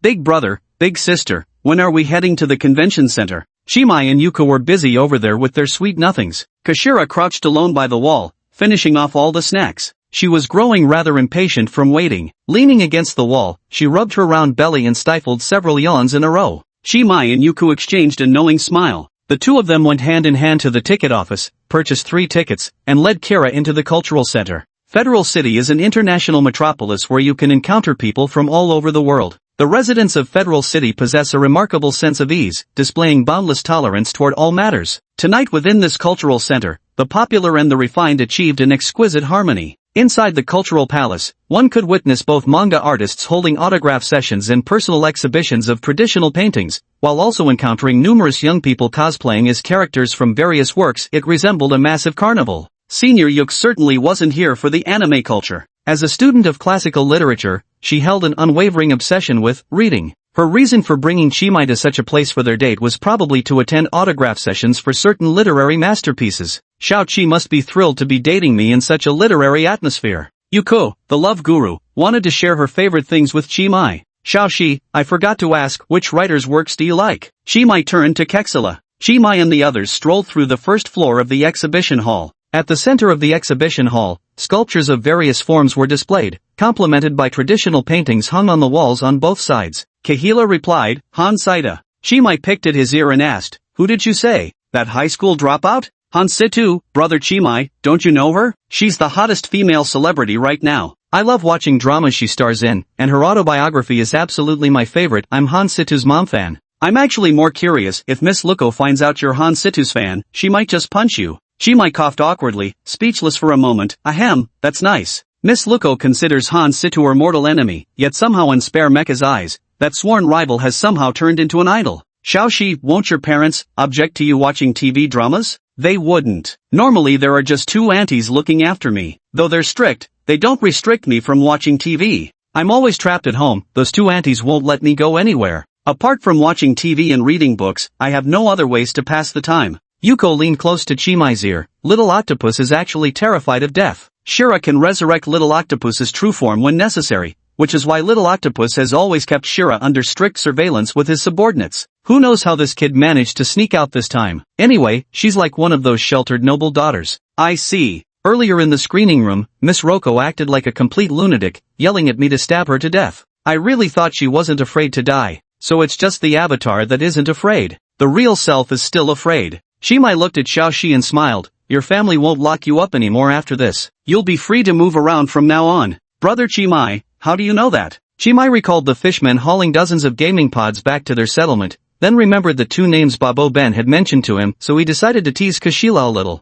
I know quite a bit about your household. Didn't your family recently move in a bunch of gaming pods? Yeah, Kashila's eyes widened with surprise. I also know the names of those two ants who keep you on a tight leash, one's called Dagon, the other's Haida, right? And you've got that hot-tempered guardian too, Keita Luzi, am I right? Holy shit, exposed. Kashira instantly turned pale, her pretty face drained of color. Terrified, she immediately clasped her hands in apology. I'm sorry, Kashira shouldn't have been trolling online. Please, have mercy on me. Chapter 60, so Miss Luko was at Sundara too, watching Kessela expertly glide into an eel. Chimai couldn't help but twitch at the corner of his mouth. Who would have thought such a proper-looking girl could be such a mixed bag? To think she even catfishes people online. But upon careful consideration, it actually makes sense. A sheltered little princess who isn't normally allowed to go out casually would indeed have no choice but to surf the internet. It's all Roko's fault. If you hadn't kept the child locked up at home and let her interact more with the outside world, she wouldn't have become a shut-in otaku. Keita Luko, you've done nothing but evil. Xiaoxi, you've got it all wrong. It took Chimai quite a while to explain everything clearly, including his relationship with Luko, and Senior Yuk's true identity. So that's what it was. I thought someone had tracked me down in real life because I deliberately posted online that sweet tofu pudding tastes better than savory tofu. Kexhira patted her chest and let out a huge sigh of relief. Yuka kept a straight face, speaking in the tone of a kindergarten teacher addressing a child. Little Hira, behaving like this online isn't what good children do, you know. Hondo and I Suma Mason, I'm really sorry. The deep-sea otaku princess bowed in apology. Koko Jeje is absolutely right. Kexhira will never dare do this again. Father, please don't tell mother about Xiaoxi's online fishing activities. Thankfully Chimai wasn't drinking anything at that moment, or he would have definitely spat it out. He grinned wryly, don't call me that, just stick with calling me big brother. Damn, almost became an accidental dad. Human seniority holds no significance in the eyes of transcendent beings like Yuka and her kind. Without hesitation, Kashila immediately stood at attention and said, understood, brother Chimai. Yuka nodded approvingly. Little Kashila is much more adorable than Luko, at least she understands manners. Kashila raised her hand in salute, reporting Kashila has no interest in the art exhibition on the first floor and wishes to proceed directly to the 7th floor to get an autograph from Little Saida, requesting independent operation. Chimai and Yuka held hands the whole time. Any fool could see there was something special between them. Kexela wanted no part in the elder's battlefield of emotions. All she wanted was Han Situ's autograph. If she could shake Situ's hand, or even give her a hug, that would be even better. Little C. Situ, Mama loves you. Kashira is a devoted mom fan of Han Saida. Free time? Sure, but don't wander off. Wait for us at the entrance after visiting the exhibition. We'll call someone to pick you up. You'd better behave yourself, you know. Little Shira, you wouldn't want Roko to find out about your online antics, would you? Yuko said softly. She pulled out her wallet, took out a small stack of 100 yuan bills, 20 or 30 at most, and pressed them into Kessela's hand. Buy any books you like, and just ask me for more if you run short. The price of knowledge can't be measured in money. Wow, Kashira's eyes widened as she eagerly took the money and stuffed it into the octopus-shaped pouch hanging at her waist. Thank you, Sister Yuk. Can I go play now? Go on. Yuk patted Kashira's head affectionately. She watched as Kashira scampered off toward the elevator. Chimai said quietly, Koko-senpai, actually giving kids too much pocket money isn't good. Chimai was a chronic penniless guy. His assets couldn't even compare to current-day Kechela. Earlier when Uncle Chui finally gave him 10,000 yuan as dating funds, it got swallowed up by the Anderson puppet. Just like when a malfunctioning vending machine swallows your change, there was zero chance of getting it back. Reduced to utter poverty once more, he couldn't help feeling a twinge of jealousy toward Kyra, who was now flush with funds. That child usually stays cooped up at home all the time. Now that she's finally managed to escape for a bit, give her some extra pocket money as compensation. Senior makes a good point, Chimai chuckled, recalling Kazira's sparking eyes earlier. I feel like Xiaoxi and I are somewhat alike. Greedy for wealth, instantly cowardly and quick to apologize, smooth-tongued and persuasive. So you're saying you like Hansita just like her? Yuka glanced at the art exhibition beside them, her tone indifferent. Yuka's seemingly casual remark hit Chimai like a ton of bricks, weighing heavily on his chest. Who likes her? I don't even watch her dramas. Hansita might have been my neighbor before, but we were never close. How could you slander me like this, Senior Yuku? Yuka turned her head to look at Chimai, smiling like a flower. What's the rush? I was just making an offhand remark. Besides, liking Xiaoxita isn't anything to be ashamed of. I love watching the plays she stars in too. If you're so concerned about her, we can go buy a few of her books later, Yuka said calmly, exuding the magnanimity of the rightful mistress. She didn't care that Chimai was going to Han Sadai's exhibition. Rather, she had deliberately chosen to arrange her date with Chimai during the cultural exhibition today. She intended to utterly crush Han Sadai's confidence with her overwhelming advantage and directly show her who truly won this war. I just don't want Senior Yuk to misunderstand. I'm not a promiscuous person. You just had a date with Little Octopus yesterday, and today you're dating me? Xiao Qi is such a clueless playboy, Yuka teased in a light-hearted tone. She didn't feel the slightest bit jealous, if she tried putting herself in his shoes. If Yuka were in Chimai's position as an ordinary human, she'd probably be just as reluctant to choose between powerful beings like Sister Yang, Lulu, and herself. Human willpower is remarkably fragile. They lack the capacity to resist the allure emanating from beings of Yuk's caliber. Yuk, well aware of humanity's inherent weakness, naturally couldn't bring herself to judge Chimai too harshly. She cared little for the process so long as she emerged as the ultimate victor in the end. I thought Senior Yuka was angry. How could I be? I'm not a petty person. No matter how big a mistake Xiao Qi makes, I'll always forgive and pardon you. Besides, being fickle is just human nature. It's not Xiao Qi's fault. Senior Yuka is practically an angel of kindness. Tagging at Kidluko, you should learn from her example. Ketala and the little octopus can't really be considered what you humans would call a mother-daughter relationship. Their connection is more complex, symbiotic companions, each being part of the other. Ketala is more like the true heart that the little octopus deliberately concealed. Luko didn't want her vulnerability to be discovered, so this part manifested as Ketala, kept under strict surveillance by her subordinates. Yuko led Chimai to stand before a painting. She patiently explained Kara's identity to him like a teacher. I completely understand now. On the surface, Xiaoxi is Tsuko's daughter, but in reality she's also an avatar of Tsuko's true self. Xiaoxi is Tsuko's deliberately concealed true self. Her personality is actually Tsuko's real personality? You could interpret it that way. Yuko affirmed Chimai's understanding. It seems Miss Roko is quite the stubborn one, isn't she? Sheltering her true, vulnerable self beneath the tyrant's mask called Katakoro Roko. While pondering, Chimai suddenly noticed an exquisite detail. If Kashira symbolizes Katakoro Roko's hidden true feelings, and Kashira is Han Situ's fan, does this suggest that Miss Roko actually harbors little hatred towards Han Situa, her so-called archenemy? Perhaps, quite the opposite of what's actually displayed, they might actually share a deep sisterly bond and dearly love each other. Is it just some misunderstanding that made them fight to the death, acting like sworn enemies? Turns out Miss Roko was at Sundara too. Wait a moment. Why did I say also? Chapter 61, Love Story in Federal City. Kashira has grown up now. It's time for Roko to let go. We can't keep her cooped up at home forever. That would be too cruel. Chimai stood shoulder to shoulder with Yuku in front of a painting, teasingly remarking. The artwork before them was a surrealist painting depicting an endlessly descending spiral staircase, at the bottom of which stood an exquisitely carved stone door. Chimai lacked the artistic sensibility to appreciate paintings, simply finding this one rather visually pleasing. Most of the time, he was secretly admiring Senior Yuka's peerlessly beautiful features. However, since the two had been holding hands the whole time, Chimai felt like he was about to break out in sweat. He wanted to remind Yuku if they could let go for a moment so he could wipe his palm, but he was too embarrassed to ask directly, so he could only hint at it in a roundabout way. But little Chimai isn't grown up yet, and with so many strangers around, it wouldn't be good if some bad guy snatched him away. As she spoke, Yuka actually tightened her grip on Chimai's hand. Drawing Chimai's hand close, she blinked flirtatiously at him and unleashed a wiki attack. Critical hit. For the first time, Chimai felt his heart skip a beat. In the past, it was always him going toe-to-toe with Roko, proactively using long-range attacks against close-range ones. He never expected that someone of his high rank would be struck speechless and flushed with anger by just a single sentence from Yuko. The Dream Quest of Unknown Kadath, that's the name of this painting. Through the gate of slumber, one ultimately arrives in the realm of dreams. The artist was quite an interesting fellow, though far less intriguing than Xiaoqi.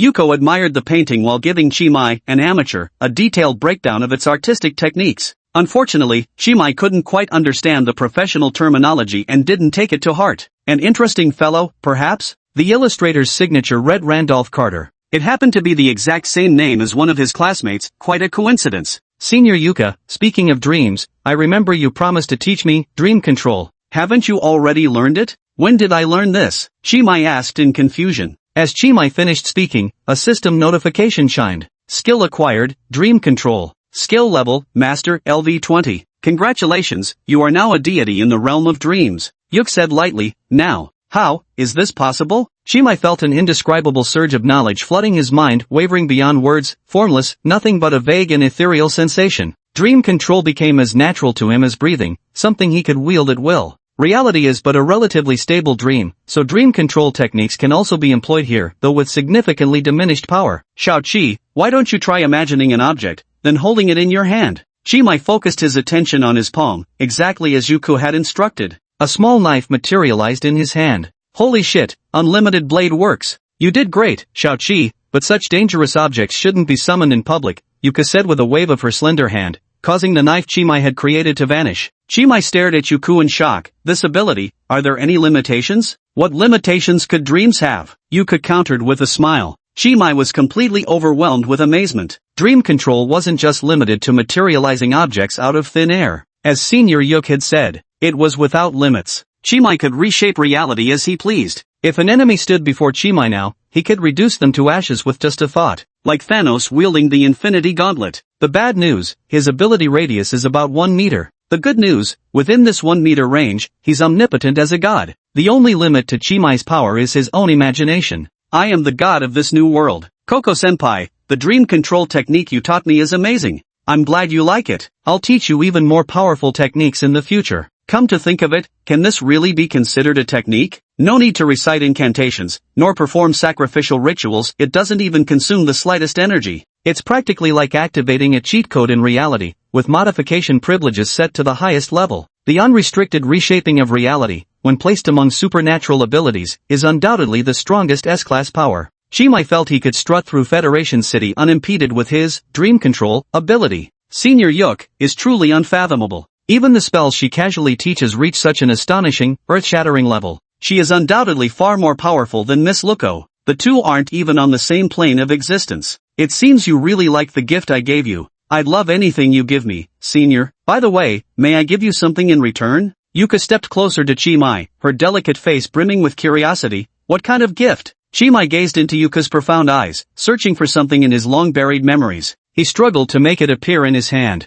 A pure white bridal veil. This is it, can I give it to my senior? A bridal veil? Why would Xiaoqi give me something like this? I can't quite explain it. Maybe I've seen you wear it in a dream. Anyway, I really hope you'll accept it. This is the first gift Xiaoqi has given me. Of course I'll keep it. The veil was pure white, while her hair shone silver white. Though both shared the same palette, they complemented each other perfectly. The hair and veil are distinctly layered. Like a sprite that strayed into the mortal world, adorned with a dazzling array of stars. Her delicate steps moved lightly, her figure fluttering gracefully. She lifted the veil that should not have existed, her exquisitely painted face brimming with joy. Ha ha ha, did you know, Xiaoqi? The elven maiden Xiaoran stood gracefully before Chimai. In human civilization, veils are usually decorations women wear at weddings. By giving me something like this, are you perhaps proposing to me? Yes, Miss Yuko Sathith. I love you, please marry me. To her surprise, Chimai actually dropped to one knee, gently taking Yuko's small hand and placing a light kiss upon it. Foolish Xiaoqi. Yuko tenderly helped Chimai to his feet. In the not-too-distant future, I would have long ago married you, so we must wait until that time for me to truly be called your wife. Miss Yuk, are you saying I wasn't formal enough and should properly propose to you later? The words of an omniscient being who transcends the dimensions of time are somewhat difficult for ordinary humans to comprehend. Even Chimai didn't quite grasp the meaning behind Yuk's words. He actually felt his behavior was somewhat inappropriate too. Perhaps he shouldn't have joked about marriage proposal during their first date, it made him seem rather immature. In his anticipation, he thought Yuk would panic just like Miss Rashi, showing that adorable shy expression. Yet nothing of the sort happened. Yuk remained perfectly composed, as if everything was under control. I'm not dissatisfied with you, Xiaoqi, but I'd be really happy if you could say those words to me every day. What words? The marriage proposal? No, it's I love you. I love you too, Senior Yuk. Chimai flashed a triumphant smile of having played his cards right. How much do you love me? Yuk smiled knowingly, content to fall right into his little game. A little more than yesterday, a little less than tomorrow. Chapter 62, The Dunwich Love Story. Excuse me, miss, may I take a photo with you? Sorry, can't. Your makeup and costume look amazing. Are you cosplaying the female lead from the Dunwich romance? It's so accurate. Thank you for the compliment, but I'm not cosplaying anyone, and I'm not wearing makeup either. Little girl, would you be interested in debuting as an idol? Sorry, not interested. Since Yoke started wearing the white veil, the number of people asking to take photos with her had noticeably increased. It seemed because her face bore a striking resemblance to the female lead of a popular comic, and the white headdress she wore happened to be the heroine's classic look in the story. So Yuka was regarded by manga fans as a professional cosplayer. In the words of passers-by, the accuracy is so high it's like she walked right out of the manga. Yuka hung her little head, her eyes seeming to say, humans are so troublesome, but I must be polite. Yuka appeared to have some obsessive notions about etiquette and elegance. Her refusal to admit defeat reaction was utterly adorable. Senior, how about taking off the veil? Then put on a face mask that should stop people from bothering you anymore.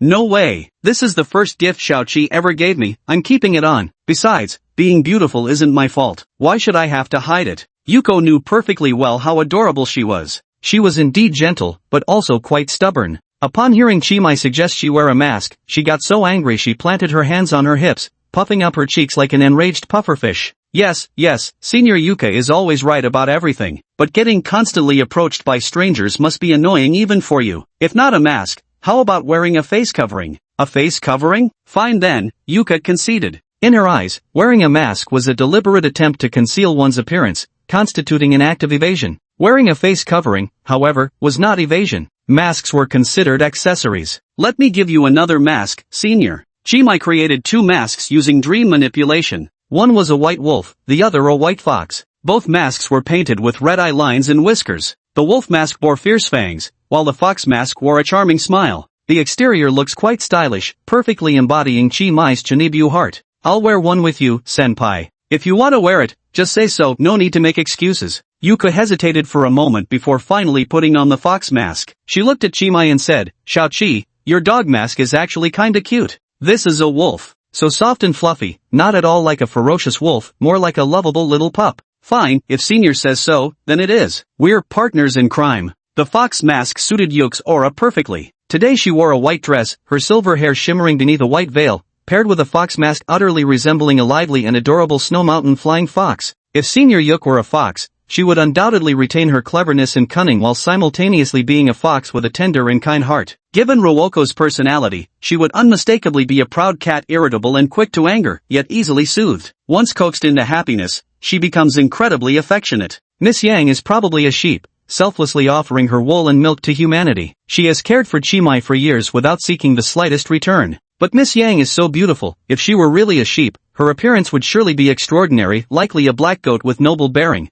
And what about Han Situ? What animal would she be? Among them all, Chimai had spent the most time with Han Situ, yet he couldn't recall any distinct personality traits of hers. Because we're too familiar, have we become blindly oblivious? I can't see Mount Lu's true face, for I am standing right upon this mountain. Speaking of which, how exactly do I see Han Situ? Just an ordinary friend? Or maybe, what are you thinking about? Xiaoqi, the fox girl asked. Nothing much. You're on a date with me right now, you shouldn't be thinking about other women in your heart. My apologies. Yuk said gently, Xiaoqi, no need to apologize. Xiao Saiden has been your friend for many years, thinking of her shows you're loyal and righteous, not unfaithful. If you're genuinely worried about that girl, we can drop by her book signing later. After all, we're acquaintances, it would be impolite to visit without saying hello. Senpai, do you know Han Situa? Chimai couldn't recall ever mentioning Han Situa to Senior Yuk, yet the senior seemed to know everything about the situation. What level of mind reading could possibly have such a formidable effect? Oh, I know her. The TV dramas she stars in are quite enjoyable. Besides, she's genuinely dedicated to writing books, far more charming than some ill-mannered little octopus. Yuk held Han Situ in high regard. Reading books and writing them in her eyes, these were undoubtedly qualities that added to one's appeal. Miss, your cosplay is incredibly accurate. You're the female lead from the Dunwich love story, right? The masked masquerade version. Can we take a photo together? No. Chimai and Yuka hadn't enjoyed peace for long before being swarmed by persistent comic fans. It seemed even with the mask on, Senior Yuko bore an uncanny resemblance to a particular portrayal of the comic's heroine. This is way too much of a coincidence. After shooing away a few fans begging for photos, Yuko was utterly furious. Clenching her little fists, she snarled, "Even with the mask on, I can't shake these people off. Who the hell drew that damned comic? I'll make them pay." When Yuko walks the human world in her human form, she normally doesn't use her true form's omniscience ability. She loved the feeling from unknown to known, this sensation of acquiring knowledge. Hence, except for matters related to Chi-Mai, she wouldn't actively contact her original form. She didn't usually watch anime or read manga, so naturally she had no idea what comics these people asking for photos were referring to. "Don't be upset, Senior," Chi-Mai patted Yuk's shoulder reassuringly. "Let's go buy the manga and see for ourselves." The two had already spent quite some time wandering through the painting exhibition at the cultural fair. Chi-Mai lacked the artistic sensibility to appreciate traditional paintings, merely skimming through them along the way. Yuk, on the other hand, often found herself completely absorbed. Like a knowledgeable tour guide, she detailed the lives of various painters and their techniques for Chi-Mai. After leaving the traditional art exhibition, the two of them arrived at the comic convention area. Their outfits allowed them to blend easily into the crowd at this exhibition. No longer standing out like cranes among chickens, they became far less conspicuous. As a result, fewer people actively sought them out for photos. "That's the one, let's get 2 copies. Chi-Mai found a stall selling the Dunwich love story and decisively bought 2 copies from the staff. The manga artist wasn't at the stall at the moment, having wandered off somewhere to slack. "Senior Yuk, want to take a look at this manga? 2D comics?" Yuk looked somewhat disdainful. She usually only read classical literature. These new-era cultural mediums never seem to tell very profound stories. Senior Coco's explanation is so complicated, but aren't you curious about why those manga fans keep bothering you? Yuko answered truthfully, a little curious. Hesitantly, she took the manga book, flipped through it casually, activating her speed reading ability. Then, tears streamed down her face. Yuko was crying like a rain-drenched pear blossom, throwing herself into Chi-Mai's arms. "Woo-woo, Xiao-Chi, this manga is so touching." Chapter 63, Yuko finds arguments terrifying. Yuko pushed the fox mask up onto her forehead and buried her small face against Chi-Mai's chest. It was unclear whether she genuinely wanted to cry or simply felt like acting spoiled with Chi-Mai. "Is this manga really that amazing?" Seeing Yuk's reaction, Chi-Mai curiously activates his speed reading skill on the Dunwich love story. Speed reading skill successful. Current level, Master, LV20. Skill has reached maximum level. Experience points will no longer increase. The Dunwich Romance is a short comic series. The comic cover features a silver-haired girl resembling Senior Yuko, standing barefoot in a crystal-clear stream while using a fishing net to catch fish. The composition is strikingly dynamic, with the girl looking down dominantly as if the reader were the very river fish being caught. The manga recounts a love story between a girl living in the countryside and a city boy who returns to his rural hometown for summer vacation. The boy and girl meet by the stream while fishing. They become inseparable, spending an unforgettable summer together. They turn over rocks to catch crabs, fish by the streamside, simple joys shared between kindred spirits. "We went hunting in the mountains together but got separated from the adults. At night, we took shelter in a tree hollow, clinging to each other for warmth as we slept. We caused mischief together at the village temple fair, but got caught stealing offerings and knocking over the altar table. The adults punished us by making us stand outside the gates. At our country cousin's wedding, we served as best man and maid of honor respectively. We treated each other with exaggerated politeness, blushing furiously. We acted so bashful that it seemed like we were the ones getting married, making all the guests burst into laughter. After the wedding, my cousin placed her veil over the female lead's head, joking that they should hold another ceremony. At the end of summer, during a masked bonfire party, the Grey Wolf Boy invited the Fox Girl to share a dance. By the flickering bonfire, under a sky full of stars, the boy and girl sealed their love with a kiss. After that, summer vacation came to an end. The boy returned to the city to continue his studies. The two lost contact. In later comic plot developments, the academically struggling girl vowed to study diligently and work hard so she could leave the countryside and attend school in the city. Eventually, she succeeded in gaining admission to a city school, but during their earlier parting, neither the girl nor the boy had exchanged contact information. So even in the big city, the girl remained alone. On the last page of the comic, the umbrella-less girl ducked into a convenience store to escape the rain. And in this store, she met a boy buying ice cream. They smiled at each other, and the black and white comic turned to color on this page. The final frame shows a melted ice cream cone lying on the ground. The manga abruptly ends, leaving an open conclusion.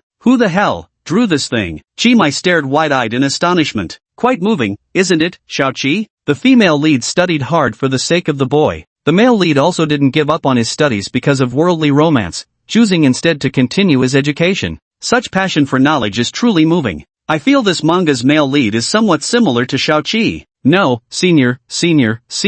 Your focus is a little strange. Shimai believed the key point of this manga wasn't how the main characters resembled him in Yuku. Rather, it was the storyline. At least 80% of this manga's content consisted of his actual experiences with Hansita, like fishing for crabs together, hiding in tree hollows at midnight to avoid black bears. Of course, there were also mischief at temple fairs and bonfire dance parties. These were all experiences he had shared with Hansita, but he and Hansita had never served as best man and bridesmaid for some country cousin's wedding. There was absolutely no love at first kiss. This point must be emphasized clearly. As a child, Hansita was a complete tomboy, and Shimai treated her purely like one of the guys. What they had could be friendship or familial bonds, but love was absolutely out of the question. The manga artist draws with such meticulous detail, every element perfectly accurate. There must be supernatural guidance behind this. It can't be just a coincidentally similar plot. Shimai noticed several lines of dialogue in the manga were exact replicas of conversations he once had with Hansita. This near one-to-one copy level of resemblance, how could it possibly be drawn by this so-called Pikmin artist without direct input from the original parties? Why did Hansita arrange for an artist to turn her real-life experiences with Chimai into a romance comic? Was it to get back at Chimai for not forming a band with her? But that shouldn't be the case. Chimai has always been thick-skinned, there's no way such a trivial matter could break him. Besides, the faces in the comic weren't his and Hansita's anyway. Rather, they were his and Senior Yuko's. Apart from the slightly odd viewing experience due to the plot being tied to Hansita, Shimai actually wished there were more comics like this. Best if Roko, Miss Yang, and Senior Yuk each get around 8 or 9 outfits. Beautiful, love seeing this. Especially the male lead's face, must never be changed. Immersive as hell. Xiaoqi, do you like this comic book? I quite like it. Two individuals with the speed reading ability finished reading an entire comic book in 1 minute and began discussing its plot. Wait a minute. Shimai belatedly realized what had happened. When did my speed reading skill reach max level? Xiaoqi, why are you staring at me blankly? Nothing. Is this also because of Senior Yuko? Suddenly mastered dream control at max level. The speed reading skill also reached max level without him realizing. Senior Yuko might truly have a talent for teaching. Does she even need to lift a finger to teach? Does knowledge just pour into the students' minds automatically? I'd love to know what happens next in this manga. Too bad the author's taking a break recently. No idea if there'll be a sequel, Yuk said wistfully. A sequel? Probably the main couple has a fight, then parts ways and doesn't see each other for years, Chimai answered without thinking, reminded of his own history with Hansita. No way. The main couple finally found each other. And their eyes are only for each other. How could they just split up over a single argument? The reason for parting ways certainly wasn't just because of an argument. The key lies in incompatible ideologies. Human relationships are actually quite fragile. You never know if certain words spoken in anger might unintentionally touch the other person's sore spot. Once one party gets offended, the relationship plummets to freezing point. There's no need for deliberate estrangement, naturally, you just drift apart and forget each other in the river of life. Is it really? Arguments are so scary. Yuk tightly grasped Chimai's hand, trembling as she spoke. Let's promise never to argue in the future, Xiaoqi. Go to hell, you bastard. I'll never speak to you again. Unpleasant scenes suddenly flashed before Chimai's eyes. He closed his eyes, speaking solemnly. There's absolutely no way I could ever argue with Koko-senpai. She's too adorable, how could I ever bring myself to do it? Indeed. Yuko responded without a trace of modesty, her tone brimming with confidence. Hey, Koko-senpai, where's the humble demeanor befitting a beautiful girl like you? When someone compliments you, shouldn't you be modest and say something like, just somewhat cute? Yuko pretended to be surprised. But modesty is only needed when facing fake praises, right? Was Xiaoqi not telling me the truth just now? What happened to the virtue of honesty that a boyfriend of a beautiful girl should possess? Yuko was quick with her sharp tongue. Chimai had truly met his match. After several rounds of sparring, he hadn't gained even the slightest advantage. With a lowered head conceding defeat, Chimai admitted, I'm being completely honest, everything I just said was true. Senior really is adorable. Thanks for the compliment. You're quite cute too, little Chi. The two were lost in tender affection, as the atmosphere grew increasingly intimate. Unfortunately, just at that moment, what sounded like an argument seemed to erupt not far from them. The intrusive noise was truly a mood killer. Annoyed, Shimai followed the sound and spotted its source right by the entrance of a staff-only lounge. It's that ghoul cartoonist Pikmin. He was tugging at a sophisticated-looking young matron. Don't go, Alice-sen, quit playing violin, I'll take care of you. The violin is my lifelong dream. Stop making a scene, can't we both act like mature adults for once, the matron said disdainfully. Pikmin plopped down onto his knees before the woman. Please, I'll do anything, he begged. You're such a self-centered man, she said. The woman shook off Pikmin's hand and walked away without looking back. Chapter 64, The Infamous Duo. The woman named Ellie Zane walked away without looking back, leaving Pikmin alone kneeling on the ground, lost in sorrow. Chimai and Yuko exchanged glances, nodding in silent agreement. A fence encircled the perimeter of the rest area to prevent visitors from disturbing those inside. Yuko noticed a warning sign posted outside the fence that read, "Staff only, unauthorized personnel prohibited." So she decisively used dream manipulation to create 2 fake work badges, hanging one each around her and Chimai's necks. Typical case of burying one's head in the sand. The two walked straight towards Pikmin. Chimai reached out to help him up. The young man wearing a gray wolf mask and a silver-haired girl with a fox mask walked hand in hand, each holding a comic book in their hands. As the comic's author, Pikmin naturally assumed these two were his fans, coming to ask for his autograph. "Sorry, but I'm not in the mood for signing right now. Would you mind joining the queue over there? Why did you think I came for an autograph?" Chimai shrugged with a strange grin. Ha ha ha. Yoke played along with a sinister laugh. Yoke pushed open the lounge door. Chimai grabbed Pikmin by the collar, dragging him inside like a stray dog. With his muscle enhancement ability and a formidable stamina stat of 12, Chimai's physical prowess was unmatched. Even the undead Pikmin stood no chance against him. He dragged Pikmin into the room and used dream control techniques to erase both the door handle and the seams of the door, transforming the space into a completely sealed chamber. Pikmin was a man who knew quality when he saw it. Witnessing Chimai's extraordinary spellcasting skills, the lifeless glow in the corpse man's eyes widened so drastically it seemed they might pop right out of their sockets. Yuka still dutifully chimed in with a villainous laugh that sent shivers down Pikmin's spine. Pikmin plopped onto the lounge bench, looking at the two in horror. "What do you two mean by this?" Chimai and Yuk stood side by side, hands on hips, silently observing Pikmin. The duo exuded the intimidating aura of partners in crime. "Big bro, big sis, let's talk this out. If it's money you want, I've got some. No need for things to get ugly," Pikmin pleaded with clasped hands. Chimai patted Pikmin on the shoulder. "Let's hear it. How much can you offer? Lie to me and you'll regret it." Yuko reminded him, "Ahem, Shao-Chi, our goal isn't about the money." "Sorry, I got too immersed in the role." Chimai genuinely wasn't just getting too immersed in the act. If Senior Yuk tacitly permitted it, he genuinely intended to seize the opportunity to extort some money from Pikmin. This guy is a living corpse with illegal status, so no matter what Chimai does to him, he wouldn't dare report it to the Law Enforcement Bureau. That'd be equivalent to turning himself in. This is nothing but criminal versus criminal. Confess everything about your comic, The Dunwich Love Story. Otherwise, heh. Chimai drew his silver cane, unsheathed the hidden rapier, and pressed it against Pikmin's neck. The intelligence-gathering function of the silver cane automatically activated, flooding Chimai's mind with a torrent of information about Pikmin. Every person he'd recently interacted with, every meal he'd eaten, every place he'd visited, no detail was spared. The massive influx of meaningless data placed unbearable strain on Chimai's mind. Continuing would risk swinebrain overload. Just as he was about to find something valuable, a splitting headache forced Chimai to deactivate the silver cane's bloodhound function. "You two aren't after money, but instead asking me about the comic's content. Are you my fans?" "I wouldn't call myself a fan, but I do appreciate your comics," Yuka said calmly. "In the human world, there isn't a single writer worthy of having her as a fan. This is by no means intended to belittle humanity." The disparity in their hierarchical status was too great. Pikmin was a living corpse, though categorized as an extraordinary race, his rank was too low. In Yuka's eyes, living corpses were hardly different from humans. "I quite admire you as well, especially the plot in your comics. Did you come up with the storyline yourself?" Chimai pressed the rapier against Pikmin's pale neck, causing dark purple pus blood to ooze out. "It was my own idea," Pikmin declared with unwavering conviction. Chimai was certain he was lying. The silver cane served as a lie detector. "I'm glad you're willing to answer questions, but I don't like this particular answer of yours. You're lying, Mr. Pikmin. There's an old saying from my homeland, a wise man submits to circumstances.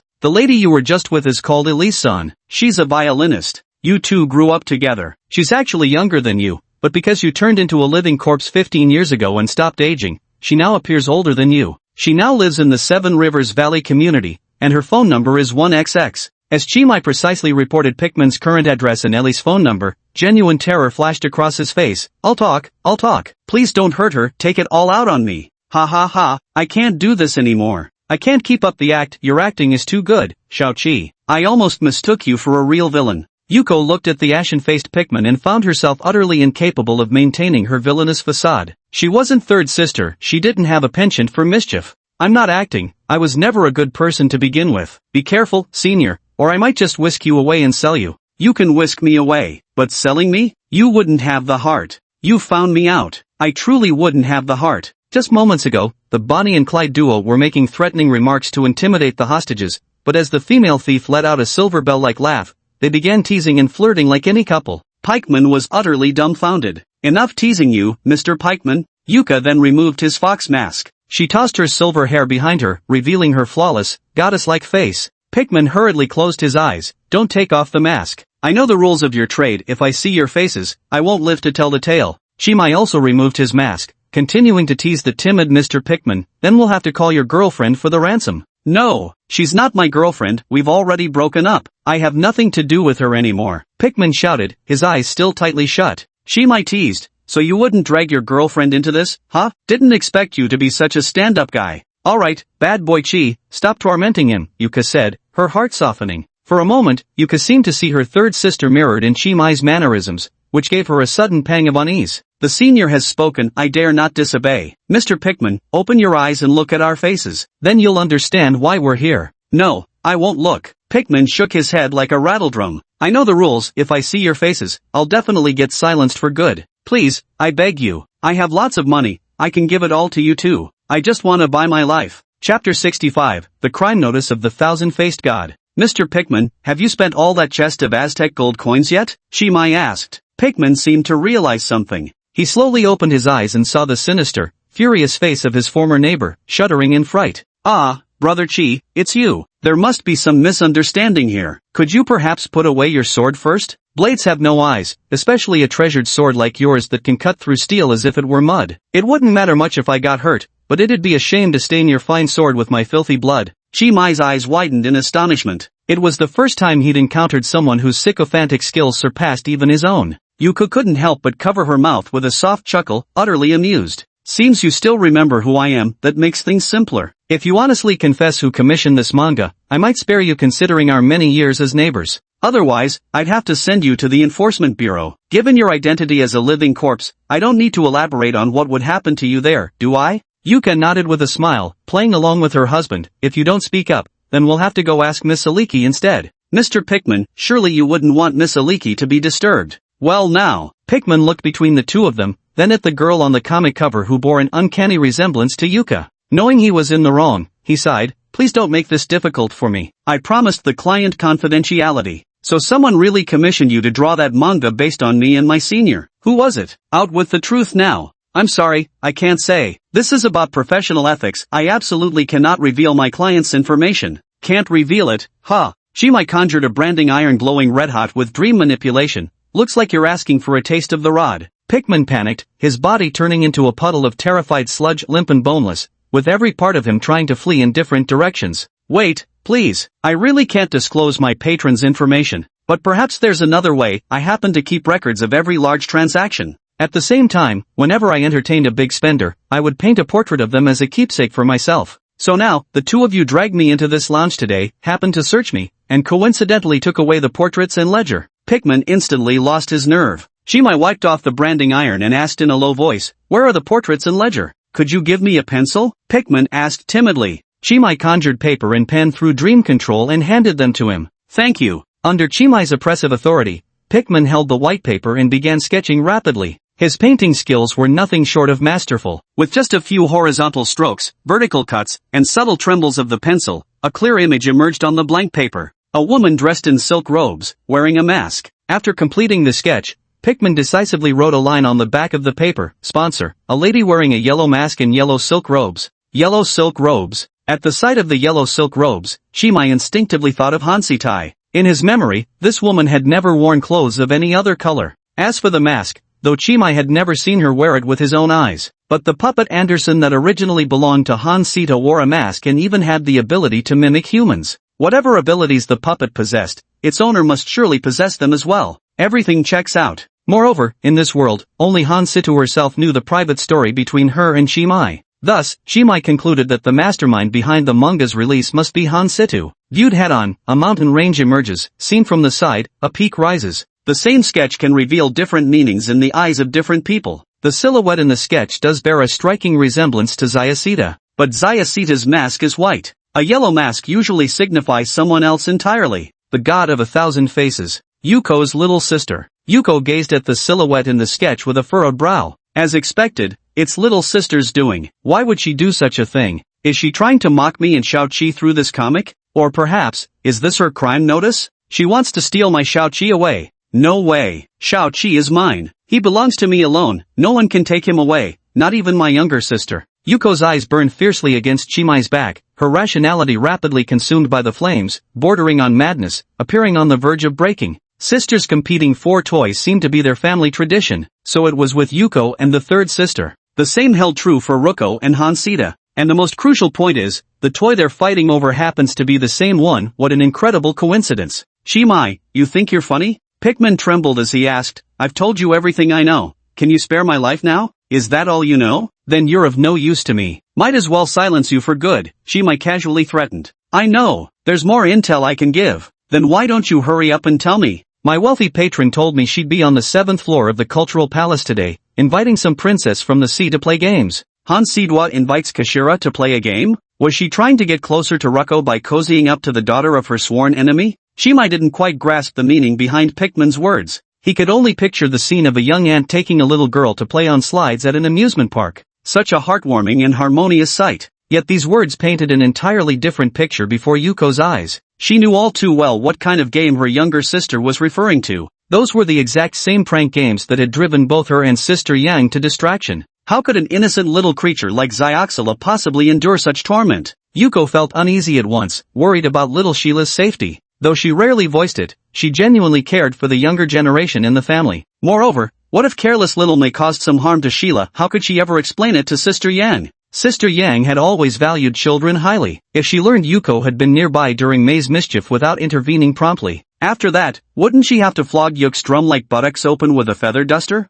Xiaoqi, I need to go upstairs. I'm worried about little Shira. Alright then, shall we leave this guy alone? Just dump him here? Chimai took Yuk's hand. But Yuk, with a drastically changed expression, immediately shook off his hand. No, there's a small problem upstairs that I need to handle. Xiaoqi, stay in this lounge for now and absolutely do not go upstairs. Understood? What's happened? Don't ask anymore. Once I bring Xiaoxi back, we're leaving this exhibition. We'll go back to my place. I'll never let you go out again. There are too many bad people in the outside world. Senpai Yuk, having lost her rationality, made a Yandere declaration. Chimai's ordinary human perspective imposed too many limitations. He simply couldn't understand why Senior Yuk had suddenly panicked. Senior Kiki, calm down first. Enough talking, Xiaoqi. Stay right here. Be good and don't move around. I'll be back soon. Yuk waved her hand, tearing open a rift in the lounge door before leaving the room. In the blink of an eye, the illusory reality swiftly healed, and the doorway ultimately transformed into a seamless concrete wall.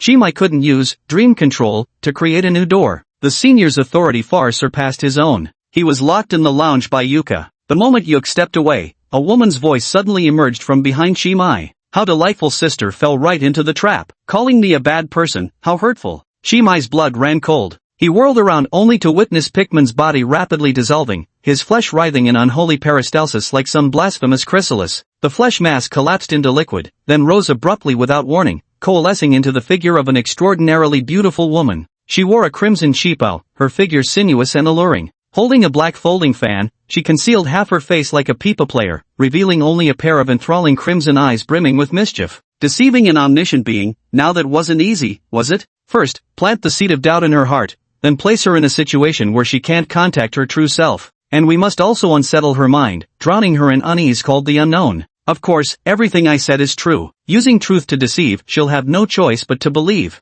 Big Sister's reaction is truly delightful. So adorable. Name, unknown. Intelligence, unknown. Strength, unknown. Charm, 10. Romanceable. Chapter 66, Miss Naya finds that particularly entertaining. Hello. Hello? The woman closed her folding fan, revealing a face of unmatched elegance that had been hidden beneath it. She wore a cheongsam, her figure bearing an 80% resemblance to Miss Yang, while her crimson eyes were identical to those of Senior Yuk. Even though the system hadn't provided any information, Chimai could still discern the connection between this woman before him and both Miss Yang and Senior Yuk. They're probably relatives as well. Aren't you afraid of me? Chimai retorted in confusion. Why should I be? I've already put my fan away, and you've seen my real face. Yet you're not afraid? Chimai countered. Are you suggesting that after seeing the face behind the fan, one that could drown fish and fell geese, overshadow the moon and shame flowers, topple cities and ruin states, with apricot blossom cheeks and peach-like complexion, so captivating one could feast upon it, I should be terrified? How amusing. You truly are an interesting human. You're the first one to maintain your sanity after witnessing my true form. The woman's lips curled into a high, predatory smile, as if savoring the thrill of the hunt. Chimai responded eloquently without a trace of hesitation. Really? Then I must be thrice blessed. For a breathtaking beauty like you, sister, to go unseen would be nothing short of a crime against nature. The woman's delicate nose quivered slightly, like a puppy sniffing the air. You carry the scent of both big sister and second sister, along with those two little girls and a dog. I'm a bit curious how you've managed to survive until now. Your life must be one hell of a ride. Big sister has taken over your consciousness, the little octopus has parasitized your body, Xiao Huang has occupied your past, and eldest sister has seized. The woman hesitated, too embarrassed to continue. With a flick of her fan, she transformed into Chimai's likeness. Chimai stared in astonishment at the himself before his eyes. The fake Chimai spoke again in a feminine voice. If I used your face to commit crimes out there, would you be scared? As the sentence neared its end, the woman's voice gradually became indistinguishable from Chimai's own. Terrified, Chimai raised his hands in surrender. Then I win. You'll be my sidekick from now on. Chimai didn't quite understand the logical connection in the woman's statement.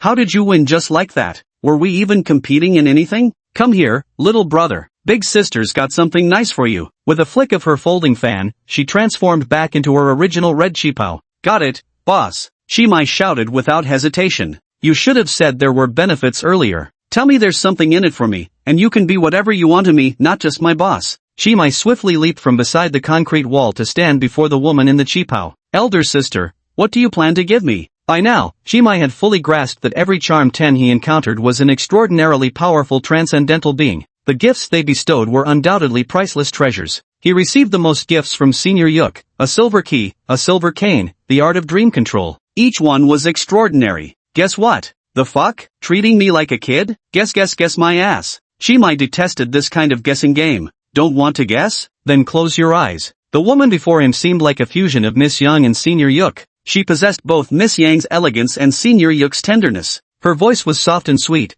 carrying a playful whimsy that also felt like a gentle coquetry. Chimai didn't sense the slightest hint of danger emanating from the woman in front of him. Since she's Miss Yang's relative, in a way she could be considered my relative too, right? I told you to close your eyes, didn't you hear me? My little brother. The woman lightly tapped Chimai's head with her folding fan. Don't you dare sneak attack me while my eyes are closed. She retorted confidently, little brother, you really think too highly of yourself. As if I'd need to ambush you to deal with you? Close your eyes like a good girl, and big sister will give you something nice. Women's thoughts are quite naive. What Chimai meant by surprise attack was clearly not that. But faced with the woman's innocent gaze, he felt too embarrassed to voice his true thoughts. Senior Yuk probably won't blame me, right? She had just left when I turned around and, being fickle is human nature, it's not Shao Chi's fault. Senior Yuk's words remained vividly clear in his mind. Chimai's thoughts gradually settled. Senior sister definitely won't blame me. She's not like Miss Roko who gets jealous just because I exchange a few more words with other women.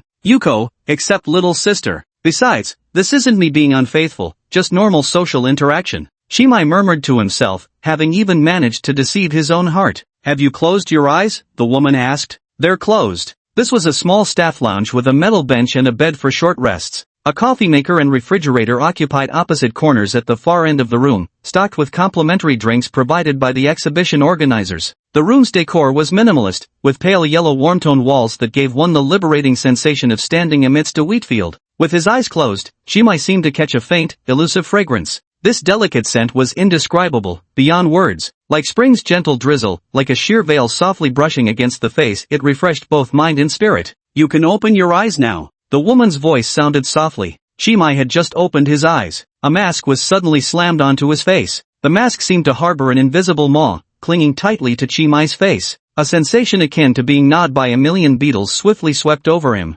Chimai remained unfazed. The pain was indeed intense, but compared to Miss Luko's wedding ring, it was utterly insignificant. In an instant, the mask fused deep into Chimai's skin, branding itself onto his skull. Item obtained. Item, Naya's mask. Grade, legendary. Effect, freely alter physical appearance at will. Disguises are virtually impossible to detect. Non-lethal. Chimai touched his own face. The texture felt normal, no trace of a mask could be felt. Player has obtained the favor of the thousand-faced god. Young man, you can now take on the appearance of anyone you desire. Naya flicked her fan, and like a Sichuan opera face-changing act, she transformed her features. Miss Yang, Yuk, Luko, Hansita, and Sissihak. She could become any of them. Finally, her form settled into that of a woman clad in yellow silk robes, wearing a yellow mask. It was identical to the figure in that sketch. Little brother, from now on you stick with me. Forget about second sister and eldest sister, they're both so stingy. Stick with me, and I'll take you to see fun things every day. Sister, I have a question, was it you who had Pikmin draw that comic? Chimai looked at the figure before him and suddenly had an epiphany. Naya grinned mischievously. That's right, I was his sponsor. Why would you do such a thing?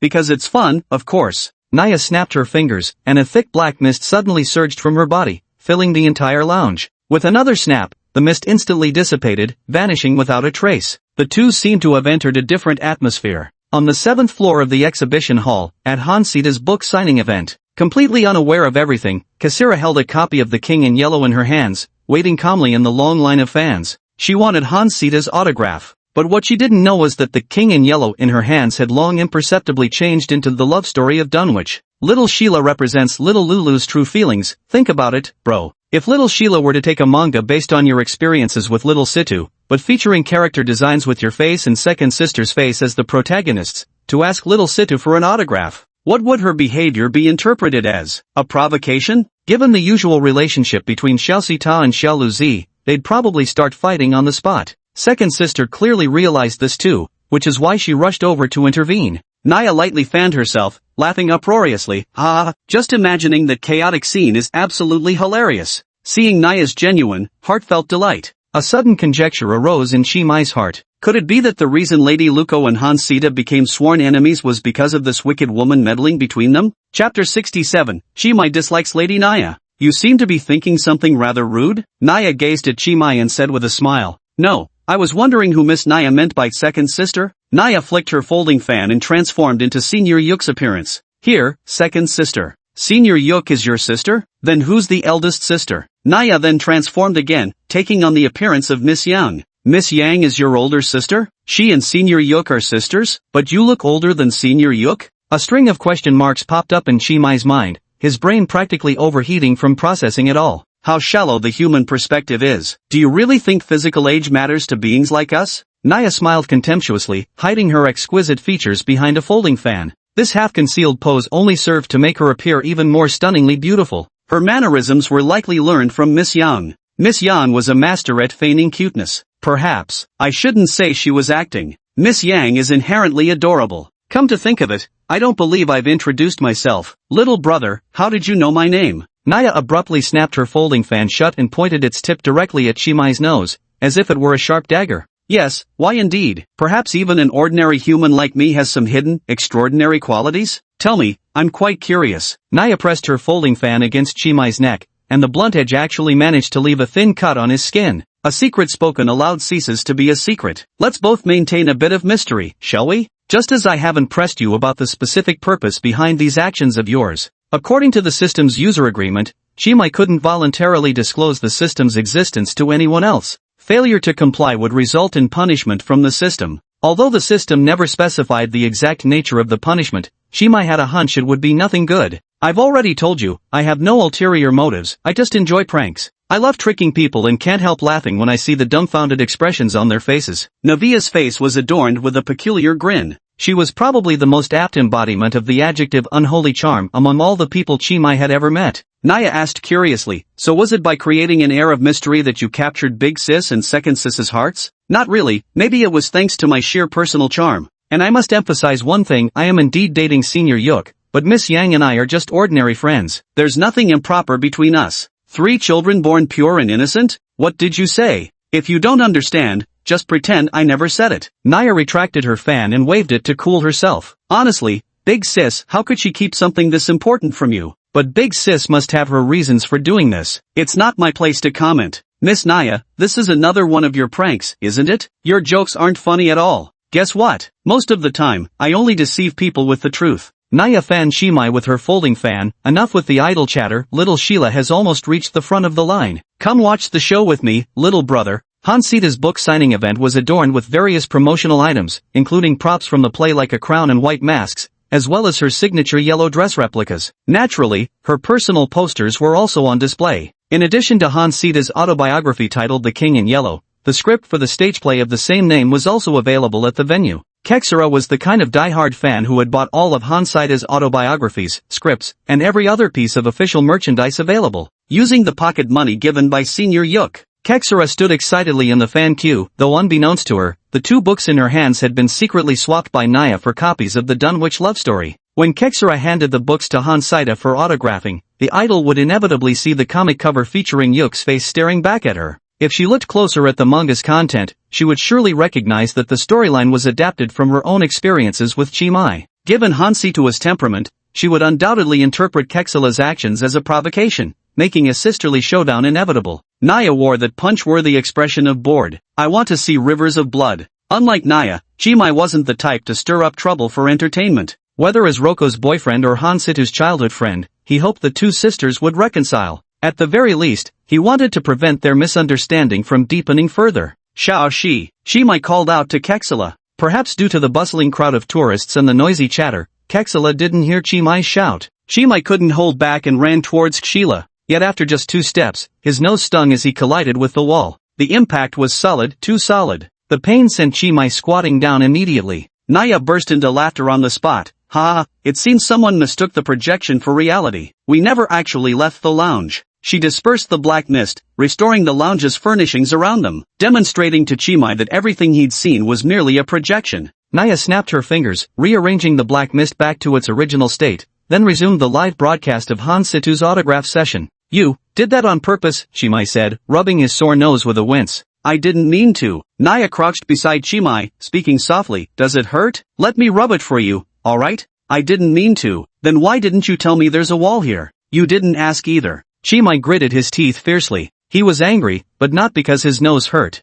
If he had a reverse scale, it would undoubtedly be Miss Yang. Miss Yang was far too important to Chimai. That remarkable woman had washed his clothes, cooked his meals, and taught him how to conduct himself since childhood. Wipe away his tears gently when he's sad. Apply medicine to his injured knees when he accidentally falls. Offer companionship and a warm embrace when he feels lonely. Chimai lost count of how many holiday evenings he spent sitting shoulder to shoulder with Miss Yang on the sofa watching movies. The two conversed delightfully, like close friends despite their stark age difference. Although Chimai often dozed off midway through movies, he'd always wake the next morning to find Miss Yang had covered him with a woolen blanket. Chimai and Miss Yang weren't formally related by any means, yet her care for him surpassed even that for her 3 biological daughters. Selfless devotion, expecting nothing in return. Miss Yang filled the void in Chimai's childhood that the burly Uncle Chui couldn't, the part called maternal love. Though Chimai occasionally bickered with Miss Yang, he had to admit he'd long grown inseparable from her. Only where Miss Yang resided could truly be called home. Otherwise, room 404 would just be another ordinary apartment in Arkham Community. This woman before him actually dared to joke about Miss Yang,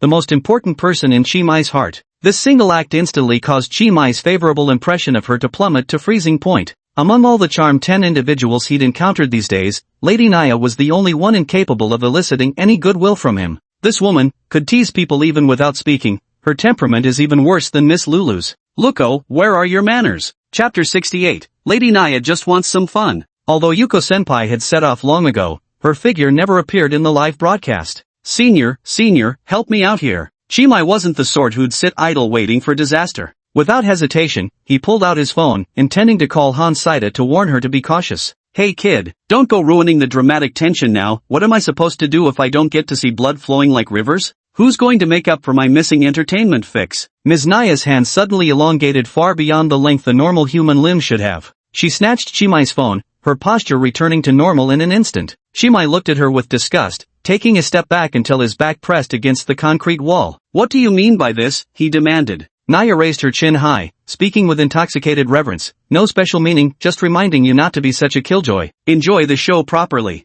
Join me in savoring the pleasure brought by dramatic conflict, indulging in the exquisite flavors of chaos and disorder." What the hell? Chimai couldn't understand a word she was saying. Using dream control magic, Chimai conjured a new phone in his pocket while simultaneously shaping an eyeball on his fingertip, just enough to see the screen. In the live broadcast footage, Hansita's phone suddenly chimed with a notification sound. She waved at the fans queuing up, signaling them to wait for a moment. She then pulled out her phone and looked at the screen. "Special contact, scoundrel, there's a mole. Abort the deal." Hansitu's eyes lit up. she still deliberately maintained her professional smile, hiding that little thrill in her heart. Han Situ, did you come to my signing event? Special attention, that bastard. I came, but not completely. Enough chit-chat, just wanted to remind you, if someone hands you 2 manga books for signatures later, don't get mad. She got tricked into it. Hansaida, are you guys playing truth or dare? Hansaida, you think I get worked up easily? What do you mean by that? Explain yourself. Special attention jerk, little miss, I don't have time to argue with you.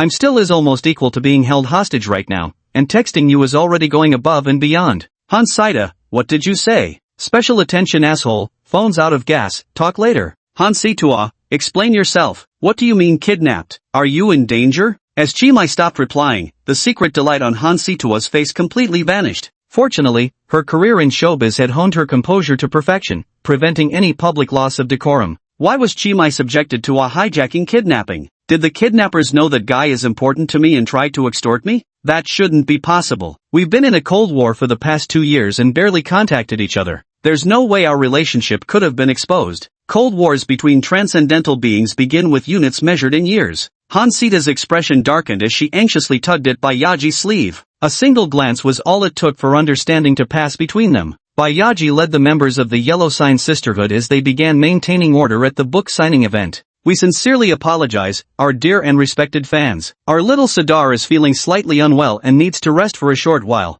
Gee, why did Sadar go back to the dressing room? The show hasn't even started yet. Ms. Naya clutched her chest in frustration, her face filled with annoyance. She turned to find Chimai leaning silently against the wall, hands in pockets, wearing an expression of complete detachment. Naya felt something was amiss and immediately pulled Chimai's hand out of his pants pocket, rummaging through it. Yet she found nothing. Chimai used dream manipulation, creating or erasing a new phone was but an instant's work. Are you up to something, little guy? Guess? Chimai paid her back in her own coin. How dare you fool me? Naya was furious at first, then burst into unrestrained laughter. I knew it. You're just like me. We'll make great playmates, just wait and see, little brother. I'm nothing like you. Chimai frowned, thinking this woman before him must be mentally unstable. Always speaking incoherently, the mental state somewhat resembles the Joker from DC Comics in my past life. Considering she's female, it's actually more like Harley Quinn. It's really strikingly similar, frankly speaking, seeing you feels like looking into a mirror. I know you don't understand what I'm saying right now, and neither would elder sister or second sister. No one understands, but I do. You are the lead in this world, and so am I. Look forward to the future, for I will spare no effort to help you. We shall become the most dazzling twin stars on screen, my dearest little brother. Madame Naya seemed to be delivering a speech, her words forceful and impassioned. Chimai didn't understand a single word, yet found her speech profoundly convincing, feeling his heart surge with involuntary excitement. The live broadcast feed had remained frozen for quite some time now. Han Sita returned to the restroom and disappeared without a trace. Kashira stood at the forefront of the fan queue, enjoying the snacks distributed by the Yellow Sigil Sisterhood to placate the crowd's emotions. Senior Yuka still hadn't shown up. By all reasoning, so much time had passed that even if she were taking the stairs one step at a time, Senior Yuka should have reached the 7th floor by now. Chimai clenched the silver key hanging around his neck, feeling inexplicably unsettled. Lady Naya seemed to have already seen through Chimai's thoughts and was staring at him with a mischievous grin. Chimai said coldly, "Where is she?" Naya doesn't know. Lady Naya spread her hands helplessly, feigning innocence. "I don't know what you're talking about. Don't play dumb with me. Where have you taken Senior Yuk?" Naya laughed self-deprecatingly and lightly fanned herself. "You mean second sister? I truly don't know. I'm the weakest among us 3 sisters. How could I possibly have the ability to make second sister disappear? Little brother, you overestimate me too much." Chimai shouted angrily. "Where exactly has senior sister gone?" "I don't know, but I have a way to let you meet the person you want to see." The live broadcast feed had ceased updating, prompting Lady Naya to decisively terminate the Black Mist transmission without hesitation. She traced a circle with her folding fan, compelling those indescribable black fumes to converge on the floor before Chimai, coalescing into a massive black void. It appeared to be a bottomless abyss, or perhaps a slide chute descending into endless darkness and chaos. Utterly black, devoid of any light. A thick, misty gaseous substance lingered at the cave entrance, the purest form of chaos. The human mind could scarcely comprehend it, perceiving only its surface manifestation, a swirling black fog. This is my path of trials. If you jump down, you'll see the person you wish to meet within. If you truly want to uncover second sister's whereabouts, you might find her there. Really? I get the feeling there isn't a single honest word coming from you. Little brother, why are you being so harsh to them? You just happily accepted their gift, and now you're turning your back on them. Accepting gifts is not equal to I have to be nice. Chimai couldn't stand Ms. Naya joking about the most important person to him, Miss Young. So much so that he still held a grudge about it to this day. You've misunderstood, Ms. Naya. This is just how I am with everyone, dull, wooden, and inarticulate. Chimai was telling outrageous lies with a perfectly straight face. If he could be considered bad with words, then most people in this world could only qualify as mutes. That's not what I meant. I meant you actually didn't believe what I said. Ms. Naya pointed at the black hole on the ground. When someone goes out of their way to deceive you with good intentions, and you don't even fall for it, that's truly heartbreaking. Naya spoke while making a gesture of wiping away tears. Chimai showed no reaction at all, continuing to watch her performance with cold indifference. The woman in the cheongsam suddenly clapped her hands. Chimai still wore an expression of utter disdain. Ouch. I am so. The void formed by black mist suddenly shifted, moving beneath Chimai's feet. The hole arrived instantaneously. Chimai had no time to react before he plummeted downward. Naya squatted at the edge of the hole, cupping her hands around her mouth as she shouted downward, "Little bro, have fun down there. Who told you to interfere and ruin my fun? Now I'll have to get that missing entertainment from you." Chapter 69, Chimai, how dare you? The black mist slide was completely lightless, twisting and turning in serpentine coils. Chimai tumbled head over heels inside it, spinning wildly in all directions like being tossed into a working washing machine drum. Fortunately, his physical condition was far superior to that of an average person, otherwise, after such an ordeal, he would have thrown up last night's dinner. Where the hell am I now? Chimai felt dizzy and couldn't open his eyes right away. All he could sense was that he had landed on a soft cushion. Once certain he was no longer falling, he sprawled out freely, letting the subtle yet refreshing fragrance envelop him. The scent was familiar, but Chimai couldn't recall where he'd encountered it before. Perhaps in a dream? Perhaps in the distant past. Chimai rubbed his forehead, suppressing his discomfort as he used dream control to conjure a glass of ice water, gulping it down thirstily. Senior Yux taught him, dream control was downright invaluable. With this ability, Chimai could probably coast through the rest of his life without lifting another finger. In his dazed state, Chimai could almost visualize his future as a complete slacker, spending entire days without a shred of productivity, alternating between feasting, drinking, and dating his array of lovely admirers. Thursday, date with Roko. Friday, date with Yuko. Chimai, oh Chimai, how could you fall so low? Have you forgotten the study plans you made earlier? Your childhood dream was to conquer the entire federal city. Saturday, date with Miss Young. Shaking his head to dismiss the unrealistic delusions, Chimai's consciousness returned to reason. Where is this place? Is this still the exhibition at Central Square? It was clear that this room had nothing whatsoever to do with the cultural exhibition at Central Square. This was a bedroom. Moreover, the owner of the bedroom appears to be a woman, because Chimai noticed that many exquisitely designed dresses were hanging in the wardrobe by the bed. Most of the dresses were bright yellow in color, a taste that resembles someone's preferences. Wait a minute, it's not just resembles. This might actually be that someone's bedroom. Chimai snapped back to reality when he spotted the photograph hanging by the bed. The photo subjects were none other than Chimai and Hansita. The two in the picture appeared to be only about 10 years old. Each holding a fishing rod, they proudly displayed their catch to the camera. Chimai was holding a small fish barely 7 or 8 centimeters long. Hansita, on the other hand, had a big fish at least 20 centimeters long. Both children were beaming with joy, their eyes free from any sense of division or envy, only pure delight at the prospect of having fish for dinner again. Chimai remembered that this photo was taken by Uncle Chui. He used to often take Chimai and Hansita fishing in the countryside. This is that guy's bedroom. Didn't Lady Naya say we'd meet the person we wanted to see after passing through the tunnel? Why did I end up in her bedroom? Before figuring out where he was, Chimai found the surrounding fragrance incredibly refreshing. He lay comfortably on the mattress, wishing he could indulge in a good sleep. But when he realized this was Hansita's bedroom, he instantly felt like sitting on pins and needles, like prickles on his back, like a lump in his throat. Every cell in his body screamed with discomfort. Chimai struggled to rise and hurry towards the bedroom door. At the same time, he pulled out his phone and sent a message to someone. Chimai ran into some utterly wretched luck. High school dropout, did you escape from the robbers? The person on the other end of the phone replied instantly. At the same time, Chimai pushed open the bedroom door. Then, he saw the very person he was chatting with on the phone. Hanshita. The other person was also holding a phone, clearly in the middle of replying to a message. When they saw each other, their movements were eerily synchronized, like mirror images. Both abruptly kicked the door shut with a backward stomp. Then he slipped his phone into his pocket, pretending nothing had happened. So, what kind of misfortune did you run into? Spill it, I could use a laugh. Hansitu broke the silence first. She tilted her head to look at Chimai, her tone casual, as though the Cold War between them had never existed. I was on a date with my girlfriend, but we accidentally got separated. I still haven't found her yet. Girlfriend? You mean that girl named Katuriko? She seemed nice, she's your classmate, and it's pretty convenient to hang out with her. Her physical condition is a bit weak though, you should take extra care of her. Hansita's words poured out rapidly without pause. Stop pretending, Miss Ruko told me everything. You two are sisters, yet you're still pretending not to know each other. Chimai looked at Hansita with slight amusement, shaking his head as he said, not Ruko, she's my senior at school. Her name is Yuko Safif. Do you know her?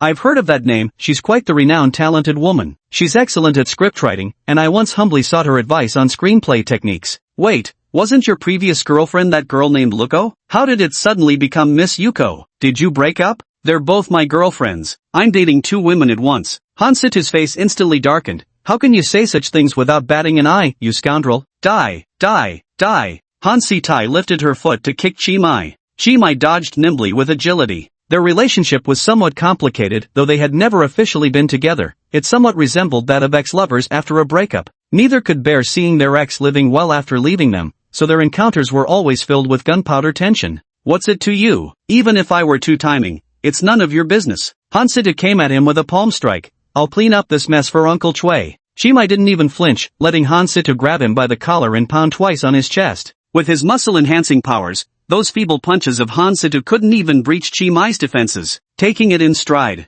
Hansita was also quite sensible. She merely vented her anger by throwing a few random punches at Chimai, never resorting to humiliating actions like slapping. In fact, after landing a few more punches, she even began to feel somewhat guilty. In a softened voice, she asked, "Did I hurt you?" "It hurts a little." Chimai didn't actually feel any pain. Hansita's soft punches felt more like a back massage to him. "I'm sorry, have you calmed down now?" "Who's angry? What reason would I possibly have to be angry? I'm just teaching you a lesson on behalf of Uncle Chui. You should be apologizing to him, not me." "Who would have thought you'd become such a scoundrel after these years apart, actually playing both sides? Break up with those two women immediately. From now on, no more wavering between options, no more ambiguous relationships with outside women. Otherwise, I'll beat you up every time I see you." Hansita grabbed Chimai by the collar, her fierce expression delivering the threatening words. "Sorry, can't do that. Since I'm afraid of getting beaten by you, I might as well avoid you altogether from now on whenever we cross paths." Hansita instantly turned so furious she nearly rolled her eyes back. This time, she was even angrier than when she heard Chimai admit to two-timing. "How dare you?" Chapter 70, Now I understand, the person you most want to see is me. Wouldn't dream of it. How about I make a special trip to pay my respects to your excellency every day from now on? Chimai replied with sarcastic servility. Stop your nonsense. If I had to look at your ugly mug every day, I'd lose at least 10 years off my life. Hansita said, seething with anger. Her temperament remained unchanged from before, though her appearance had altered considerably compared to the past. In memory, she always kept a neatly clipped short haircut, spoke with a bold and unrestrained tone, spent her days roughhousing with Chimai like a tomboy. Now Hansita keeps her hair long, with strands of gold intertwined among the black locks, as if highlighted, bright and eye-catching. The former tomboy has learned to apply makeup and is willing to wear skirts. It's as if she has transitioned from a girl into a woman. Chimai, on the other hand, has grown taller with broad shoulders, yet mentally he still seems like an immature boy. Chimai still wanted to exchange a few more barbs with the woman before him, but she suddenly flung herself forward, enveloping him in a scorching embrace. Face to face with his opponent, feeling the soft jade and warm fragrance unique to a young maiden, Chimai instinctively wrapped his arms around her shoulders. The woman's voice was muffled. You bastard, I've missed you so much. Actually, I've missed you a little too. Hansita buried her head in Chimai's chest and took a deep breath. Once she had her fill, she decisively pushed Chimai away, without a moment's hesitation. Don't get the wrong idea. I was just feeling a little nostalgic for our childhood days. As for a scumbag like you who strings two people along, absolutely no interest. People like you should hurry up and self-destruct humanely. Consider it the only contribution you'll ever make to society in your miserable life. Chimai laughed in sheer exasperation. 3 minutes into meeting you, and you've spent every second of it cursing me. Will anything decent ever come out of that mouth? I'd really like to know. Piss off. It's your mouth that spits out ivory. Without hesitation, Chimai used dream control magic to conjure the embryonic outline of a massive ivory tusk in his mouth. Each section he pulled out was seamlessly extended with fresh material at the end.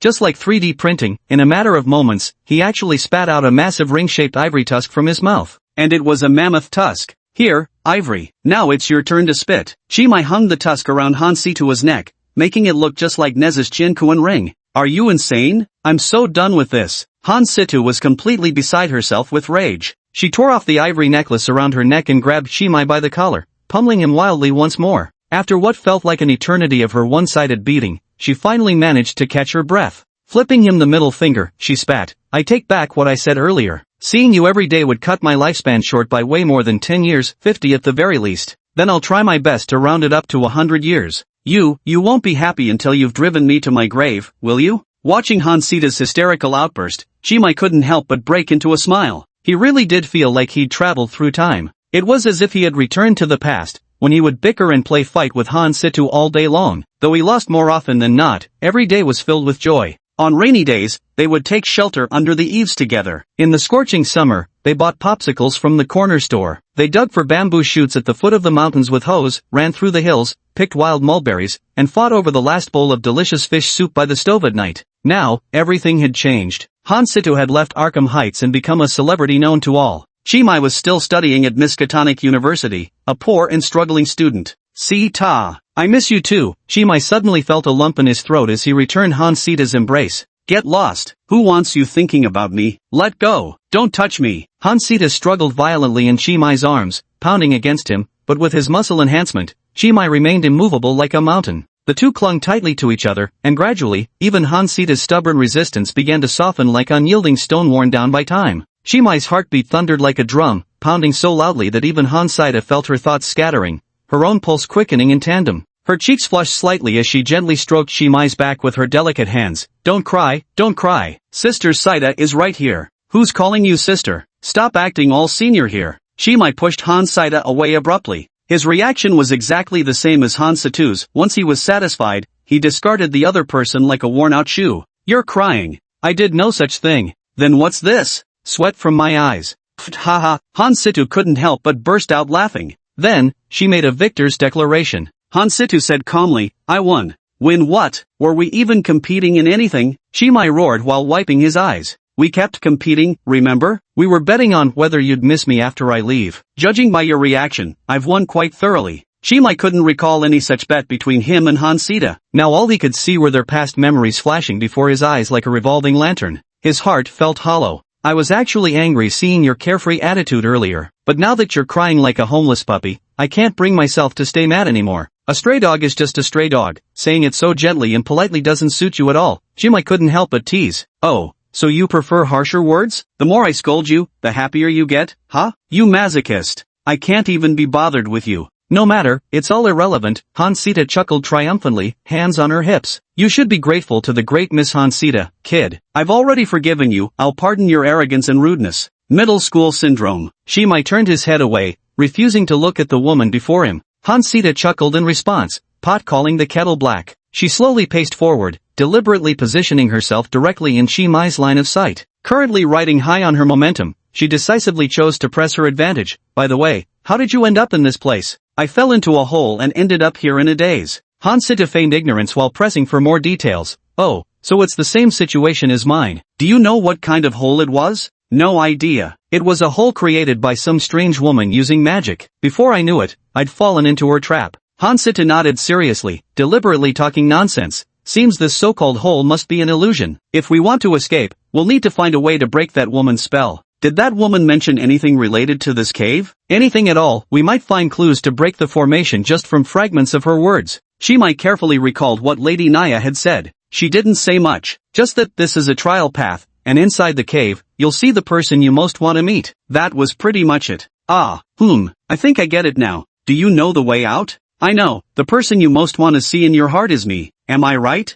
Hansitua said with immense pride, her tail practically wagging skyward. "Is that so? But you entered through that same tunnel, didn't you? That means the person you most wanted to see was also me." Chimai keenly noticed the point he could use to counterattack. Hansita was caught completely off guard by his single retort. I saw you send me a message saying you were kidnapped. I was just worried about your safety, not that I wanted to see you or anything. We're just friends, that's all. That kiss was just for comfort, don't get the wrong idea. I'm just pitying you, don't get the wrong idea that I like you or anything. Getting married is just for formality's sake. I'm not interested at all, you know. Having kids is perfectly normal between friends. Our relationship is completely pure, don't you dare misunderstand. Epitaph, we're only sharing a grave because burial plots are expensive. It's certainly not because of this jerk. One look tells me it's genuine, certified pure Tsundere. Chapter 71, Chimai, what have you done to her doll? Chimai continued shamelessly, oh, So that's how it is. Many thanks for your concern, Lady Han-situ. I'm truly honored. You'd better be properly grateful. Lady Han-situ's favor isn't something just anyone gets to enjoy. The two of them bickered for quite a while, both growing a little weary. Chi-mai didn't possess Chui uncle's knack for hurling insults with endlessly witty remarks. Knowing when to stop avoids running out of retorts. He glanced at the room behind Han-sita and asked thoughtfully, "Did you see anything in the room behind you just now? If I fell into a black hole and landed in Han-sita's bedroom, then correspondingly, did Han-sita fall into Chi-mai's bedroom? There doesn't seem to be anything embarrassing in his bedroom. Well, except for the fact that there appear to be a few pieces of Miss Lulu's clothing scattered on the bed." Chi-mai instantly furrowed his brow, his heart clenched tight. No. Han-sita turned her head away without answering. It seemed she felt the mere two words no weren't convincing enough, so she added, "I didn't see anything." Han-sita's expression was frosty and aloof, her eyes looking past him as if she were some haughty young mistress who couldn't be bothered with Chi-mai. Chi-mai had a pretty good understanding of her personality. To put it mildly, given Han-situ's current fame in the entertainment industry, he could easily write the user manual of Han-situa and make it a bestseller overnight. Han-situ's reaction might seem like disdain, almost as if she looked down on Chi-mai's behavior. But in reality, it was more like a guilty conscience.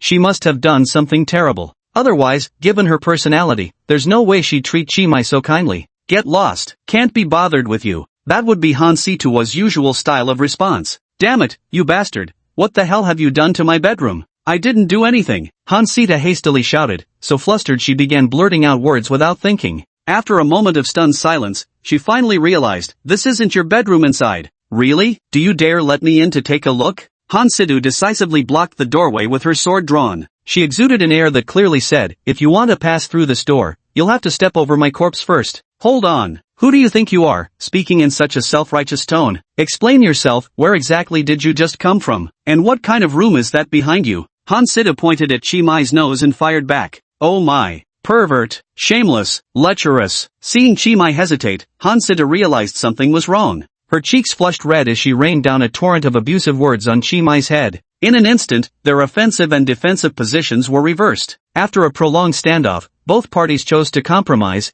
ultimately reaching a historic reconciliation. "I didn't do anything, and neither did you. We're clear on that, right? No objections here. Then let's pretend nothing ever happened. If either of us discovers or encounters anything in the future, it has nothing to do with us. No retroactive blame, no going back on our word." "Agreed. Agreed." At the negotiation table, Chi-mai and Han-sita shook hands. Two people with ulterior motives simultaneously glanced at each other, only to turn their faces away in uncanny synchronization after their gazes met like an electric shock. "Don't misunderstand. We're just ordinary friends who happen to be neighbors, who happen to have grown up together. At most, it's just that I haven't seen you in a long time and got a little carried away with emotion. Don't you dare get the wrong idea." Han-sita hastily withdrew her hand, covering her face with the back of it as if shielding herself from paparazzi snaps. "I understand." Chi-mai understood that if he didn't go along with Han-situ's words now, this young mistress would start contradicting him again. He simply didn't have the energy to deal with Han-situ's antics right now. He still needed to escape this damned place and find his missing senior. Yuck. "What kind of place is this, Sita?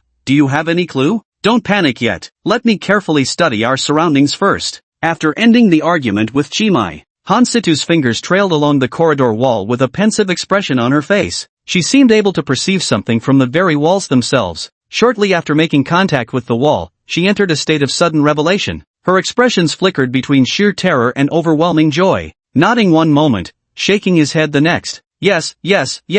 "Oh no. Pure self-contradiction in action." Seeing her so absorbed, Chi-mai felt it would be rude to disturb her any further. So he also turned his head to look around and survey the surroundings. This place looked like some sort of guest house or homestay. The room they had just been in was one of the guest rooms in this homestay. They were currently standing in the corridor of the guest house. The floor was covered with rough, cheap red carpet, while the ceiling illuminated by warm-toned lights with aging wiring. The walls were adorned with simplistic yet worn-out sketches. Every 7 to 8 meters along the corridor stood a trash bin. The corridor stretched endlessly in both directions, with no end in sight. Another endless corridor. Chi-mai had witnessed something similar before, created by Han-situ's mystical puppet technique. Back then, it was an infinitely extending supermarket. The scientific term for these infinitely expanding spaces is apparently called imaginary space. Chi-mai speculated that this must be the imaginary space controlled by Lady Naya. The imaginary space of the puppet Anderson could transform Han-sita's anti-fans into devoted fans. So then, what exactly is the specific function of Lady Naya's imaginary space? To give her some amusement? Lady Naya was an unfathomable woman. Chimai couldn't see through her, unsure of what she truly sought. Moreover, his understanding of concepts like imaginary space was extremely limited. Not only had his school teachers never covered it, but even the leaders at the investigation bureau had never explained the specific meaning of this term. Perhaps Chimai should humbly seek advice from Senior Yuk after escaping this place today. Senior Yuk is incredibly knowledgeable, like a walking encyclopedia. She'd surely know what imaginary space is. Unfortunately, Chimai can't reach the senior right now. Even if he created a new phone using dream control techniques, this space wouldn't receive the slightest signal. What should I do now? Should we explore along the corridor? Don't be ridiculous. Miskatonic University's first lesson for freshmen: never split up while conducting investigative tasks. Acting recklessly in a place with such an unsettling atmosphere is exactly what those brainless characters would do in low-budget horror movies. Chimai is a professional investigator, albeit still in training, with experience in handling bizarre incidents.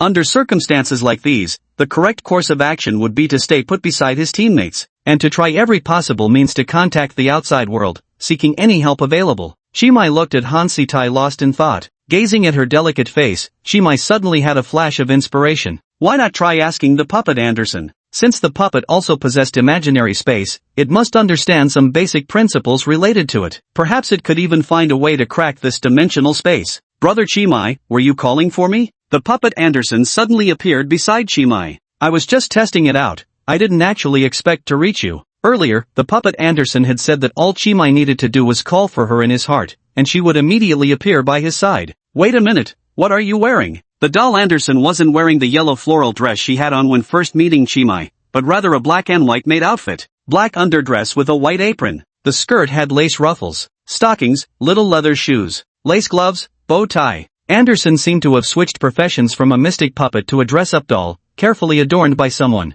Even the doll's cheeks were lightly powdered, with lipstick applied. Her features were delicate, her figure striking. If she had charm points, even if not quite 10, she'd easily score a 9. The reason was simple: her face was none other than Han Sita's. The foundation was simply too perfect. With a face like that, no matter what clothes are worn, the beauty is simply breathtaking. Chimai! Han Sita suddenly roared like a dragon breathing fire. She lunged at Chimai and grabbed him by the ear. What have you done to my doll? Chapter 72. Miss Young always sneaks into Chimai's house. Han Sita mostly referred to Chimai as that bastard. This wasn't meant offensively, it was actually their special term of endearment for each other. Just as Miss Yang always referred to Chimai as Mr. Xiaomai. The nickname Dog Thing originated from a period when Han Sitai and Chimai used certain usernames on a chat platform. Han Sitai's handle was Cat North South. Chimai's was Dog Thing. When your parents stop calling you by your nickname and instead roar your full name at the top of their lungs, one thought inevitably rises in your heart: something big is about to go down. Time to brace for a beating.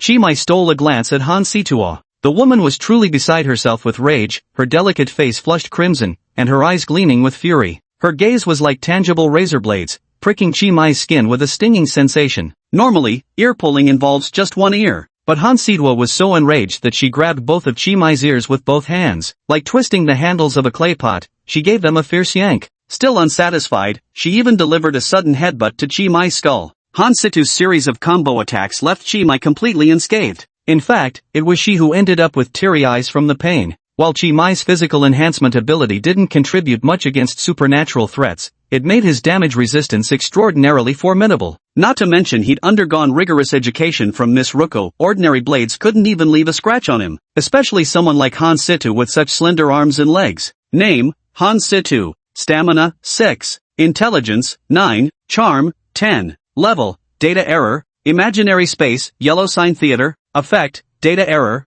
Chimai looked at Han Situa, where the system font, Charm, 10, was glaringly displayed. This childhood sweetheart he'd grown up with was indeed not human after all. Although Chimai had already learned this fact through Miss Lucy, seeing the evidence before his eyes still left him somewhat astonished. Suta, are you alright? Damn it! Han Suta clutched her reddened forehead, her eyes brimming with tears, all while making a veiled complaint. Are you seriously made of hardwood? Your head's so hard. Hearing the resentment in Han Suta's tone, Chimai laughed instead. Someone as lazy and laid back as you could never compete with me, tempered through rigorous training. Chimai previously spent a lot of time lifting iron at the Bureau's fitness center. He hasn't gone for the past 2 days because he's been busy dating his female friends and simply couldn't find the time. Chimai, I'm going to kill you. Han Situ, flushed with anger and embarrassment, swung her little fists towards Chimai. This time Chimai didn't take it calmly as before, but easily blocked her. Alright, stop fooling around, listen to my explanation. La la la, I can't hear you, turtle chanting scriptures. Hansita spoke while swinging her other hand towards Chimai. Chimai caught it just as effortlessly, easily raising both her hands above her head and pinning them against the corridor wall, executing a perfect wall slam. Not to be outdone, Hansita raised her long leg and kicked Chimai squarely in the chest. Although Chimai could rely on overwhelming force to break the situation directly, doing so might very well result in Hansita getting injured. Chimai was unwilling to do such a thing. Thus, the two found themselves locked in an indescribable posture, frozen in a stalemate. Told you to listen to my explanation. A gentleman uses his tongue, not his fists. Hansita pretended to open and close her little mouth menacingly, her pearly white teeth clicking together as if ready to bite. The gesture was purely threatening, since there was no way she could actually reach Chimai from her current position. I didn't change her into that maid outfit, I swear on my integrity. Your so-called integrity? If thrown on the roadside, even a starving stray dog wouldn't give it a second glance after 8 days without food. Alright, if you don't trust my character, you can go ask the puppet. Are you crazy? My doll can't talk. The puppet Anderson timidly interjected, I can talk. She clutched the hem of her maid's skirt, biting her lip as she gazed apologetically at the two of them. She was like a child who accidentally stumbled into her parents' room at night and witnessed them being intimate, small, pitiful, and utterly helpless. Sorry, maybe this isn't the right time for me to be here. No, you came at the perfect time. Hurry up and explain to Situa. Who on earth changed your outfit for you? The puppet murmured, can I not answer? Hans Christian Andersen wouldn't lie. Just tell the damn truth. Who the hell told you to lie in the first place? Chimai, with his clear conscience, was almost amused by his own anger. It turns out, having AI that's too intelligent isn't necessarily a good thing. Given the current situation, this could very well qualify as a robot uprising. It's all Senior Yook's fault. Why did you have to make such a perfectly good doll so intelligent? Chimai, you had the nerve to let the damned octopus kidnap my doll, and you even dared to do this kind of thing, referring to the outfit change, to my doll behind my back. Hansita spat out her fury, brimming with rage. Do you really want to see me in a maid outfit that badly? Why didn't you just ask me directly? Who wouldn't want to see a maid outfit? I mean, who would want to see that? I've emphasized it several times, I don't have that kind of interest. I'm not into maid outfits. Loco, that's not what you told me before. Shut up, snow leopard. Anderson hurriedly said, it wasn't brother Chimai who made me change clothes, it was a beautiful big sister. She said this was our little secret, to wait until brother Chimai comes home tonight for a surprise. Key phrase extracted, beautiful big sister. Hansita grew even angrier. That damn she-bastard, just how many kept women has he hidden at home? Tell me right now, who is she? What does she look like? Cheating tomcat. Shameless, I'll make you pay for this. Anderson spoke timidly. The lady was wearing a bright red dress, with golden earrings dangling from her ears. She was incredibly beautiful and spoke in a very gentle tone. She said, when big brother Chimai comes home and sees the clothes I'm wearing, he'll surely be overjoyed. Then the older sister started doing my makeup and dressing me up. Ah, so it was Auntie Yang. Then it's fine. She had always enjoyed applying makeup to children, so it was perfectly normal for her to treat Anderson the doll as her makeup canvas. Hansitu's anger instantly dissipated by half. Nanny Yang wasn't some wild woman from outside, she was someone worth uniting with. Hansitu's true enemy should be that damned octopus and that scheming woman who kept pretending to be a pure, unblemished white lotus. Turns out the bastard has a thing for maids, how utterly shallow and vulgar. Still, this counts as valuable intel. It's just a maid outfit. If I pretend it's acting, a doll can wear it, so naturally I can. We'll win. Hansitu clenched her fist in her heart, secretly psyching herself up. The yellow-skirted girl was full of fighting spirit. The doll's identical words carried a different weight in Chimai's ears. Miss Yang. She actually sneaked into my house again when I was out during the day. Give me back my house key already, damn it. Chapter 73, my heart admires you, but you're unaware. Let go. What? Let go. How much longer are you planning to keep holding my hand like this? Wait a minute, let's get this straight first. The misunderstanding between us has been cleared up, right? I wasn't the one who changed the doll's outfit, it was all Miss Yang's doing. Miss Yang did it too. Got it. I said let go. Can't you understand? Good. Chimai released his grip. Chimai, I'm gonna kill you. Hansita abruptly turned hostile and lunged at Chimai. What followed was deja vu all over again. Chimai effortlessly caught her wrist, lifting it high and pinning it against the wall. Wall slam ×2. Damn it, what's your problem? Who switches moods as fast as you do? I do as I please. If you dare, keep holding me like this forever. Never let go. Hansita's face flushed crimson as she spat these oddly meaningful threats.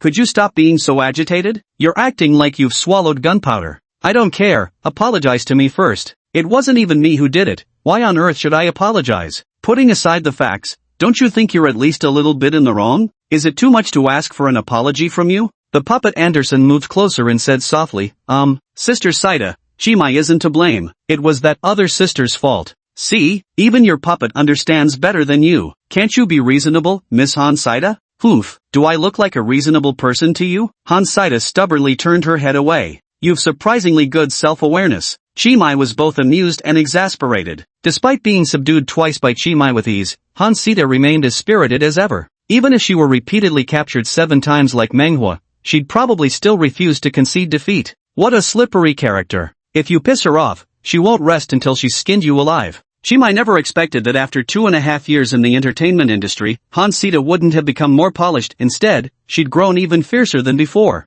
I was wrong, sis. Spare me, I don't have time for this right now. Such insincere tone, say it again. Keep saying it until I'm satisfied. Hansaida's voice dripped with resentment. What? It's been over 2 years since we last met, and you can't even spare some extra time to stay with me here? I've got urgent business. I don't even know what's happening outside right now. Oh, what urgent business could you possibly have? In a hurry to go dating that seductress again? Actually, Chimai currently doesn't have anything urgent to attend to. He's just momentarily tangled in his own thoughts. Hansitua is right in front of him now, so there's no possibility of her clashing with Kushila at the product launch venue. Lady Naya's attempts to sow discord won't bear fruit. As for Senior Yuk, well, there's even less need to worry about her. Senior Yuk is way too powerful. Rather than worrying about her encountering danger, we should be more concerned about danger encountering her. Danger? What? Me fight Yuk? For real? Chimai anxiously exclaimed. What seductress? I won't allow you to speak of Senior Yuk like that. Shut your mouth, you cheating scumbag. The cheating scumbag immediately fell silent, just like hitting a snake at its vital spot.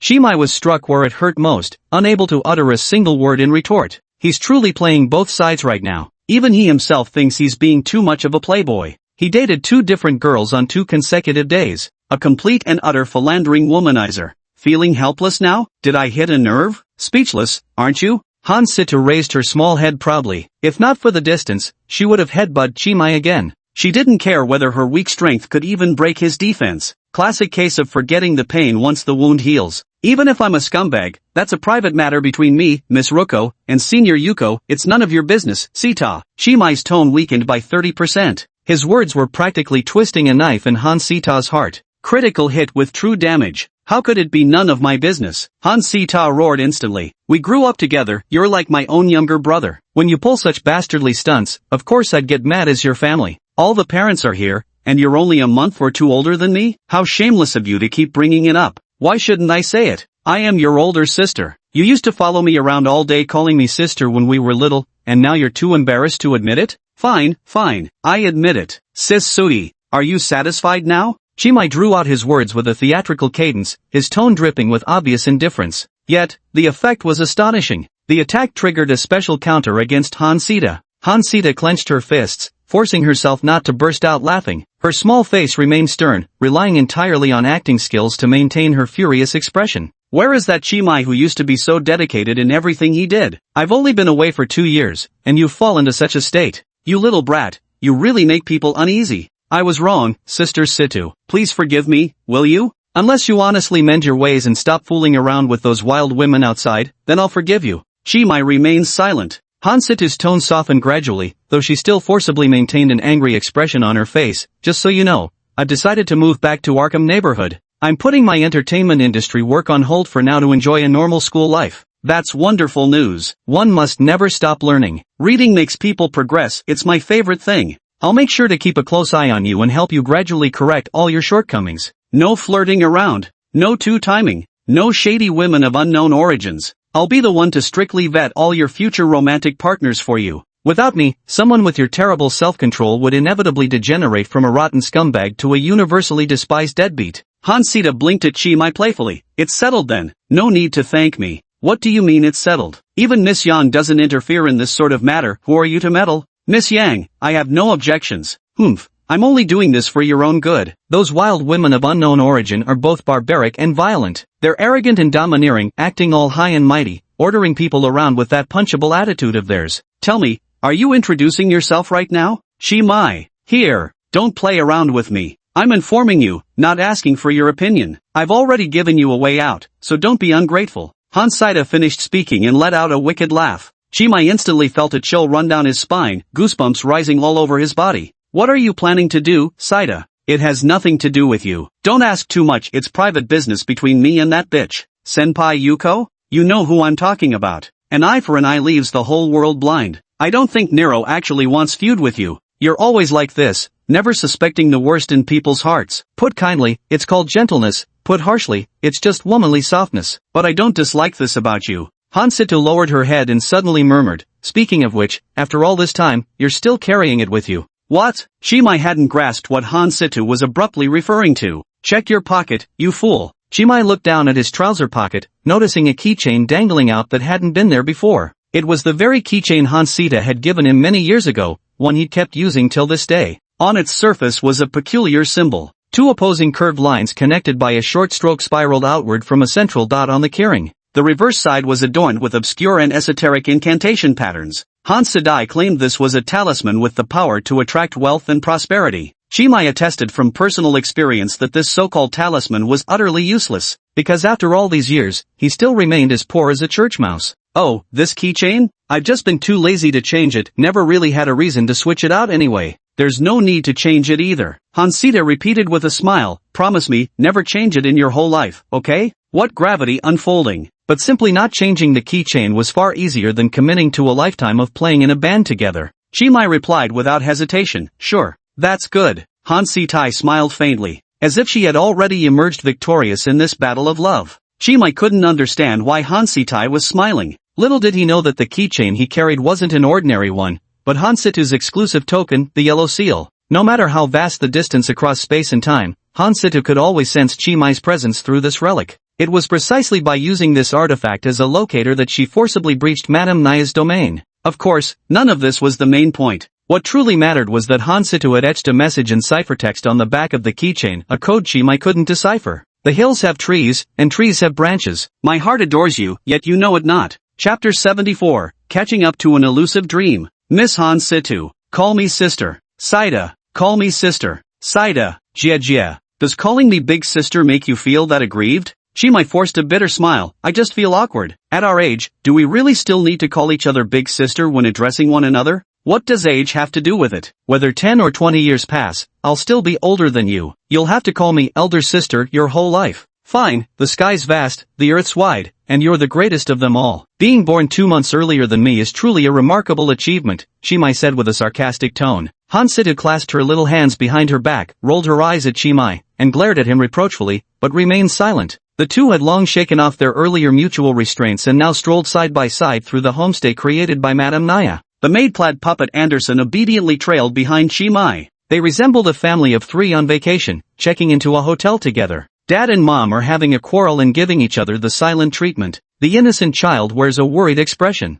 Chimai grasped Anderson's mechanical hand and pulled her closer. Anderson, could you tell me what this imaginary space is? I'm completely clueless about this thing. Hey, Hansita immediately protested. She had always been straightforward and outspoken, never bottling up her emotions to suffer in silence. Why are you asking her instead of me? And keep your hands off my doll. Hansitua gave Chimai's hand a sharp slap, snatched Anderson's little paw away, and scooped her up into her arms. The doll's main frame wasn't made of metal, making her remarkably lightweight overall. Hansida's almond eyes widened fiercely as she glared at Chimai, like a lioness protecting her cub. You and that stinky octopus are not allowed to give any ugly names to my doll. She has a name already. She's not called Anderson, she's called doll number 12. Hansida's naming method was even more arbitrary than Chimai's. At least Chimai would pretend to rack his brains and come up with a somewhat human-like name. Hansita directly used numbers as serial numbers. Weren't you pretending not to know Roko earlier? Now you've given up the act, huh? Calling her stinky octopus right to her face, murmured Chimai under his breath.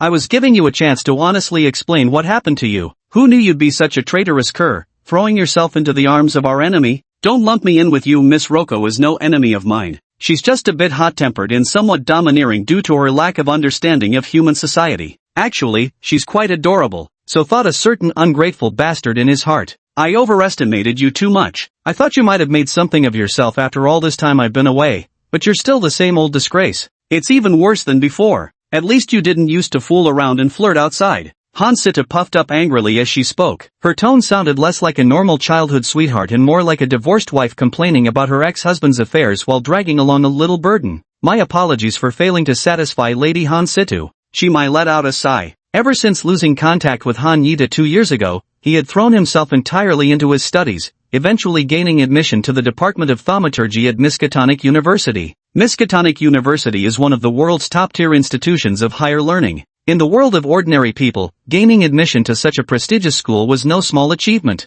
But compared to Han Situa's achievements over these past 2 years, such accomplishments seemed utterly insignificant. Han Situa had truly started from scratch when she entered the entertainment industry. Step by step, she had carved out her own path to success. She starred in numerous television dramas and films, released a solo album, and even founded the Huangyin Sisters troupe entirely on her own. Every literary or entertainment work she appeared in became an instant hit, each one a masterpiece in its own right. All this happened in just 2.5 years. Han Situa is now undoubtedly the top star in the industry. Film rights and acting fees kept flowing in endlessly. In comparison, Chimai was still just a poor student. One is a superstar whose fame knows no bounds. The other is an unknown apprentice investigator, delighted just to get off work on time. The difference between them is like night and day. Sita, can I tell you something honestly? Speak quickly. I kind of miss you. Can you move back to Arkham Apartments? Hansita abruptly tensed her arms, causing the little doll to turn its head in confusion and look at its mother. Hansita maintained a calm expression, though her voice trembled as she said,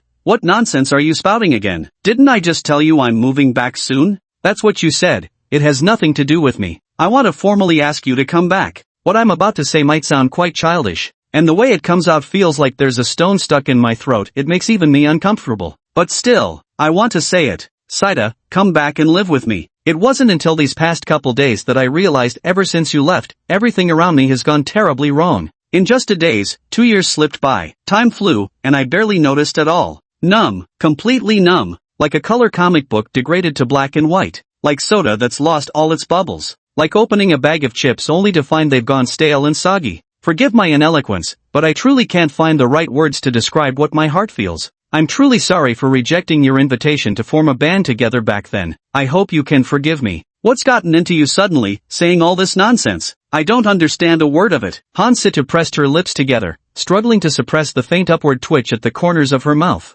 I want to apologize to you. Hansitu blinked calmly. Then if you could travel back in time 2 years, would you still reject me? You still would. Hansita glared. Would? No, Sita. I can't act, my musical skills are mediocre at best, and my voice sounds like a broken gong. A talentless guy like me has no business trying to start a band. Fine, stop whining. I always knew you were like this, no dreams in your heart, not even the courage to dream. You are the dream I can never reach. Hansita suddenly stopped in her tracks upon hearing this. She set down the doll in her arms and stood frozen in place. Chimai, walking ahead, halted and turned back to look at her. Why did you suddenly stop? 3. 3? What 3? What do you mean? 2. Ha, Chimai was completely out of the loop. 1. Go! Hansita suddenly kicked off her high heels and sprinted barefoot down the red carpet of the guest house. What the hell is this? How can someone be both the starter and the track athlete at the same time? Ref, that's a foul. Hansidai, shut up, I'm the referee too. Hansita moved with agile grace, though her stamina gauge showed only 6 numbers couldn't fully capture her capabilities. Like a pale yellow breeze, she drifted steadily along the homestay's corridor. This action of Hansita sparked Chimai's memory of their childhood games. They'd been complete idiots back then, ignoring perfectly good elevators to race each other up stairwells. Hansitua was the undisputed leader among the children in the neighborhood during her childhood. Whatever she did, she always came out on top. Running, fishing, poker, guitar playing, not even an academic performance at school had Chimai ever managed to beat her even once. The past lingers like mist, entwined around the heart. Without realizing it, Chimai had already stepped forward, chasing after Hansitu. Sita, why did you suddenly start running? Hansita ignored him, silently continuing to run forward. An endless corridor, an infinite chase. The boundaries of time blurred in this place. Hansitu's stamina was draining away like sand in an hourglass. Gradually, she was drenched in sweat, her mouth parched and dry. Beads of sweat rolled down her forehead, golden locks sticking to her flushed cheeks as her footsteps became crooked and unsteady. Situ, what's gotten into you all of a sudden? Stop running already. Chimai effortlessly caught up to Hansita with his muscle-enhancing skill, blocking her path. Hansita sidestepped swiftly, dodging Chimai, and continued sprinting forward. Left with no choice, Chimai lunged at her from behind, sending both of them tumbling onto the carpet. Hansita's chest heaved violently. Evidently, she had neglected training these days and was now completely exhausted. She pushed herself too hard in this sprint, her panting like bellows with an inelegantly wheezing sound that bore no resemblance to a proper lady's demeanor. "What's gotten into you all of a sudden? You win." Hansita lay sprawled like a drowning person, face to the sky, gasping for air. Her dazed eyes fixed on Shimai as she asked, "Now, do you still think I'm out of your reach?" Shimai was momentarily dazed, staring blankly at Hansita lying beneath him. "Then, have you forgiven me?" "Nothing," sweat-covered Hansita answered without hesitation. "Because I was never angry with you in the first place." Chapter 75, Welcome to Naya's Paradise. It was like lifting a veil, piercing through a layer of paper window. Everything could be described as coming naturally. After a chase akin to a Japanese drama run, the barriers between Shimai and Hansita vanished without a trace. As the saying goes, parting is for a better reunion. This perfectly describes Shimai and Hansita. From their initial confrontation to their current easygoing relationship, the entire process took less than 2 hours. If she said she'd win him over within 2 hours, then it would be done within 2 hours. Because I am Hansita. Hansita's metaphorical tail of pride was practically wagging to the heavens, itching to capture Chimai's reaction on camera and send it to her best friend Bayaji. "Big sister Sita, can you figure out a way to get us out of this imaginary number space?" Shimai used dream control to conjure an ice-cold bottle of mineral water. He unscrewed the cap himself and brought it to Hansita's lips. "Getting out might be possible, I guess. Please, take action. I'll do anything." "Really, anything?" "Here." Hansita tapped her left cheek with her finger. She had the classic oval face shape, petite with a pointed chin. Senior Yuk had a rounder face with more flesh, looking very soft. She'd probably be great to squish. Miss Luko had an overwhelmingly sweet aroma. Ahem. Shimai's thoughts began to wander uncontrollably until he forcibly cleared his throat. "What, is your skin itching for a slap from me?" Chimai's utterly atmosphere-destroying remark instantly shattered Hansita's composure. Hansita clenched her fists and jabbed them toward Chimai's face twice. "I'm giving you one chance to rephrase that." "My apologies, as a gentleman, I cannot resort to violence against a lady, even if you're the one requesting it." Shimai closed his eyes and tilted his head back, adopting an attitude of "a dead pig fears no scalding water." Before he could react further, a fragrant breeze swept over him. When he tried to speak again, he felt a pair of hands grip his neck, forcibly pulling him down until he was nearly a head shorter. Then he realized he could no longer speak. Shocked, he opened his eyes, catching only a faint glimpse of a golden silhouette. He could sense it, the long-lost scent belonging to Hansita before him. After a long silence, Shimai's Adam's apple bobbed up and down. He stared dumbfounded at the girl before him, both puzzled and startled, with even a hint of fear creeping in. "Sitai, what are you doing? You've kissed that woman, haven't you? Well then, I can't lose to her either." "Ha! Don't get the wrong idea, a simple kiss means nothing. Overseas they have hand-kissing and cheek-kissing customs too. Among friends, exchanging kisses is perfectly normal behavior. Hansita, you can fool the guys if you want, but don't go fooling yourself too. You know it's a hand-kissing custom abroad." Shimai licked his lips impassively, his unease outweighing any lingering satisfaction. "What exactly do you mean by that?" "Nothing special." Hansita looked at Shimai with feigned annoyance. "I plan to be your fake girlfriend for a while and properly teach you what correct dating principles are. Playing the field and being indecisive between multiple women won't do. Don't worry, once you learn what devotion in love means, I'll break up with you as your fake girlfriend, no strings attached. Be grateful. If it weren't for all these years of growing up together, I wouldn't go to such lengths to sacrifice myself for your sake." "Damn, how can you even say that with a straight face? Sacrificing oneself for righteousness? Give me a break." "I'll say it again, Hansita, fool your buddies all you want, but don't start believing your own lies. I can't even be bothered to expose you." The puppet Anderson blinked his big eyes, dumbstruck as he stared at the two. Fortunately, she was a doll and had no superfluous emotions. As long as the two before her didn't feel awkward, she wouldn't feel awkward either.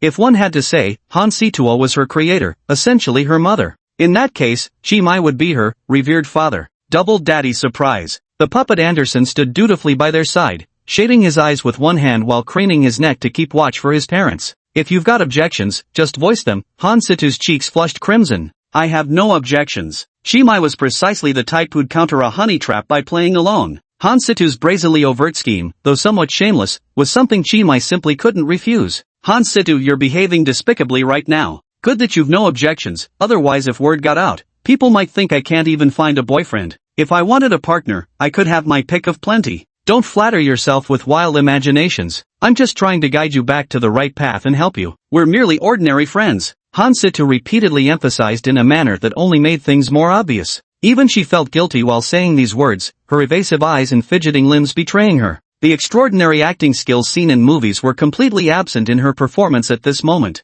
If anyone said Chimai had no feelings for Hansida, that would absolutely be false. Otherwise, he wouldn't have been so emotionally vulnerable upon reuniting with her. But if he truly had to weigh Hansida against Miss Roko and Senior Yuk, sorry, he couldn't do it. I'm sorry, Sister Saida. Born as a scumbag, I sincerely apologize. Chimai lowered his head and offered a heartfelt apology. No need to apologize, as long as you've realized your mistake. You'd better reform thoroughly now and strive to turn over a new leaf. Hansitu teased. Could you stop phrasing it like I'm about to serve a prison sentence? You've committed the crime of being a scumbag and deserve a sentence of perpetual singlehood. But I, the magnanimous judge, am willing to give you a chance to mend your ways. Better be properly grateful. Yes, Your Honor, Hansitu's rebirth grace shall never be forgotten. I shall erect a statue of you at home and offer incense 3 times daily, with 3 prostrations at dawn and dusk. Enough, no more of your glib talk. Hansitu covered her face with her hand, hiding the faint upward curve of her lips. She'd already been hooked by Chimai like a fish with its mouth agape.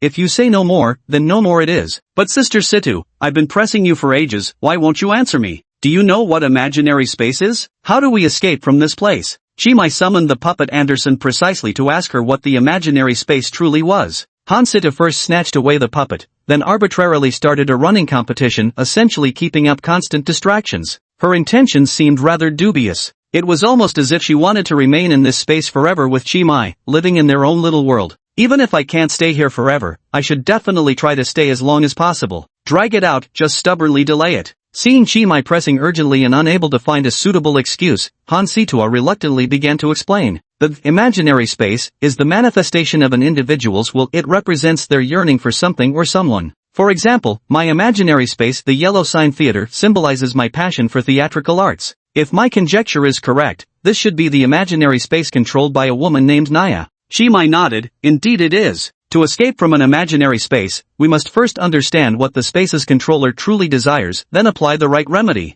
Chimai roughly understood how the imaginary space operated. To escape from the imaginary space, apart from crushing it with brute force like Miss Luko did, one must meet certain specific conditions. For example, Puppet Anderson's original imaginary space, Hungsi De Theme Supermarket. Those trapped in that imaginary space must make extensive purchases in the supermarket, buying Hungsi De merchandise. Only after successfully converting from haters to fans can they escape the imaginary space. So, how can Chimai and his companion break free from the imaginary space controlled by Lady Naya? Lady Naya is a thrill seeker. Should we offer her some entertainment as toll? Speaking of which, what exactly counts as fun in that wicked woman's eyes? A literal river of blood? I actually know Lady Naya. We can go straight to her and beg her to let us out, Hansita whispered. Chimai strangely found himself asking, are you two related as well? In a way, Hansita admitted with a nod, turning to knock on the nearest guest room door. Aunt Naya, we're done playing. Could you let us out now? Hee, you may be done playing, but I'm far from finished.